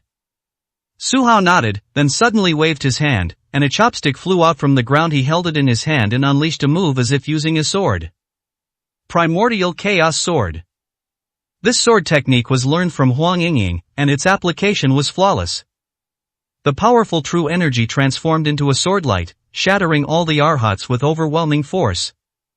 Laugh. Finally, the sword energy pierced through Wu Wangzhenrun's collarbone, leaving an indelible wound. I told you, you are no match for me. Su Hao used his sword again to cut into its body. Not long after, 2 secret manuals fell down. One book is called Subduing Demons Arhat Fist, and the other is called Vajra Subduing Demon Sword. This is one of the martial arts techniques of Kasayapa Temple, which has only recently been revealed to the world. Su Hao flipped through the pages with great interest, finishing the sections on fist techniques and sword techniques, and then nodded secretly. Logically speaking, these 2 manuals were quite powerful, but in the hands of Master Woang, they couldn't unleash their full potential. Master Woang stood still, and when he tried to circulate his energy again, blood gushed from his wounds. His true energy also dissipated, clearly indicating he was severely injured and his strength greatly diminished. Boy, are you really a disciple of the Divine Martial Pavilion? Master Woang asked unhappily. The Divine Martial Pavilion, what is that? Su Hao said dismissively. Master Woang was bewildered. Had he guessed wrong? Aside from the Divine Martial Pavilion, do other sects need to conceal their identities? Or perhaps, he really is a disciple of the Vermilion Bird sect? Great monk, aiding and abetting evil is not a good thing. Today is just a small punishment for you. Su Hao saw his 2 secret manuals and thought he might be a Buddhist disciple, so he subconsciously chose to show mercy. After all, he received some courtesy at Kasayapa Temple, which could be considered as repaying this favor. Are you really going to go find Lu Xiaolian? Master Woang asked unhappily. Lead the way. Su Hao didn't bother to answer. Forget it, it has nothing to do with me anyway. Master Woang sighed and turned to leave. Young Master Su, let's go, let's all go together. Su Hao turned to Su Peng and gave him a faint smile. Me too? Su Peng was stunned. He was missing an arm and a leg, so how could he walk? Do you have a choice? Su Hao said blankly. Damn it! Su Peng cursed under his breath, then found a strong security guard and had him carry him alone. Su Hao turned around, reached out his hand, and took Li Qingmei's hand again. The latter held onto the bottle of champagne, reluctant to put it down, and took a couple of sips as he walked. A drunkard. Su Hao muttered. You don't understand. Li Qingmei's eyes were bright. This was wine they had drunk together. How could she bear to put it down? Brotherhood. This is a basement, which is decorated in an extremely luxurious manner. The dozens of men, surrounded by beautiful women, appeared exceptionally dashing. Something terrible has happened. Suddenly, someone burst in, exclaiming in surprise. Can't you shut up for a second? Do you think anyone in the western regions would dare to oppose us? A young nobleman on the sofa, enjoying a massage from a beautiful woman, coldly reprimanded him. President Wang, you don't know this, but someone from Hongping Bar just called and said that a man with a woman is coming to kill us. The man said nervously. You what? A man and a woman came charging in? The man sat up abruptly, a flicker of fear crossing his face, then burst into laughter. Did everyone hear that? I'm so scared, there are only 2 of them, how can that be enough for us to have fun with? The others burst into laughter, feeling that this man was disgracing the fraternity. Their organization has only one advantage. That means you're rich. All members are scions of wealthy families. If their family assets are less than 10 billion, they are not even qualified to join. The speaker was Wang Yuan Kai, the founder of the fraternity and its president. Let them come over. I want to see who dares to cause trouble. Su Peng is such a loser, he actually got scared by a man and a woman? Doesn't their family have the immortal Wulong? Is it possible they have no connection with their clan? The others stopped and excitedly chimed in. They actually think women are just SOSO, and that the happiest thing is having the opportunity to fight with someone. Boom! As they were speaking, their security door, which was several tens of centimeters thick, shattered completely, as if someone had walked in from the outside. 904, Chapter 904 Strange. Holy crap, where did this ugly monster come from? When Wang Yuankai glanced at Su Hao, he felt a wave of nausea. You women, you can leave now. Su Hao shouted coldly. Those people looked at Wang Yuankai and the others, and after receiving their consent, they immediately turned and left. At the same time, these rich kids each took out guns and pointed them all at Su Hao. Not only that, the other guards came in and surrounded them as well.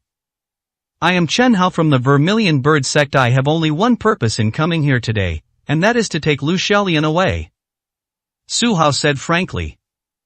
What Lu Xiaolian? We don't have anyone like that here, you brat. This gate cost us millions, and you just ruined it like that. How are you going to compensate us? Wang Yuankai held a submachine gun in his hand and said triumphantly. Pay? Su Hao threw Su Peng to the ground, swayed, and appeared next to him. He slapped him hard, causing him to fall to the ground with half of his face swollen up and 7 or 8 of his teeth falling out. Are you crazy? Wang Yuankai was shocked. This person had a very good grasp of force. His attack just now had only caused him pain. Young Master Kai, this guy is a madman. We have to kill him, otherwise, everyone will end up like me. Su Peng said angrily, lying on the ground. Useless. Wang Yuankai retorted, with so many experts in your family, how come you couldn't do anything about him? Young Master Kai, you don't know this, but this person is very strong. Su Peng said with a wry smile. Really, I'd like to see if he can stop a bullet, no matter how strong he is. Wang Yuankai pulled the trigger immediately. What happened next shocked him immensely. All that was seen was Su Hao blocking the muzzle with his finger, and almost instantly, the gun in his hand exploded completely. Scrap bullets flew wildly towards him. Ah! The man covered his right eye, appearing to be in immense pain. With just that one blow, his right eye was completely ruined. Kill him. Taking advantage of the opportunity, Su Peng gave orders to the others. The surrounding young noblemen all pulled the triggers. Various bullets flew towards Su Hao. He remained calm and composed, nearly raising a golden protective aura around his body. After getting close, the bullets all turned back the way they came. More than a dozen young noblemen were either dead or injured, and the scene was in complete chaos. Wang Yuankai surveyed everything with his left eye, a hint of fear in his eyes. He hysterically shouted at the guards, "Aren't you going to make a move? Do you want to watch us die before you're satisfied?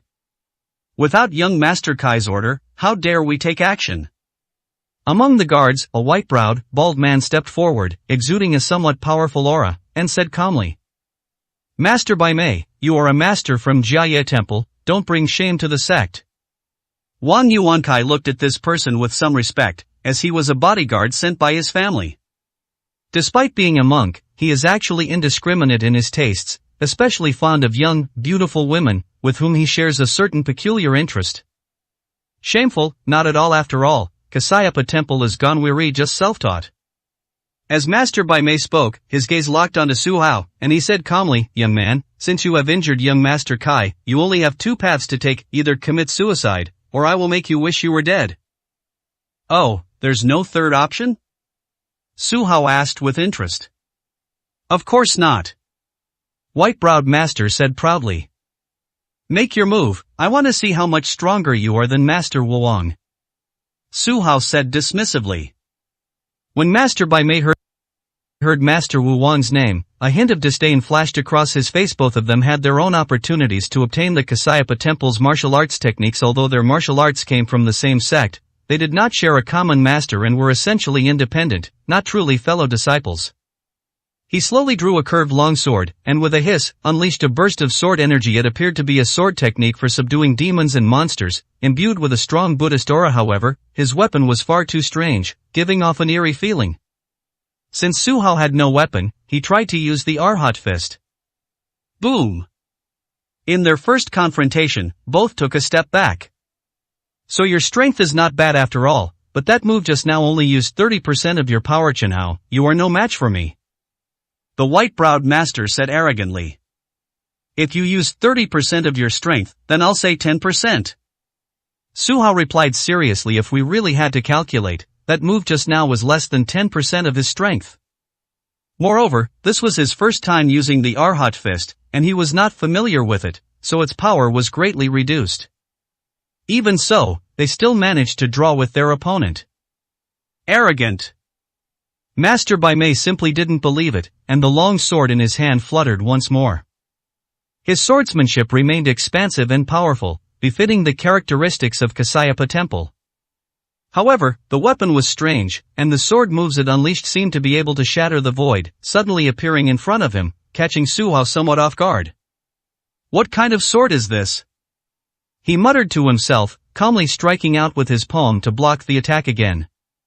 Master Bai Mei abandoned his playful thoughts, realizing his opponent was very strong, therefore, he became more composed and his swordsmanship more profound when he attacked. The others stared in disbelief. They had never seen Master Bai Mei so serious. In terms of strength, this person far surpasses Wu Wangjinren, and is also more low-key. He rarely fought anyone, but any master from the western regions who met him would show him respect. His only known confrontation was with Bai Yi. The two fought for an entire night, and the final outcome remains unknown. However, the fact that he could spar with Bai Yi for so long is enough to show how strong he is. Li Qingmei carefully examined him at first. She felt that Su Hao's fist technique was somewhat unfamiliar, but the more she looked at it, the more familiar it became. Was this the subduing demon Arhat fist? He had just obtained it from Master Wu Wang and had only glanced at it a few times, yet he could already perform it? Could this be the secret of the Qianqizi? She thought to herself. There are countless legends surrounding the Qiangqi child in the martial arts world. Some say this bloodline increases ferocity, making one reckless in battle. Others say it can absorb the true energy of others, making it extremely evil. Still others say this bloodline can unleash potential and grant additional abilities, appearing only in unparalleled geniuses. Li Qingmei felt that Su Hao's potential had been greatly developed. Boom! The fight between the two became increasingly intense. The entire basement was swaying slightly. It must be said that the building quality here is very high. Even if two masters were to fight, it would still remain stable and not collapse. Chen Hao, you absolutely cannot withstand this next move. Master Bai Mei suddenly said in a deep voice. What, are you trying to provoke me? Su Hao said calmly. A provocation? You overestimate yourself. This is just a declaration. After Bai Meizhenren finished speaking, his aura surged. Suddenly, cracks appeared on the spot where he was standing, which looked very strange. 905, Chapter 905. Lead the way. Su Hao didn't stay in place. He moved swiftly and appeared next to Li Qingmei, saying, Step back a little, don't get hurt. Young master, are you this gentle with other girls as well? Li Qingmei asked, tilting her head. If it were anyone else, I wouldn't let them get involved. Su Hao shook his head. Apart from Huang Yingying, who ran into the battlefield on her own, the other women would stay in safe places. He, it seems I'm the most special one? Li Qingmei smiled and didn't seem to care much. Master Bai Mei's expression was not good. Was the pressure he had put on him not enough? This guy was busy flirting with the beautiful woman. He was incredibly arrogant. He shouted and unleashed his strongest sword technique. The sword energy formed a large net and flew towards Su Hao. Su Hao found it strange, wondering what was so powerful about it, so he swung his palm and smashed them all. Then, something strange happened. The sword energy actually transformed into black mist and surrounded him. Poison gas? He frowned, realizing why the other party's longsword looked strange. It was hiding a deadly poison. The white-browed master actually claims to be a disciple of Kasyapa Temple, which is even more despicable than the unworthy master. With Li Qingmei behind him, he couldn't very well move aside. Take a moment to think and make a decision promptly.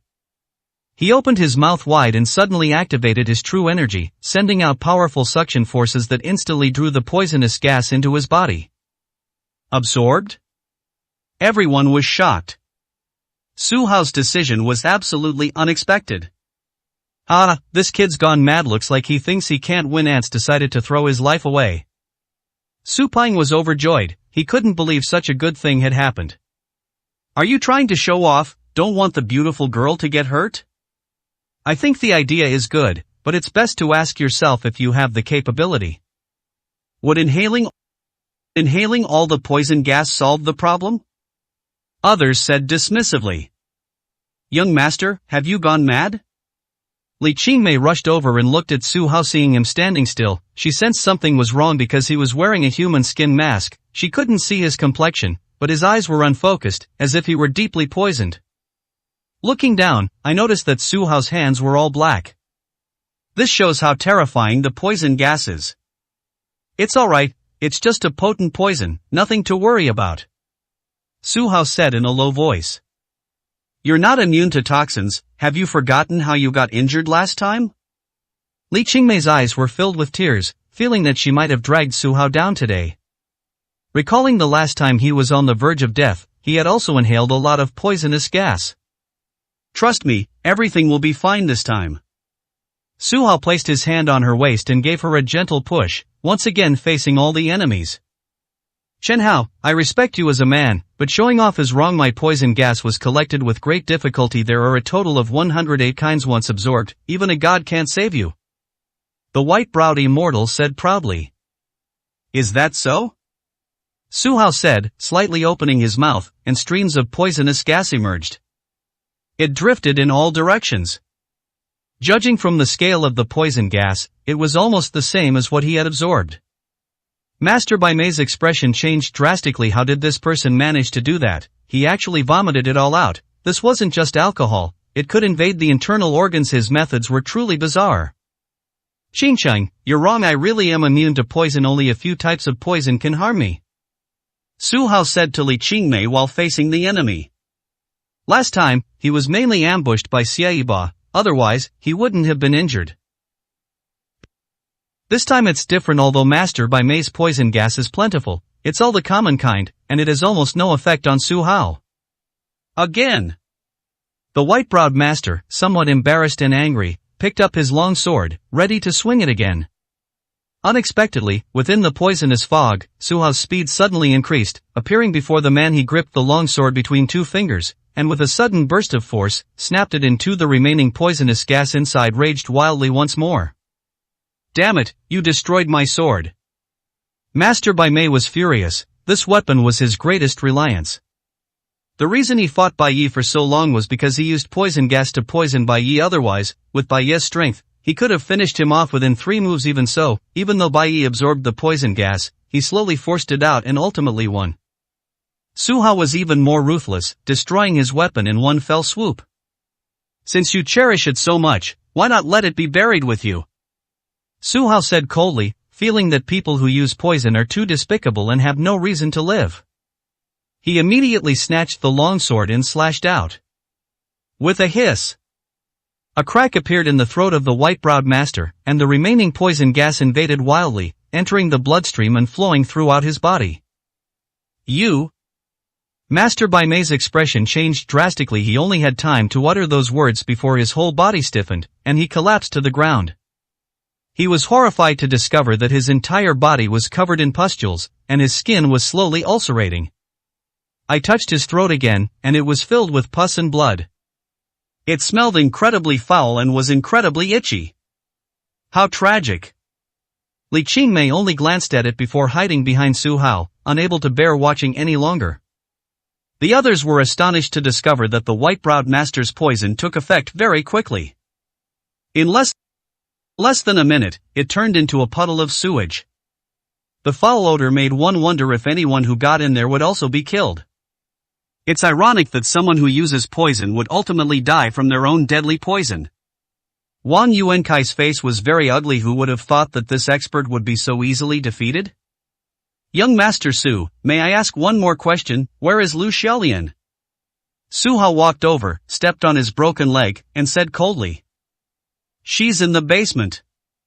Su Peng pointed nervously downwards and said. Lead the way. Su Hao said coldly. Su Peng's face was grim. He was so badly injured that he couldn't stand up at all. However, he dared not disobey Su Hao's orders, so he crawled on the ground. A short while later, a trail of blood appeared, and the trail began to point the way. Young Master Su, I'd better stay here and hope these people run away. Li Qingmei thought for a moment and realized that if more experts came, it would be quite troublesome, so she assigned herself a task. Be careful, these people have guns, don't hurt yourself. Su Hao warned. Honey, don't worry, I can take care of myself. Li Qingmei smiled faintly. Su Hao was stunned. Wasn't she supposed to be like this, unwilling to call him husband? It seems that his heroic rescue earlier had some effect, at least making her feel safe. Okay, I'll go downstairs for a bit. Su Hao nodded and followed the trail of blood, slowly entering a dark passage. Su Peng, who was lying in front, groaned incessantly. He was really having a terrible day. He was already injured like this, and he still had to lead the way. 906, Chapter 906 Answer. At the end of the passage was a place comparable to a dark prison, with only a dim yellow light inside. When Su Hao walked in, he smelled a foul odor. Looking down, I saw that the ground was covered in all sorts of filth. There were 12 iron cages inside, filled with young girls wearing underwear. Their faces were sallow, as if they had been subjected to inhuman torture. Su Peng, did you capture all of these? Su Hao's expression changed drastically, feeling that these people were even worse than animals. Young Master Chen, my wish is that I only captured one person. The others were captured by other young masters. This is young Master Kai's secret base. That man has mental problems and likes to humiliate women's a complete beast. Su Peng immediately shirked responsibility. In reality, these women are just playthings for everyone. Their so-called fraternity was established for these shady dealings. But how could I possibly say something like that? Wouldn't that be courting death? Is that so? Su Hao asked angrily, his eyes bloodshot. Of course, if I'm lying, may the entire Su family. He was making a solemn oath. Unexpectedly, Su Hao kicked him so hard that his manhood was destroyed. This person also has the surname Su, it's an insult to that surname. Ah! Su Peng was stunned at that moment. He thought of eunuchs in ancient times. He was both shocked and angry, and immediately fainted. Su Hao frowned and walked inside. With a flick of his right hand, a burst of true energy transformed into flames, illuminating the entire secret chamber. Upon seeing this, the girls trembled with fear, clutching their cages and daring not to speak, seemingly afraid that he was also one of Wang Yuankai's men. Don't be afraid, everyone, I will get you out of here. Su Hao made a solemn promise. Young master, you're not one of them? A young girl with several brand marks on her body asked timidly. Remembering something, Su Hao took off his mask, revealing his true face, and said, Do you think I would associate with them? Young master, please, save us. Seeing that Su Hao had clear eyes and a refined appearance, and didn't seem like a bad person at all, the man immediately offered his help. Don't worry, I'm here today, everyone will be rescued. Su Hao put his mask back on and shouted, Who is Lu Xiaolian? I. In the innermost cage, there was only one girl. She didn't have any injuries, since she had just been arrested, but she felt a sense of despair upon arriving at this place, thinking she would never be able to leave alive. Seeing Su Hao, they thought they had met their savior. Young master, as long as you save me, Lu Xiaolian is willing to be your slave. She knelt down in the cage and kept kowtowing. Don't do this, no one is worth your kowtows. I am Lu Chen's friend, he sent me to save you. As Su Hao spoke, he directly opened the iron cage. Really, how is my brother? When Lu Xiaolian came out, she was only wearing a tank top, but her eyes were shining. He's fine, he's waiting for you to come out. Su Hao sighed, then waved his hand, cutting off all the iron chains of the other cages. Everyone stepped forward, and Su Hao noticed that some of them were barely clothed. A bunch of beasts. He whispered. Young master, if you go against the Brotherhood like this, you'll be in a lot of trouble in the future.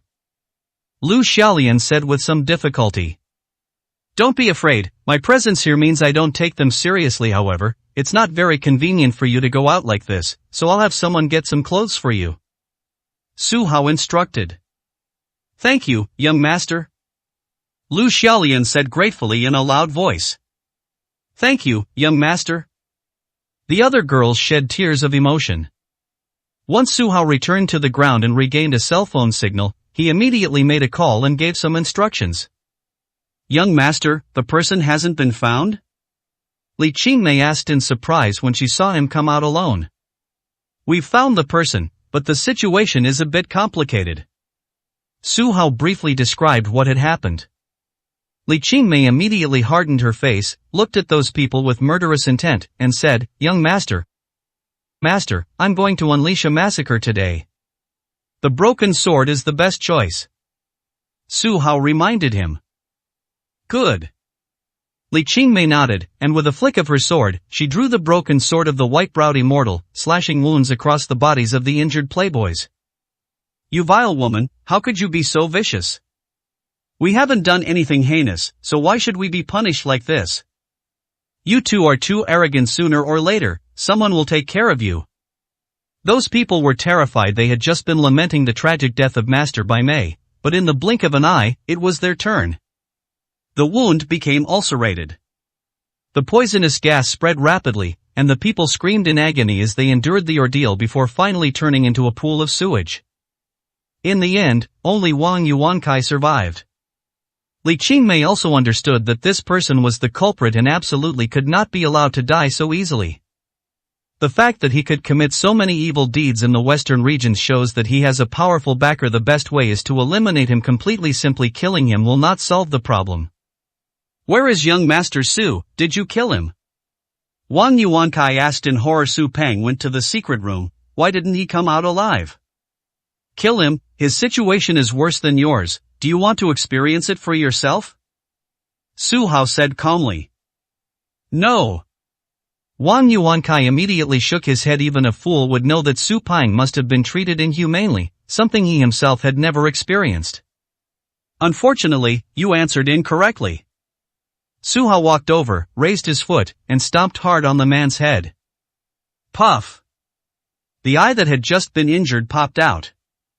Wang Yuankai screamed, but before he could say anything, Su Hao stepped on him again. He was extremely embarrassed. If this continued, would he be beaten indefinitely if he didn't agree? Young Master Chen, I was wrong. You used the hand that dealt with Su Peng. Used the segment on me.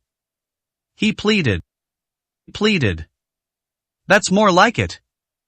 Su Hao nodded in agreement. Wang Yuankai was trembling all over. What would happen to him next? The next moment, Su Hao's foot flew up again, not towards his head, but directly towards his groin. Click! In an instant, a sharp pain swept through my entire body. Wang Yuankai rolled his eyes in pain and also fainted. Two useless things. Su Hao said dismissively. Young master, you were really ruthless. Li Qingmei was somewhat taken aback, but felt that the handling of the situation was quite good. The way to deal with these people is to make them suffer. Su Hao said dismissively. Not long after, footsteps could be heard outside. A middle-aged man walked in, followed by several women carrying large and small bags. He bowed directly and said, Young master, my name is Sun Yunfei, and I am Sun Tong's younger brother. Please let me know if you need anything in the future. After Sun Tong was injured, he gave her a phone number and said she could contact this person if she needed anything. Given Sun Tong's good performance in Yinjing, Su Hao placed more trust in Sun Yunfei. 907, Chapter 907. No succession. Send your men to the secret room and rescue those girls. Su Hao gave the order directly. Understood. Sun Yunfei nodded, waved his hand, and the women walked down the secret passage. Upon entering, the first thing they noticed was the pungent odors, which surprised everyone. Then, seeing the injuries on each girl, they were all furious and started cursing. They took out the prepared clothes and distributed them. The girls were moved to tears again when they saw these things. As everyone emerged from the sealed chamber and ascended to the upper level, breathing in the fresh air, they were filled with a myriad of emotions. It felt as if they had returned from hell to the human world, to live a little longer. Thank you for saving me, young master. These people knelt down again, expressing their gratitude. No need to thank me. Su Hao raised his hand, and powerful bursts of true energy helped everyone up. Then he instructed Sun Yunfei, you must take them home. Remember, you must personally take them home. If anything happens, you will be held responsible. Clear. Sun Yunfei nimbly led everyone away. Only Lu Xiaolian remained, gazing at Su Hao with a faint hint of expectation. Wait a moment, I still have some things to take care of. Su Hao said gently, then his voice gradually turned cold as he said, Xingqiang, tell your men to throw Su Peng and Wang Yuankai back to their homes. All right. Li Qingmei nodded. Was this just killing someone by attacking their spirit? Such injuries would surely cause any family member heartache and grief. She suddenly whistled, as if it were some kind of secret signal. Two groups of people then entered. One group dragged Su Peng away, and the other dragged Wang Yuankai away. Su Hao then took Lu Xiaolian back to the tea house. When Lu Chen saw his sister, he could hardly believe it. The once beautiful girl is now tortured beyond recognition. Brother, I've finally come out alive and seen you again. Lu Xiaolian threw herself into his arms and cried loudly, expressing all the grievances she had suffered these past few days. I must kill him. Lu Chen said angrily, thinking of Su Peng. Brother, young Master Chen has already taught him a lesson. This man is now living a life worse than death. Lu Xiaolian recounted Su Peng's ordeal. Lu Chen was stunned. Su Peng was now physically abusing him and had become a eunuch. This was incredibly satisfying. Young Master Chen, we, your fellow disciples, truly don't know how to repay your immense kindness. If there's anything we can do to help you, we're willing to risk our lives for you. Lu Chen said gratefully. Don't say that, you don't owe me anything. Su Hao sighed. These were Uncle Lu's descendants, and they deserve to be taken care of. He said seriously, you're only temporarily out of danger. Su Peng's family is still very powerful and will definitely continue to cause you trouble. I will arrange for someone to send you away from the western regions immediately. Find another place and live a good life. Thank you so much, young master. Lu Chen was deeply moved. This was incredibly thoughtful. Thinking back, if he really wanted to fight to the death, he would only be throwing his life away. He might not even be able to get close to Su Peng, since Su Peng had many guards, none of whom he could handle. You can leave now. Su Hao nodded. Lu Chen led Lu Xiaolian out of the tea house. A car had already been arranged outside, and they set off directly for a secret trip to a new city. A car suddenly appeared in front of a villa and threw down a black body bag. The guards at the gate were surprised to see this and tried to stop the vehicle, but found that it had already disappeared. This is a corpse? One person asked in surprise. Open it first. The other person smelled the terrifying odor and cautiously untied the bag. Suddenly, they discovered that there was a person inside covered in blood. Where is this? The man opened his eyes and looked around. Upon seeing the familiar gate, he immediately cried out in grief and indignation, someone, quickly call my father out. Upon hearing it, the two guards recognized Su Peng's voice. One person went inside to fetch someone, while the other asked in surprise, young master, what exactly happened? Why did it turn out like this?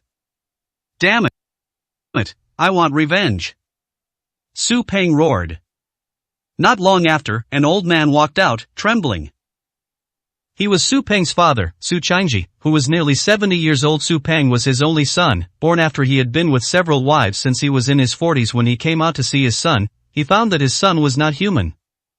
He immediately shouted, someone, arrange a vehicle, get to the hospital immediately. Soon a car arrived, carrying the wounded directly to the best private hospital in the western regions. Su Changji paced back and forth outside the operating room. Several hours later, the operating room door opened.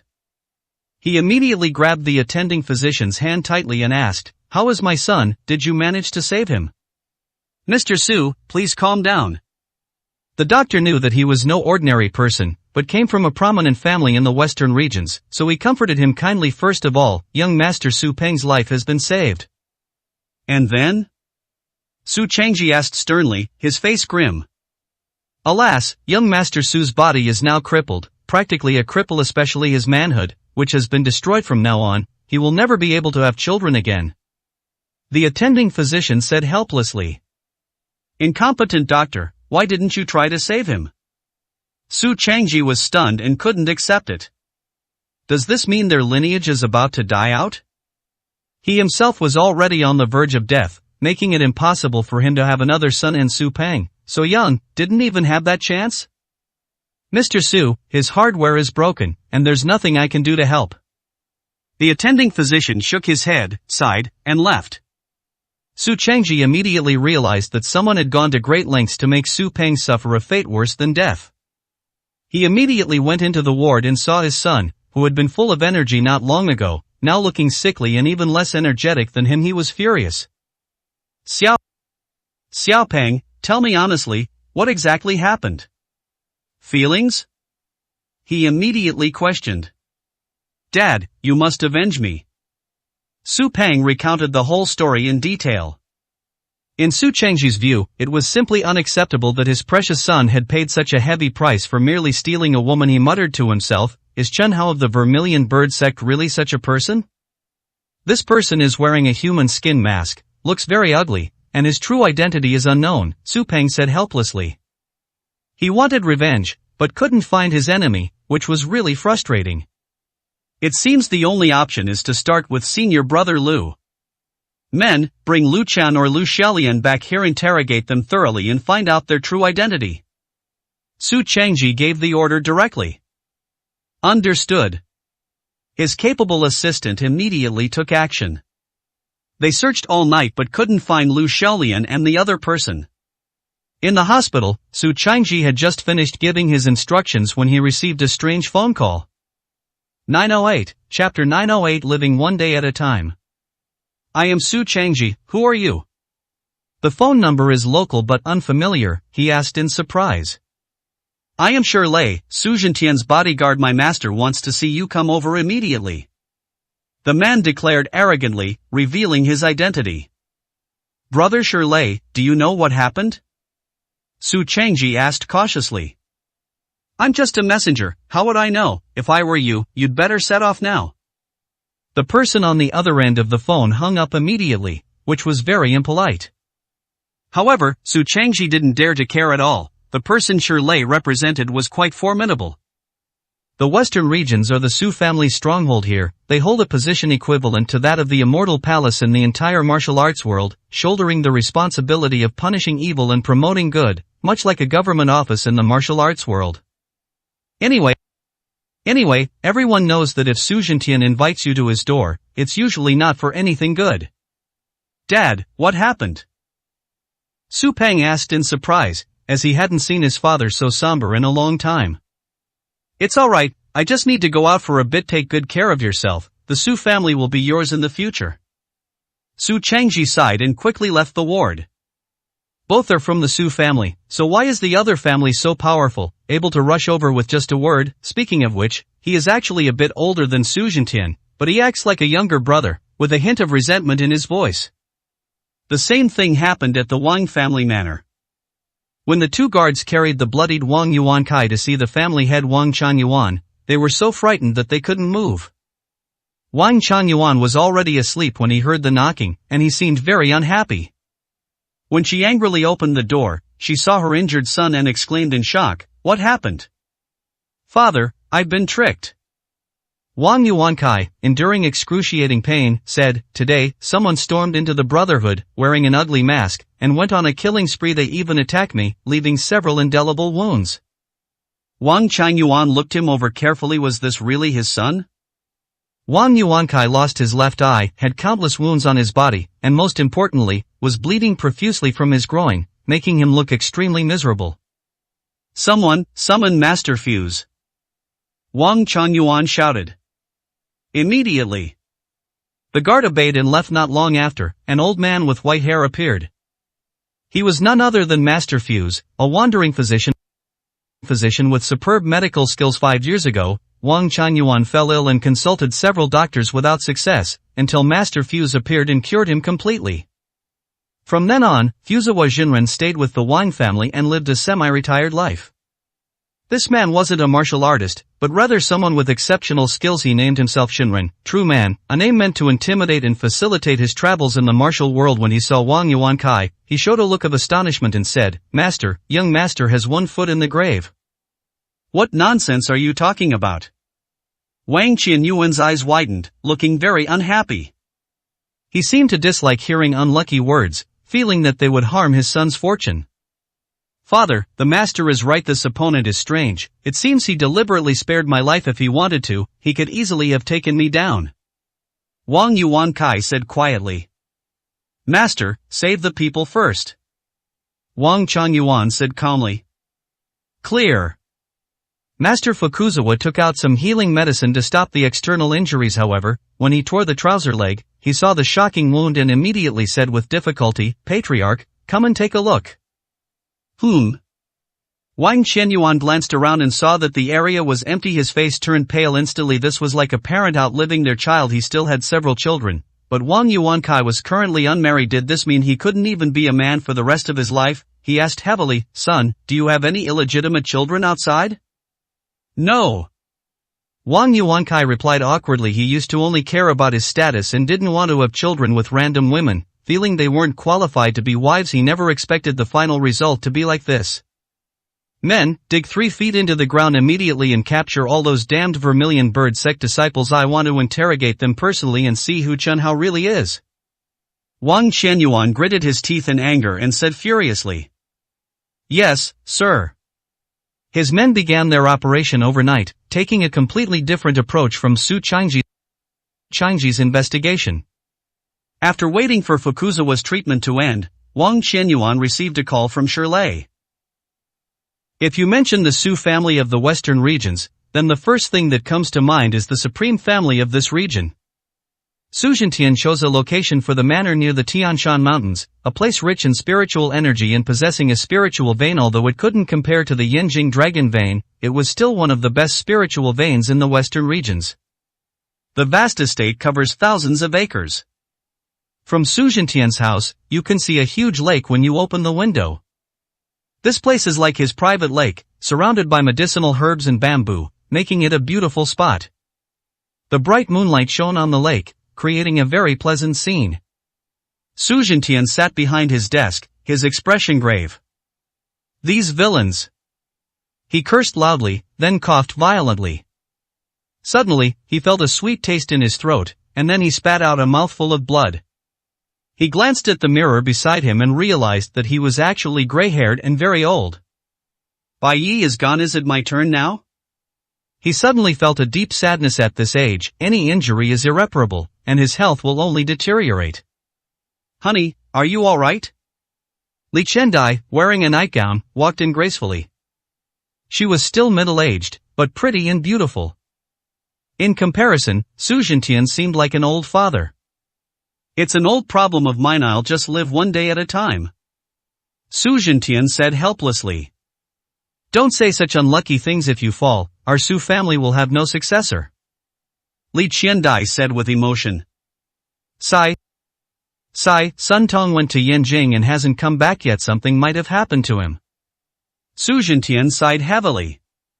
He's expected. Sun Tong was seriously injured at the time and was secretly protected by Li Qingmei, and there was no news of him for the time being.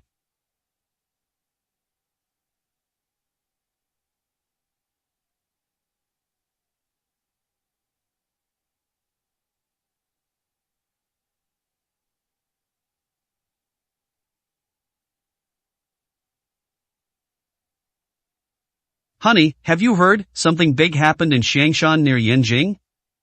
Li Chendai had been avoiding the topic until now, after some time had passed, when she finally found an opportunity to bring it up. You mean the battle between Changcheng and Wei Anchuan? Nobody knew what happened back then, but Bai Yi did a good job, dying together with Li Yuanwu. If I had been braver back then, maybe I could have done the same. Su Zhentian's eyes dimmed. He couldn't help but recall Su Hao's thoughts. Was it really worth it to choose to tolerate things for the sake of the Su family's safety? If they had fought Li Yuanwu, wouldn't the situation have been completely different? No. This is not something a head of a household should do. Li Yuanwu is indeed formidable, but the Divine Martial Pavilion is even more terrifying. His strength is one thing, but the power he represents is another. 909, Chapter 909. Not believing in evil. The Divine Martial Pavilion is too powerful, with all kinds of talented people. If the Su family were to fight them to the death, they would have absolutely no chance of winning. Was he really wrong to only try to protect the Su family? Cough. He became agitated and coughed again. The blood on his palms was even more severe. Honey, should we call the doctor? Li Qiandai asked with great concern. No, I have things to take care of later. Besides, I know my health condition better than anyone else. It's beyond repair, and there's nothing that can be done. Su Zhentian sighed. Li Qiandai silently wiped away the tears from the corners of her eyes. She recalled how Su Zhentian had once been ambitious, wanting to build a great empire. The Su family was a prestigious clan with an extremely high status in the martial arts world. Unexpectedly, after being injured, he lost all his will to fight. What are these? Li Qiandai quietly changed the subject, looking at the documents on the table with some surprise. You can see for yourself. Su Zhentian didn't really want to talk about it, he felt disgusted. Li Qiandai took out a document, and after reading it, her expression turned sour. It turns out that the record shows Su Changji's family, who committed many evil deeds and committed numerous atrocities. Who prepared these things? Li Qiandai asked in astonishment. It's not clear yet. This was delivered to the door this afternoon and brought in by a guard. It should be a report from some organization. Su Zhentian explained. Is all of this true? We can't possibly be doing all the work for someone else. Li Qiandai saw the Wang family's name on the information. Both Su Changji's and Wang Qianyuan's families wielded considerable power in the western regions. If they are to be replaced, there will definitely be people to take their place. It's perfectly normal for people to secretly report on each other for their own benefit. It looks real.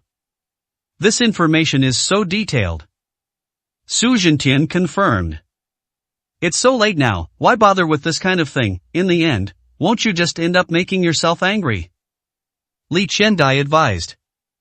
No, since I belong to the highest family in the western regions, I must deal with this kind of scoundrel. If everyone does evil like this, won't the people of the western regions suffer? In his excitement, Su Zhentian coughed again. Li Qiandai dared not say anything more provocative, and simply patted his back gently. Before long, Shirlei and Hongfu led Su Changji, and the latter broke out in a cold sweat upon seeing Su Zhentian. Even before he spoke, he could already sense the domineering aura of the person in charge. Su Changji, do you plead guilty? Su Zhentian said calmly. What crime? Our family is innocent, kind to everyone, and has never done anything to wrong anyone. Su Changji argued illogically. Quibble? Take a good look and see what's recorded here. Su Zhentian grabbed his file and threw it at him. After Su Changji received them, he became increasingly astonished as he looked at them. Who collected these, and why were they so detailed?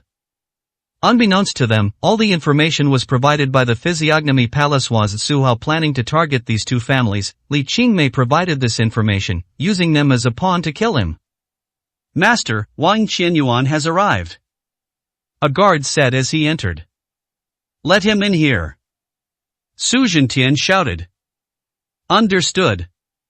After the man left, he let one person in. Wang Qianyuan sensed something was off about the atmosphere inside and had a bad feeling. Turning his head, he noticed that Su Changji's face was pale. Had something been exposed? Wang Qianyuan, your Wang family's power is truly immense. You've created a brotherhood in the western regions, and they've done countless evil deeds. Su Zhentian scolded. I'm innocent. The brotherhood has nothing to do with our family. My son didn't want to be the president at all. He was nominated by them, and I had no choice but to accept it. The real leader of the fraternity is actually Su Peng.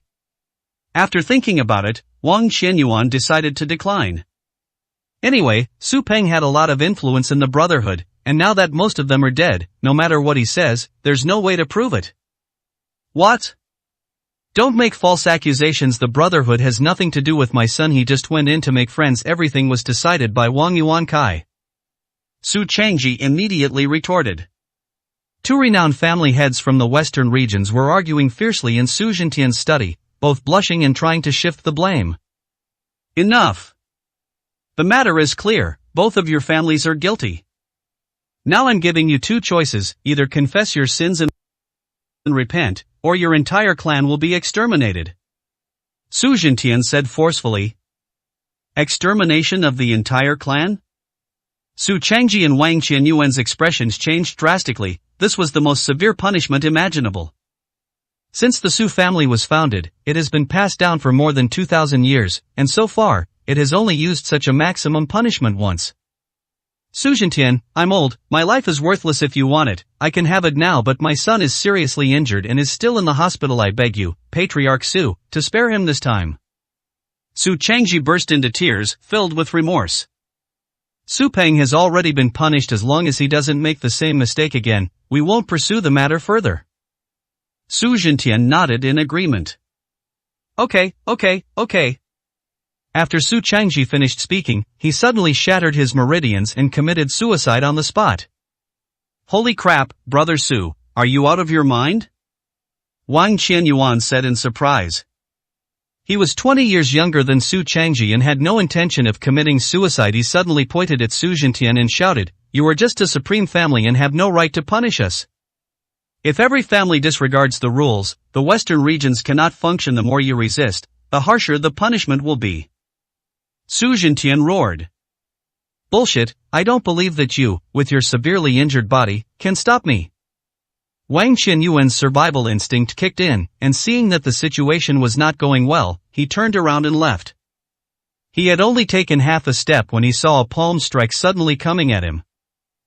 Hongfu took direct action. It displayed an incredibly powerful aura.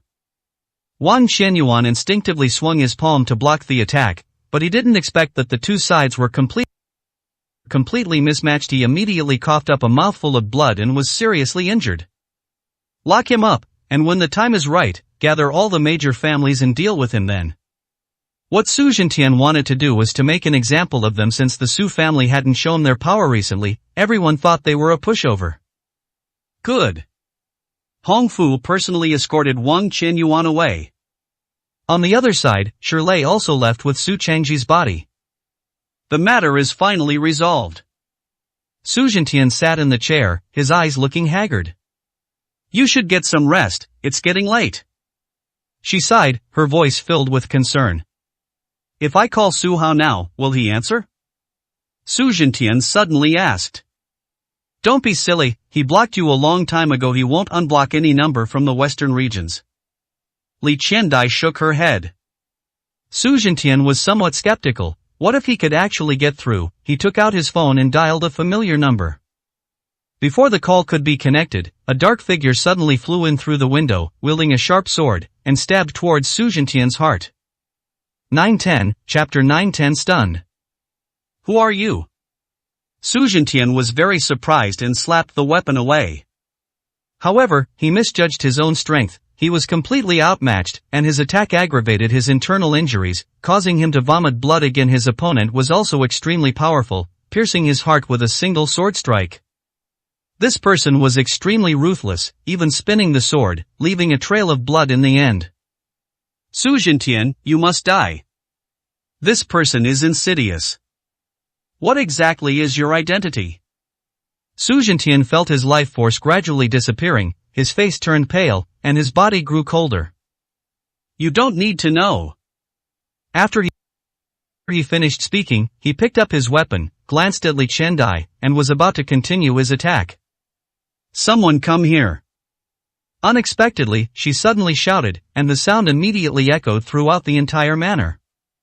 Various footsteps sounded from outside the door, and the man dared not linger. After all, this was the Su family's residence, heavily guarded. If he were left behind, the consequences would be unimaginable. He retraced his steps and disappeared into the darkness.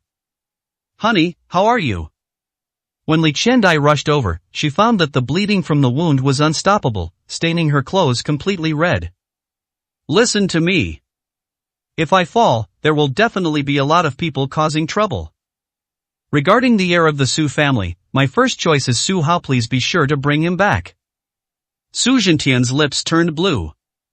If it weren't for his profound skill, he would probably have died on the spot from this injury.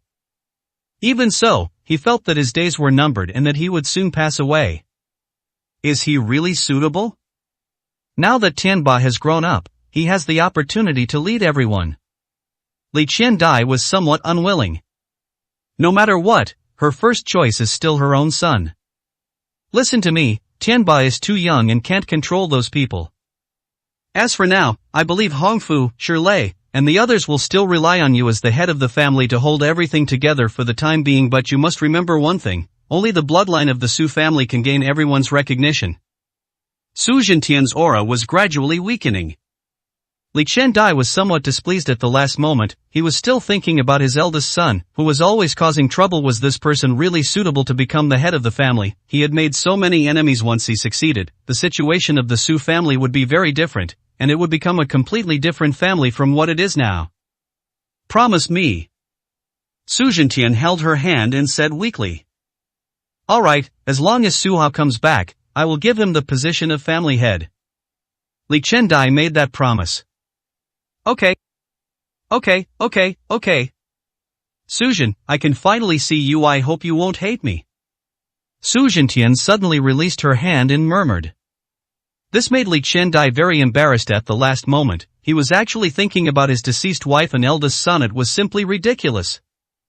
Even so, she still held Su Zhentian's body and wept bitterly. The two had lived together for more than 10 years, and now they were separated by death.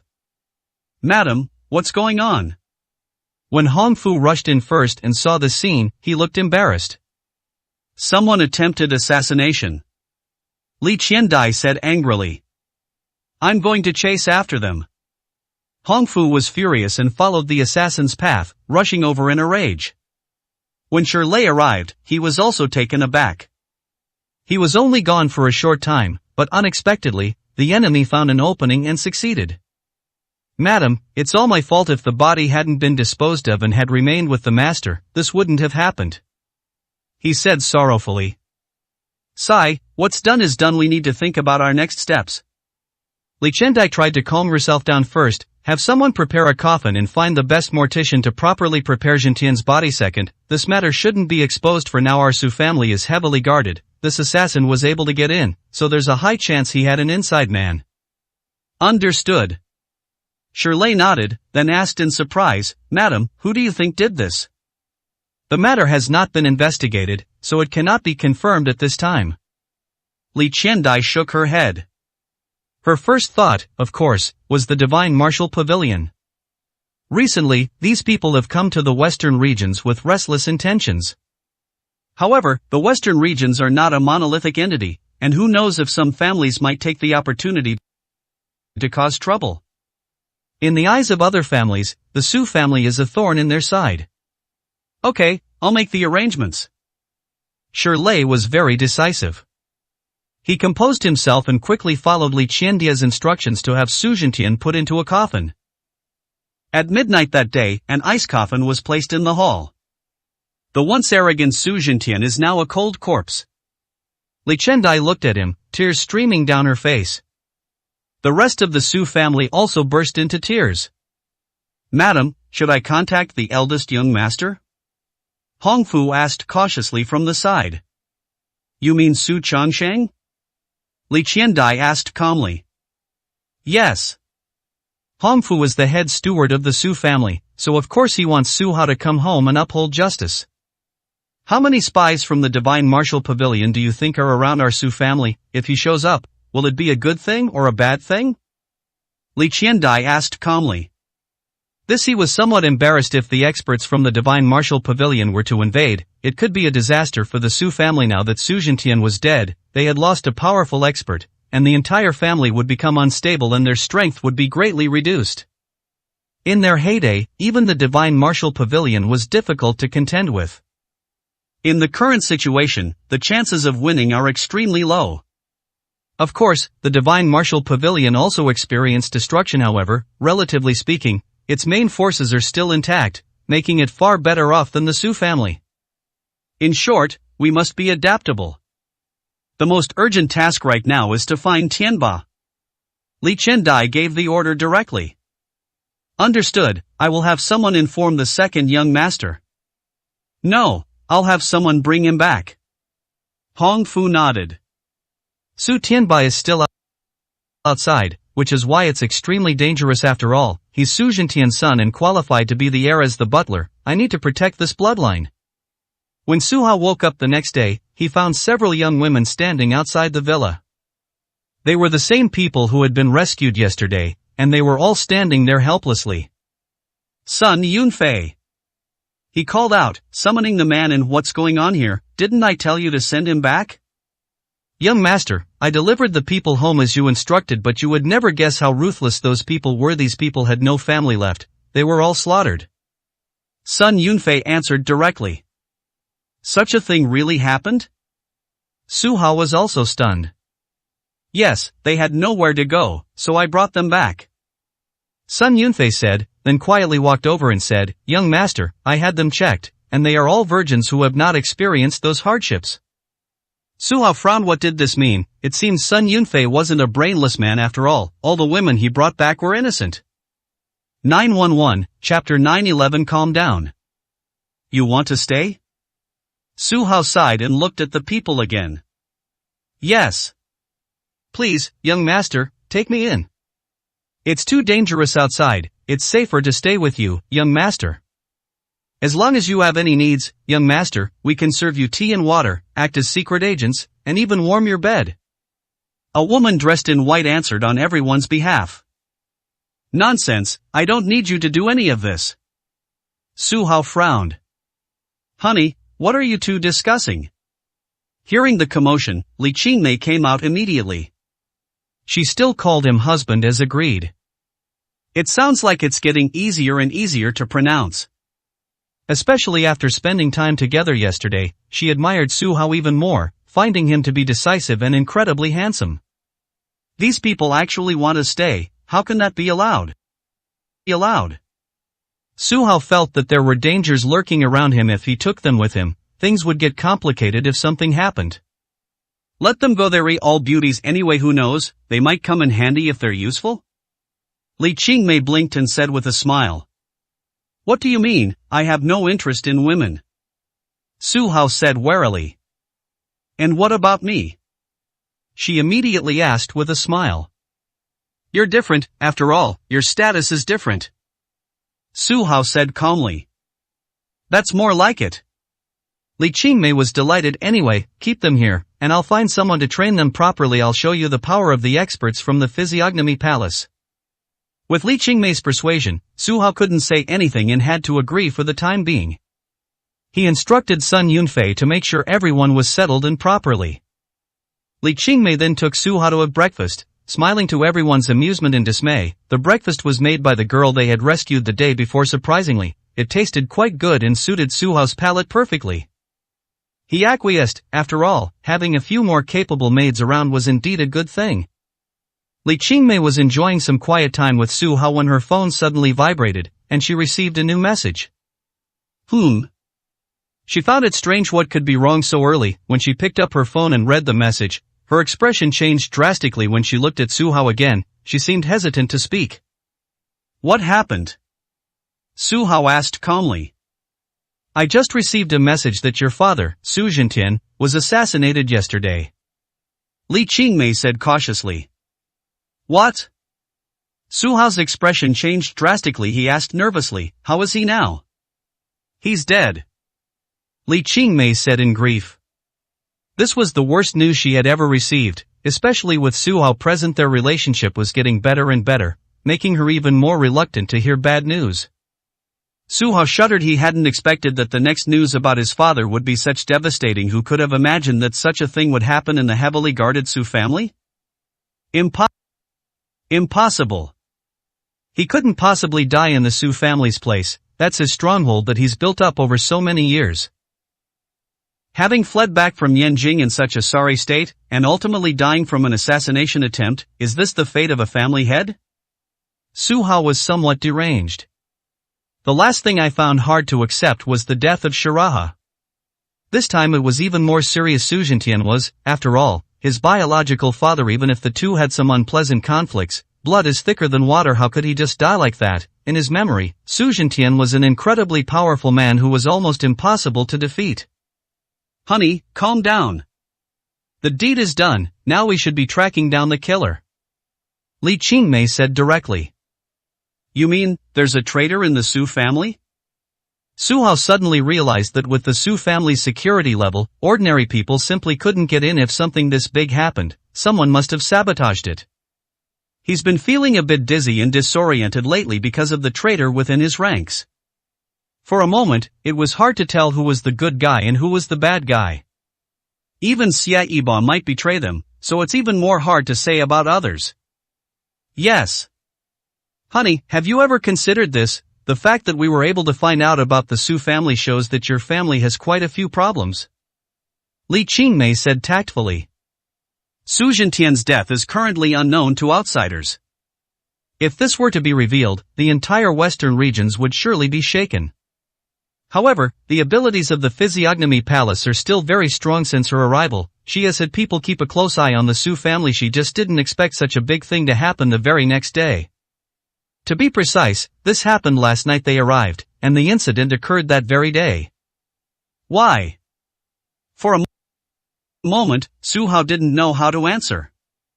He has been away from the Su family for a long time and is not familiar with the current guards. Who knows what their background is? If someone wanted to infiltrate, it would be too easy. In fact, any family will face this situation. The Su family has many members and a complex background, so they are relatively easy to control as long as a suitable target is found. No, I have to go back. Su Hao said excitedly. You need to calm down. Li Qingmei was stunned. It's not that you can't go back, but you need to carefully consider what problems you'll face if you do. First of all, your whereabouts will be exposed, which will definitely attract the attention of the Divine Martial Pavilion right now. They won't openly attack the Su family, they'll only dare to act covertly. The remnants of the Divine Martial Pavilion no longer wield their former power, and they certainly wouldn't target the Supreme Family unless absolutely necessary. However, if Su Hao appears, it will be a different story. He is a target personally wanted by Li Yuanwu, which will definitely attract everyone's attention, and he will face the other party's wrath. Can the Su family, in its current state, withstand it? No, I have to go back. Su Hao stood up and was about to rush outside. Stop. Li Qingmei suddenly reached out and blocked his way. Seeing that he was not listening to her advice, she actually hugged him tightly and said, Calm down, there's another problem. Your father is dead, so who's the heir? Is it you, or your younger brother, Su Tianba? These words sent a shiver down Su Hao's spine. This was indeed a major issue that needed to be considered. The status of being an heir is still something many people value. Even Li Qingmei's family faced the same problem. His relationship with the Su family wasn't actually that close anymore. Was he going back now to seize power? Although that wasn't his intention, everyone would see it that way, and some might even publicly support him. The family would then be fractured and no longer united.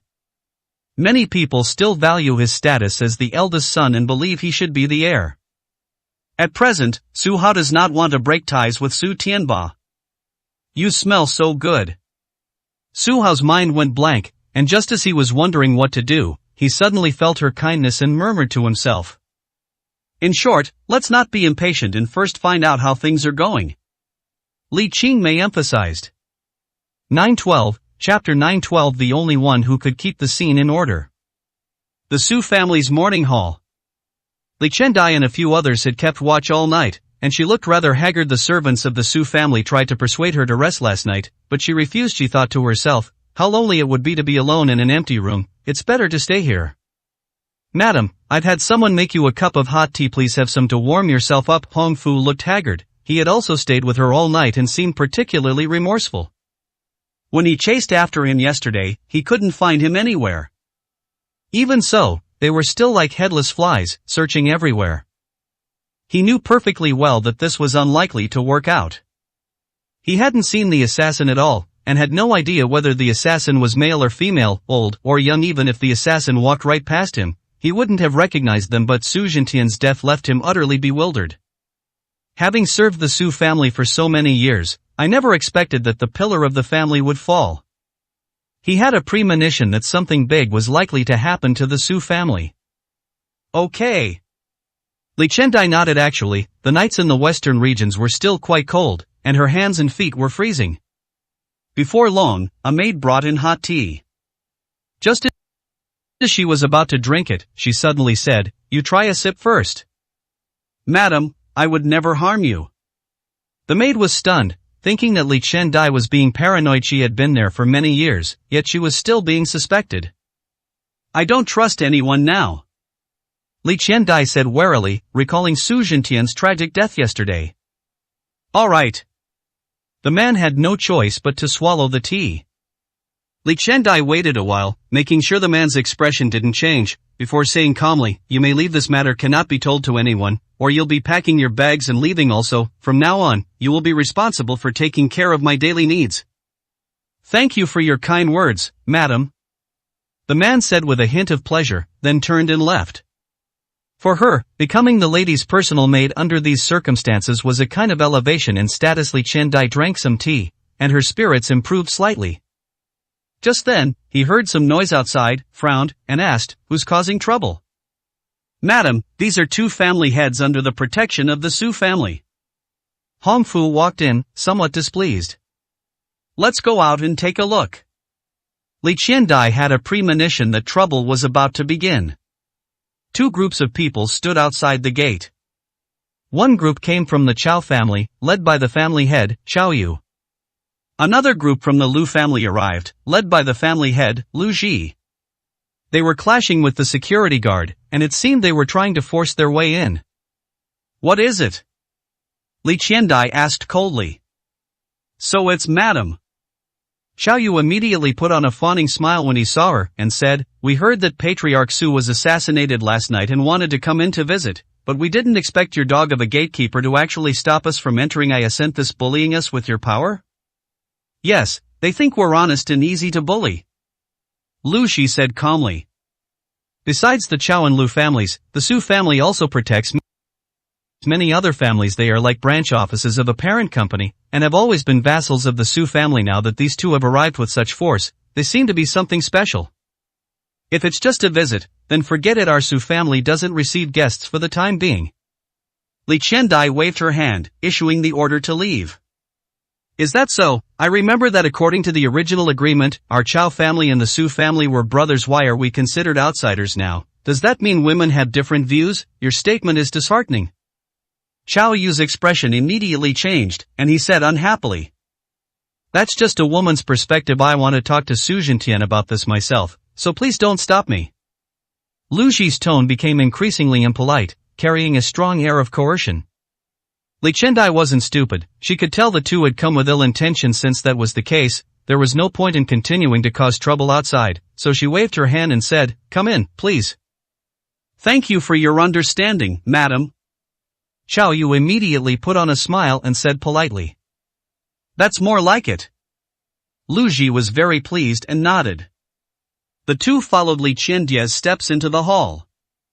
Sure enough, the place had been set up as a mourning hall, and Su Zhentian lay in an ice coffin. This made the surrounding atmosphere even colder. "Brother Su, what's wrong with you?"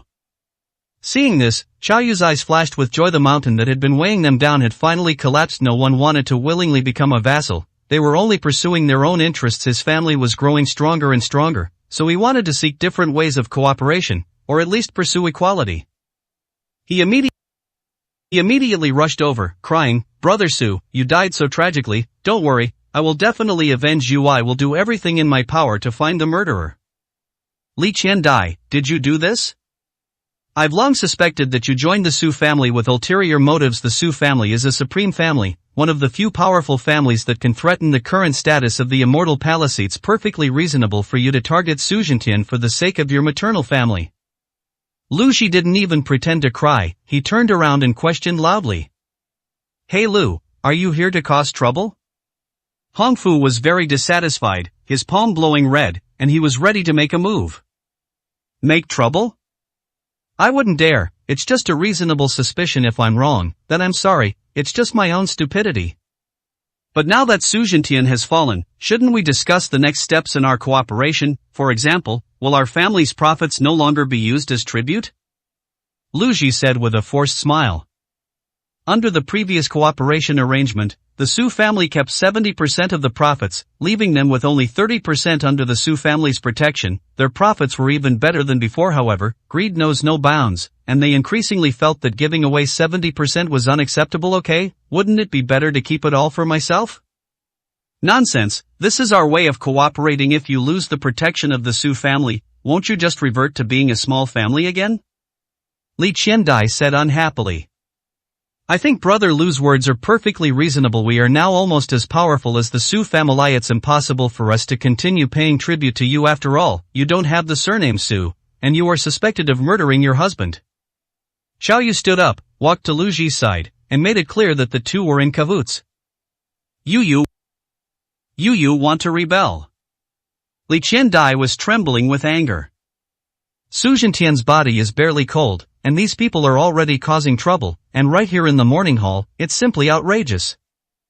Hongfu's face was grim as he considered whether to take action. Dealing with these two was simple, but what would the consequences be if he did? Would beating them up really solve the problem? The Su family is currently lacking someone who can keep things in check. 913, Chapter 913. Very unhappy. What nonsense are you talking about? Just then, a loud shout came from the doorway. Everyone looked in the direction of the sound and saw a middle-aged man in fine clothes rushing over. Behind him was a team of guards, each of them looking imposing. So it was Uncle 3. When Li Qiandai saw this person, she was not particularly happy. Instead, she frowned secretly. This man is the third son of the Su family, second only to Su Zhentian in status, and currently manages 70 to 80% of the family's affairs. When Su Zhentian was in good health, this man seemed very docile, but recently he has been stirring up trouble. If anyone in the Su family wishes for Su Zhentian's death, it must be this person. Sister-in-law, I'm late. Knowing that the Divine Martial Pavilion had infiltrated the western regions, we should have strengthened the protection of the Su family. All the fault lies with me, and has nothing to do with anyone else. Brother, I never imagined you would die such a tragic death. Don't worry, I will make sure you have a grand funeral and that the Su family continues to prosper. Su Zhenyu walked up, knelt directly on the prayer mat, and kowtowed 3 times to Su Zhentian. He looked very sad. Third Master, the dead cannot be brought back to life, please accept my condolences. Xiao Yu's arrogance had subsided, and he had become very docile. Third Master, you've been working yourself to the bone these past few days, all for the sake of the family. We've all seen it. If the Su family is to elect a new patriarch, I will definitely vote for you. Lu Ji's tone became increasingly respectful. What are you thinking? My elder brother's body is barely cold, and I haven't found the murderer yet. How can you be qualified to be the head of the family? Su Zhenyu stood up and refused righteously. Third Master, things have come so suddenly, we need to prepare as soon as possible. The remnants of the Divine Martial Pavilion are eyeing us covetously. If our Su family is left without a leader, how will we fight against such a force? Wouldn't it be a pity if we were defeated one by one? Lu Ji directly advised. Yes, Third Master, what we need to do now is to choose a trustworthy head of the family. Xiao Yu looked serious. Li Qiandai's expression turned somewhat unpleasant. She had misjudged these two people. She thought Xiao Yu and Lu Ji had come for her sake, but it turned out they had already discussed it with Su Zhenyu. They would take the lead and deliberately make things difficult for her, a widow, before letting Su Zhenyu make his appearance, which would seem more legitimate. Third uncle, you've certainly been working hard lately, but let's not rush the election of the family head. Our priority right now is to handle the funeral properly. If we start fighting amongst ourselves now, wouldn't the other families laugh at us? The overall situation must take precedence, she said coldly and directly.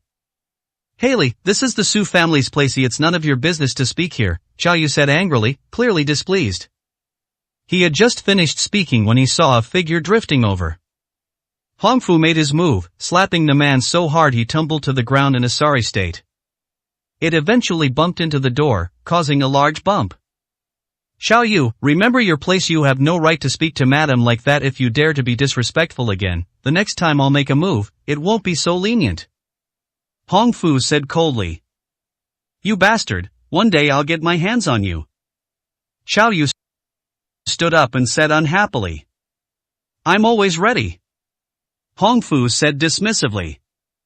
Alright, this commotion can't go on since everyone's here, let's come up with an opinion. Hongfu, you've followed your elder brother for so many years, so I'd like to ask you, in choosing the head of the family, who do you think has the highest priority?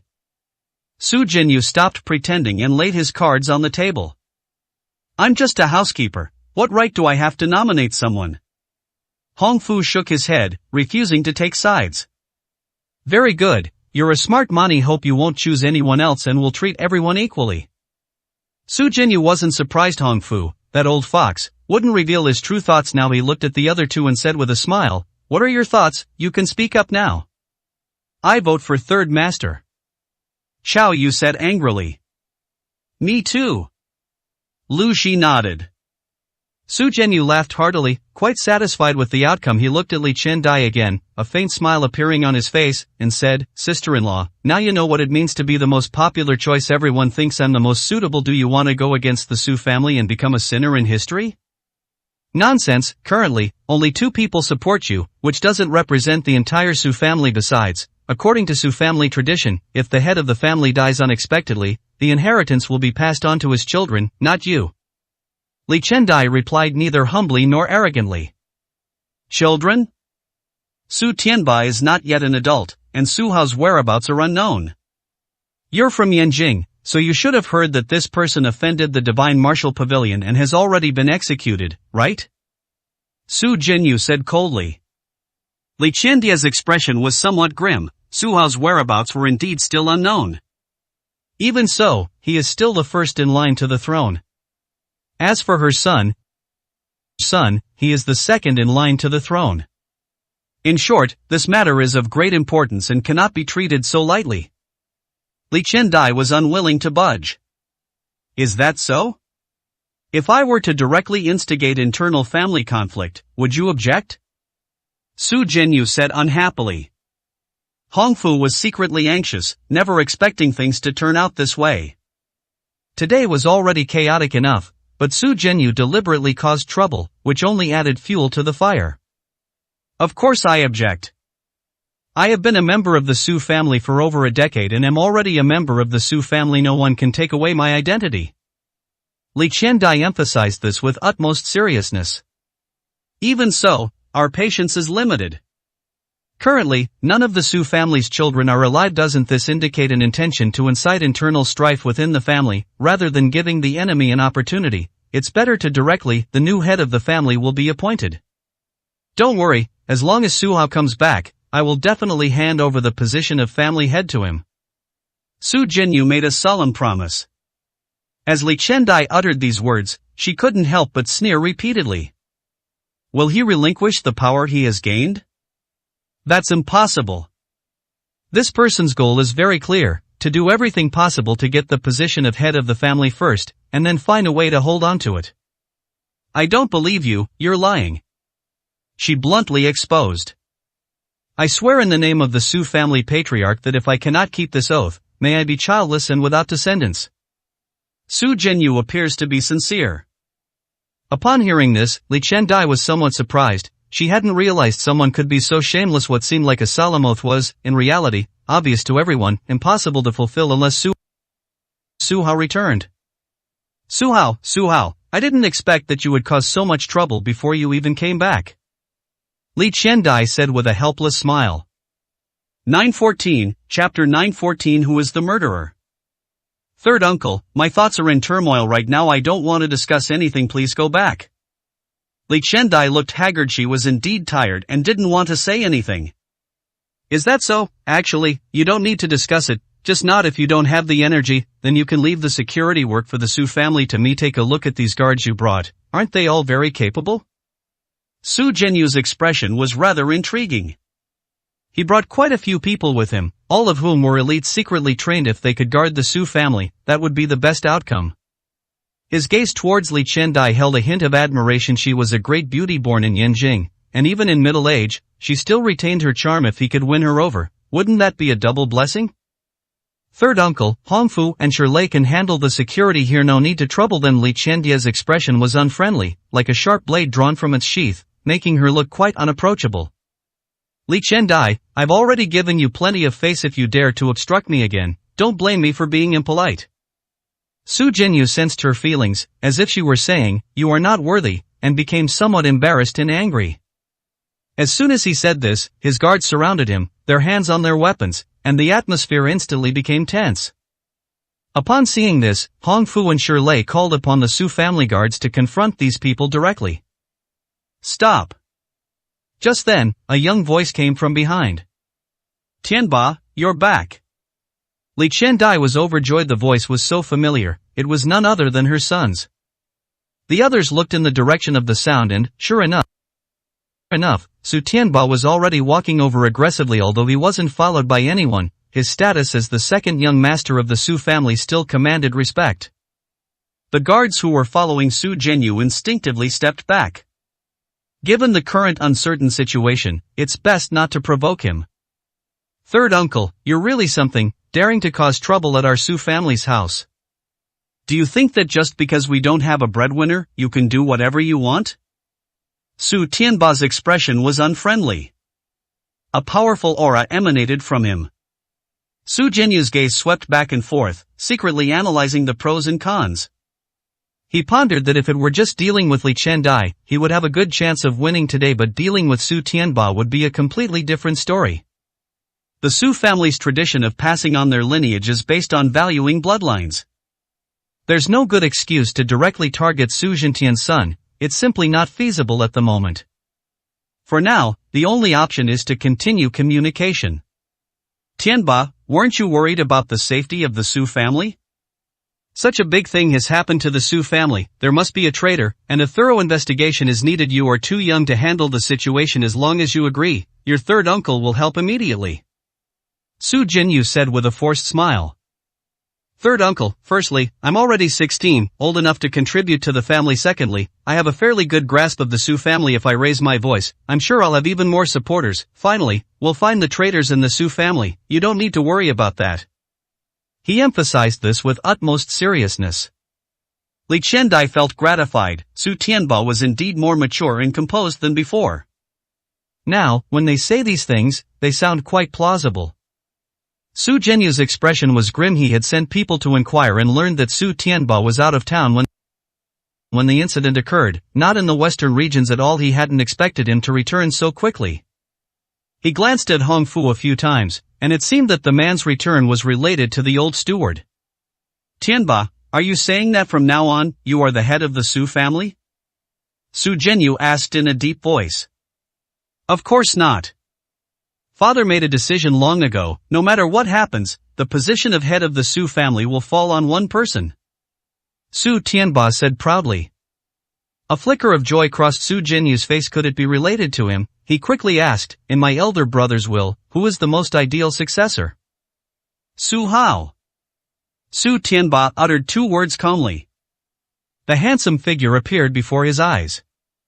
He had admired Su Hao since childhood, especially in Yanjing, where he followed him around like a shadow. Seeing his elder brother defeat various geniuses one by one, he secretly vowed that one day he too would become a peerless master.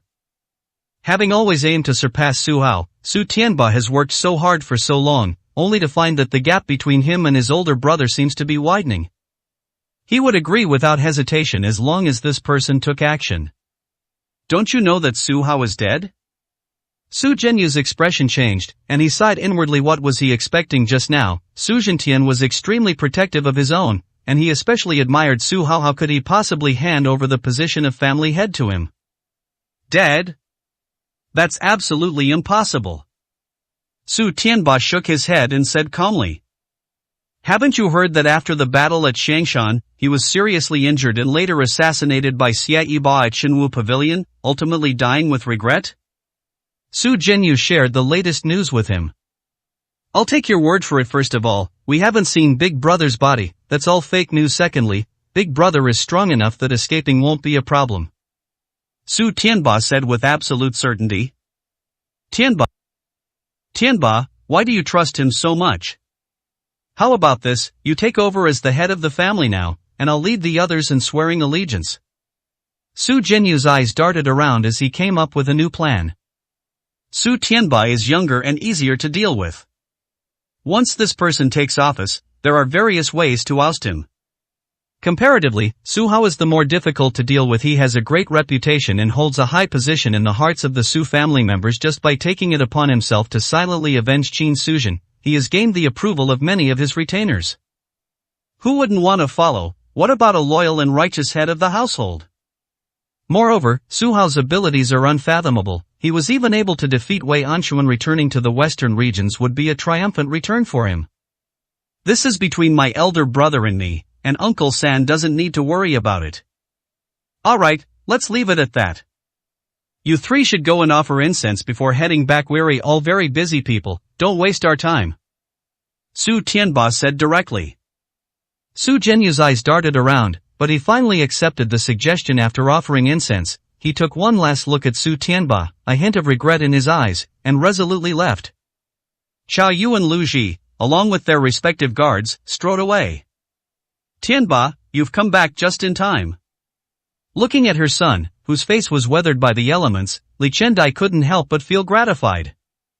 Mother, who is the murderer? Has the truth been found out yet? Su Tianba asked with grief and indignation. He had rushed back overnight after hearing that Su Zhentian had been assassinated and had not rested since. 9:15, Chapter 9:15. A storm is brewing. Not yet. This matter may be related to the Divine Martial Pavilion, but there's no news yet. Li Chendai shook her head and said helplessly. Alright, Su Tianba said helplessly. He then knelt down in front of the ice coffin and burst into tears. Hearing him let out a howl, everyone felt sorry for him. Li Chendai knelt beside her, continuing to weep. The grief of the mother and son is truly moving. After a few minutes, Li Chendai slowly stood up and said to the others, everyone, please go out for a moment. I have something to discuss with Tianba. Yes, sir. Hong Fu and the others left immediately. In the hall, only Li Chendai and Su Tianba remained. She said somewhat seriously, Tianba, have you really not considered succeeding as the head of the family? This is absolutely the best opportunity for you. Mother, why do you say such things? What ability do I have to become the head of the family? I am not yet an adult, and even if I were to become the head of the family, it would be 2 years from now. Who knows what might happen in those 2 years? If my elder brother comes back, he can take office immediately, and everyone will be convinced. Su Tianba shook his head and said sincerely. Silly child. Power is a double-edged sword. It will urge you to grow up as quickly as possible. If the same thing happened to someone else, everyone would choose the right without hesitation. Li Chendai tried to persuade her. Take Su Genyu as an example. He's Su Zhentian's own brother. When his older brother got into trouble, he immediately stood up and caused trouble, showing absolutely no brotherly affection. After all, the temptation to become the head of the Su family is too great. Mother, please don't say that I don't want to be the head of the family. Su Tianba shook his head. In recent years, he has personally witnessed his father aging visibly. The pressure of being the head of the family is too great. His mind is not mature enough. Instead, he thinks it would be better to be free and unrestrained. If it weren't for this incident, he would have been living a very comfortable life, pretending to be gaining experience in other places, but in reality, he was just practicing in seclusion, far away from all the conflicts. Upon returning, he would face unpleasant situations and directly clash with his third uncle. This is not the life he wants at all. Silly child, you are still too young. If Su Hao comes to power in the future and kicks us all out, you'll regret it. Li Chendai sighed and said slowly. No way. I trust my brother's character, he would never do such a thing. Su Tianba didn't believe it at all. Sigh. Seeing that she couldn't persuade him, Li Chendai could only sigh. Her birth was different from Su Tianba's. She came from the Celestial Palace, a place rife with intrigue and backstabbing. Relatively speaking, the western regions still enjoy a peaceful and tranquil life. Life has been too peaceful for the past 10 years. Strictly speaking, Su Tianba did not experience any hardships and was unaware of the horrors of power struggles. There was no chance to persuade them further. More and more people are coming to pay their respects. Although they tried their best to keep it a secret, Xiao Yu and others were able to get the news, and the others were no exception. People from various families came to their door to offer incense, keeping the two of them busy. Outside the Su family's house. When Su Genyu came out, Xiao Yu and Lu Ji followed behind him. The two exchanged a glance and immediately gave chase. Third Master, are you just going to let this go like this? Xiao Yu seemed unwilling to accept it.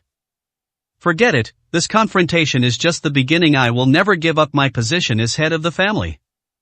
Once outside, he expressed his mind directly. Alright, hearing what Third Master said, we know what to do. Lu Ji smiled. Currently, it seems that more people support Third Master. We can't be so sure Su Hao is indeed a big problem. First of all, he has the right to be here, and secondly, he has the qualifications and means. Su Zhenyu frowned, feeling that this nephew was indeed troublesome. Qianqizi is the supreme bloodline of the Su family, appearing only once in 1,000 years, proving that Su Hao is the chosen one. Because 1,000 years ago, there was a peerless master from the Su family who also possessed the Qiangqi bloodline. The ending of this ancestor was also incredibly enviable. He actually reached the realm of a terrestrial immortal and ultimately ascended to heaven. Of course, after 1,000 years, the truth can no longer be traced. But the legend has survived. With the legend's support, Qianqizi's prestige within the Su family increased even further. It could be said that even if Su Hao completely broke with Su Zhentian and established his own household, many family members would still follow him. In everyone's mind, he is the rightful heir. Third Master, aren't you deliberately praising him? This man is going against the Divine Martial Pavilion, and he's destined to die. Don't be fooled by his current hope of survival. I believe he won't dare show his face in the western regions, or rather, this man is extremely heartless and simply doesn't dare to return. Chao Yu speculated. Upon hearing this, Su Zhenyu immediately shook his head, feeling it was absolutely impossible. Su Hao's willingness to lie low for 10 years to avenge Qin Suzhen is enough to prove his loyalty and righteousness. Su Zhentian is, after all, his father. How could he possibly stand idly by? The fact that there's been no news of Su Hao so far can only mean two things. Either Su Hao has already infiltrated the western regions, waiting for the right opportunity to reveal himself. Either Su Hao is seriously injured and it's inconvenient for him to show up at the moment. Third Master, as long as Su Hao doesn't show up for the time being, we still have a lot of room to maneuver. Families like ours have long harbored the idea of breaking ties. As long as someone stirs things up, everyone will definitely take the opportunity to cause trouble. When the time comes, it will be the Third Master who steps forward to reorganize all the families. That will be what everyone hopes for. Lu Ji made the suggestion directly. Su Zhenyu shuddered. It seemed this person's idea was quite good. The Su family is already in chaos, but not chaotic enough. If these vassal families take the opportunity to cause even more trouble. For example, setting up his own business or forcing the Su family to make things chaotic would be more advantageous for him. What are your relationships with other families like? Su Zhenyu said with a smile. He won't let this go. If Bai Ni were to make her move, it would be easy for others to find fault with her. But if these two pieces were to make their moves, it would be a different story. It's just a matter of a word. Chao Yu said seriously. That's right, we share the same goal, and I believe many people would agree. Lu Ji said with a smile. Alright, I'll leave this to you to handle. Su Zhenyu nodded in agreement. Okay. Chao Yu and Lu Ji were both very happy. They promptly expressed their intentions and took sides. If their gamble paid off, they would rise to great heights and reap even greater benefits. After getting into the car, the two picked up their phones and spread the news of Su Zhenyu's death, as well as various rumors, such as the need to purge the major families and seize their power. Even more outrageous, they claimed that Li Qiandai was about to become the head of the family, the first non-family member to become the head of the Su family. As rumors began to circulate, others became restless, each hoping to stir up more trouble. The peace of the western regions was gradually shattered. 916, Chapter 916. Too Many Secrets. Noon. In the Su family hall, Su Tianba glanced at the haggard Li Qiandai and said, Mother, you've worked so hard, why don't you go back and get some rest? You can come back tonight to keep vigil. Tianba, I can't sleep. Li Qiandai shook her head now. Whenever she closes her eyes, she sees Su Zhentian lying in a pool of blood. The image lingers and it's almost impossible for her to rest. That won't do. Su Tianba said seriously, our Su family is in constant danger right now, so we must take good care of ourselves. If you were to fall ill, it would only be more detrimental to the family. Li Qiandai smiled with relief. He had indeed matured considerably compared to before and had learned how to comfort people. Urged on by him, Li Qiandai, supported by two maids, left the hall and returned to her room to rest. Su Tianba then dismissed everyone else, leaving him alone in the vast morning hall. Just then, a cold smile appeared on his face as he said, Come out, there's no one else here. The next moment, a figure flew down from the roof and landed silently. He glanced over and saw that the person had an ordinary appearance, the kind that, at first glance, would easily go unnoticed in a crowd, but what was strange was that this person seemed to have no aura whatsoever. Merely probing yields no feedback. For a moment, he was completely unsure of what level of master this person was, so he asked with a wary expression, "What faction do you come from, and why are you hiding on the roof, acting so suspiciously and afraid to show yourself?" "I just didn't want to cause any unnecessary trouble, but I didn't expect to be discovered by the second young master as soon as I moved," the man said in a deep voice. "I'll only ask you one question, are you friend or foe?" Su Tianba said with utmost seriousness. "Guess? Guess?" the person replied casually. Just then, Su Tianba clenched his fist, testing the waters, and launched a direct attack. This time, he used 70% of his strength, showing great respect to the newcomer. Bang! Just as his fist struck the man, a burst of golden light erupted. Powerful protective energy abruptly blocked all his attacks. The man, however, was forced back by a gentle force. Su Tianba was shocked. This move was enough to show that this person's strength far exceeded his own. At the same time, they felt that the person who came did not have any hostility. Otherwise, if the recoil from just now had been a few degrees stronger, it could have injured him. His eyes darted around as he pondered which expert in the western regions was so powerful, when he saw the newcomer turn around, kneel down in front of the ice coffin with a thud, and sob with his head down, seemingly in great grief. "You are Su Tianba," trembled, realizing a possibility, and suddenly knelt down beside him, asking in a horrified tone, "You are my elder brother?" "That's right, Tianba, I didn't expect your strength to have improved so quickly since we last met." The man took off his mask, revealing a handsome face. It was Su Hao. "Brother, you're finally back." Su Tianba was very excited. He had admired Su Hao since he was a child, and it was wonderful to see him again. "Sai, my current identity shouldn't be exposed, otherwise it wouldn't be a good thing for the Su family," Su Hao said, putting the human skin mask back on. Su Tianba nodded. He hadn't even made his appearance yet, but he had already caused quite a stir. If the people of the Divine Martial Pavilion, or anyone else, discovered this, it would cause a huge uproar. "Brother, there's a huge problem within our Su family. Uncle Hong is investigating the traitor, and he should have a lead soon. When that happens, I'm going to arrest him, skin him alive, and let him experience firsthand what happens when you offend someone from our family," Su Tianba said angrily. "Wrong, you shouldn't alert them now," Su Hao said seriously. "Everyone in the Su family could be a traitor. The bigger the commotion you cause, the more problems you'll create. It's better to follow the clues and find the remnants of the Divine Martial Pavilion." "Okay, I'll listen to you," Su Tianba agreed without hesitation. "Brother, why don't you find a time to officially return? Only when you are firmly in the position of head of the Su family can our family fully recover." "That won't do." Su Hao shook his head. "Logically speaking, my understanding of the Su family is far less than yours. If there is a suitable candidate for the head of the family, it must be you." "No, I'm not qualified." Su Tianba shook his head and said confidently, "My goal is to become the #1 martial artist and reach the realm of a terrestrial immortal as soon as possible, not to be a family head." He spoke as if the position of head of the family was a hot potato. Su Hao was somewhat surprised. This was the supreme patriarch, someone many people dreamed of, yet he didn't cherish him at all. The two brothers were again deferential to each other, and Su Hao could only say, "Alright, let's get through this hurdle first. We'll talk about the successor later." "Alright." Su Tianba shook his head and said, "Brother, tell me first, how exactly did you escape from Yanjing?" Su Hao has far too many secrets about him. He seemed to be a bystander, showing particular interest in what was happening in Yanjing. Su Hao gave a brief explanation, which was enough to evoke the other party's boundless admiration. As expected of the eldest brother, he remained calm and composed even when facing so many enemies. This composure is unmatched by others.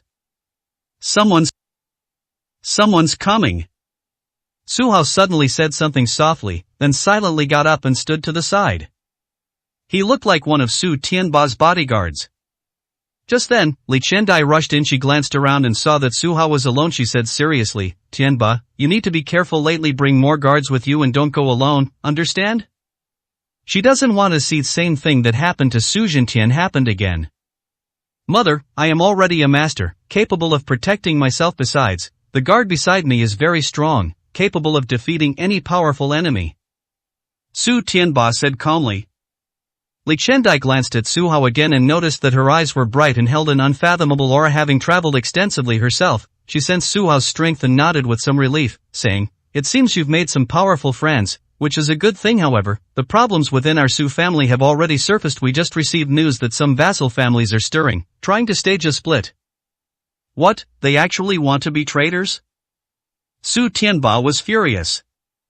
Tianba, these people are always opportunistic. As long as our Su family is weak, they will definitely take the opportunity to seize more benefits, Li Qiandai said earnestly and seriously.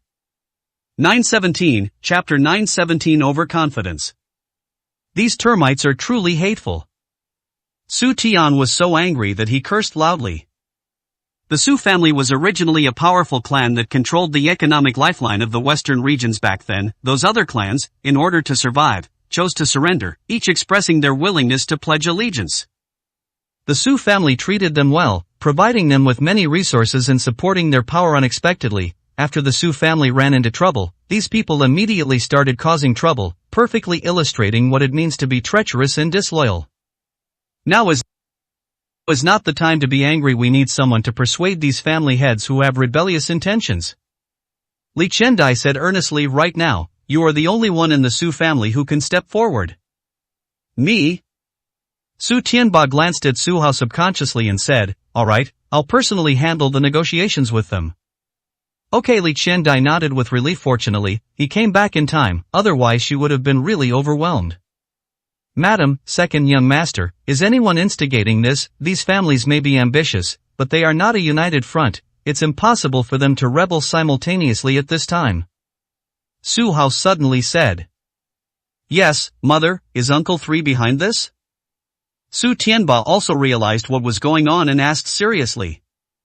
Li Qiandai wasn't surprised by Su Tianba's slowness of perception. After all, he was young and still needed experience, but Su Hao, who seemed ordinary, could see through all this, which truly showed his talent.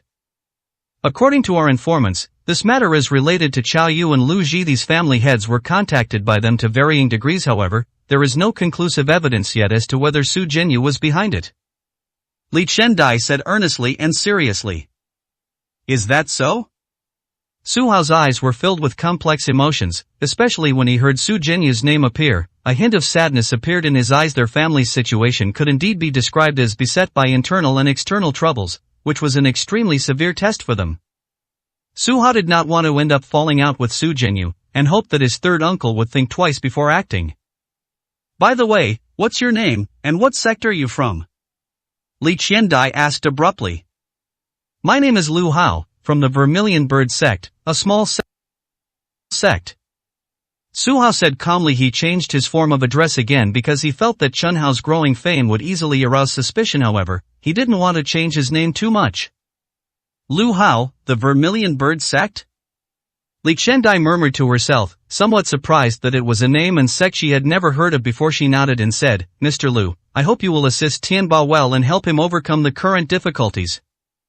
Her tone became increasingly respectful, indicating that she felt that talented people were rare these days, and it would be best to try to win over someone like Su Hao who had both the ability to explain things and the strength of a fisherman.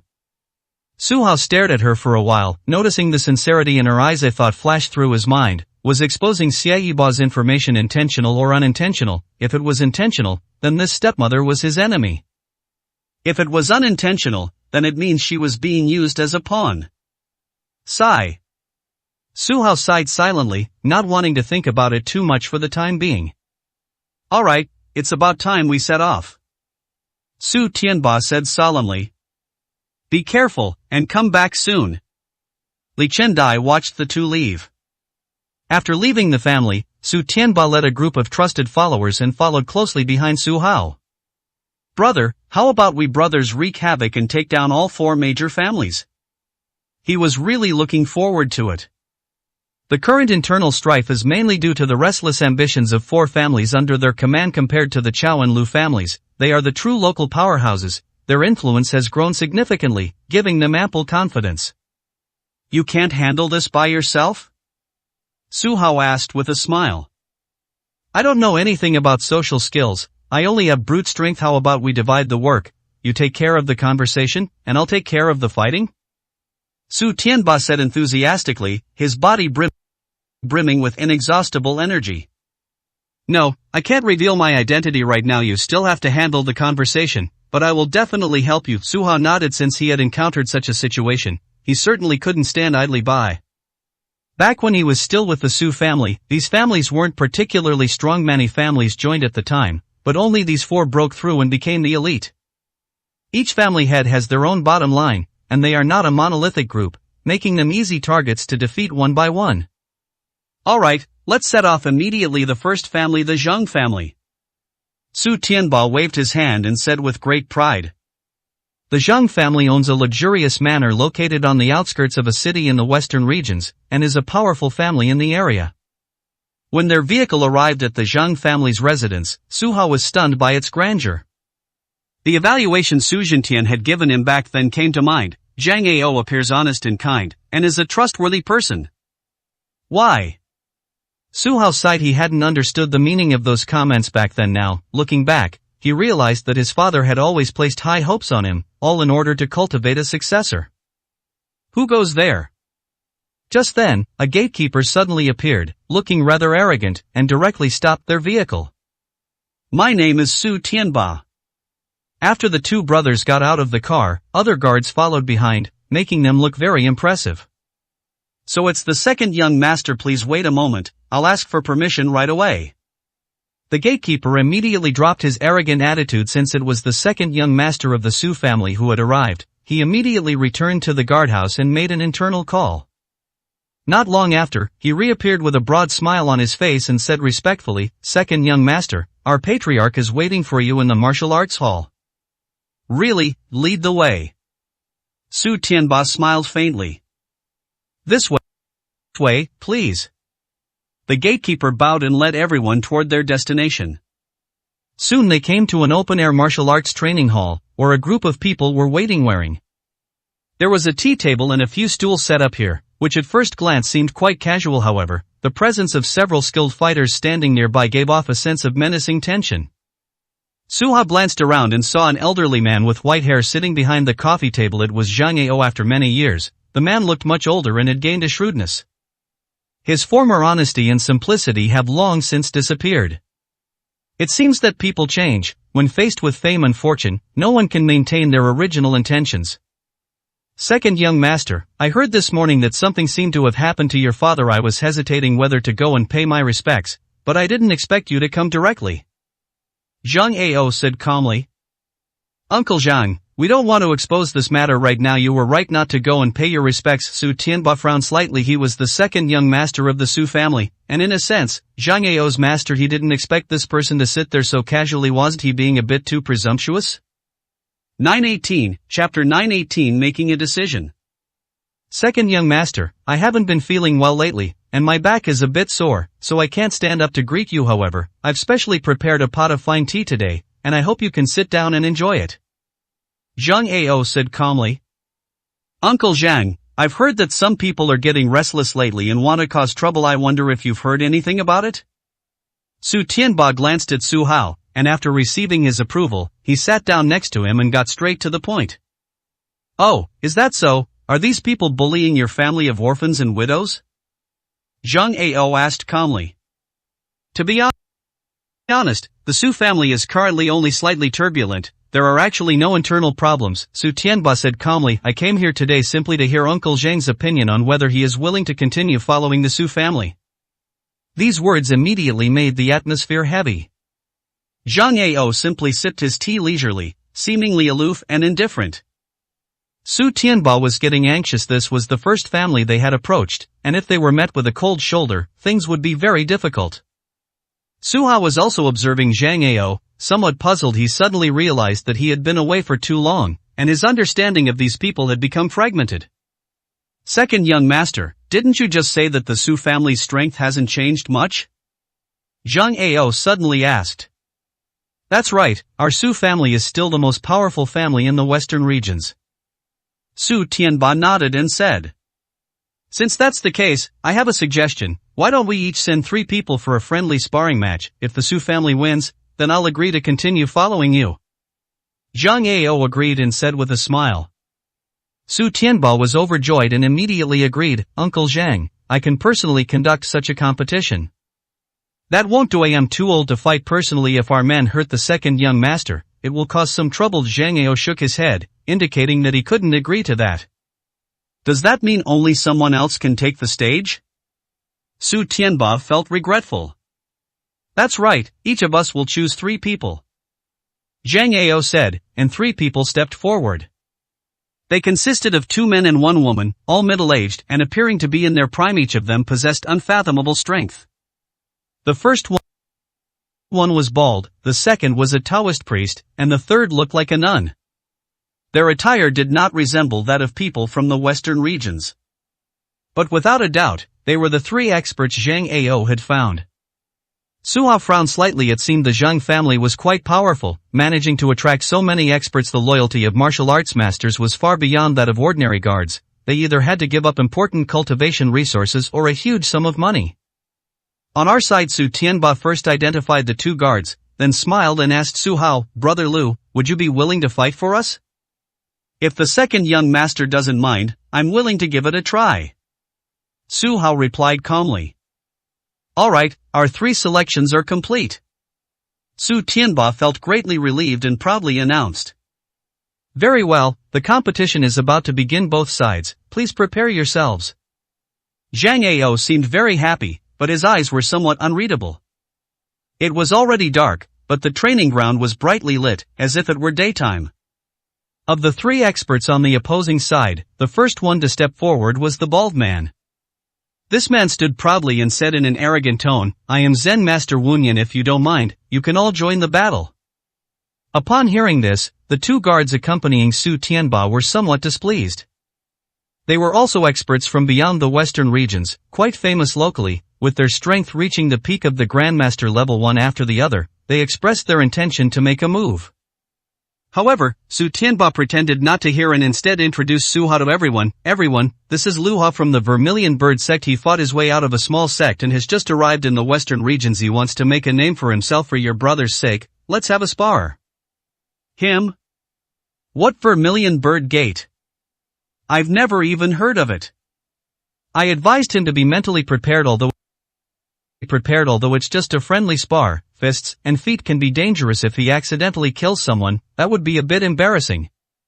Zen Master Wunyan chuckled coldly. Su Tianba's guards were also somewhat displeased. Why choose an unknown person for such a high-intensity confrontation? What displeased them even more was that the second young master's attitude towards Su Hao was even more respectful, as if he highly valued this person. Second young master, the first battle is crucial to everyone's morale. Why choose him to lead the charge? The person who had just been chosen asked with a half-smile, his dissatisfaction practically written all over his face. Morale? Su Tianba smiled calmly. How can we know if experts from other places can adapt to the intensity of the western regions if we don't try? Alright, I've made my decision, please don't question it. Having said all that, the others couldn't say anything more and simply waited for things to continue. Su Hao walked out under everyone's watchful eyes. He said calmly, Master Wunyan, the aura emanating from you seems to be genuine Buddhist energy. Could it also originate from Kasayapa Temple? Good lad, you actually know about Kasayapa Temple. Zen Master Wunyan was slightly surprised. In fact, after Kasayapa Temple was destroyed, everyone was initially scattered in various places, but in the last 10 years, they have slowly gathered together in the western regions. Recently, some people have been discussing whether to rebuild the new Kasayapa Temple to continue the lineage of this school. This kind of thing is something that everyone in the western regions has heard of. However, since he came from out of town, how did he identify the sect's origin based on its aura? I've only heard a little about him. Su Hao is now wondering how to deal with this person. His various techniques seem a bit too obvious, especially the Vajra shield, a protective aura he uses in almost every battle, which could easily reveal his identity. Does that mean we can only use swordsmanship? Thinking of this, he turned to Su Tianba and said, Second young master, please help me find a longsword. Okay, no problem. Su Tianba readily agreed, taking out a gleaming longsword, a weapon he had collected himself, and said, This weapon is called Phoenix Cry. It contains a drop of blood from the divine beast Phoenix, making it a top-grade treasure. I hope it can shine with its due brilliance in your hands, brother. Good. Su Hao nodded, took it directly, and slightly activated his true energy. He suddenly saw a Phoenix Phantom inside. This was indeed a very good top-grade magic weapon, but compared to Phoenix Feather, it was far inferior, essentially a clumsy imitation. Master Wunyan, please wait a moment. Su Hao suddenly spoke up. 919, Chapter 919. I've heard of it. Are you afraid? But that's understandable. After all, you're still young and can't fight against top experts. The bald man smiled confidently, as if he thought the other party's fear was a matter of course. I just want to familiarize myself with the moves. Please give me 2 or 3 minutes. Su Hao said calmly. The move he was about to use was the same sword technique that Jin Tian had once learned. In terms of martial arts skill levels, they can be divided into 4 tiers: beginner, intermediate, advanced, and supreme. The Vermilion Bird Sex techniques are at most intermediate and are not considered particularly impressive. However, the advantage of this martial art is that no one knows about it, and once investigated, it can be verified to confirm his identity. What do you mean, learn martial arts on the spot? The man was completely dumbfounded. An opponent like Su Hao is simply unprecedented. That's enough to deal with you. Su Hao nodded in confirmation. Upon hearing this, Zhang Ao's group burst into laughter. They were quite familiar with Master Wunyan's strength, considering him one of the best among the Zhang family's experts. To represent Zhang Ao in this competition meant he must possess extraordinary abilities. They never expected this young man to be so arrogant, treating the match as if it were child's play. The disciples of the Vermilion Bird sect are definitely frogs in a well, unaware of the abilities of top-tier masters. He's trying to fight Master Wunyan with unfamiliar swordsmanship. Isn't that just courting death? It's just a friendly sparring match now. If it were a life-or-death battle, he wouldn't even have the chance to learn swordsmanship. These people all shook their heads, thinking that Su Hao was just a clown who was only there to make everyone laugh. Even Su Tianba's people looked down on him. Why choose him? He has no reputation whatsoever and is completely unqualified. The second young master is too merciful, hoping to give such an unknown person a chance to rise to prominence, but once he fails, it will bring a lot of trouble. Hopefully, the other two can perform well and make up for the disappointment caused by his defeat. These people were talking in hushed tones. In fact, Su Tianba was also curious. He knew Su Hao well and knew that his older brother had learned a wide variety of martial arts and knew a little bit of everything, but it was still very rare to see him reviewing moves on the spot. All that could be seen was Su Hao wielding his long sword, slowly unleashing a set of sword techniques. At first glance, it seemed unremarkable, not particularly powerful. Even after he practiced it a second time, it still appeared unremarkable. After all, these are moves from the Vermilion Bird sect, which these experts consider somewhat inferior. Could this be a smokescreen from my elder brother? Su Tianba's heart stirred. As the saying goes, all's fair in war. It may seem like he was learning a useless martial art, but if he suddenly used another sword technique during the battle, wouldn't that be a way to achieve a surprise victory? Thinking of this, his eyes welled up with tears. He felt that his elder brother had a wealth of experience in the martial arts world and there was much he could learn from him. Alright, it's about time. Stop being mysterious and let's make our move. Zen Master Wunyan waited for 3 minutes and, seeing that he was using the same sword technique over and over again, he felt relieved and urged him on. Very good, I'm ready, we can begin. Su Hao nodded and said calmly. Very good, I hope you handle this carefully and don't hurt yourself. As Master Wunyan spoke, he also acquired a weapon, a heavy Zen staff with 7 bells on it. When he swung it, it emitted a bewitching sound that greatly disturbed the minds of his enemies. His martial arts technique, known as the Buddha's Voice Demon Slayer, is considered his signature skill. Please. Su Hao nodded, choosing to let the other party make the first move. Upon hearing this, Zen Master Wunyan became somewhat angry. He was, after all, an elder, and yet he had been slighted, so he swung his staff, intending to teach a lesson, and struck with half his strength. Suddenly, Buddhist chants entered their ears, and the weak people around them all felt dizzy and disoriented. The most shocking thing was that the Zen staff's move also carried powerful true energy as it slashed towards Su Hao. It looked as if it was going to smash him to pieces. What a powerful move! Su Tianba muttered. muttered to himself, imagining that if he were to fight, he might have to use 100% of his strength. But what about Su Hao? This person seemed completely indifferent to the Buddhist chanting, simply brandishing his longsword using the same moves he had just practiced, thrusting it forward with a fierce strike. Boom! The two attacks collided directly, unleashing a powerful shockwave. Immediately, a figure was sent flying backward, falling more than 10 meters. Everyone looked closely and found that Su Hao was standing in the same spot, unharmed. The person who fell to the ground was none other than Zen Master Wunyan. How did this happen? Why is the old Zen Master's skill slightly inferior? Could the sword technique you just used have such power? This person is rather strange, and hard to figure out. Zhang Yao's guards were all puzzled and couldn't understand why. Su Tianba was overjoyed, but also somewhat puzzled as to why his elder brother had the upper hand to win in a sparring match. There are two main factors. The first is the technique. A powerful technique is definitely superior to a weak one. The second, and most important, reason is the strength of one's true energy. The higher one's cultivation level, the stronger one's true energy, and consequently, the greater one's overall strength. Could it be that the elder brother's realm is even higher than that of Zen Master Wunyan? When Zen Master Wunyan stood up, he dusted himself off, looking somewhat displeased. Staring at Su Hao, he revealed a surprised expression and said, "I only used half my strength just now, but I still couldn't see through it. Why is your swordsmanship so strong, young man? What is the name of this swordsmanship?" "Whirlwind sword technique," Su Hao said calmly. "Very well, I'm going to use all my strength now. I hope you'll behave yourself." Zen Master Wunyan nodded and made another move. The staff in his hand had turned completely golden, and a hint of Buddhist nature emerged from his thoughts. His true energy erupted completely, doubling the power of the Buddhist chant and multiplying the power of the Zen staff's strikes. Despite the incoming attack, Su Hao remained calm and composed, striking with his longsword once more, using the exact same move as before, only faster and more powerful. The secret of the Gale sword technique lies in its speed.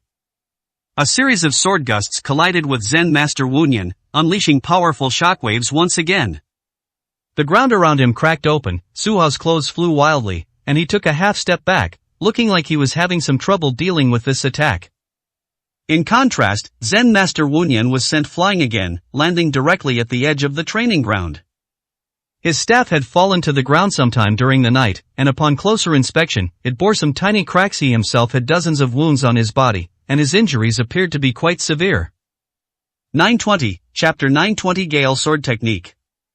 Did Zen Master Wunyan lose? Some people exclaimed in amazement. The others exchanged bewildered glances. Judging from the aura he exuded, Zen Master Wunyan was quite powerful, yet he had lost to the young man Lu Hao. This person is merely from the Vermilion Birdgate, a sect I've never even heard of, yet he defeated a top expert from the Kasayapa Temple. Great, we've won the first match. Su Tianba suddenly stood up and clapped enthusiastically.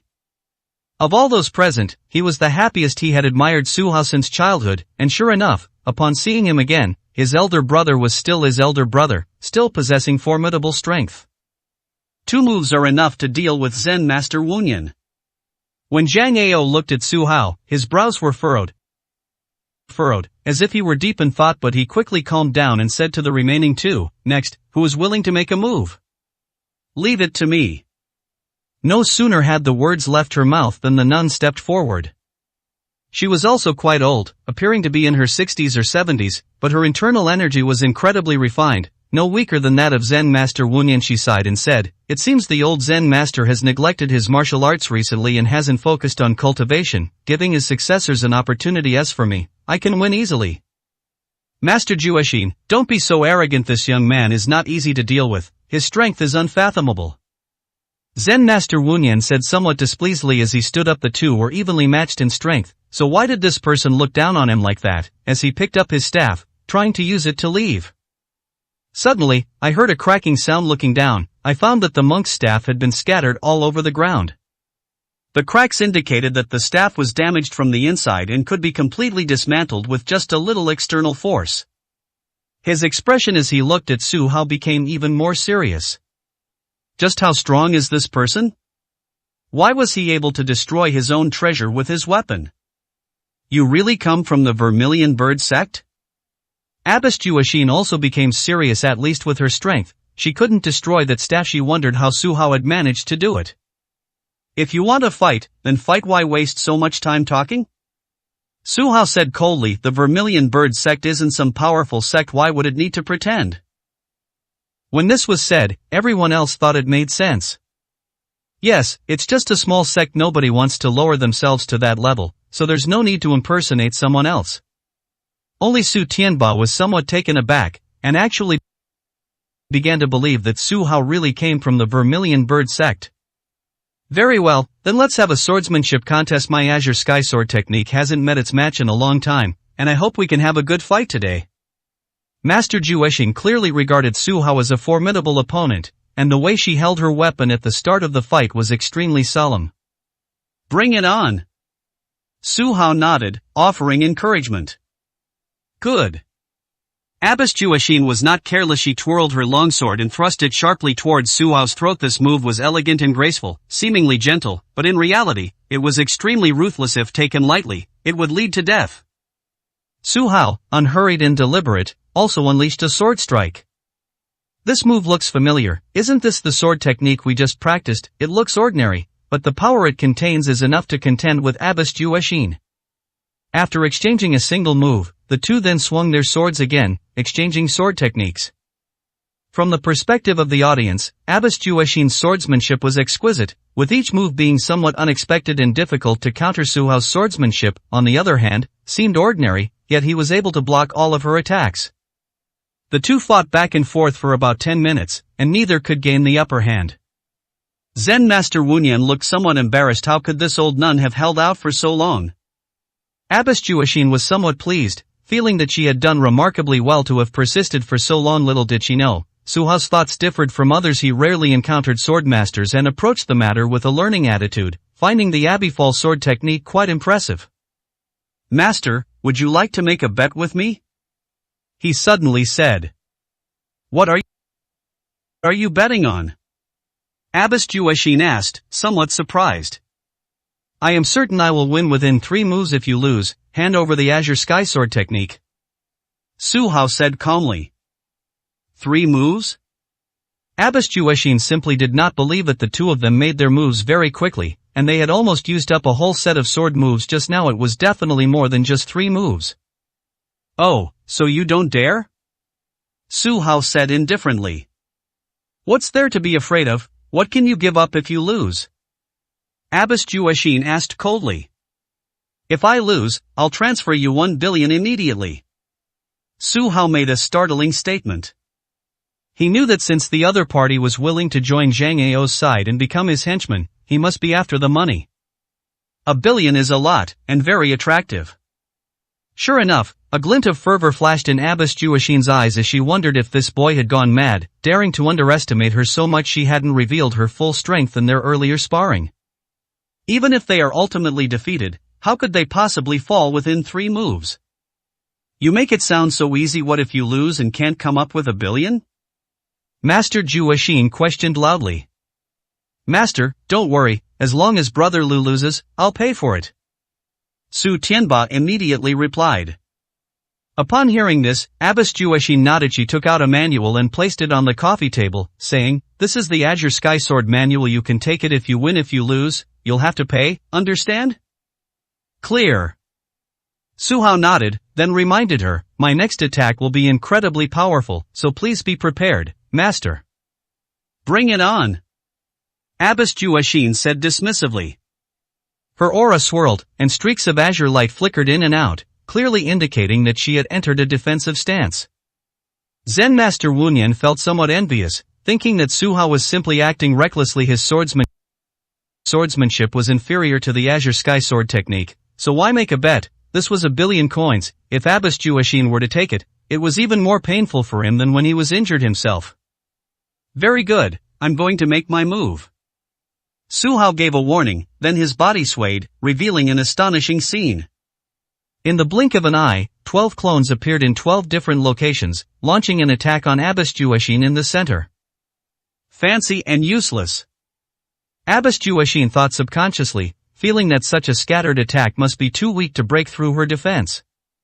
She used all her inner energy to create a powerful protective shield, attempting to block all attacks. But something strange happened. Unlike what was expected, Su Hao's sword moves were completely different from the swordsmanship. Click. Click. Click. Cracks appeared in the aura shield in every direction. Like the first snow meeting the scorching sun, the aura shield only lasted for a second before it shattered completely. She herself was subjected to 12 sword energies, and her whole body became weak and dizzy. She collapsed on the spot and was seriously injured. "You're too kind." Su Hao clasped his hands in a fist salute, picked up the Azure Sky Sword manual, and began to admire it with great satisfaction. 921, Chapter 921 Acceptance. Did Abbess Jueshin lose? And a crushing defeat? Upon reflection, everyone realized that Su Hao had fought him for so long simply to test his swordsmanship. In reality, he had only used one move. "Ha, I thought the nun was so powerful, but it turns out she's nothing special. She couldn't even withstand a single move from this young man," Zen Master Wunyan mocked. "Likewise, you're no better." Abbess Jueshin stood still to regulate her breathing for a while before getting up and saying, "Young man, you actually defeated me with just the most ordinary swordsmanship. Your strength is indeed unfathomable. I believe this battle is enough to make the Vermilion Bird sect famous in the western regions." The weak cannot see what Su Hao's move was.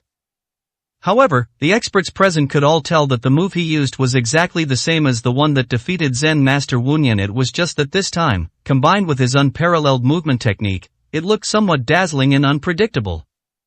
Is this type of attack necessary? To be honest, no.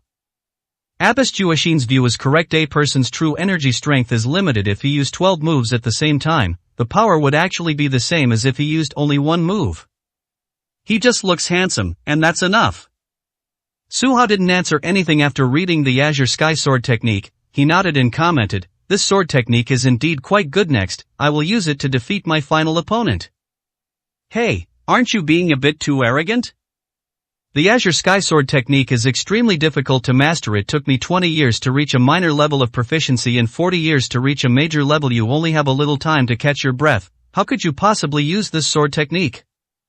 The implication of Abbess Jueshin was that with the sword move she had just used, she would at least not lose against the last person, so why take the risk? 20 years, your cultivation talent is truly mediocre.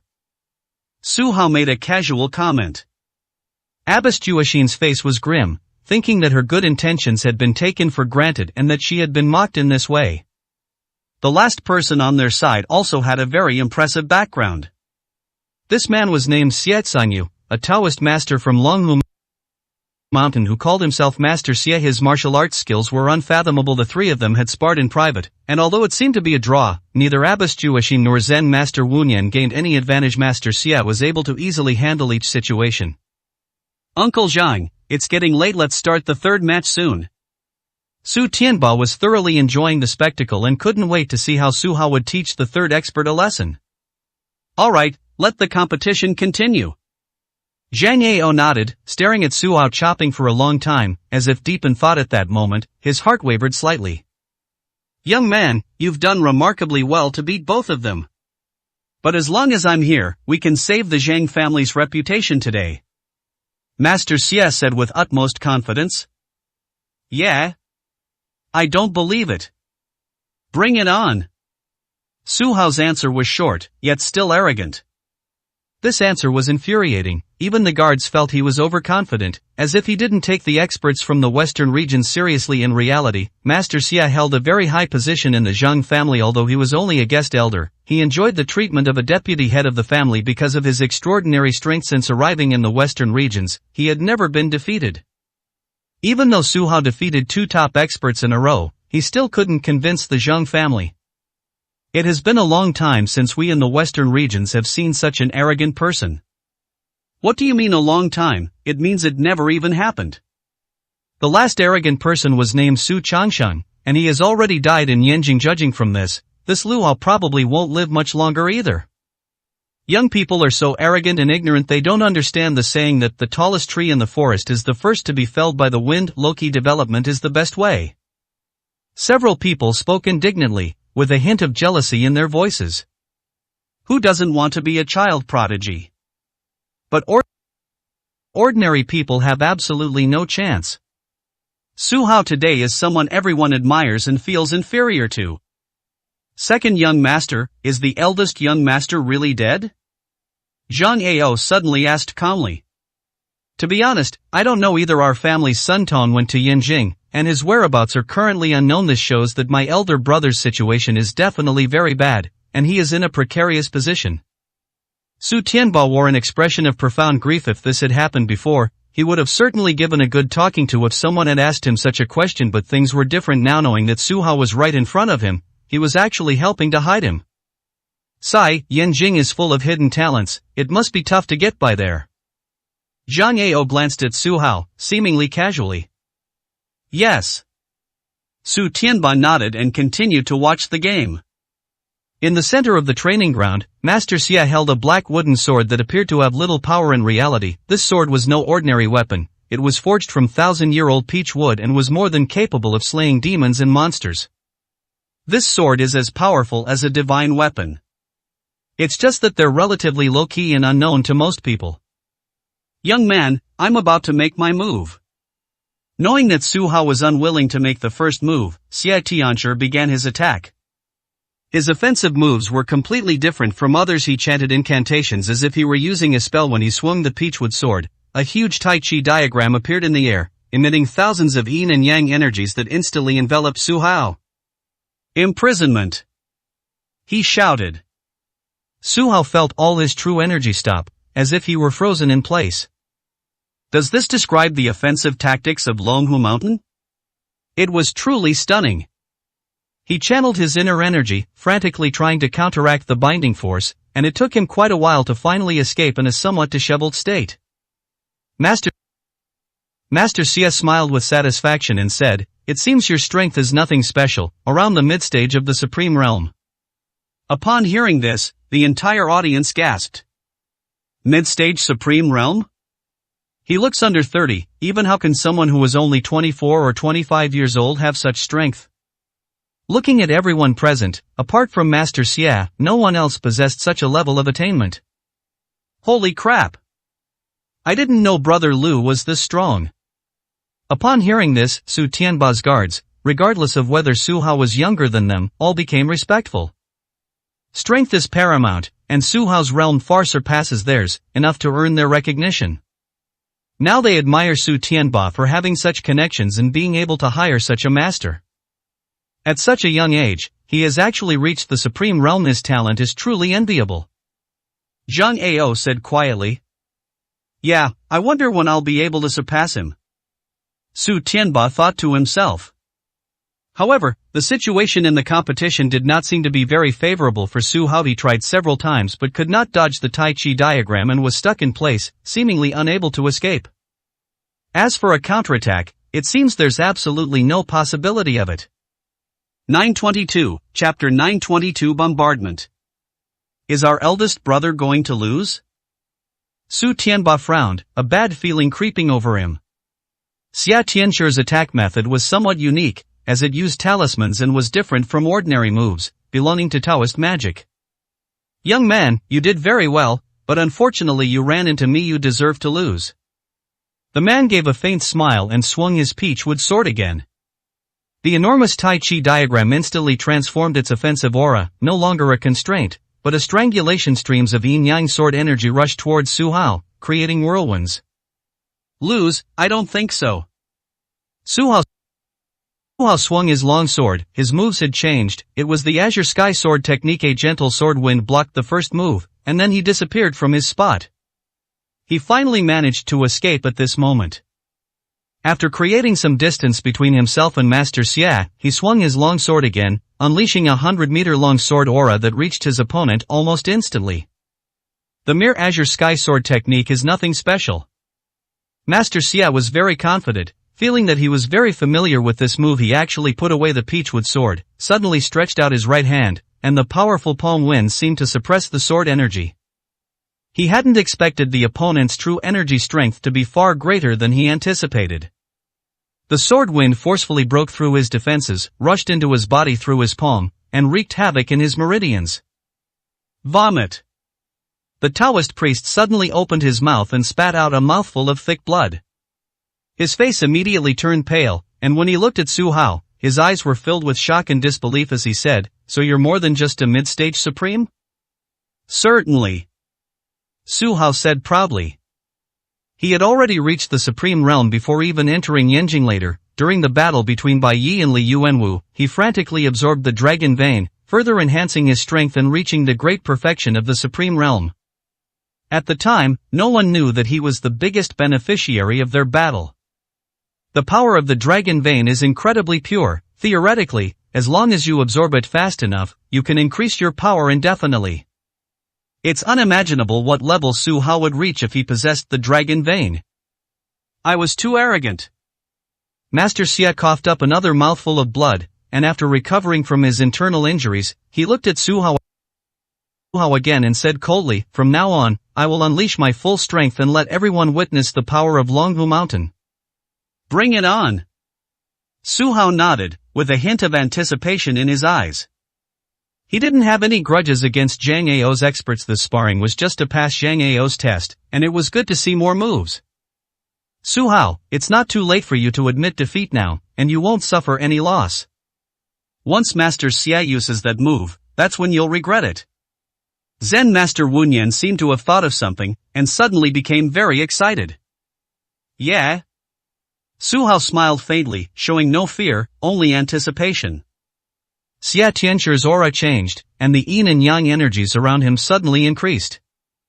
This was the second time he had seen this aura. The first time was from Jin Wenba, but their strengths were completely different. Xie Tianchu was more than 10 times stronger than Jin Wenba. At that moment, the surroundings changed color.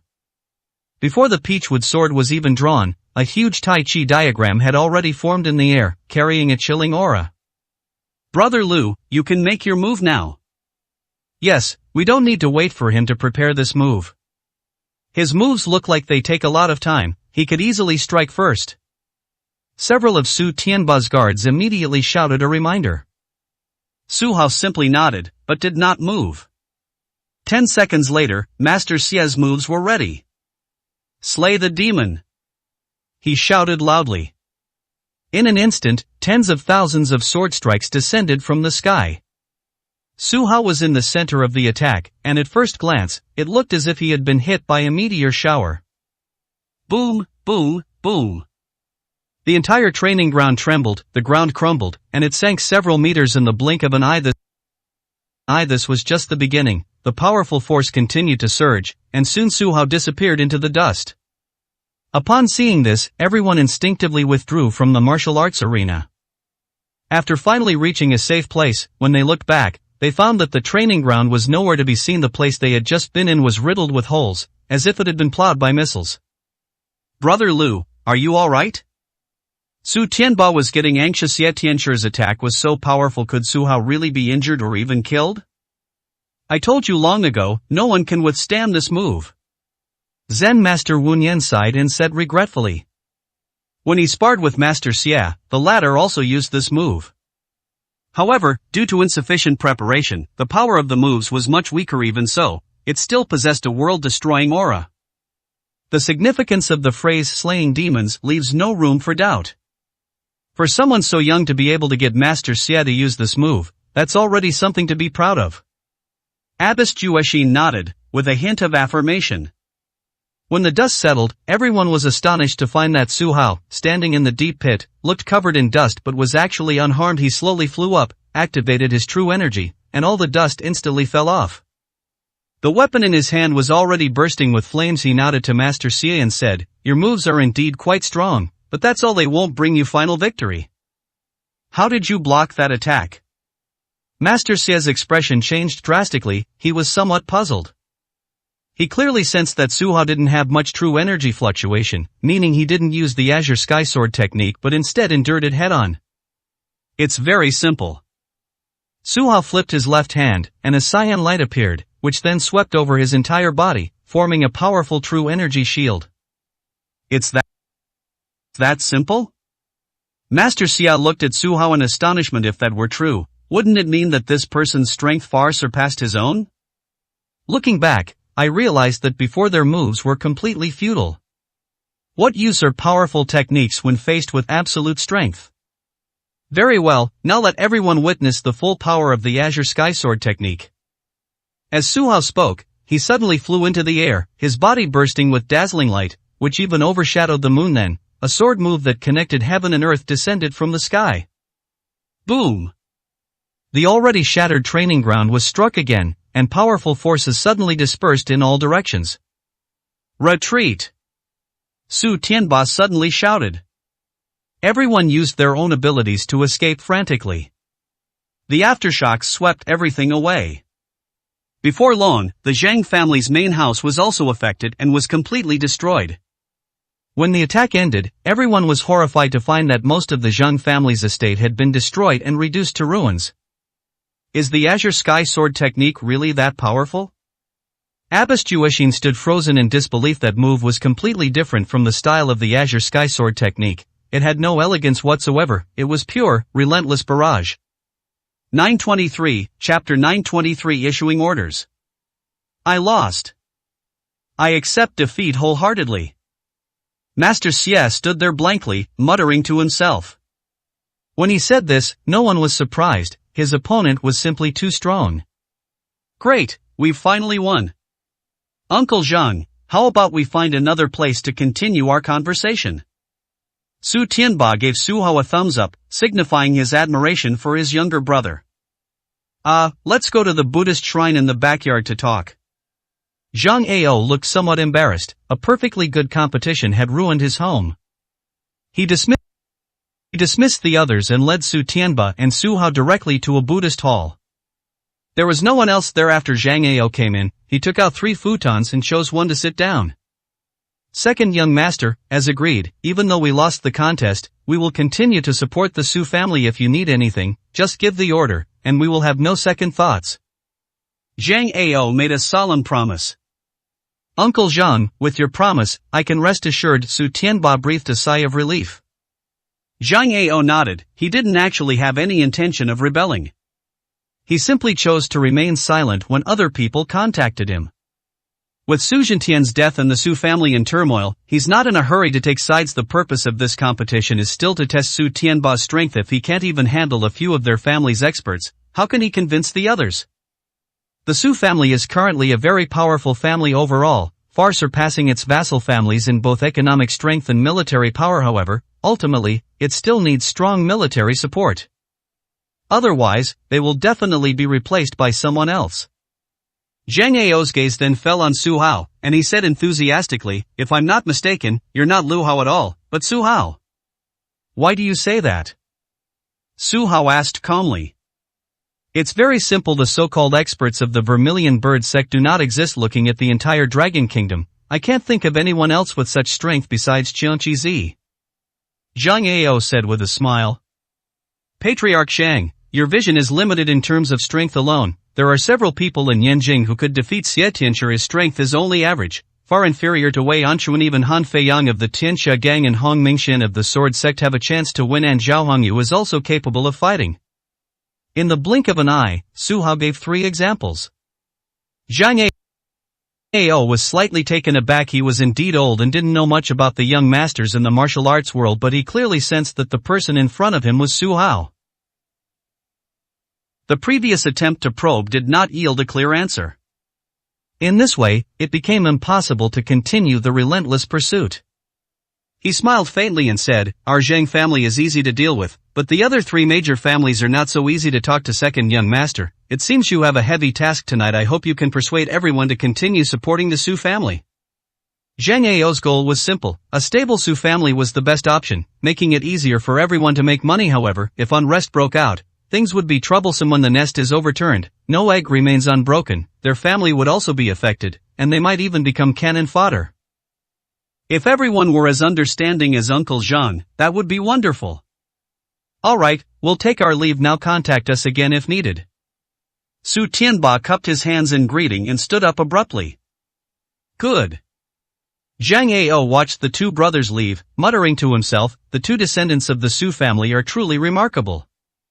Relatively speaking, these two were quite outstanding and did not become spoiled brats. Other families in the western regions produced descendants who were increasingly unruly, with not a single one capable of standing on their own. But Zhang Ao felt that this Lu Hao was the one who made the decisions, and Su Tianba seemed like a tagalong. After leaving the Buddhist hall, seeing that no one else was around, Su Tianba eagerly asked about some things he didn't understand during the competition. Su Hao explained them one by one with a smile. "Brother Lu, could you give me the Azure Sky Sword manual?" Su Tianba asked with fervor. The last sword strike was deeply imprinted in his mind. He thought that he would practice according to this technique in the future. If he could also reach the power of that move, he would be able to match Su Hao's strength today. "You're so clever, you don't have to give anything in return." Su Hao smiled but did not refuse, so he took out the sword manual. For him, this level of sword technique was enough to use once or twice. Why not try other sword techniques next time he had the chance? "Thanks." Su Tianba held the manual and looked at it eagerly. When he saw the others again, Su Tianba was still immersed in the joy of reading the sword manual, looking like a martial arts fanatic. The others, however, looked at Su Hao with respect. Strength reigns supreme. After this competition, everyone was filled with fear of him and felt that they were no match for him. Set off. Taking the opportunity, Su Hao issued orders and led the convoy to the next destination. When they arrived at the Zhou family's house, it was already 9 o'clock in the evening. This is also a suburb, dozens of kilometers away from Zhangzhou. The Zhou family has a manor nestled against the mountains and beside the water, which looks quite grand.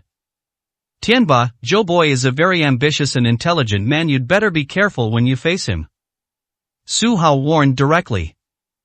"Big brother, do you know what father's recent evaluation of him is?" Su Tianba asked with a smile. "What?" Su Hao shook his head, indicating that he did not know. "Opportunistic." Su Tianba continued with a smile. "This man won't blindly take sides, especially since our victory over the Zhang family will definitely make him wary. I am confident I can persuade him this time." "That's wonderful."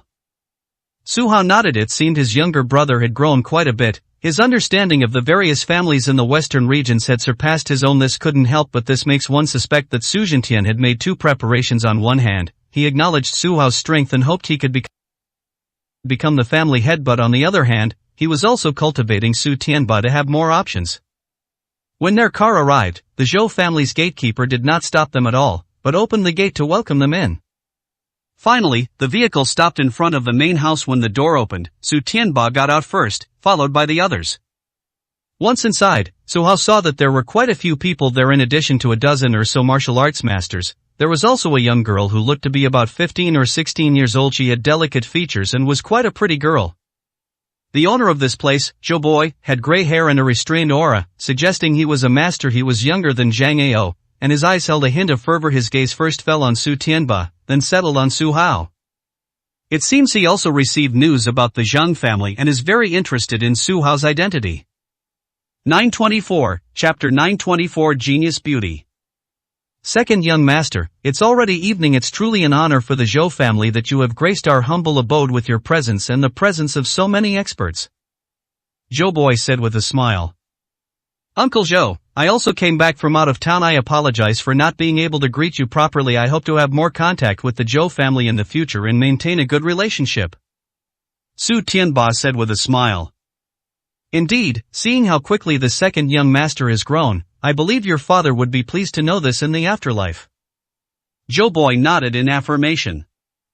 Seeing that he had come up with this point directly, Su Tianba also got straight to the point, saying, "Uncle Zhou, I've recently heard that some families have ill intentions and want to replace the Su family, but I don't know if it's true. If such a thing happens, will the Zhou family support us?" "Oh, someone is so bold. Actually, I have a question now. The heir of your Su family has not yet been determined. Is it your eldest brother Su Hao, the second young master himself, or the third master Su Jinyu? This is an internal matter of your family. If it cannot be resolved, it will make things very difficult for the people below," Zhou boy said with a smile.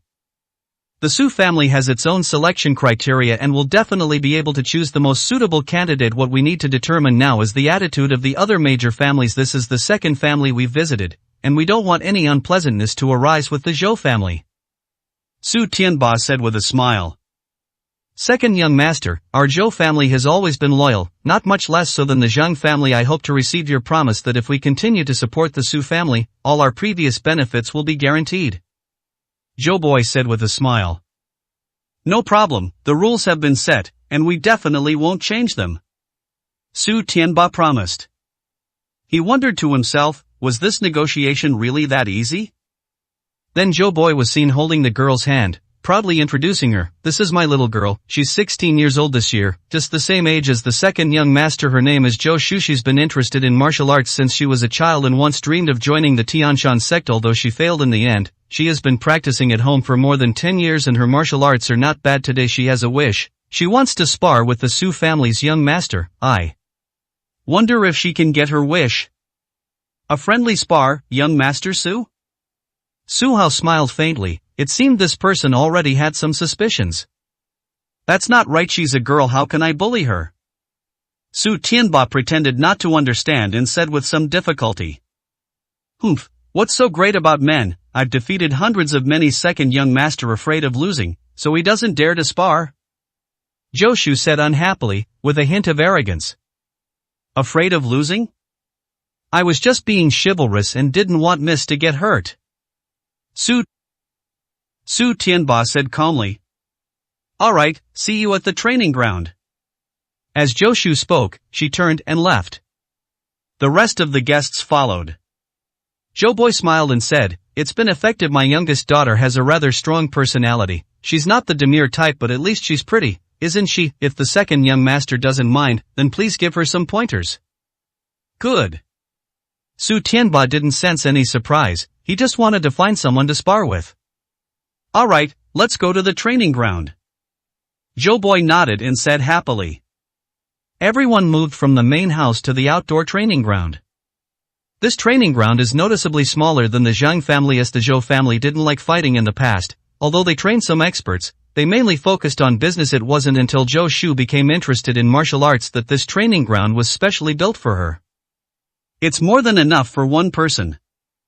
Upon arrival, they discovered that Zhou Boy had made ample preparations, not only providing tea sets but also surveillance cameras. He had specially installed the best cameras for his daughter, precisely to capture Zhou Shu's cultivation process so he could find an expert to guide her and point out her shortcomings. Using modern equipment for cultivation is quite rare. Zhou Shu took off his coat, revealing a training uniform, and held a long sword, looking quite imposing. Miss Zhou, if I may ask, what level are you at now? Su Tianba walked over, carrying an ordinary longsword, and said leisurely. I'm not really sure either. Everyone says it's the Grandmaster realm.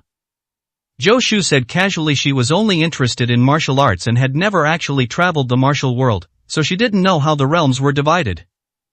Wow, you're actually a master?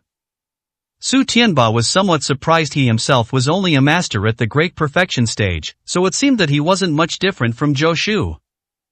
What do you mean, are you looking down on me? Zhou Shu was very unhappy. Her pretty face darkened, filled with a strong murderous aura. That's not what I meant. Don't you know that to even be considered a martial arts master these days? Su Tianba explained earnestly. Fine, you're just looking down on me. Enough talk, let's get started. Zhou Shu was somewhat displeased. He gripped his longsword tightly and thrust it forward. She's a hothouse flower and doesn't like hearing harsh sounds. The power of this sword strike looks pretty good. Many members of the Zhou family applauded, as if they were showing their support. Su Tianba frowned, swung his long sword, and struck. It looked like the most ordinary sword move, but the two weapons clashed, producing a clanging sound. Zhou Shu's inner energy was insufficient, and her strength was lacking. Her hand gripping the longsword trembled. Looking down, she discovered that her tiger's mouth was split open, and her delicate hand was bleeding. She glared angrily at Su Tianba and said, "Why did you use so much force?" "Hey, we're sparring, of course we should go all out." "No, I only used 70% of my strength just now," Su Tianba said helplessly. "I don't care, we're going to have a sword fight, and you're only allowed to use half your strength." "No, anyway, you can only use the same amount of my strength, otherwise I'll hate you for the rest of my life." Zhou Shu's coquettish tone rode. Su Tianba was a martial arts fanatic, and when faced with this unreasonable girl, he was at a loss. He secretly asked Su Hao, "Brother Lu, what should I do?" "First, use about half your strength second. I have a miraculous medicine here, apply it to Miss Joe and heal her external injuries first. Su Hao chuckled. He saw through Joe Boy's intention but didn't expose it for the time being. He took out the Gonlin pill and instructed him on how to use it. Good. Su Tianba was clearly unhappy. What did he mean by close to 50% of his strength? What was the point of a competition if he had to be modest? He walked over to Zhou Shu with the emerald green pill in his hand and said, "Don't move yet, I'll heal you." Okay, seeing that his eyes were clear and there was no malice in them, Zhou Shu smiled sweetly. After crushing the pill, Su Tianba applied it to the wound, and a cool sensation immediately swept over Zhou Shu's entire body. 925, Chapter 925. Taihang was worth it. Su Tianba looked up and met Zhou Shu's gaze. Seeing the sweet smile on her flawless face, his heart fluttered, and his face flushed. He murmured, "Next, I'm going to use a sword technique I'm not yet familiar with. I hope you do well." "Humph, you're not allowed to win. We'd better end in a draw, you know?" Zhou Shu pouted and said coquettishly. "That won't do. I need the Zhou family's support. We must win." Su Tianba was anxious. How could he lose? His older brother easily won against 3 opponents. No matter what, he had to win this girl. Fool! Zhou Shu muttered something, stepped back a few meters, twirled his sword, and attacked again. Su Tianba then unleashed the Azure Sky Sword technique, but immediately sensed something was amiss. Seeing Su Hao executed after only one viewing, he assumed he could. Too little did he know, this sword technique was extremely complex. His strike lacked power, and Zhou Shu instead knocked his sword away. Fortunately, he possessed superior strength, which allowed him to defuse the awkward situation, fly backward, retrieve his long sword, and regain his footing. "Hey, what kind of swordsmanship is that? It looks so weak," Zhou Shu asked curiously. "First of all, this is called the Azure Sky Sword technique. Secondly, this sword technique is very powerful, but it is said that it takes more than 10 years to master. I just got my hands on it and I don't know how to use it at all," Su Tianba explained in a serious tone. "Azure Sky Sword technique, it sounds like a girl's sword technique. If you lose, can you give me this sword technique?" Zhou Shu was overjoyed, as she didn't have any good sword techniques. Although his cultivation level looks quite good, it's actually all due to the accumulation of cultivation resources. From childhood to adulthood, she has taken various elixirs, with a total value exceeding 300 million. Both the techniques and the strength of the internal energy are somewhat unstable. When I see a good sword technique, I want to take it back and practice it. "Fine, you can have it if I lose." Su Tianba didn't ask Su Hao, thinking that his older brother definitely wouldn't care about this kind of swordsmanship, so he seriously agreed. "Alright, then you're only allowed to use this sword technique, but I can use all sorts of sword techniques, right?" Zhou Shu emphasized. Su Tianba nodded, thinking that this was reasonable. After all, the other party was a girl. And so, the contest between the two continued. Zhou Shu's swordsmanship was haphazard and lacked a coherent system. Su Tianba's Azure Sky Sword technique was also unskilled, and he couldn't utilize his true energy effectively. The two were surprisingly evenly matched, and it seemed unlikely that a victor would emerge anytime soon. "Second young master, really?" One of the guards couldn't bear to watch. Su Tianba seemed to be completely flustered this time. Faced with the beautiful Zhou Shu, he was powerless to do anything. Zhou Boy was leisurely sipping his tea, looking quite pleased. In any case, his youngest daughter's performance was quite good, at least for now. She seemed to be on par with the second young master. "Gentlemen, how about we have a cup of tea together?" He looked at Su Hao and the others with great interest. Good. Su Hao didn't stand on ceremony, sat down directly, picked up a cup, and placed it next to Zhou Boy. "Young man, is it you who defeated the 3 masters of the Zhang family?" Zhou Boy poured tea politely and then asked a question. "Are they experts?" Su Hao asked a question in return. Zhou Boy was stunned. Weren't they considered experts? Neither the Zhang family nor the Zhou family are particularly strong, neither is overwhelmingly superior to the other. This balance within the Su family is their survival strategy. If one family becomes unequal in strength, it will inevitably be swallowed up by the others. In other words, the Zhou family's level of experts is about the same as the Zhang family's. Isn't this question practically asking, does your Zhou family have anyone who can deal with me? Ahem, they certainly can't be considered top-tier experts. Zhou Boy said helplessly. Yes. Su Hao nodded, speaking calmly. On the other side, a sudden scream was heard. It seemed that Su Tianba had used a little too much force when he attacked, sending Zhou Shu flying. She appeared to be in great pain. Ms. Zhou, I'm so sorry, I didn't mean to. Su Tianba rushed over and reached out to help her up. I don't want you to pretend you can get up by yourself. Zhou Shu shook off his hand, stood up again, and said, your first move seems to be more proficient. Now let's settle this within 3 moves. Good. Su Tianba couldn't be happier. He didn't want to drag this out any longer.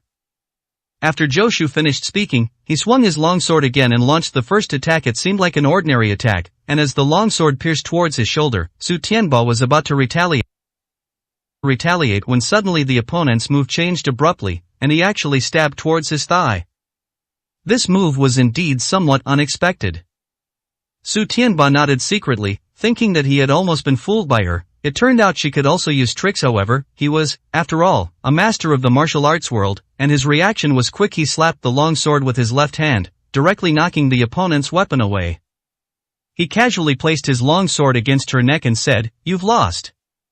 But as soon as he said those 3 words, Zhou Shu suddenly opened his mouth, bit the long sword, and walked forward. Su Tianba was utterly astonished. Had she lost and, filled with shame, contemplated suicide, he instinctively lowered his weapon, stood frozen in place, and said, Miss Zhou, you mustn't take your own life. As they were talking, they suddenly saw Zhou Shu stick out his tongue, looking quite adorable. They grabbed his weapon and casually placed it against his neck, saying, Ha, second young master, you lost. This is what they call all's fair in war. Su Tianba was somewhat unconvinced this person was taking advantage of his weakness. The situation just now was extremely dangerous. If he had continued to grip the longsword tightly, Zhou Shu would at least have become a slit-mouthed woman, and in the worst case, her head would have been split in 2. Alright, hand over your swordsmanship. Zhou Shu said casually, extending her delicate hand. Damn it! Although Su Tianba was unconvinced, he was, after all, a man. A true man of Han would not renege on his promise, so he had no choice but to hand over the Azure Sky Sword technique. Second young master, you were too soft-hearted just now. I will remember your kindness. Zhou Shu smiled and handed the longsword back, speaking politely.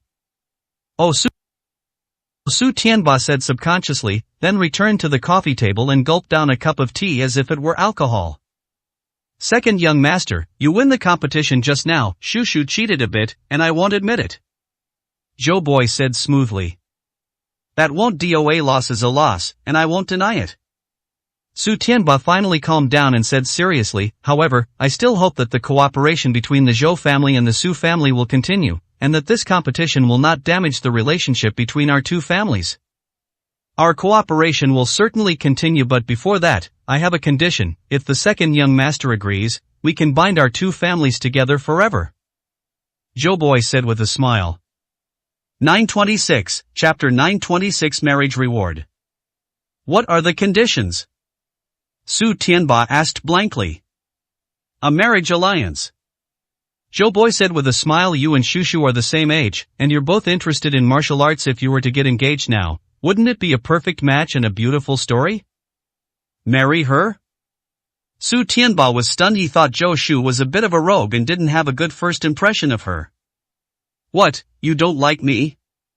Zhou Shu walked directly up to him, stared into his eyes, and asked loudly, Tell me, what's wrong with me? I'm a famous beauty in the western regions. How could I not be good enough for you?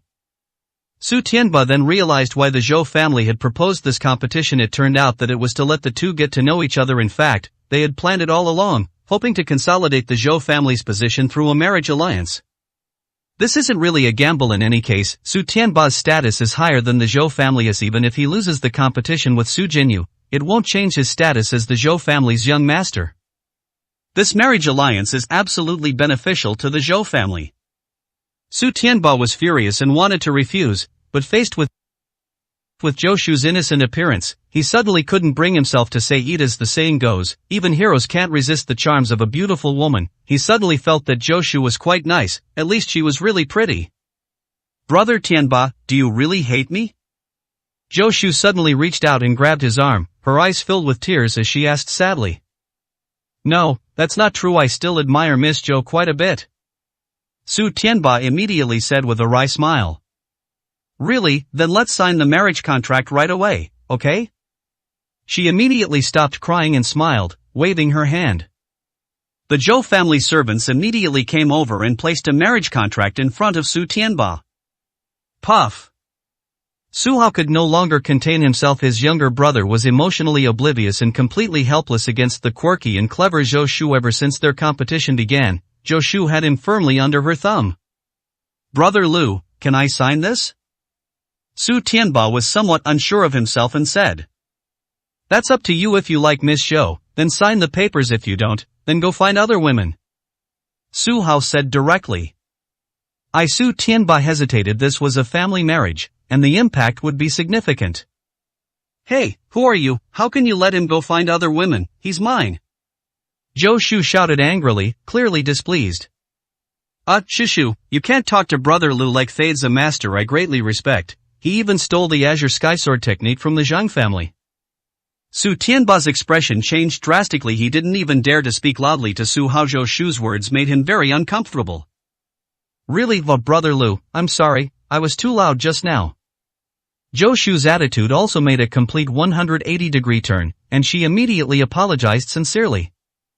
She still held great respect for experts. It's okay, you're quite cute. Su Hao didn't think much of it. If nothing unexpected happened, this would be his future sister-in-law. It was clear that Su Tianba was tempted, so he decided to give him another helping hand, saying, if you two get engaged, I'll pass on the Azure Skysword technique to you as a gift later. Yeah. Upon hearing this, Su Tianba and Zhou Shu were both delighted. They were both very interested in this sword technique, and neither of them could master it on their own. They needed someone to guide them. Why would I lie to you? Su Hao said calmly. Brother Tianba, what are you waiting for? Zhou Shu suddenly asked, her voice instantly sending shivers down Su Tianba's spine. He happily agreed, picked up a pen, wrote his name first, and then pressed his fingerprint. In this way, the Zhou family was also very happy. They felt things were going more smoothly than they had imagined. It seemed that Lu Hao had successfully finalized the engagement with just one sentence. In fact, Su Hao was also happy for Su Tianba. Zhou Shu was a good girl. Although she had a bit of a temper, it didn't affect her much. She was very poised and generous, and was a very proper fiancée. Alright, you can all leave now. From now on, only the three of us can be in the training ground. Everyone else, please take a break. Zhou Shu immediately emphasized. Did you hear that? The young lady has spoken. Everyone, leave. Led by Zhou Boy, even Su Tianba's guards were led away with smiles. Only 3 people remained in the entire training ground. Zhou Shu took out her phone and even turned off the surveillance camera. Seeing that no one was around, she excitedly went to Su Hao's side and said, You're Su Hao, right? What Su Hao? No respect for elders, call me big brother. Su Tianba also relaxed his guard, thinking that since she was his fiancée, there was no need to hide it. My identity must be kept secret, understand? Su Hao nodded. Understood, big brother. Zhou Shu nodded in assurance, then asked curiously, Everyone says you're a handsome man, may I have the honor of seeing your true face? Alright. Su Hao slowly removed his mask. When Zhou Shu saw him, she was slightly stunned. Su Hao's eyes were deep, and he looked much more mature than Su Tianba, but she still smiled and took her fiancé's arm, saying, You're very handsome, but you're still a bit inferior to my man. Ha ha ha, well said.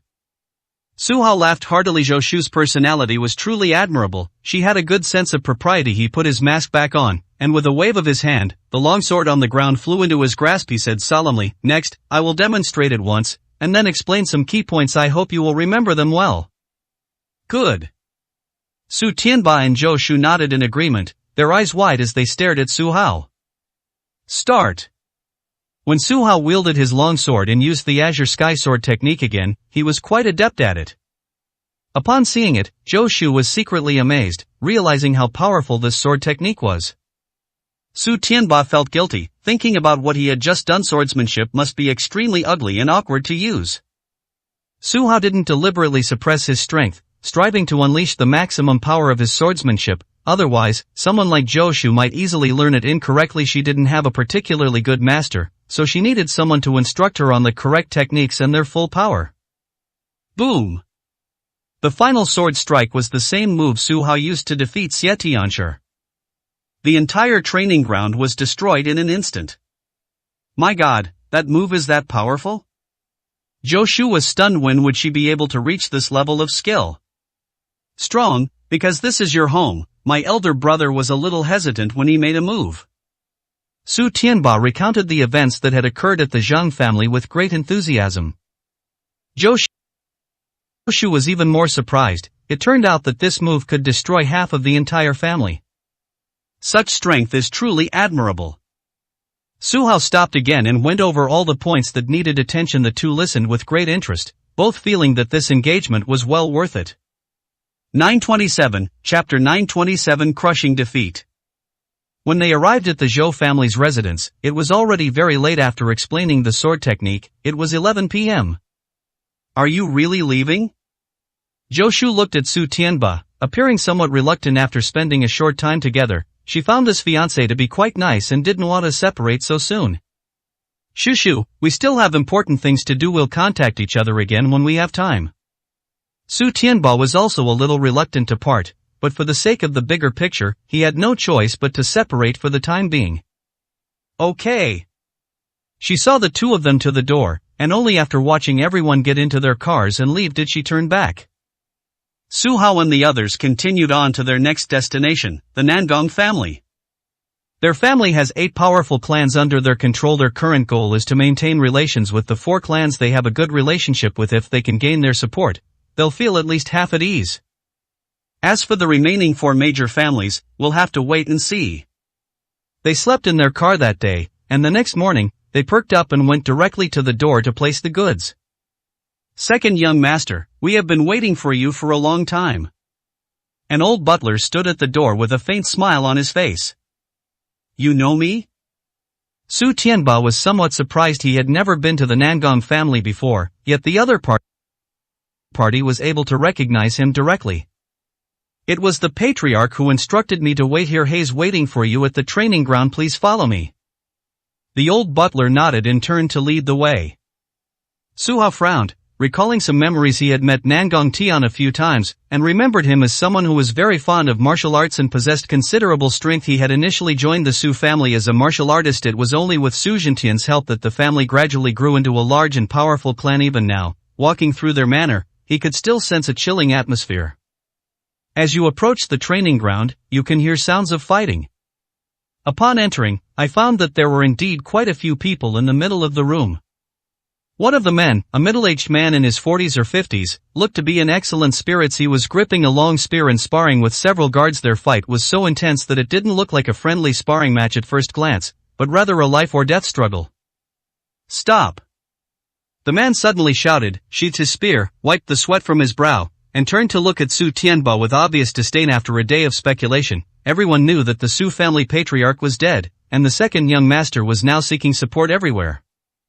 Nangong Tian channeled his true energy, and the spear in his hand erupted with dazzling light, brimming with a powerful aura. He said provocatively, Second young master, do you dare to fight me?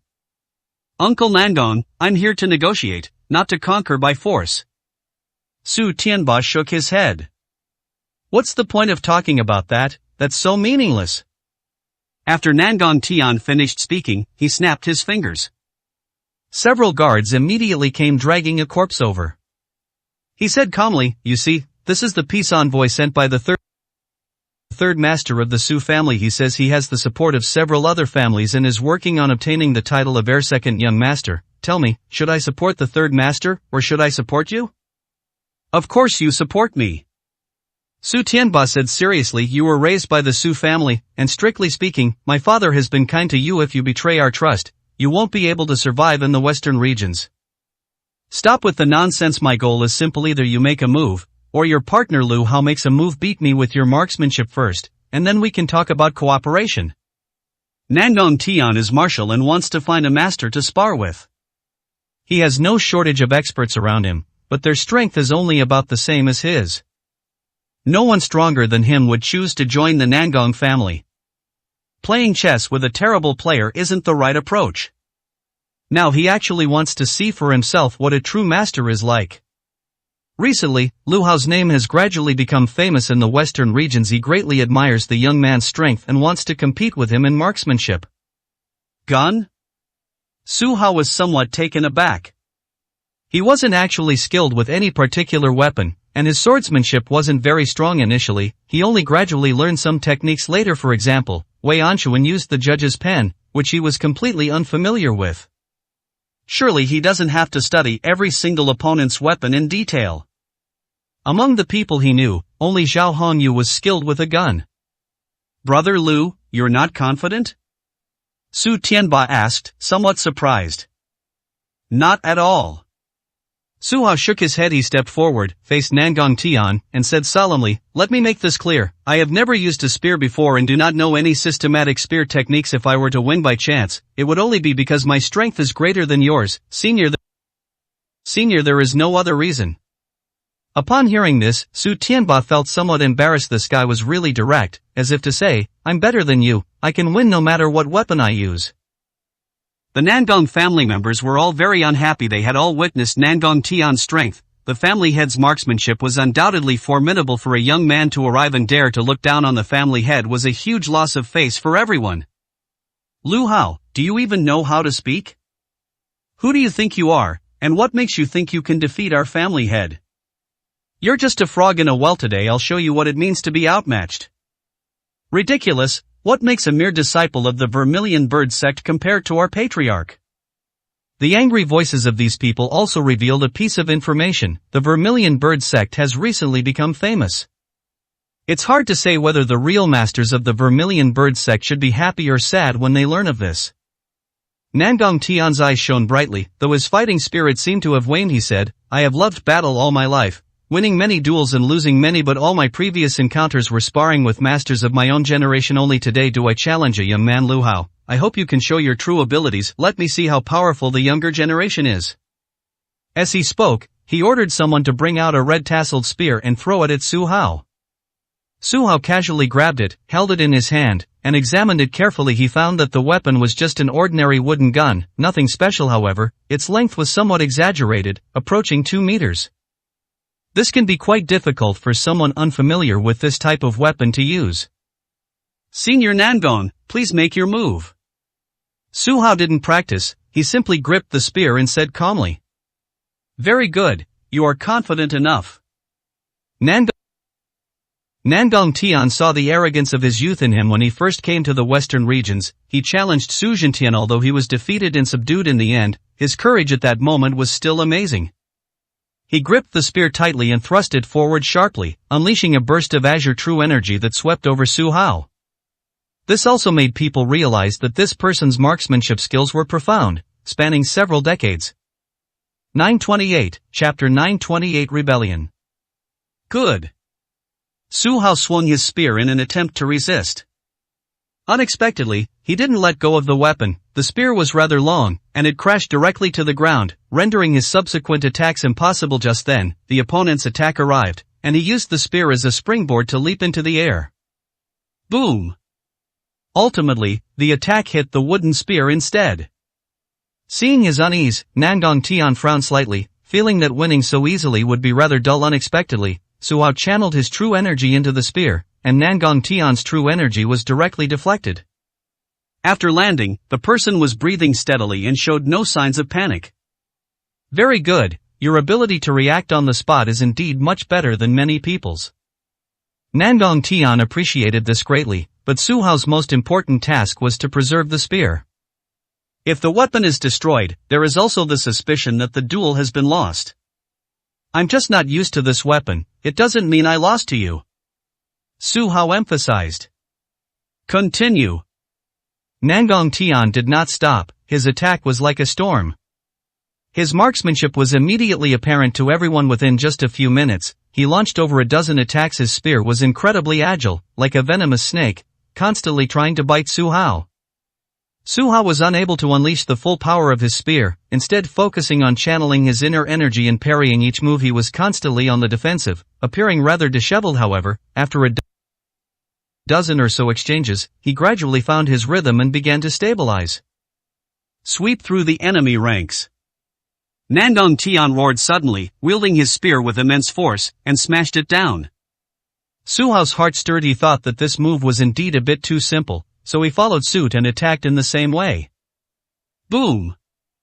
When their true energy clashed, the difference in strength became immediately apparent.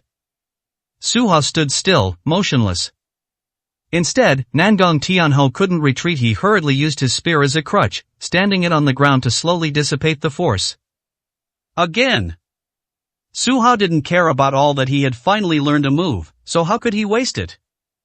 With one move to the left, he swept away thousands of troops. With one move to the right, he swept away thousands of troops. They became increasingly familiar with the weapons, and their offensive became increasingly powerful. Nandong Tian was struggling to block the attacks. He thought the first two blows were already very strong, but he didn't expect Su Hao to become more and more ferocious. Gradually, his hand holding the spear began to tremble. Thump! When the final blow came, he was sent flying backward through the air. After landing, his breath was scattered, and he was in great pain. Shall we continue? Su Hao asked calmly. Vomit! Just as Nandong Tian was about to answer, he suddenly vomited blood. It turned out that he had been injured in the battle just now. This scene was incredibly shocking. No one in the Nandong family had ever seen the patriarch injured. At first glance, Su Hao's attack seemed unremarkable, so why was the power he carried so strong? Although both appear to be sweeping through armies, their control over power is actually completely different. Nandong Tian was able to unleash his full potential. Su Hao is different. He can only achieve 70% of the desired effect. Even so, he is powerful enough that such a move is enough to give him an advantage. Does the Vermilion Bird sect really have such a strong young person? Is the martial arts world about to change and become the domain of the young? This is truly a case of the younger generation surpassing the older, leaving one with a sense of awe and wonder. Everyone exclaimed that Su Hao's appearance dispelled some of their preconceived notions and made them realize that the younger generation had risen to prominence. When everyone first saw Su Hao, they were somewhat dismissive, but now they regard him as a master. Only Su Hao himself understood that this outcome was inevitable. Nandong Tian is a skilled fighter, but only a third-rate one, currently possessing the strength of a grandmaster at the peak of his cultivation. This is not much different from when he first arrived in the western regions. Once he gained fame, further advancement became difficult. This shows that this person only has a love for martial arts, rather than a deep understanding of it. Lu Hao, how much of your strength did you use just now? Nandong Tian suddenly asked. This Su Hao was a little embarrassed to say. Speak your mind, I'm not a petty person. Nandong Tian nodded, encouraging him. About 30%. Su Hao said softly. About 30%? Nandong Tian analyzed the meaning of those words, which meant that Su Hao had been maintaining restraint, and if he went all out, he could very well kill him in one move. The difference between the two was simply too great. He suddenly chuckled bitterly. He had always thought he was still a master, leading everyone in daily training and pretending he hadn't left the martial arts world. He hadn't expected things to change so quickly, and that the new generation of masters had become so powerful. In comparison, he has fallen far behind and is unable to keep up with the first tier. Enough, there's no need to compete anymore. I'm not as good as you. Nandong Tian didn't resort to trickery or arrogance. He admitted defeat on the spot. He threw his spear on the ground, slowly walked to Su Tianba's side, and said, I'm willing to cooperate with you, but there's a condition. The previous profit-sharing arrangement needs to be changed. It can't be 70/30ths, it has to be 50/50. That won't do. Su Tianba shook his head. This revenue-sharing model is fixed and cannot be changed. Oh?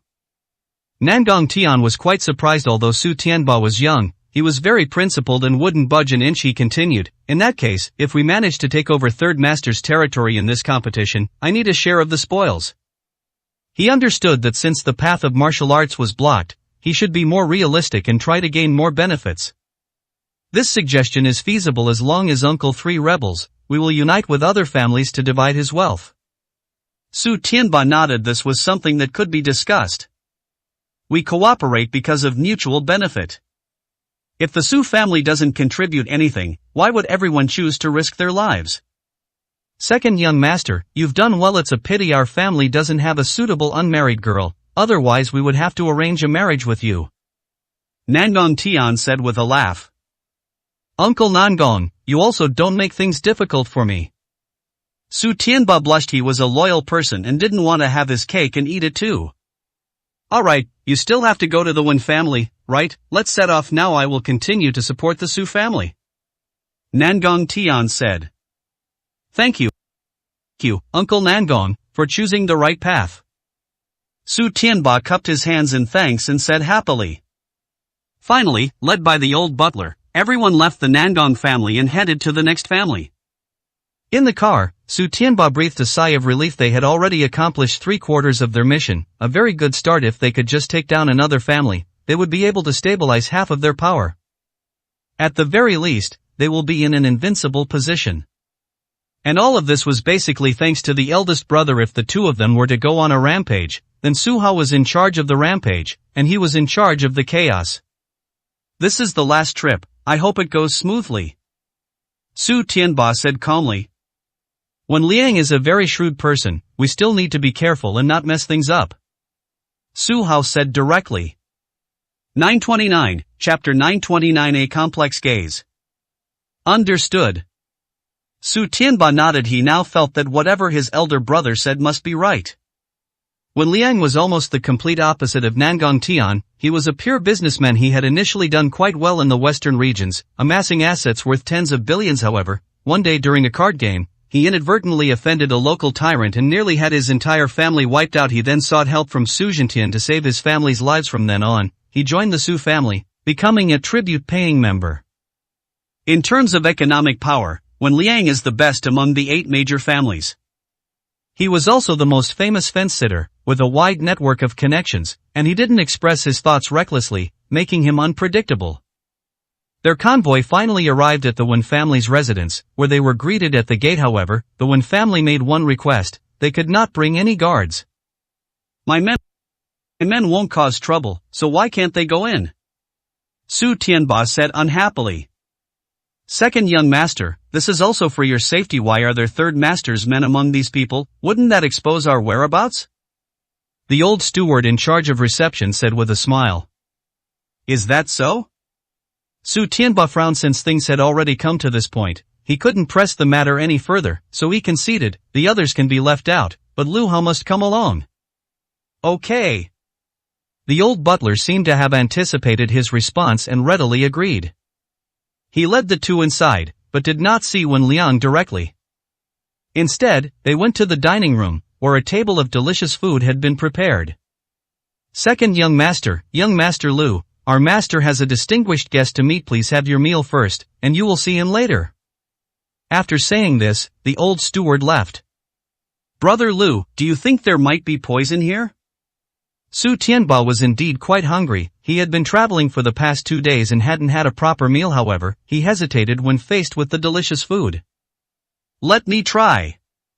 Su Hao took out a silver needle and tested all the dishes. After confirming that they were safe, he said, if it really was poison, it would be far too low level. That's right. Su Tianba smiled lightly, picked up his chopsticks, and began to eat heartily. After they had eaten and drunk their fill, Wen Liang still hadn't shown up. Su Tianba then asked Su Hao for advice. If one were traveling the martial arts world and was invited to a meal by an unfamiliar person, how could one tell if it was poisoned? Was there perhaps a better way? I usually don't distinguish between them, I just eat them. Su Hao said with a smile. Wouldn't it be a huge problem if we got poisoned? Su Tianba said nervously. First of all, ordinary poisons have no effect on me. Secondly, if it's a special poison, it can't be identified by ordinary methods, Su Hao said with a smile. Su Tianba was somewhat helpless. It seemed that he couldn't learn this ability, but the silver needle poison identification was still very common. He would have to learn it properly when he had time.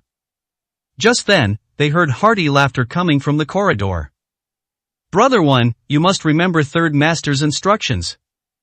As long as the second young master comes, you must keep him here and, ideally, destroy the evidence. That way, you will receive 1/10 of the Su family's wealth. Some people spoke loudly and seemed unrestrained. The conditions offered by third master are far too generous. I'll think about it carefully. The other person's voice was deep. It was Wen Liang, the head of the Wen family. Upon hearing this, Su Tianba became restless, slammed his fist on the table, and stormed out. A large group of people were surrounding Wen Liang outside. One of them was tall and imposing, easily 2 meters tall, with an astonishingly muscular physique. His gaze swept across the room, and he too spotted Su Tianba. Without a word, he pounced on him. Good timing. Su Tianba was somewhat angry, so he threw a punch. Bang! However, the opponent's strength was simply too great. He flew backward, crashing into the table and smashing the dishes all over the floor. Wen Liang, how come you're harboring Su Tianba here? The man demanded sharply. Master Wuxin, you've misunderstood. I don't even know when the second young master arrived. If I were really going to hide, would I have let you all meet? Wen Liang immediately explained with a smile. Who knows what you're planning? Maybe you're using someone else to do your dirty work. Wuxin Jinren is also a master from Jiaya Temple. He served Su Zhenyu faithfully and gained many benefits from it. Now he has come as an envoy, trying to get them to deal with Su Tianba. Unexpectedly, just as they finalized their plan, they ran into each other directly. All of this inevitably raises suspicions that Wen Liang deliberately provoked the conflict, wanting to see them fight each other. He will only choose to help whoever wins in the end. Uncle Wen, you don't need to cooperate with this kind of person. Third uncle is a miser. Once he seizes power, he definitely won't share the benefits of the Su family with you. Not only that, he might even find an opportunity to swallow up all 8 major families. When Su Tianba got up, there was blood at the corner of his mouth, indicating that he was clearly injured. The move that Master Wuxin made just now was a full-force attack, aimed at killing him. Is that so? As far as I know, Third Master is a man of his word and will not kill those who have rendered meritorious service. Wen Liang said with a half-smile. That was in the past. An ambitious man once he's in control, would he share the profits with you? If you think like that, he wouldn't even spare the Su family bloodline, let alone outsiders. Su Tianba shouted a reminder. Wen Liang looked troubled, as if he was hesitant and didn't know what to do. Su Hao frowned. He could tell this man was a true fence-sitter, unwilling to make any rash bets. He directly arranged for the 2 sides to meet, letting them fight to the death. The best course of action now is to be happy and carefree like a true person. He took a step forward and said calmly, "You injured the second young master, you will die today." Oh? You must be Lu Hao, the one who's been making headlines these past few days. Young man, I advise you not to be so arrogant. The martial arts world is still dominated by the older generation. Do you really think am I weaker than Zen Master Wunian? I am heartless, Wu Xian Jinwen said coldly. His aura was indeed much stronger than that of his fellow disciple. The factions they chose to join were also completely different. The fact that they have gained Su Zhentian's approval means they possess extremely strong abilities. So what? You followed the wrong person. Your fate was sealed long ago. Su Hao said coldly. Oh, in that case, let's go to the training grounds and have a showdown. Remember, this is a fight to the death. As Wuxin Jinlin spoke, he slowly moved his feet. He seemed afraid that Su Hao wouldn't dare to follow, and he kept looking back as he walked. Clear. Su Hao smiled faintly and followed. Su Tianba adjusted himself and found that his injuries weren't serious, so he followed out of curiosity. He was somewhat worried. If it involved a life-or-death battle, things would get complicated. Wen Liang's expression was complicated as he stared at Su Hao's back, wondering who this person was. 930, Chapter 930. You guessed right. Martial Arts Arena. The people that Master Wuxin brought were only 12. Each of them was at least a master-level expert. The elite of the elite. He was quite satisfied with his current position. If he hadn't chosen to follow Su Zhenyu, he would never have gained so much power. Once they enjoy the benefits of power, they can't stop. If you're just venturing out on your own, what kind of status can you expect? Now he holds a high position in the Western region's martial arts world, and he even has people serving him. He must be living a very comfortable life. He felt that a scholar would die for one who understands him, and since he was enjoying Su Zhenyu's preferential treatment, what was wrong with risking his life for this person? You're from Kasayapa Temple, aren't you? I never imagined that such an ancient sect would be reduced to a henchman of various families in the Western regions. Su Hao sensed his presence and said with some emotion. So what if it is? This is our way of survival as long as we live with our conscience. There's nothing wrong with it. Wu Xinjinren said coldly, and then he assumed a fighting stance. Judging from his appearance, he actually practiced external martial arts without using any weapons. Conscience, do you even have that? I've seen you do a lot of heinous things for money. Su Hao said disdainfully. You brat, don't spout nonsense here today. I'll teach you a lesson and show you what it means to respect the elderly and care for the young.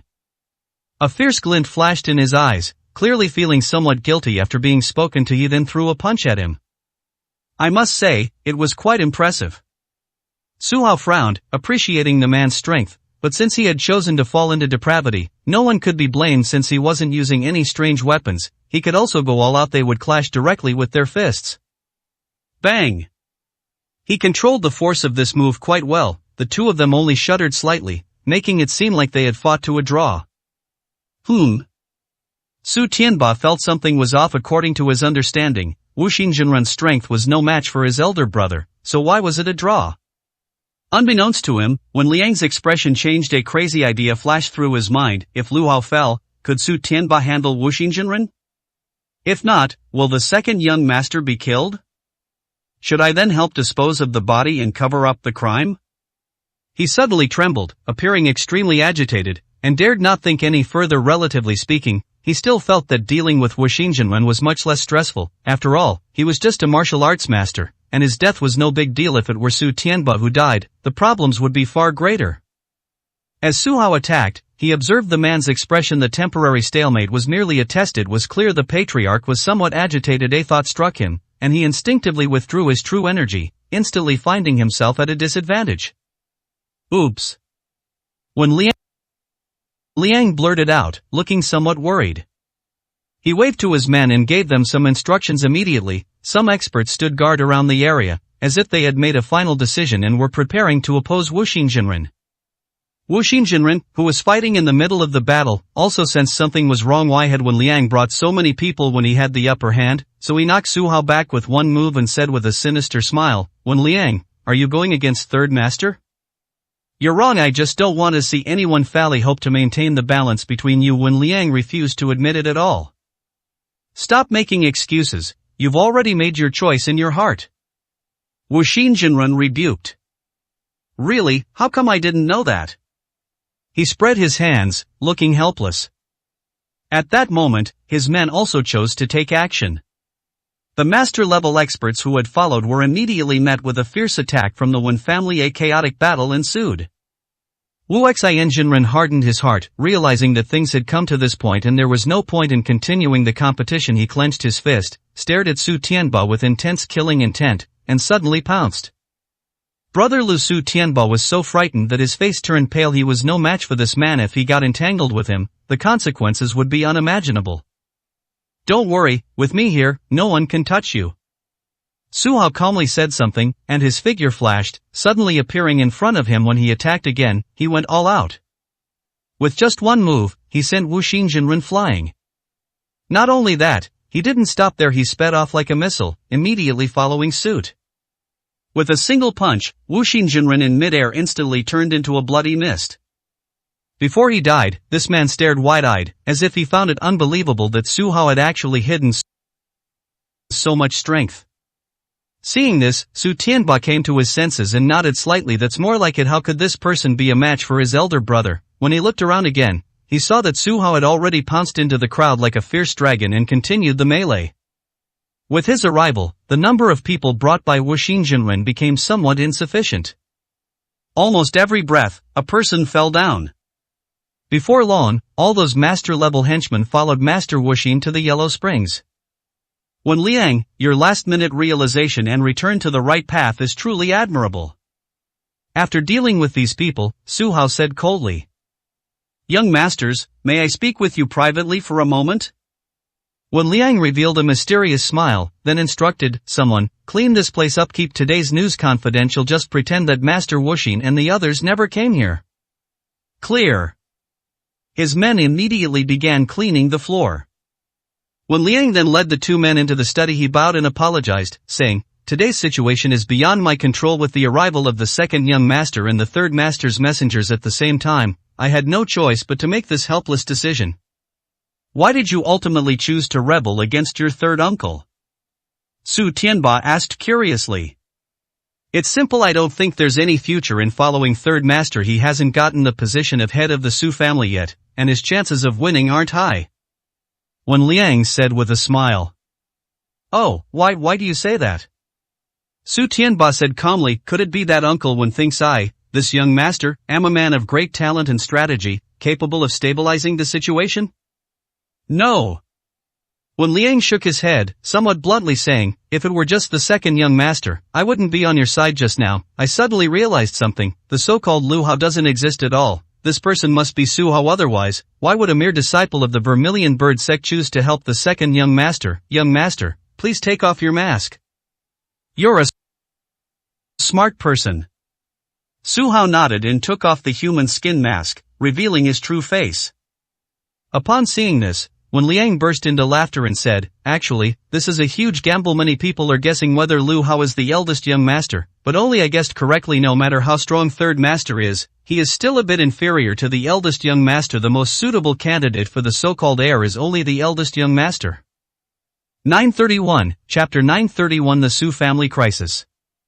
As the saying goes, if the name is not correct, the words will not be proper. Su Hao is the first in line to inherit the throne. As long as he returns, he can easily win over the rest of the Su family. Most of them were trained by Su Zhentian, and in their hearts, Qiang Qizi's identity carries too much weight. Few people are willing to oppose him. Uncle Wen, I only have one question now, is the Wen family willing to continue following the Su family? Su Hao asked calmly. Of course I'm willing. Wen Liang hurriedly revealed his identity, but then immediately added with a grin, we also have a condition. If there are any benefits in the future, we hope to be the first to be thought of. No problem, as long as the Wen family is loyal, we will not treat you unfairly. Su Hao nodded and made his promise. Wen Liang was a smart man. He didn't mention what specific benefits he wanted, leaving everyone with an ambiguous way out. Young master, your timely appearance was actually very important. If you had made a public appearance, this rebellion would never have happened. Wen Liang sighed. My target isn't third uncle, but the Divine Martial Pavilion's just causing minor problems. Su Hao shook his head. There were other ways to deal with Su Zhenyu, but he had to be careful when dealing with the people from the Divine Martial Pavilion. That makes sense. Wen Liang nodded. After all, that side was the most terrifying. My identity should not be revealed at this time. I hope Uncle Wen will keep it a secret. Su Hao said. Don't worry, young master, I will keep this secret and will never let outsiders know. Wen Liang solemnly promised this was the identity he wanted. Once Su Hao's return was confirmed, he would know which side to choose. Very good. Su Hao nodded. Young master, second young master, I'll have someone prepare something right away. I'll treat you both to a proper banquet today. Wen Liang was very happy and hoped to get closer to them. Su Tianba breathed a sigh of relief. In this way, they had successfully won over 4 family heads, thus completing their mission perfectly. Before Su Hao could respond, he suddenly received a phone call. Husband, something has happened to your family. The other 4 major families have joined forces and are heading to the Su family. Li Qingmei's voice was tinged with anxiety. The people at the fortune-telling palace detected these people's actions and immediately made a phone call. Thanks for reminding me, I'll be right back. After thanking him, Su Hao hung up the phone, his brows furrowed, and said, Tianba, we have to go back. Something happened at home. Damn it, how dare they force their way into the Su family's residence? Su Tianba angrily rebuked. Young master, should I gather our men and go with you to fight? Wen Liang immediately probed. No need, it's just the 4 major families. It's not a big problem. Now help me contact my old subordinates. I need more support. Su Hao could tell that this person didn't really want to get involved. Taking his men there will definitely result in some damage. The Wen family was certainly not happy about this. He's a fence-sitter, not a doer. In that case, I'll await good news. As for contacting other people, leave it to me. Wen Liang was pleased. As long as it didn't deplete the Wen family's resources, everything was negotiable. Su Hao said nothing more and took Su Tianba directly, flying towards the Su family. Madam, something terrible has happened. In the morning hall, Li Qiandai looked haggard. She had rested all night yesterday, but because Su Tianba hadn't returned yet, she hadn't slept well today. She stayed up until the afternoon, and just as she was feeling drowsy, she saw Hong Fu walk in astonishment. "What's wrong?" Li Qiandai asked calmly. Just now, the Qin family, the Sun family, the Zhao family, and the Ouyang family all gathered outside the Su family's gate, preparing for a full-scale attack, Hong Fu said with a frown and a sigh of helplessness. Very good, so these people have finally lost their temper and are preparing to make a move. You immediately gather all the guards and come with me to protect the Su family. Li Qiandai's haggard appearance disappeared instantly, replaced by a hint of excitement. She hasn't made a move in a long time, but today she's going to live or die with the Su family. Madam, if I may be so bold, with our current manpower, we are no match for them. The four great families have gathered tens of thousands of people this time. Hong Fu sighed. These four families had clearly made prior arrangements. Their open rebellion was based on the assumption that the Su family's defenses were insufficient. So what, are we going to abandon the Su family? Hong Fu, you're not the kind of person who's afraid of death. Li Qiandai said angrily. Madam, of course I am not afraid, but you are of noble birth. How could you possibly risk your life? It would be better if Shirley and I covered the rear, and you left first. I have already prepared a secret hideout. As long as you conceal your identity for the time being, your safety will be guaranteed. Even if the Su family falls, I believe that when the second young master returns, he will be able to take it back in the process. Hong Fu comforted him. What kind of person do you take me for? How could I abandon the Su family? This is my husband's family. Li Qiandai disagreed.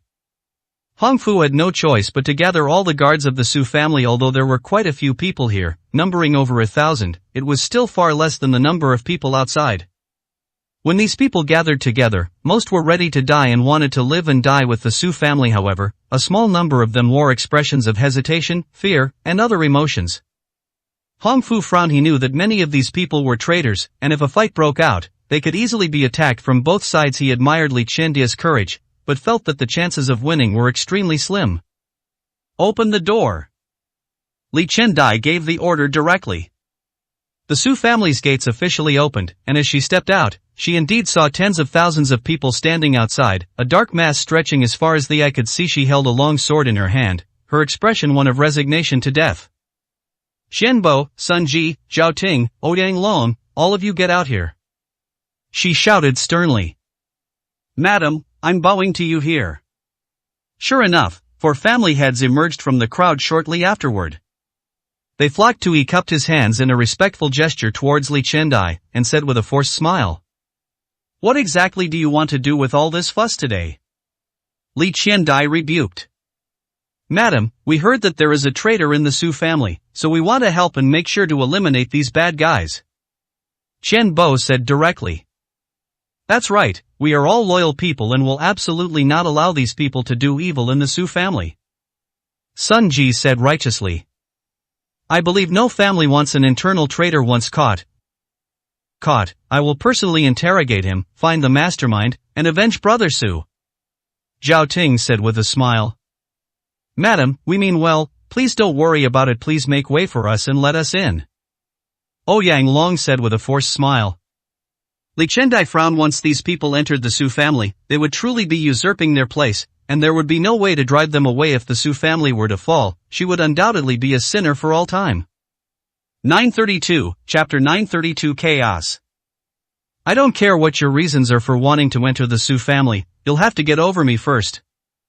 Li Qiandai showed no weakness and vowed to live and die with the Su family. The group frowned, still somewhat wary of Li Qiandai's identity. They were merely from one of the four great families of the western regions, while she came from the Immortal Palace, holding a high position. If they were to kill her and Li Tianzi were to pursue the matter, the consequences would be unimaginable. Since the Divine Martial Pavilion retired, the power of the Immortal Palace has been increasing day by day, and no one wants to offend them. Guards, take the lady away. Zhao Ting shouted, and a group of people came out and rushed towards Li Qiandai with their bare hands, as if they were going to grab her. Presumptuous! Shirley suddenly roared and threw a punch from the side. Just then, a master suddenly appeared and blocked the man's path. The newcomer attacked fiercely, and the powerful force caused both sides to tremble, resulting in a draw. Shirley looked closely and realized that this was none other than Wu Tianjinren, a henchman from the Zhao family. Also a master from Kasayapa Temple, this person had fierce eyes and a murderous aura, but his Buddhist aura was very weak, and he preferred fighting and killing.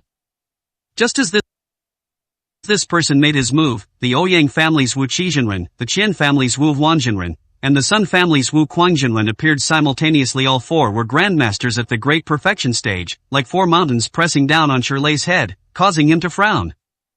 Even in a one-on-one situation, he was somewhat strained. If four top masters appeared simultaneously, it would be virtually impossible to stop them. More importantly, the four major families also have other experts whose strength is not much weaker than the four true immortals, and they are all eyeing them covetously. Shirley, even you can't possibly stop all the experts on our side. Zhao Ting said with a sneer. You're nothing but a lackey of the Su family. You're about to die, yet you're still risking your life. Is it worth it? Sun Ji said disdainfully. Fool, what benefits has the Su family offered you? If you surrender, the treatment you receive in the future will far exceed what you're getting now. Chen Bo shouted, trying to persuade him. Follow us, and you'll find your future. Ouyang Long said with a smile. Shut up, how could I possibly collude with you? Shirley hardened his heart and continued to stand in front of Li Chendia. He first punched Wu Tianjinren, then slapped Wu Qizhenren with a palm, and finally Wu Huangjinren and Wu Kuangjinren. In a short period of time, they launched a direct attack on the four masters. The group was astonished. This man was truly fearless, actually doing something so crazy. Without any discussion, they launched a coordinated attack. In just a couple of moves, Shirley was forced into a complete retreat. Boom! The last figure slammed into the gate. It was Shirley. He fell to the ground as he spoke, blood trickling from the corner of his mouth, clearly indicating he was injured. Since you're courting death, I'll grant your wish. Master Wu Tian launched another attack, determined to kill him. Stop! Just then, a loud shout descended from the sky, accompanied by a young voice. A sword slashed towards the man's back. The overwhelming power forced him to turn and defend himself. After landing, the person had a look of relief on their face and said, Mother, I've made it back in time. Leave this place to me. Tianba, why are you back? Li Chendai was not happy, but rather worried. He came back alone. Did he not have the support of the other four major families? I rushed over as soon as I heard about the incident. Don't worry, Mother, whether it's the Zhao family, the Nangong family, the Zhou family, or the Wen family, they have all chosen to stand with us. I believe they will send people over soon to suppress these traitors. Su Tianba said loudly. Really? Li Chendai was overjoyed. If there were reinforcements, that would be great. Second young master, you're just bluffing. The Su family is currently weak, and everyone has their own agenda. No one will follow you until they see the bigger picture. Zhao Ting shouted loudly. He was the commander among the four major families this time. Since joining Su Jinyu, he had benefited the most and was working the hardest today. Zhao Ting, you traitor, I will kill you with my own hands today. Su Tianba gripped his longsword and slashed directly at the target. This move was not the Azure Sky Sword technique, but his specialty, the Gale Sword art. It was swift and arrived in front of the person in the blink of an eye. Second young master, aren't you looking down on me? You want to kill the patriarch right in front of me? Master Wu Tian attacked from the side, his movements increasingly frenzied with murderous intent. Su Tianba exchanged another blow with this person, and he swayed unsteadily, seemingly having suffered a hidden loss. On the other side, the other three simultaneously launched an attack, chasing after Shirley. Shirley finally managed to catch his breath, only to be met with another fierce attack from three men, plunging him into crisis once more. He felt incredibly frustrated. Normally, he wouldn't have given these people a second thought. Unexpectedly, these petty scoundrels have teamed up today and actually threatened his life. Hateful. He hardened his heart, gathered his strength, and tried to fight against these people. However, two fists cannot fight four hands, and they gradually fell into a disadvantageous position. The battle became somewhat chaotic after it began. Li Chendai was worried about Su Tianba on one hand and Shirley on the other, but she couldn't get involved and could only worry anxiously. Meanwhile, on a distant rooftop, two people were lying in ambush. Miss, should we make a move? An elderly man with white hair asked in a low voice. If your aunt is in danger, you must help her, but for now, it's not advisable for us to get involved. The speaker was a young girl, Li Qingmei. Ever since the Su family's incident, she has been keeping a close eye on this area, at least to ensure Li Chendia's safety. She found it strange that Su Tianba had returned, but there was no news of Su Hao. Just then, I suddenly heard the sounds of fierce fighting coming from afar. Looking in the direction of the sound, I saw a familiar figure wielding a weapon. The black sword is slashing rapidly. She couldn't help but laugh. As expected, Su Hao still didn't follow the usual path. This person actually charged in from behind. This means he will be facing tens of thousands of opponents.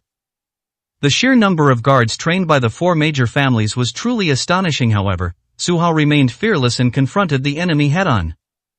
Dozens of people surrounded him, assuming he was only one person and could be easily defeated unexpectedly. Su Hao acted swiftly, cleaving them all in two with a single sword strike. He had seen countless battles and showed no fear in the face of these rebels. One man, one sword, and he slaughtered his opponents until they were all thrown to the ground. He's certainly carefree, but I wonder if Shirley and the others can hold out. Li Qingmei wore a mask, her face expressionless, but her beautiful eyes held a hint of worry. Just as Shirley was facing another encirclement, a sword light suddenly flashed from afar, spanning 1,000 meters and instantly sending Wu Huanjinren flying. He was somewhat surprised. Who had unleashed this attack? 933, Chapter 933. Desperate. Who attacked from behind? If you have the guts, step forward. After getting up, Master Wowan had a faint look of disdain on his face, and he seemed very angry. Don't you feel ashamed that you ganged up on one person? Su Hao unleashed a sword strike, instantly sending dozens of people flying. As he slowly walked forward, the warriors from the four major families automatically parted to make way for him, daring not to obstruct him. This imposing aura left Su Tianba and the others utterly astonished. Facing tens of thousands of people, he remained completely unfazed. That's incredibly domineering. You're Lu Hao. Ignorant immortal said coldly. So what if it is? Do you people from Kasapa Temple have to unite to even be able to fight me? Su Hao suddenly appeared in front of Su Tianba and said coldly. You brat, don't be so arrogant. You've always fought one-on-one before. Do you think you can beat the four of us experts this time? Master Wu Huan said unhappily. That's right, with us brothers working together, we can easily handle you alone. Wu Tianjinren said disdainfully. Those who don't know the situation might think that Kasapa Temple is easy to bully. Master Wuqi said proudly. Enough with the nonsense, let's deal with him first before we can break into the Su family. Wu Quang said coldly. Su Hao brandished his longsword and drew a line at the entrance of the Su family compound, saying, no matter what reason you give today, anyone who dares to cross this line will be considered to be starting a war with the Su family, and I will send you on your way. Ha ha, you make it sound so easy. Do you really think we're easily scared? Master Wu Huan said calmly. Brothers, let's attack together and kill the man first. At a command, the four men attacked simultaneously. This was the first time they had joined forces directly, and when they made their move, they used all their strength. Su Hao, wielding a long sword, joined the battle, holding his own against four opponents. Shirley was secretly astonished. They didn't know Lu Hao's identity and couldn't understand why such a powerful expert had suddenly appeared. Fortunately, this person was on the Su family's side, not their enemy. Tianba, is this your friend? Li Chendai vaguely remembered that the two of them left together yesterday. At the time, she thought Su Hao was just a guard, but now she realized that he was actually an extremely powerful expert. He's a brother. Su Tianba blurted out, then explained, he came from Jiangnan and is a peerless master from the Vermilion Bird Sect. Jiangnan, Vermilion Bird Sect? Li Chendai became more and more confused. What kind of sect was this? Zhao Ting and the others initially thought that the four of them had the advantage over the one. But they soon realized that something was not quite right. Why was Su Hao able to withstand the attacks of so many people? He seemed to be handling it with ease, and even had a slight advantage. Is the Vermilion Bird Sect really that powerful? Zhao Ting murmured to himself. When did our guards receive such contempt? Qian Bo frowned. This kid is a bit strange. His martial arts style is very diverse, and he does seem to have some skill. Sun Ji said in surprise. Does this mean we need to send other people to join the battle? Ouyang Long asked, puzzled. These are all highly skilled individuals, and inherently somewhat arrogant. For the four of them to team up against a young man is already somewhat embarrassing. If word gets out if they were to be surrounded and attacked by others, it would be even more unacceptable. To save face, they could only stand by and watch for the time being. Damn it, where did this kid come from? Master Wu Wan said unhappily, struggling to fight. No wonder he was able to beat the others. Yan Lai is really capable. Master Wu Qi frowned. In the past 2 days, Su Hao had defeated several experts from Jiaya Temple. He didn't expect that even the four of them working together couldn't defeat him. Don't worry, he's just one person. As long as we stay calm, we can exhaust his true energy. Master Wu Kuang said helplessly. Yes, we have more people, which is a natural advantage. Master Wu Tian nodded. Drag it out? Can you hold them off? Su Hao revealed a disdainful smile, swung his long sword, and began to apply pressure. The swordsmanship finally underwent a new change, becoming the Azure Sky Sword technique. Su Tianba watched with excitement as this move was unleashed. This swordsmanship was finally being used in actual combat again. His swordsmanship was fluid and elegant. In the blink of an eye, he had forced Wu Qizhenren and Wu Tianjinren back. The next move sent the other two flying, surrounded by four. His aura seemed to say, "You four are surrounded." When Su Hao launched his counterattack, the four of them were in turmoil, clearly under greater pressure. Don't be afraid, fight him. Wu Tianjinren shouted and pounced straight at him. Kill him. Master Wu Wang said unwillingly. We absolutely cannot lose. Master Wu Qi gripped his weapon tightly. Kill him. Wu Quangjinren shouted. The four launched another counterattack, this time with their full strength. Their inner energy was of the same origin, and their powerful attacks flowed seamlessly, forming a net that completely surrounded Su Hao. The fluctuations of true energy in the middle were extremely intense. Amidst the deafening roar, the ground continued to explode. Unfortunately, the bluestone street paved by the Su family was crumbling. The debris flew out, and some of the weaker people were hit, injured, and falling to the ground. Su Tianba swung his long sword, deflecting the debris with a series of sharp cracks. However, his hands were trembling. Even these aftershocks were incredibly strenuous for him, demonstrating just how strong Su Hao, who was in the middle of the battlefield, truly was. Brother Lu, let's finish this quickly. Su Tianba muttered to himself. As if hearing his words, or perhaps Su Hao felt he had played enough, his moves changed once again. Just like last time, a sword beam connecting heaven and earth erupted in the air, forcefully striking forward. Master Wu Wan and the others' expressions changed drastically. They defended themselves with all their might, and the four golden lights merged into one, forming the demon-subduing Vajra shield. It appears indestructible, but it is vulnerable to the strongest strike of the Azure Sky Sword technique.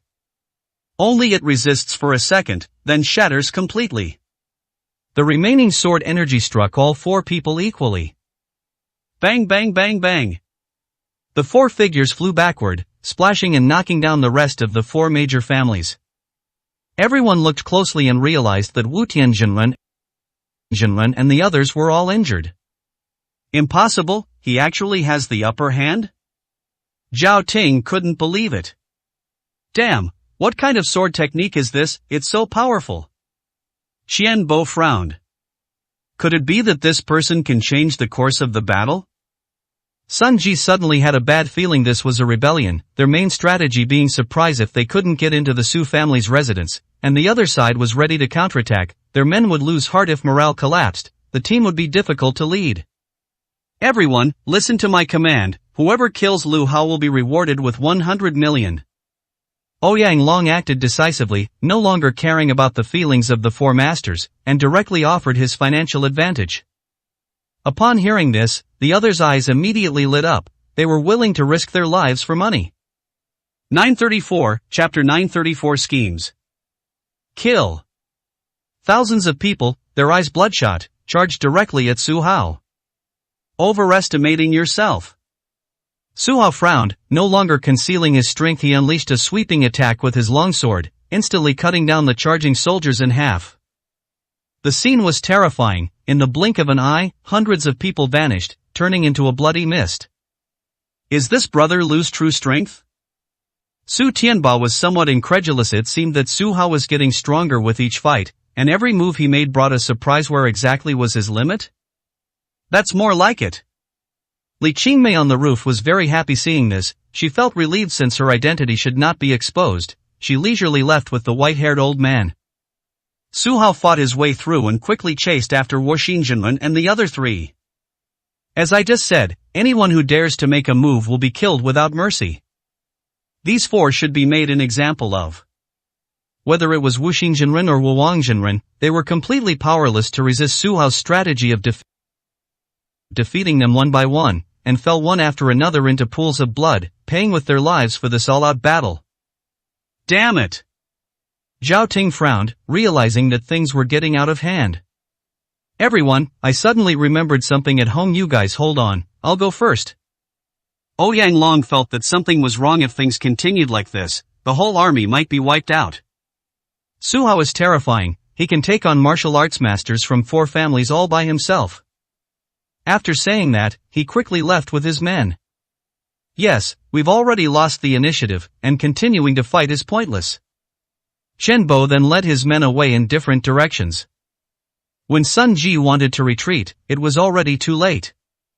Su Hao rushed over quickly, killing 2 experts nearby with a single sword strike. Then, he placed his sword against Su Hao's neck and coldly said, "Surrender, or die. The choice is yours."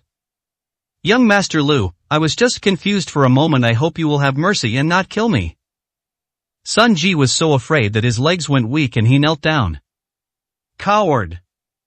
Su Hao used the backhand of his sword to send him flying. Coincidentally, the man landed right at Su Tianba's feet. The latter reacted quickly, striking out with his palm and breaking the man's right leg. He was then handed over to the Su family guards and immediately taken into custody.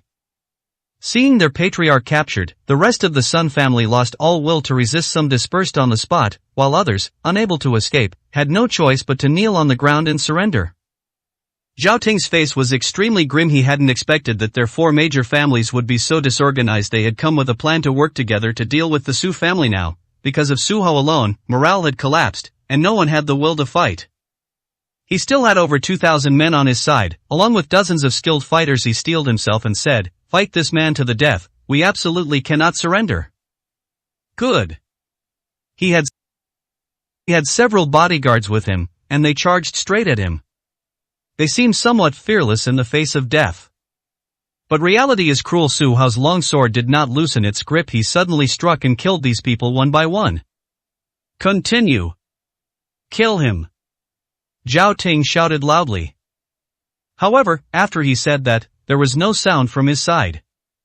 He turned his head and found that most of the people had disappeared without a trace, leaving only a few dozen close confidants. People aren't stupid. If they can't beat him, who would keep following him to their death? Su Hao is absolutely terrifying. He's like a god of death. Zhao Ting, the Su family has treated you well. Why did you betray them? With a flick of his right hand, Su Hao lifted him up into the air. As he channeled his true energy, the man was immobilized and unable to move. The victor is king, the loser is villain. I only lost to you, not to the Su family. I have absolutely no regrets.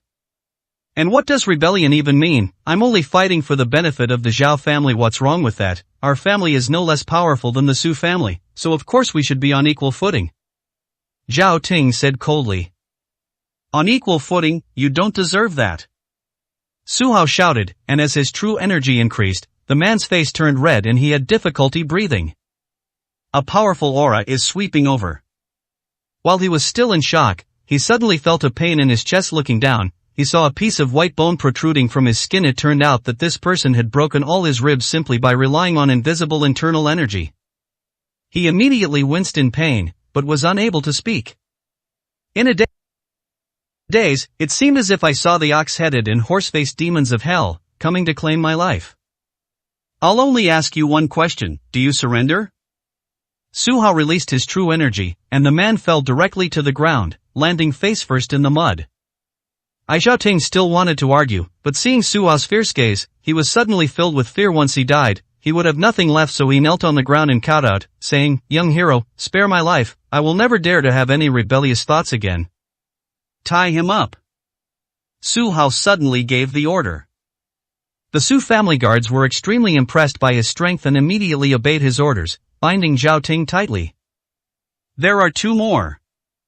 Su Hao muttered to himself, then vanished from the spot. When they reappeared, they blocked Qianbo and his group's vehicle. When he descended from the sky, the entire ground trembled. Qianbo had finally managed to escape several kilometers when he suddenly saw this killing god appear, and his face turned pale. "Master, should we run him over?" His driver asked for instructions. "Killed in a crash?" Qianbo looked embarrassed. Could this person's strength be dealt with by ordinary vehicles? "Get off!" Su Hao suddenly shouted. Qianbo hesitated, somewhat afraid to face the situation. The next moment, a sword light appeared, and the entire vehicle was split in two. His driver was also torn apart, turning into a bloody mist. Looking back, I saw that dozens of cars behind me had all been cut in half. "Get off!" Su Haohan said in a cold voice. Thump! After Qianbo walked down, he immediately knelt down and groveled, saying, "Young man, I've lost, please spare my life. How you are dealt with is a matter for the Su family, I'm only responsible for arresting people." Su Hao walked over and lifted the man up like a chick. When they reappeared, they were already at the Su family's doorstep, and they ruthlessly threw him to the ground. "Brother Lu, thank goodness for you, the situation is almost stable today." Su Tianba was very happy. Yes, of the 4 major families, 3 have already been subdued, and now only Ouyang Long and his group remain. Li Chendai frowned slightly. If these people were to leave, it would be tantamount to releasing a tiger back into the mountains. "It's alright, they can't escape," Su Hao said mysteriously. "Oh?" Li Chendai seemed surprised. Sure enough, the next moment, they heard countless footsteps coming from afar. Ouyang Long, who had just fled, was leading his men back, gradually returning to everyone's sight. Once the Su family understood the situation, they were overjoyed. "Brother Lu, was everything part of your plan?" Su Tianba asked with a smile. "I didn't have any ulterior motives, I just sensed their presence." Su Hao shook his head. 935, Chapter 935 is completely unimportant. Ouyang Long ran some distance away, secretly rejoicing that he had escaped a disaster.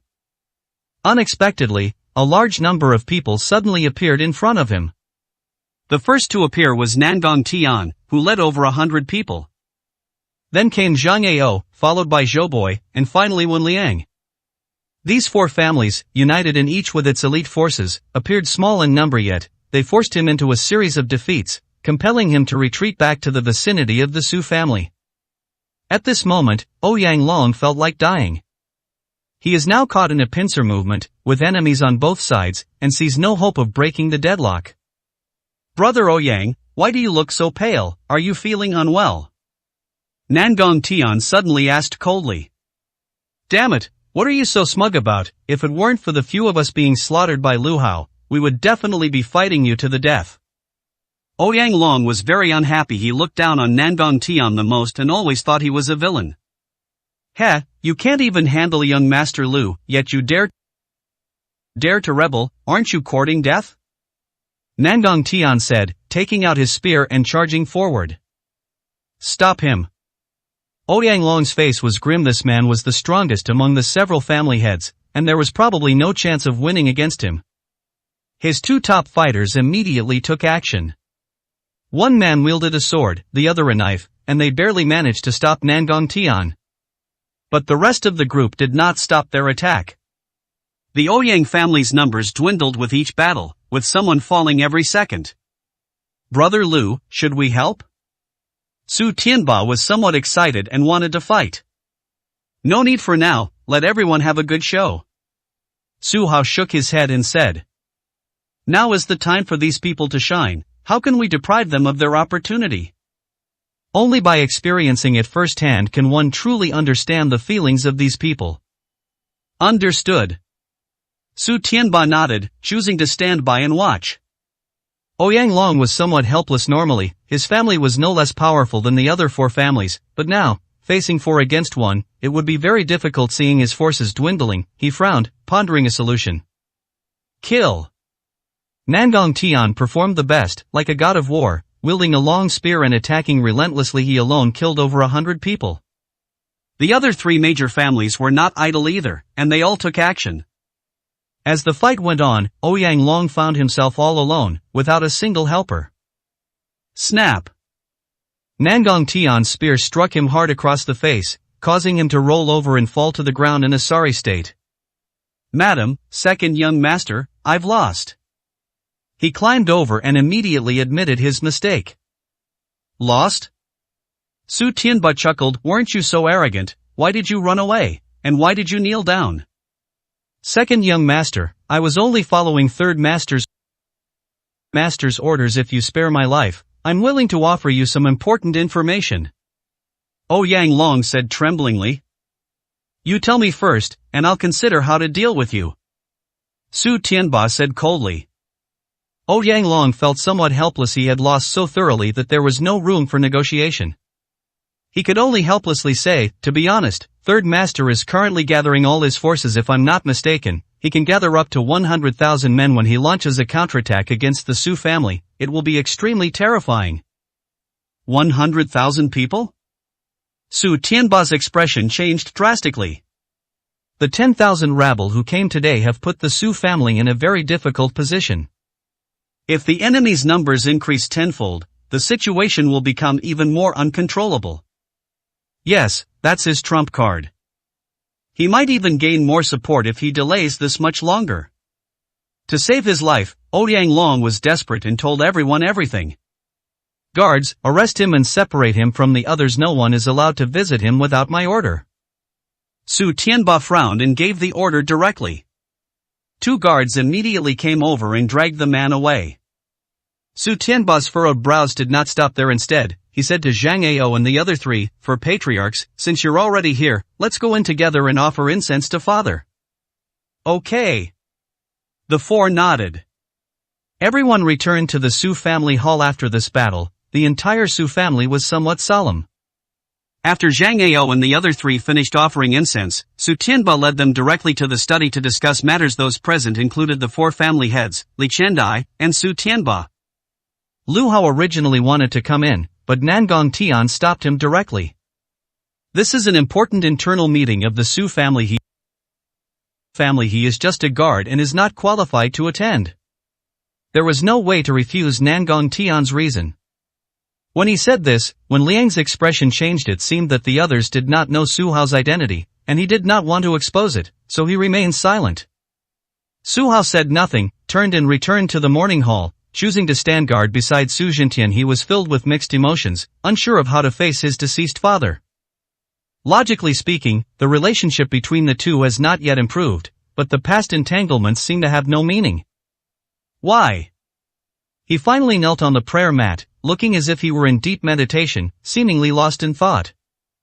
In the study, after several people sat down, they discussed how to deal with Su Jinyu.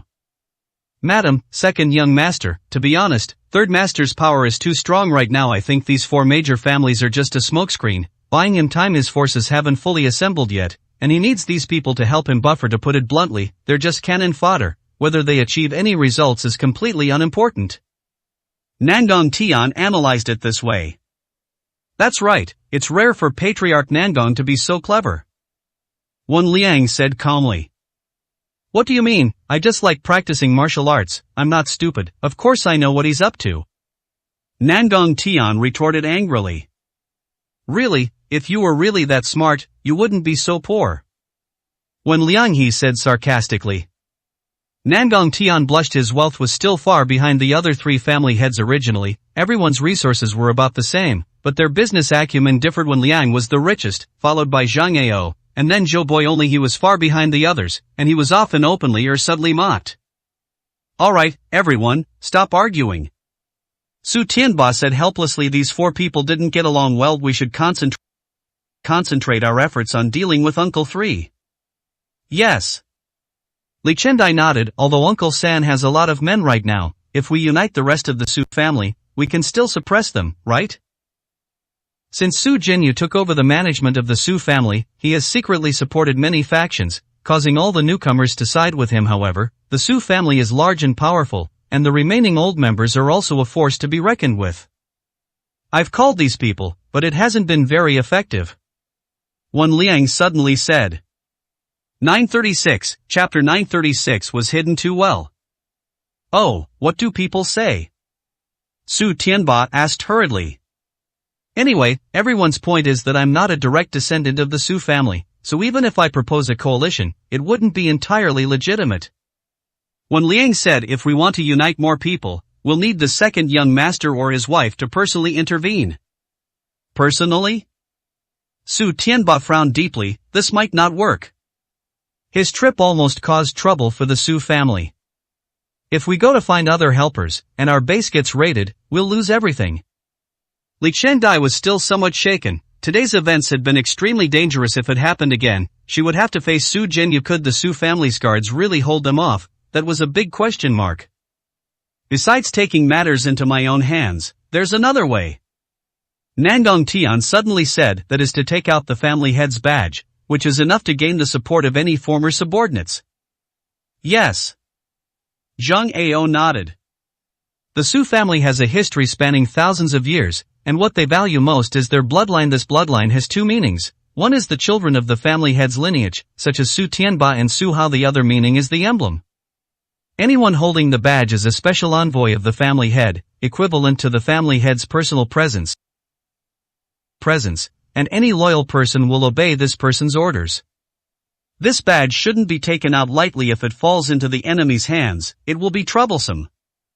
Li Qiandai said with some difficulty. Madam, these are critical times to protect the Su family. We must produce the badge, otherwise, even if the four of us help, we won't have any legitimacy to back us up. Nangong Tian said directly. Yes. Wen Liang nodded. He had tried, but received very few responses. Even these people were just observing and did not make a move. Once Su Jinyu's men have assembled and launched a full-scale attack, things will get complicated. Of course, we actually have another way. Wen Liang interjected, the best way right now is to find someone to take care of Su Jinyu. As the saying goes, to catch the thief, you must first catch the king. If we take out the mastermind, the rest of them will become a disorganized mess and unable to work together. Kill Uncle 3? Su Tianba was somewhat troubled. This objective was far too difficult. Su Jinyu was undoubtedly heavily guarded now, and strangers couldn't possibly get close with over 100,000 people on that side. Who could possibly take the enemy leader's head among so many? Even if they succeeded, they wouldn't be able to escape unscathed. In addition, he still had some consideration for family ties. After all, Su Jinyu was his father's own brother. Unless it was absolutely necessary, they should not kill each other. Are we really going to take out the family head's badge? Li Qiandai asked helplessly. Madam, could this badge have been stolen? Nangong Tian suddenly asked when he saw their hesitation. Impossible. Only I know where this thing is stored. Even Tianba doesn't know. How could an outsider possibly get it? Li Qiandai said with utmost seriousness. Madam, if you trust us, you can choose one person, bestow the badge upon them, and contact the others as soon as possible. Otherwise, if we delay any longer, it will be too late. Nangong Tian advised earnestly. Tianba, what do you think? Li Qiandai was somewhat undecided. I believe in them. Su Tianba nodded and agreed. He believed that gaining the approval of the four major families through this visit was already quite an achievement. Furthermore, with everyone choosing to act today, they were bound to form a united front. Please wait a moment, I'll be right back. Li Qiandai rose leisurely and left alone. Once inside the secret chamber, she took out the family head's emblem from the treasure chest. When she returned to the study, she sighed with emotion. Alas, my husband never took this out before. I never imagined that we would face such immense pressure so soon after his passing. Madam, I have no other intentions, I just need to verify the authenticity of the badge. Nangong Tian suddenly said. Okay. Li Qiandai nodded, took out a golden badge with the character Su written on the front and a ferocious beast symbol on the back, which was the ancient Qiangqi. The Su family identifies themselves as descended from the Qiangqi bloodline, and the Qiangqi in their family crest is a fierce and menacing creature that inspires fear at first glance. Nangong Tian held it in his hand, weighed it, and felt that it wasn't pure gold. There must be other materials inside, otherwise it would be easily worn out and couldn't have been preserved for so long. He sighed and said, "Sigh, I've been with the Su family for so many years, and this is the first time I've ever seen something like this." "Yes." Zhang Ao nodded. He was the oldest and had never seen it before. "This is a symbol of the Su family's power, it must be kept safe," Zhou Boi said solemnly. "Patriarch Nangong, leave the matter of contacting the old subordinates to me." When Liang reached out to take the badge, unexpectedly, Nangong Tian suddenly pushed him away with one hand, stood up abruptly, and said in a cold voice, "Now that this thing has been taken out, it is mine." "Nangong Tian, what do you mean?" Su Tianba's expression changed. "Fools, do you really think that third master's trump card is those four idiots, Ouyang Long?" Nangong Tian laughed loudly, suddenly took out a dart, and threw it at Li Qiandai. "Madam, be careful." The others' expressions changed drastically, and they all rushed over to protect Li Qiandai. Unexpectedly, this was just a feint. Taking advantage of the opportunity, Nangong Tian smashed the window with a palm strike and jumped out to escape frantically. Hateful. Su Tianba gritted his teeth in anger. He never expected that there would be a traitor among these people. No wonder Nangong Tian took the initiative to mention the family crest. It turned out that he wanted to take it and curry favor with Su Jinyu. In his anger, he was about to give chase. "Second young master, be careful of their ambush." Zhou Boi grabbed him tightly. "Are we just going to let him take the family crest?" Su Tianba hesitated, then saw Shirlei come in and instructed, "Uncle Shir, Nangong Tian has taken the family crest. Please go and chase after him." Such a thing actually happened? Shirlei, who had been on guard outside, exclaimed when they came in after hearing the commotion. They heard a thunderbolt from a clear sky. If the family crest was lost, the problem would be huge, and it might even mean that the Su family had become traitors. He composed himself and said, "Second young master, rest assured, even if it costs me my life, I will find a way to bring the family crest back. Anyway, you need to be careful," Su Tianba instructed. Shirlei led a team of elite guards and gave chase at top speed. "Alas, I'm afraid it's too late." Zhou Boi shook his head. Since Nangong Tian had done such a thing, there must be someone outside helping him. They couldn't catch up immediately, so things would get difficult from here on out. What happened? By the time Su Hao heard the commotion and rushed over, it was already too late. "Brother Lu, it's all my fault." Su Tianba felt very guilty. If he hadn't given in, his mother would never have taken out the family crest. "I see you don't need to blame yourself. We couldn't have predicted that a traitor would appear among us." Su Hao didn't complain. Nangong Tian was too well hidden. If he hadn't stepped forward, who would have been able to tell? 937, Chapter 937 Traitor. "Second young master, madam, I'm back." An hour later, when Shirlei returned, he was covered in injuries, and none of the guards he had taken with him had come back alive. "Where is Nangong Tian run?" Li Qiandai asked in astonishment. "Yes, where did he go?" Su Tianba was also somewhat surprised. "Alas, when I chased after them, they were already out of sight. But in order to retrieve the family insignia, I decided to continue the search. Unexpectedly, I encountered some formidable opponents along the way, suffering heavy losses, and in the end, I was the only one who returned. Madam, second young master, I have failed the Su family, please punish me." Shirlei felt very guilty, and tears welled up in his eyes. For him, seeing the Su family fall into misfortune was more painful than being sick himself. "Old Shir, you've done a great job. The chances of this pursuit were already slim."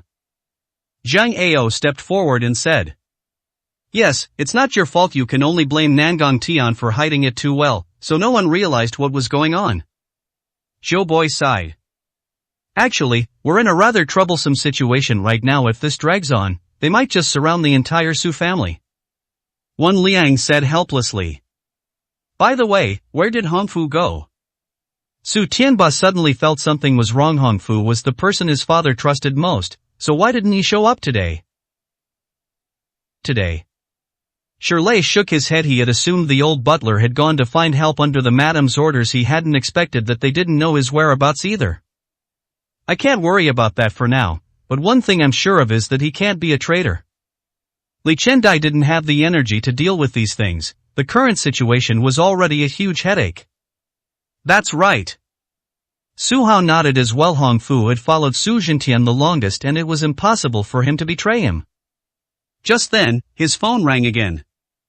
Li Qingmei called and clearly told him that Su Jinyu's men had been assembled, totaling 200,000, and were heading towards the Su family in a grand procession. Husband, please make sure Auntie is safe.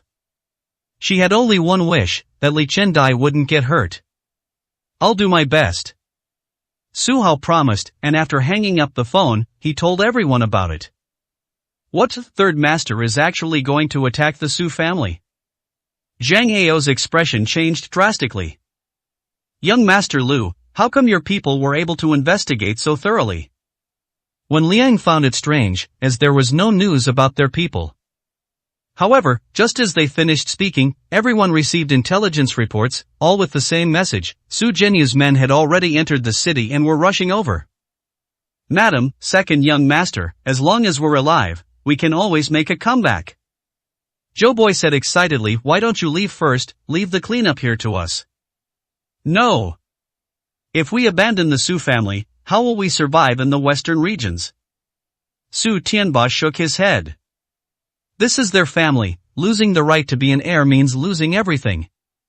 In this competition, they had absolutely no chance of retreating. Could he really return as king by leaving with only a few dozen guards? This is almost impossible. If you leave the center of power, you'll end up with nothing. Tianba is right. This is a calamity for our Su family, and also for my son and me. No matter what, we must fight them to the end. As for you, if you choose to join Uncle San's side at this time, we can understand. Li Chendai said seriously. Given the current situation, it would be perfectly reasonable for these people to choose to side with the victor in order to save their lives. I will absolutely not support Su Jinyu. Zhou Boy was the first to speak out. Madam, you don't know this, but my youngest daughter is already engaged to the second young master. They will be in-laws in the future. How could I possibly side with him? When he solemnly announced it, Li Chendai didn't know whether to be happy or sad. She felt that the Zhou family was taking advantage of her misfortune, and under normal circumstances, her family might not have been qualified for the marriage alliance. However, the matter was already settled, and the other party was willing to follow through to the end, so she could only smile and nod to indicate her approval. Zhang Ao frowned and remained silent. He neither chose to leave nor made a direct statement. When Liang smiled with deep relief and said, perhaps things can still turn around. Let's see how things go. A turning point? Li Chendai shook her head helplessly. If that were really the case, then that would be good. Dusk. The front gate of the Su family residence was packed with people, and the back gate was also surrounded. The other exits were all filled with a dense mass of people, clearly indicating that Su Jinyu's men had completely surrounded them. Inside the Su family compound, Li Chendai and the others rested for a few hours. They chose to face death without fear, and when the enemy arrived, they were all in top condition. They opened the door and welcomed all the enemies. Sure enough, countless people stood outside, led by Su Jinyu. He was wearing a golden armor and looked incredibly arrogant. Beside him were Nangong Tian, Xiao Yu, and Lu Ji. These people all had victorious smiles on their faces. Nangong Tian, in particular, pointed his red-tasseled spear in this direction and said, your chances are numbered. It's not too late to make a statement now. Nangong Tian, I never expected you, a traitor, to be so arrogant. Zhang Ao said angrily. Brother Zhang, this shows your lack of vision. As the saying goes, a wise man submits to circumstances. Now that third master is destined to win, why should you live and die with the Su family? No, by following third master, I am also following the Su family. We now have people in family crests, and we are already the true legitimate members of the Su family, far superior to the mother and son beside you. Nangong Tian laughed heartily. Su Tianba frowned, glancing towards the enemy's direction. He noticed they were well equipped with numerous skilled fighters, numbering in the hundreds. In contrast, the Su family guards appeared to be relatively weak. There are some shortcomings, but everyone's face showed determination, with no intention of backing down. At this moment, Li Chendai looked directly at Su Jinyu and said, Third uncle, we've always treated you well, why do you choose to make things difficult for everyone? Joke. I am also of the Su family bloodline, so why can Su Zhentian remain the head of the family? As the saying goes, fortunes change, and it's time for me to be the head of the household. Otherwise, everyone will be disheartened, won't they? Su Jinyu grinned maliciously. That's right, now that Third Master has made the greatest contribution, he is the true head of the family. We can only feel safe with him. Chao Yu directly expressed his support. Look at you lot, you're unpopular now, and it's only natural that you have no one to support you compared to Third Master. Su Tianba is far too young and has no experience whatsoever. Lu Shi said dismissively. 938, Chapter 938 Top 3 in the Western Regions. Follow Third Master, and you'll have food to eat. The others started to cheer.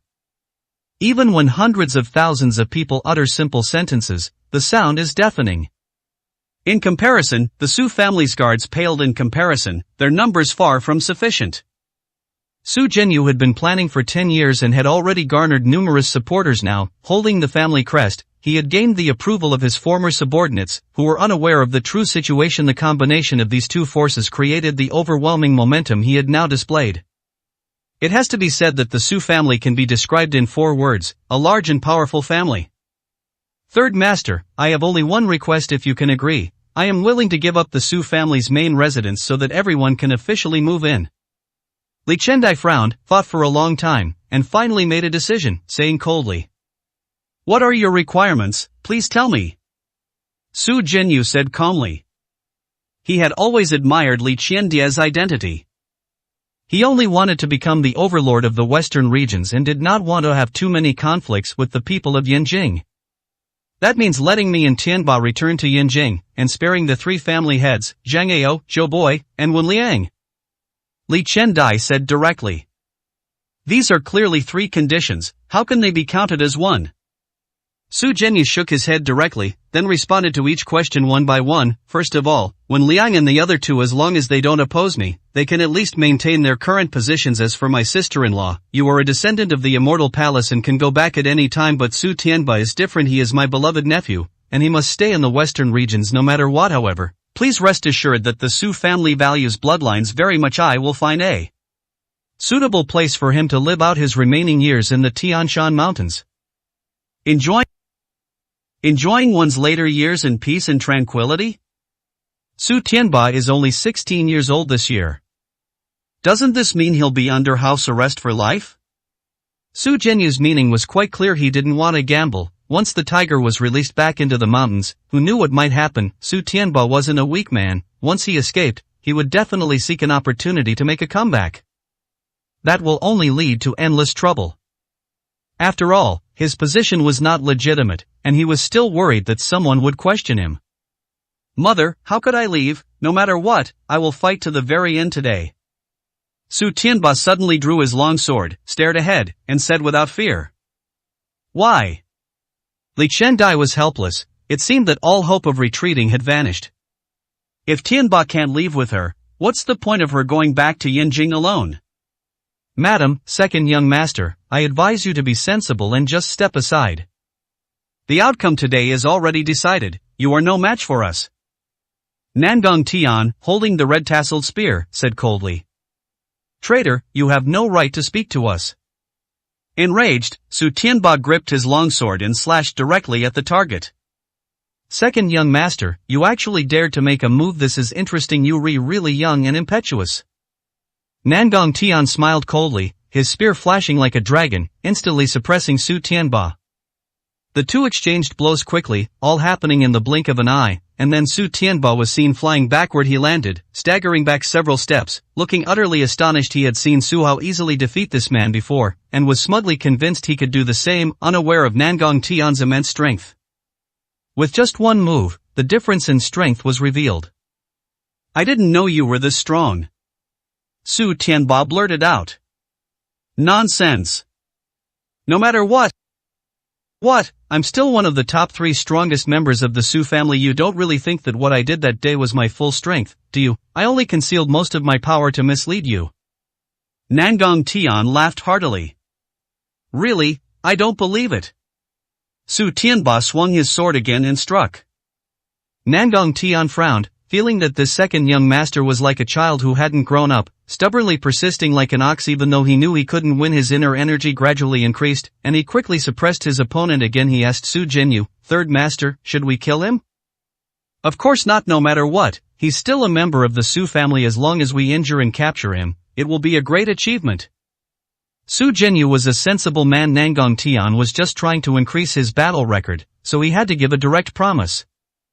Under everyone's watchful eyes, Su Tianba tried dozens of times, but failed each time. Even Shirley couldn't stand it anymore, so he grabbed a large knife and launched an attack. 2 against 1, interesting. Let me see your last resort. Nangong Tian was not afraid, nor did he ask anyone else to make a move. He fought 2 opponents alone, perfectly unleashing the power of his spear. Boom, boom. Su Tianba was sent flying backwards again, landing with difficulty and clearly injured.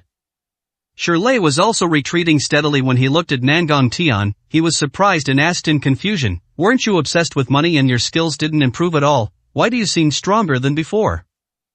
"Your feeling is right, money is indeed a good thing, and I haven't been cultivating as diligently as before, but don't forget that cultivation itself is a resource-intensive thing. I've purchased a lot of medicinal herbs, which is enough to help me break through.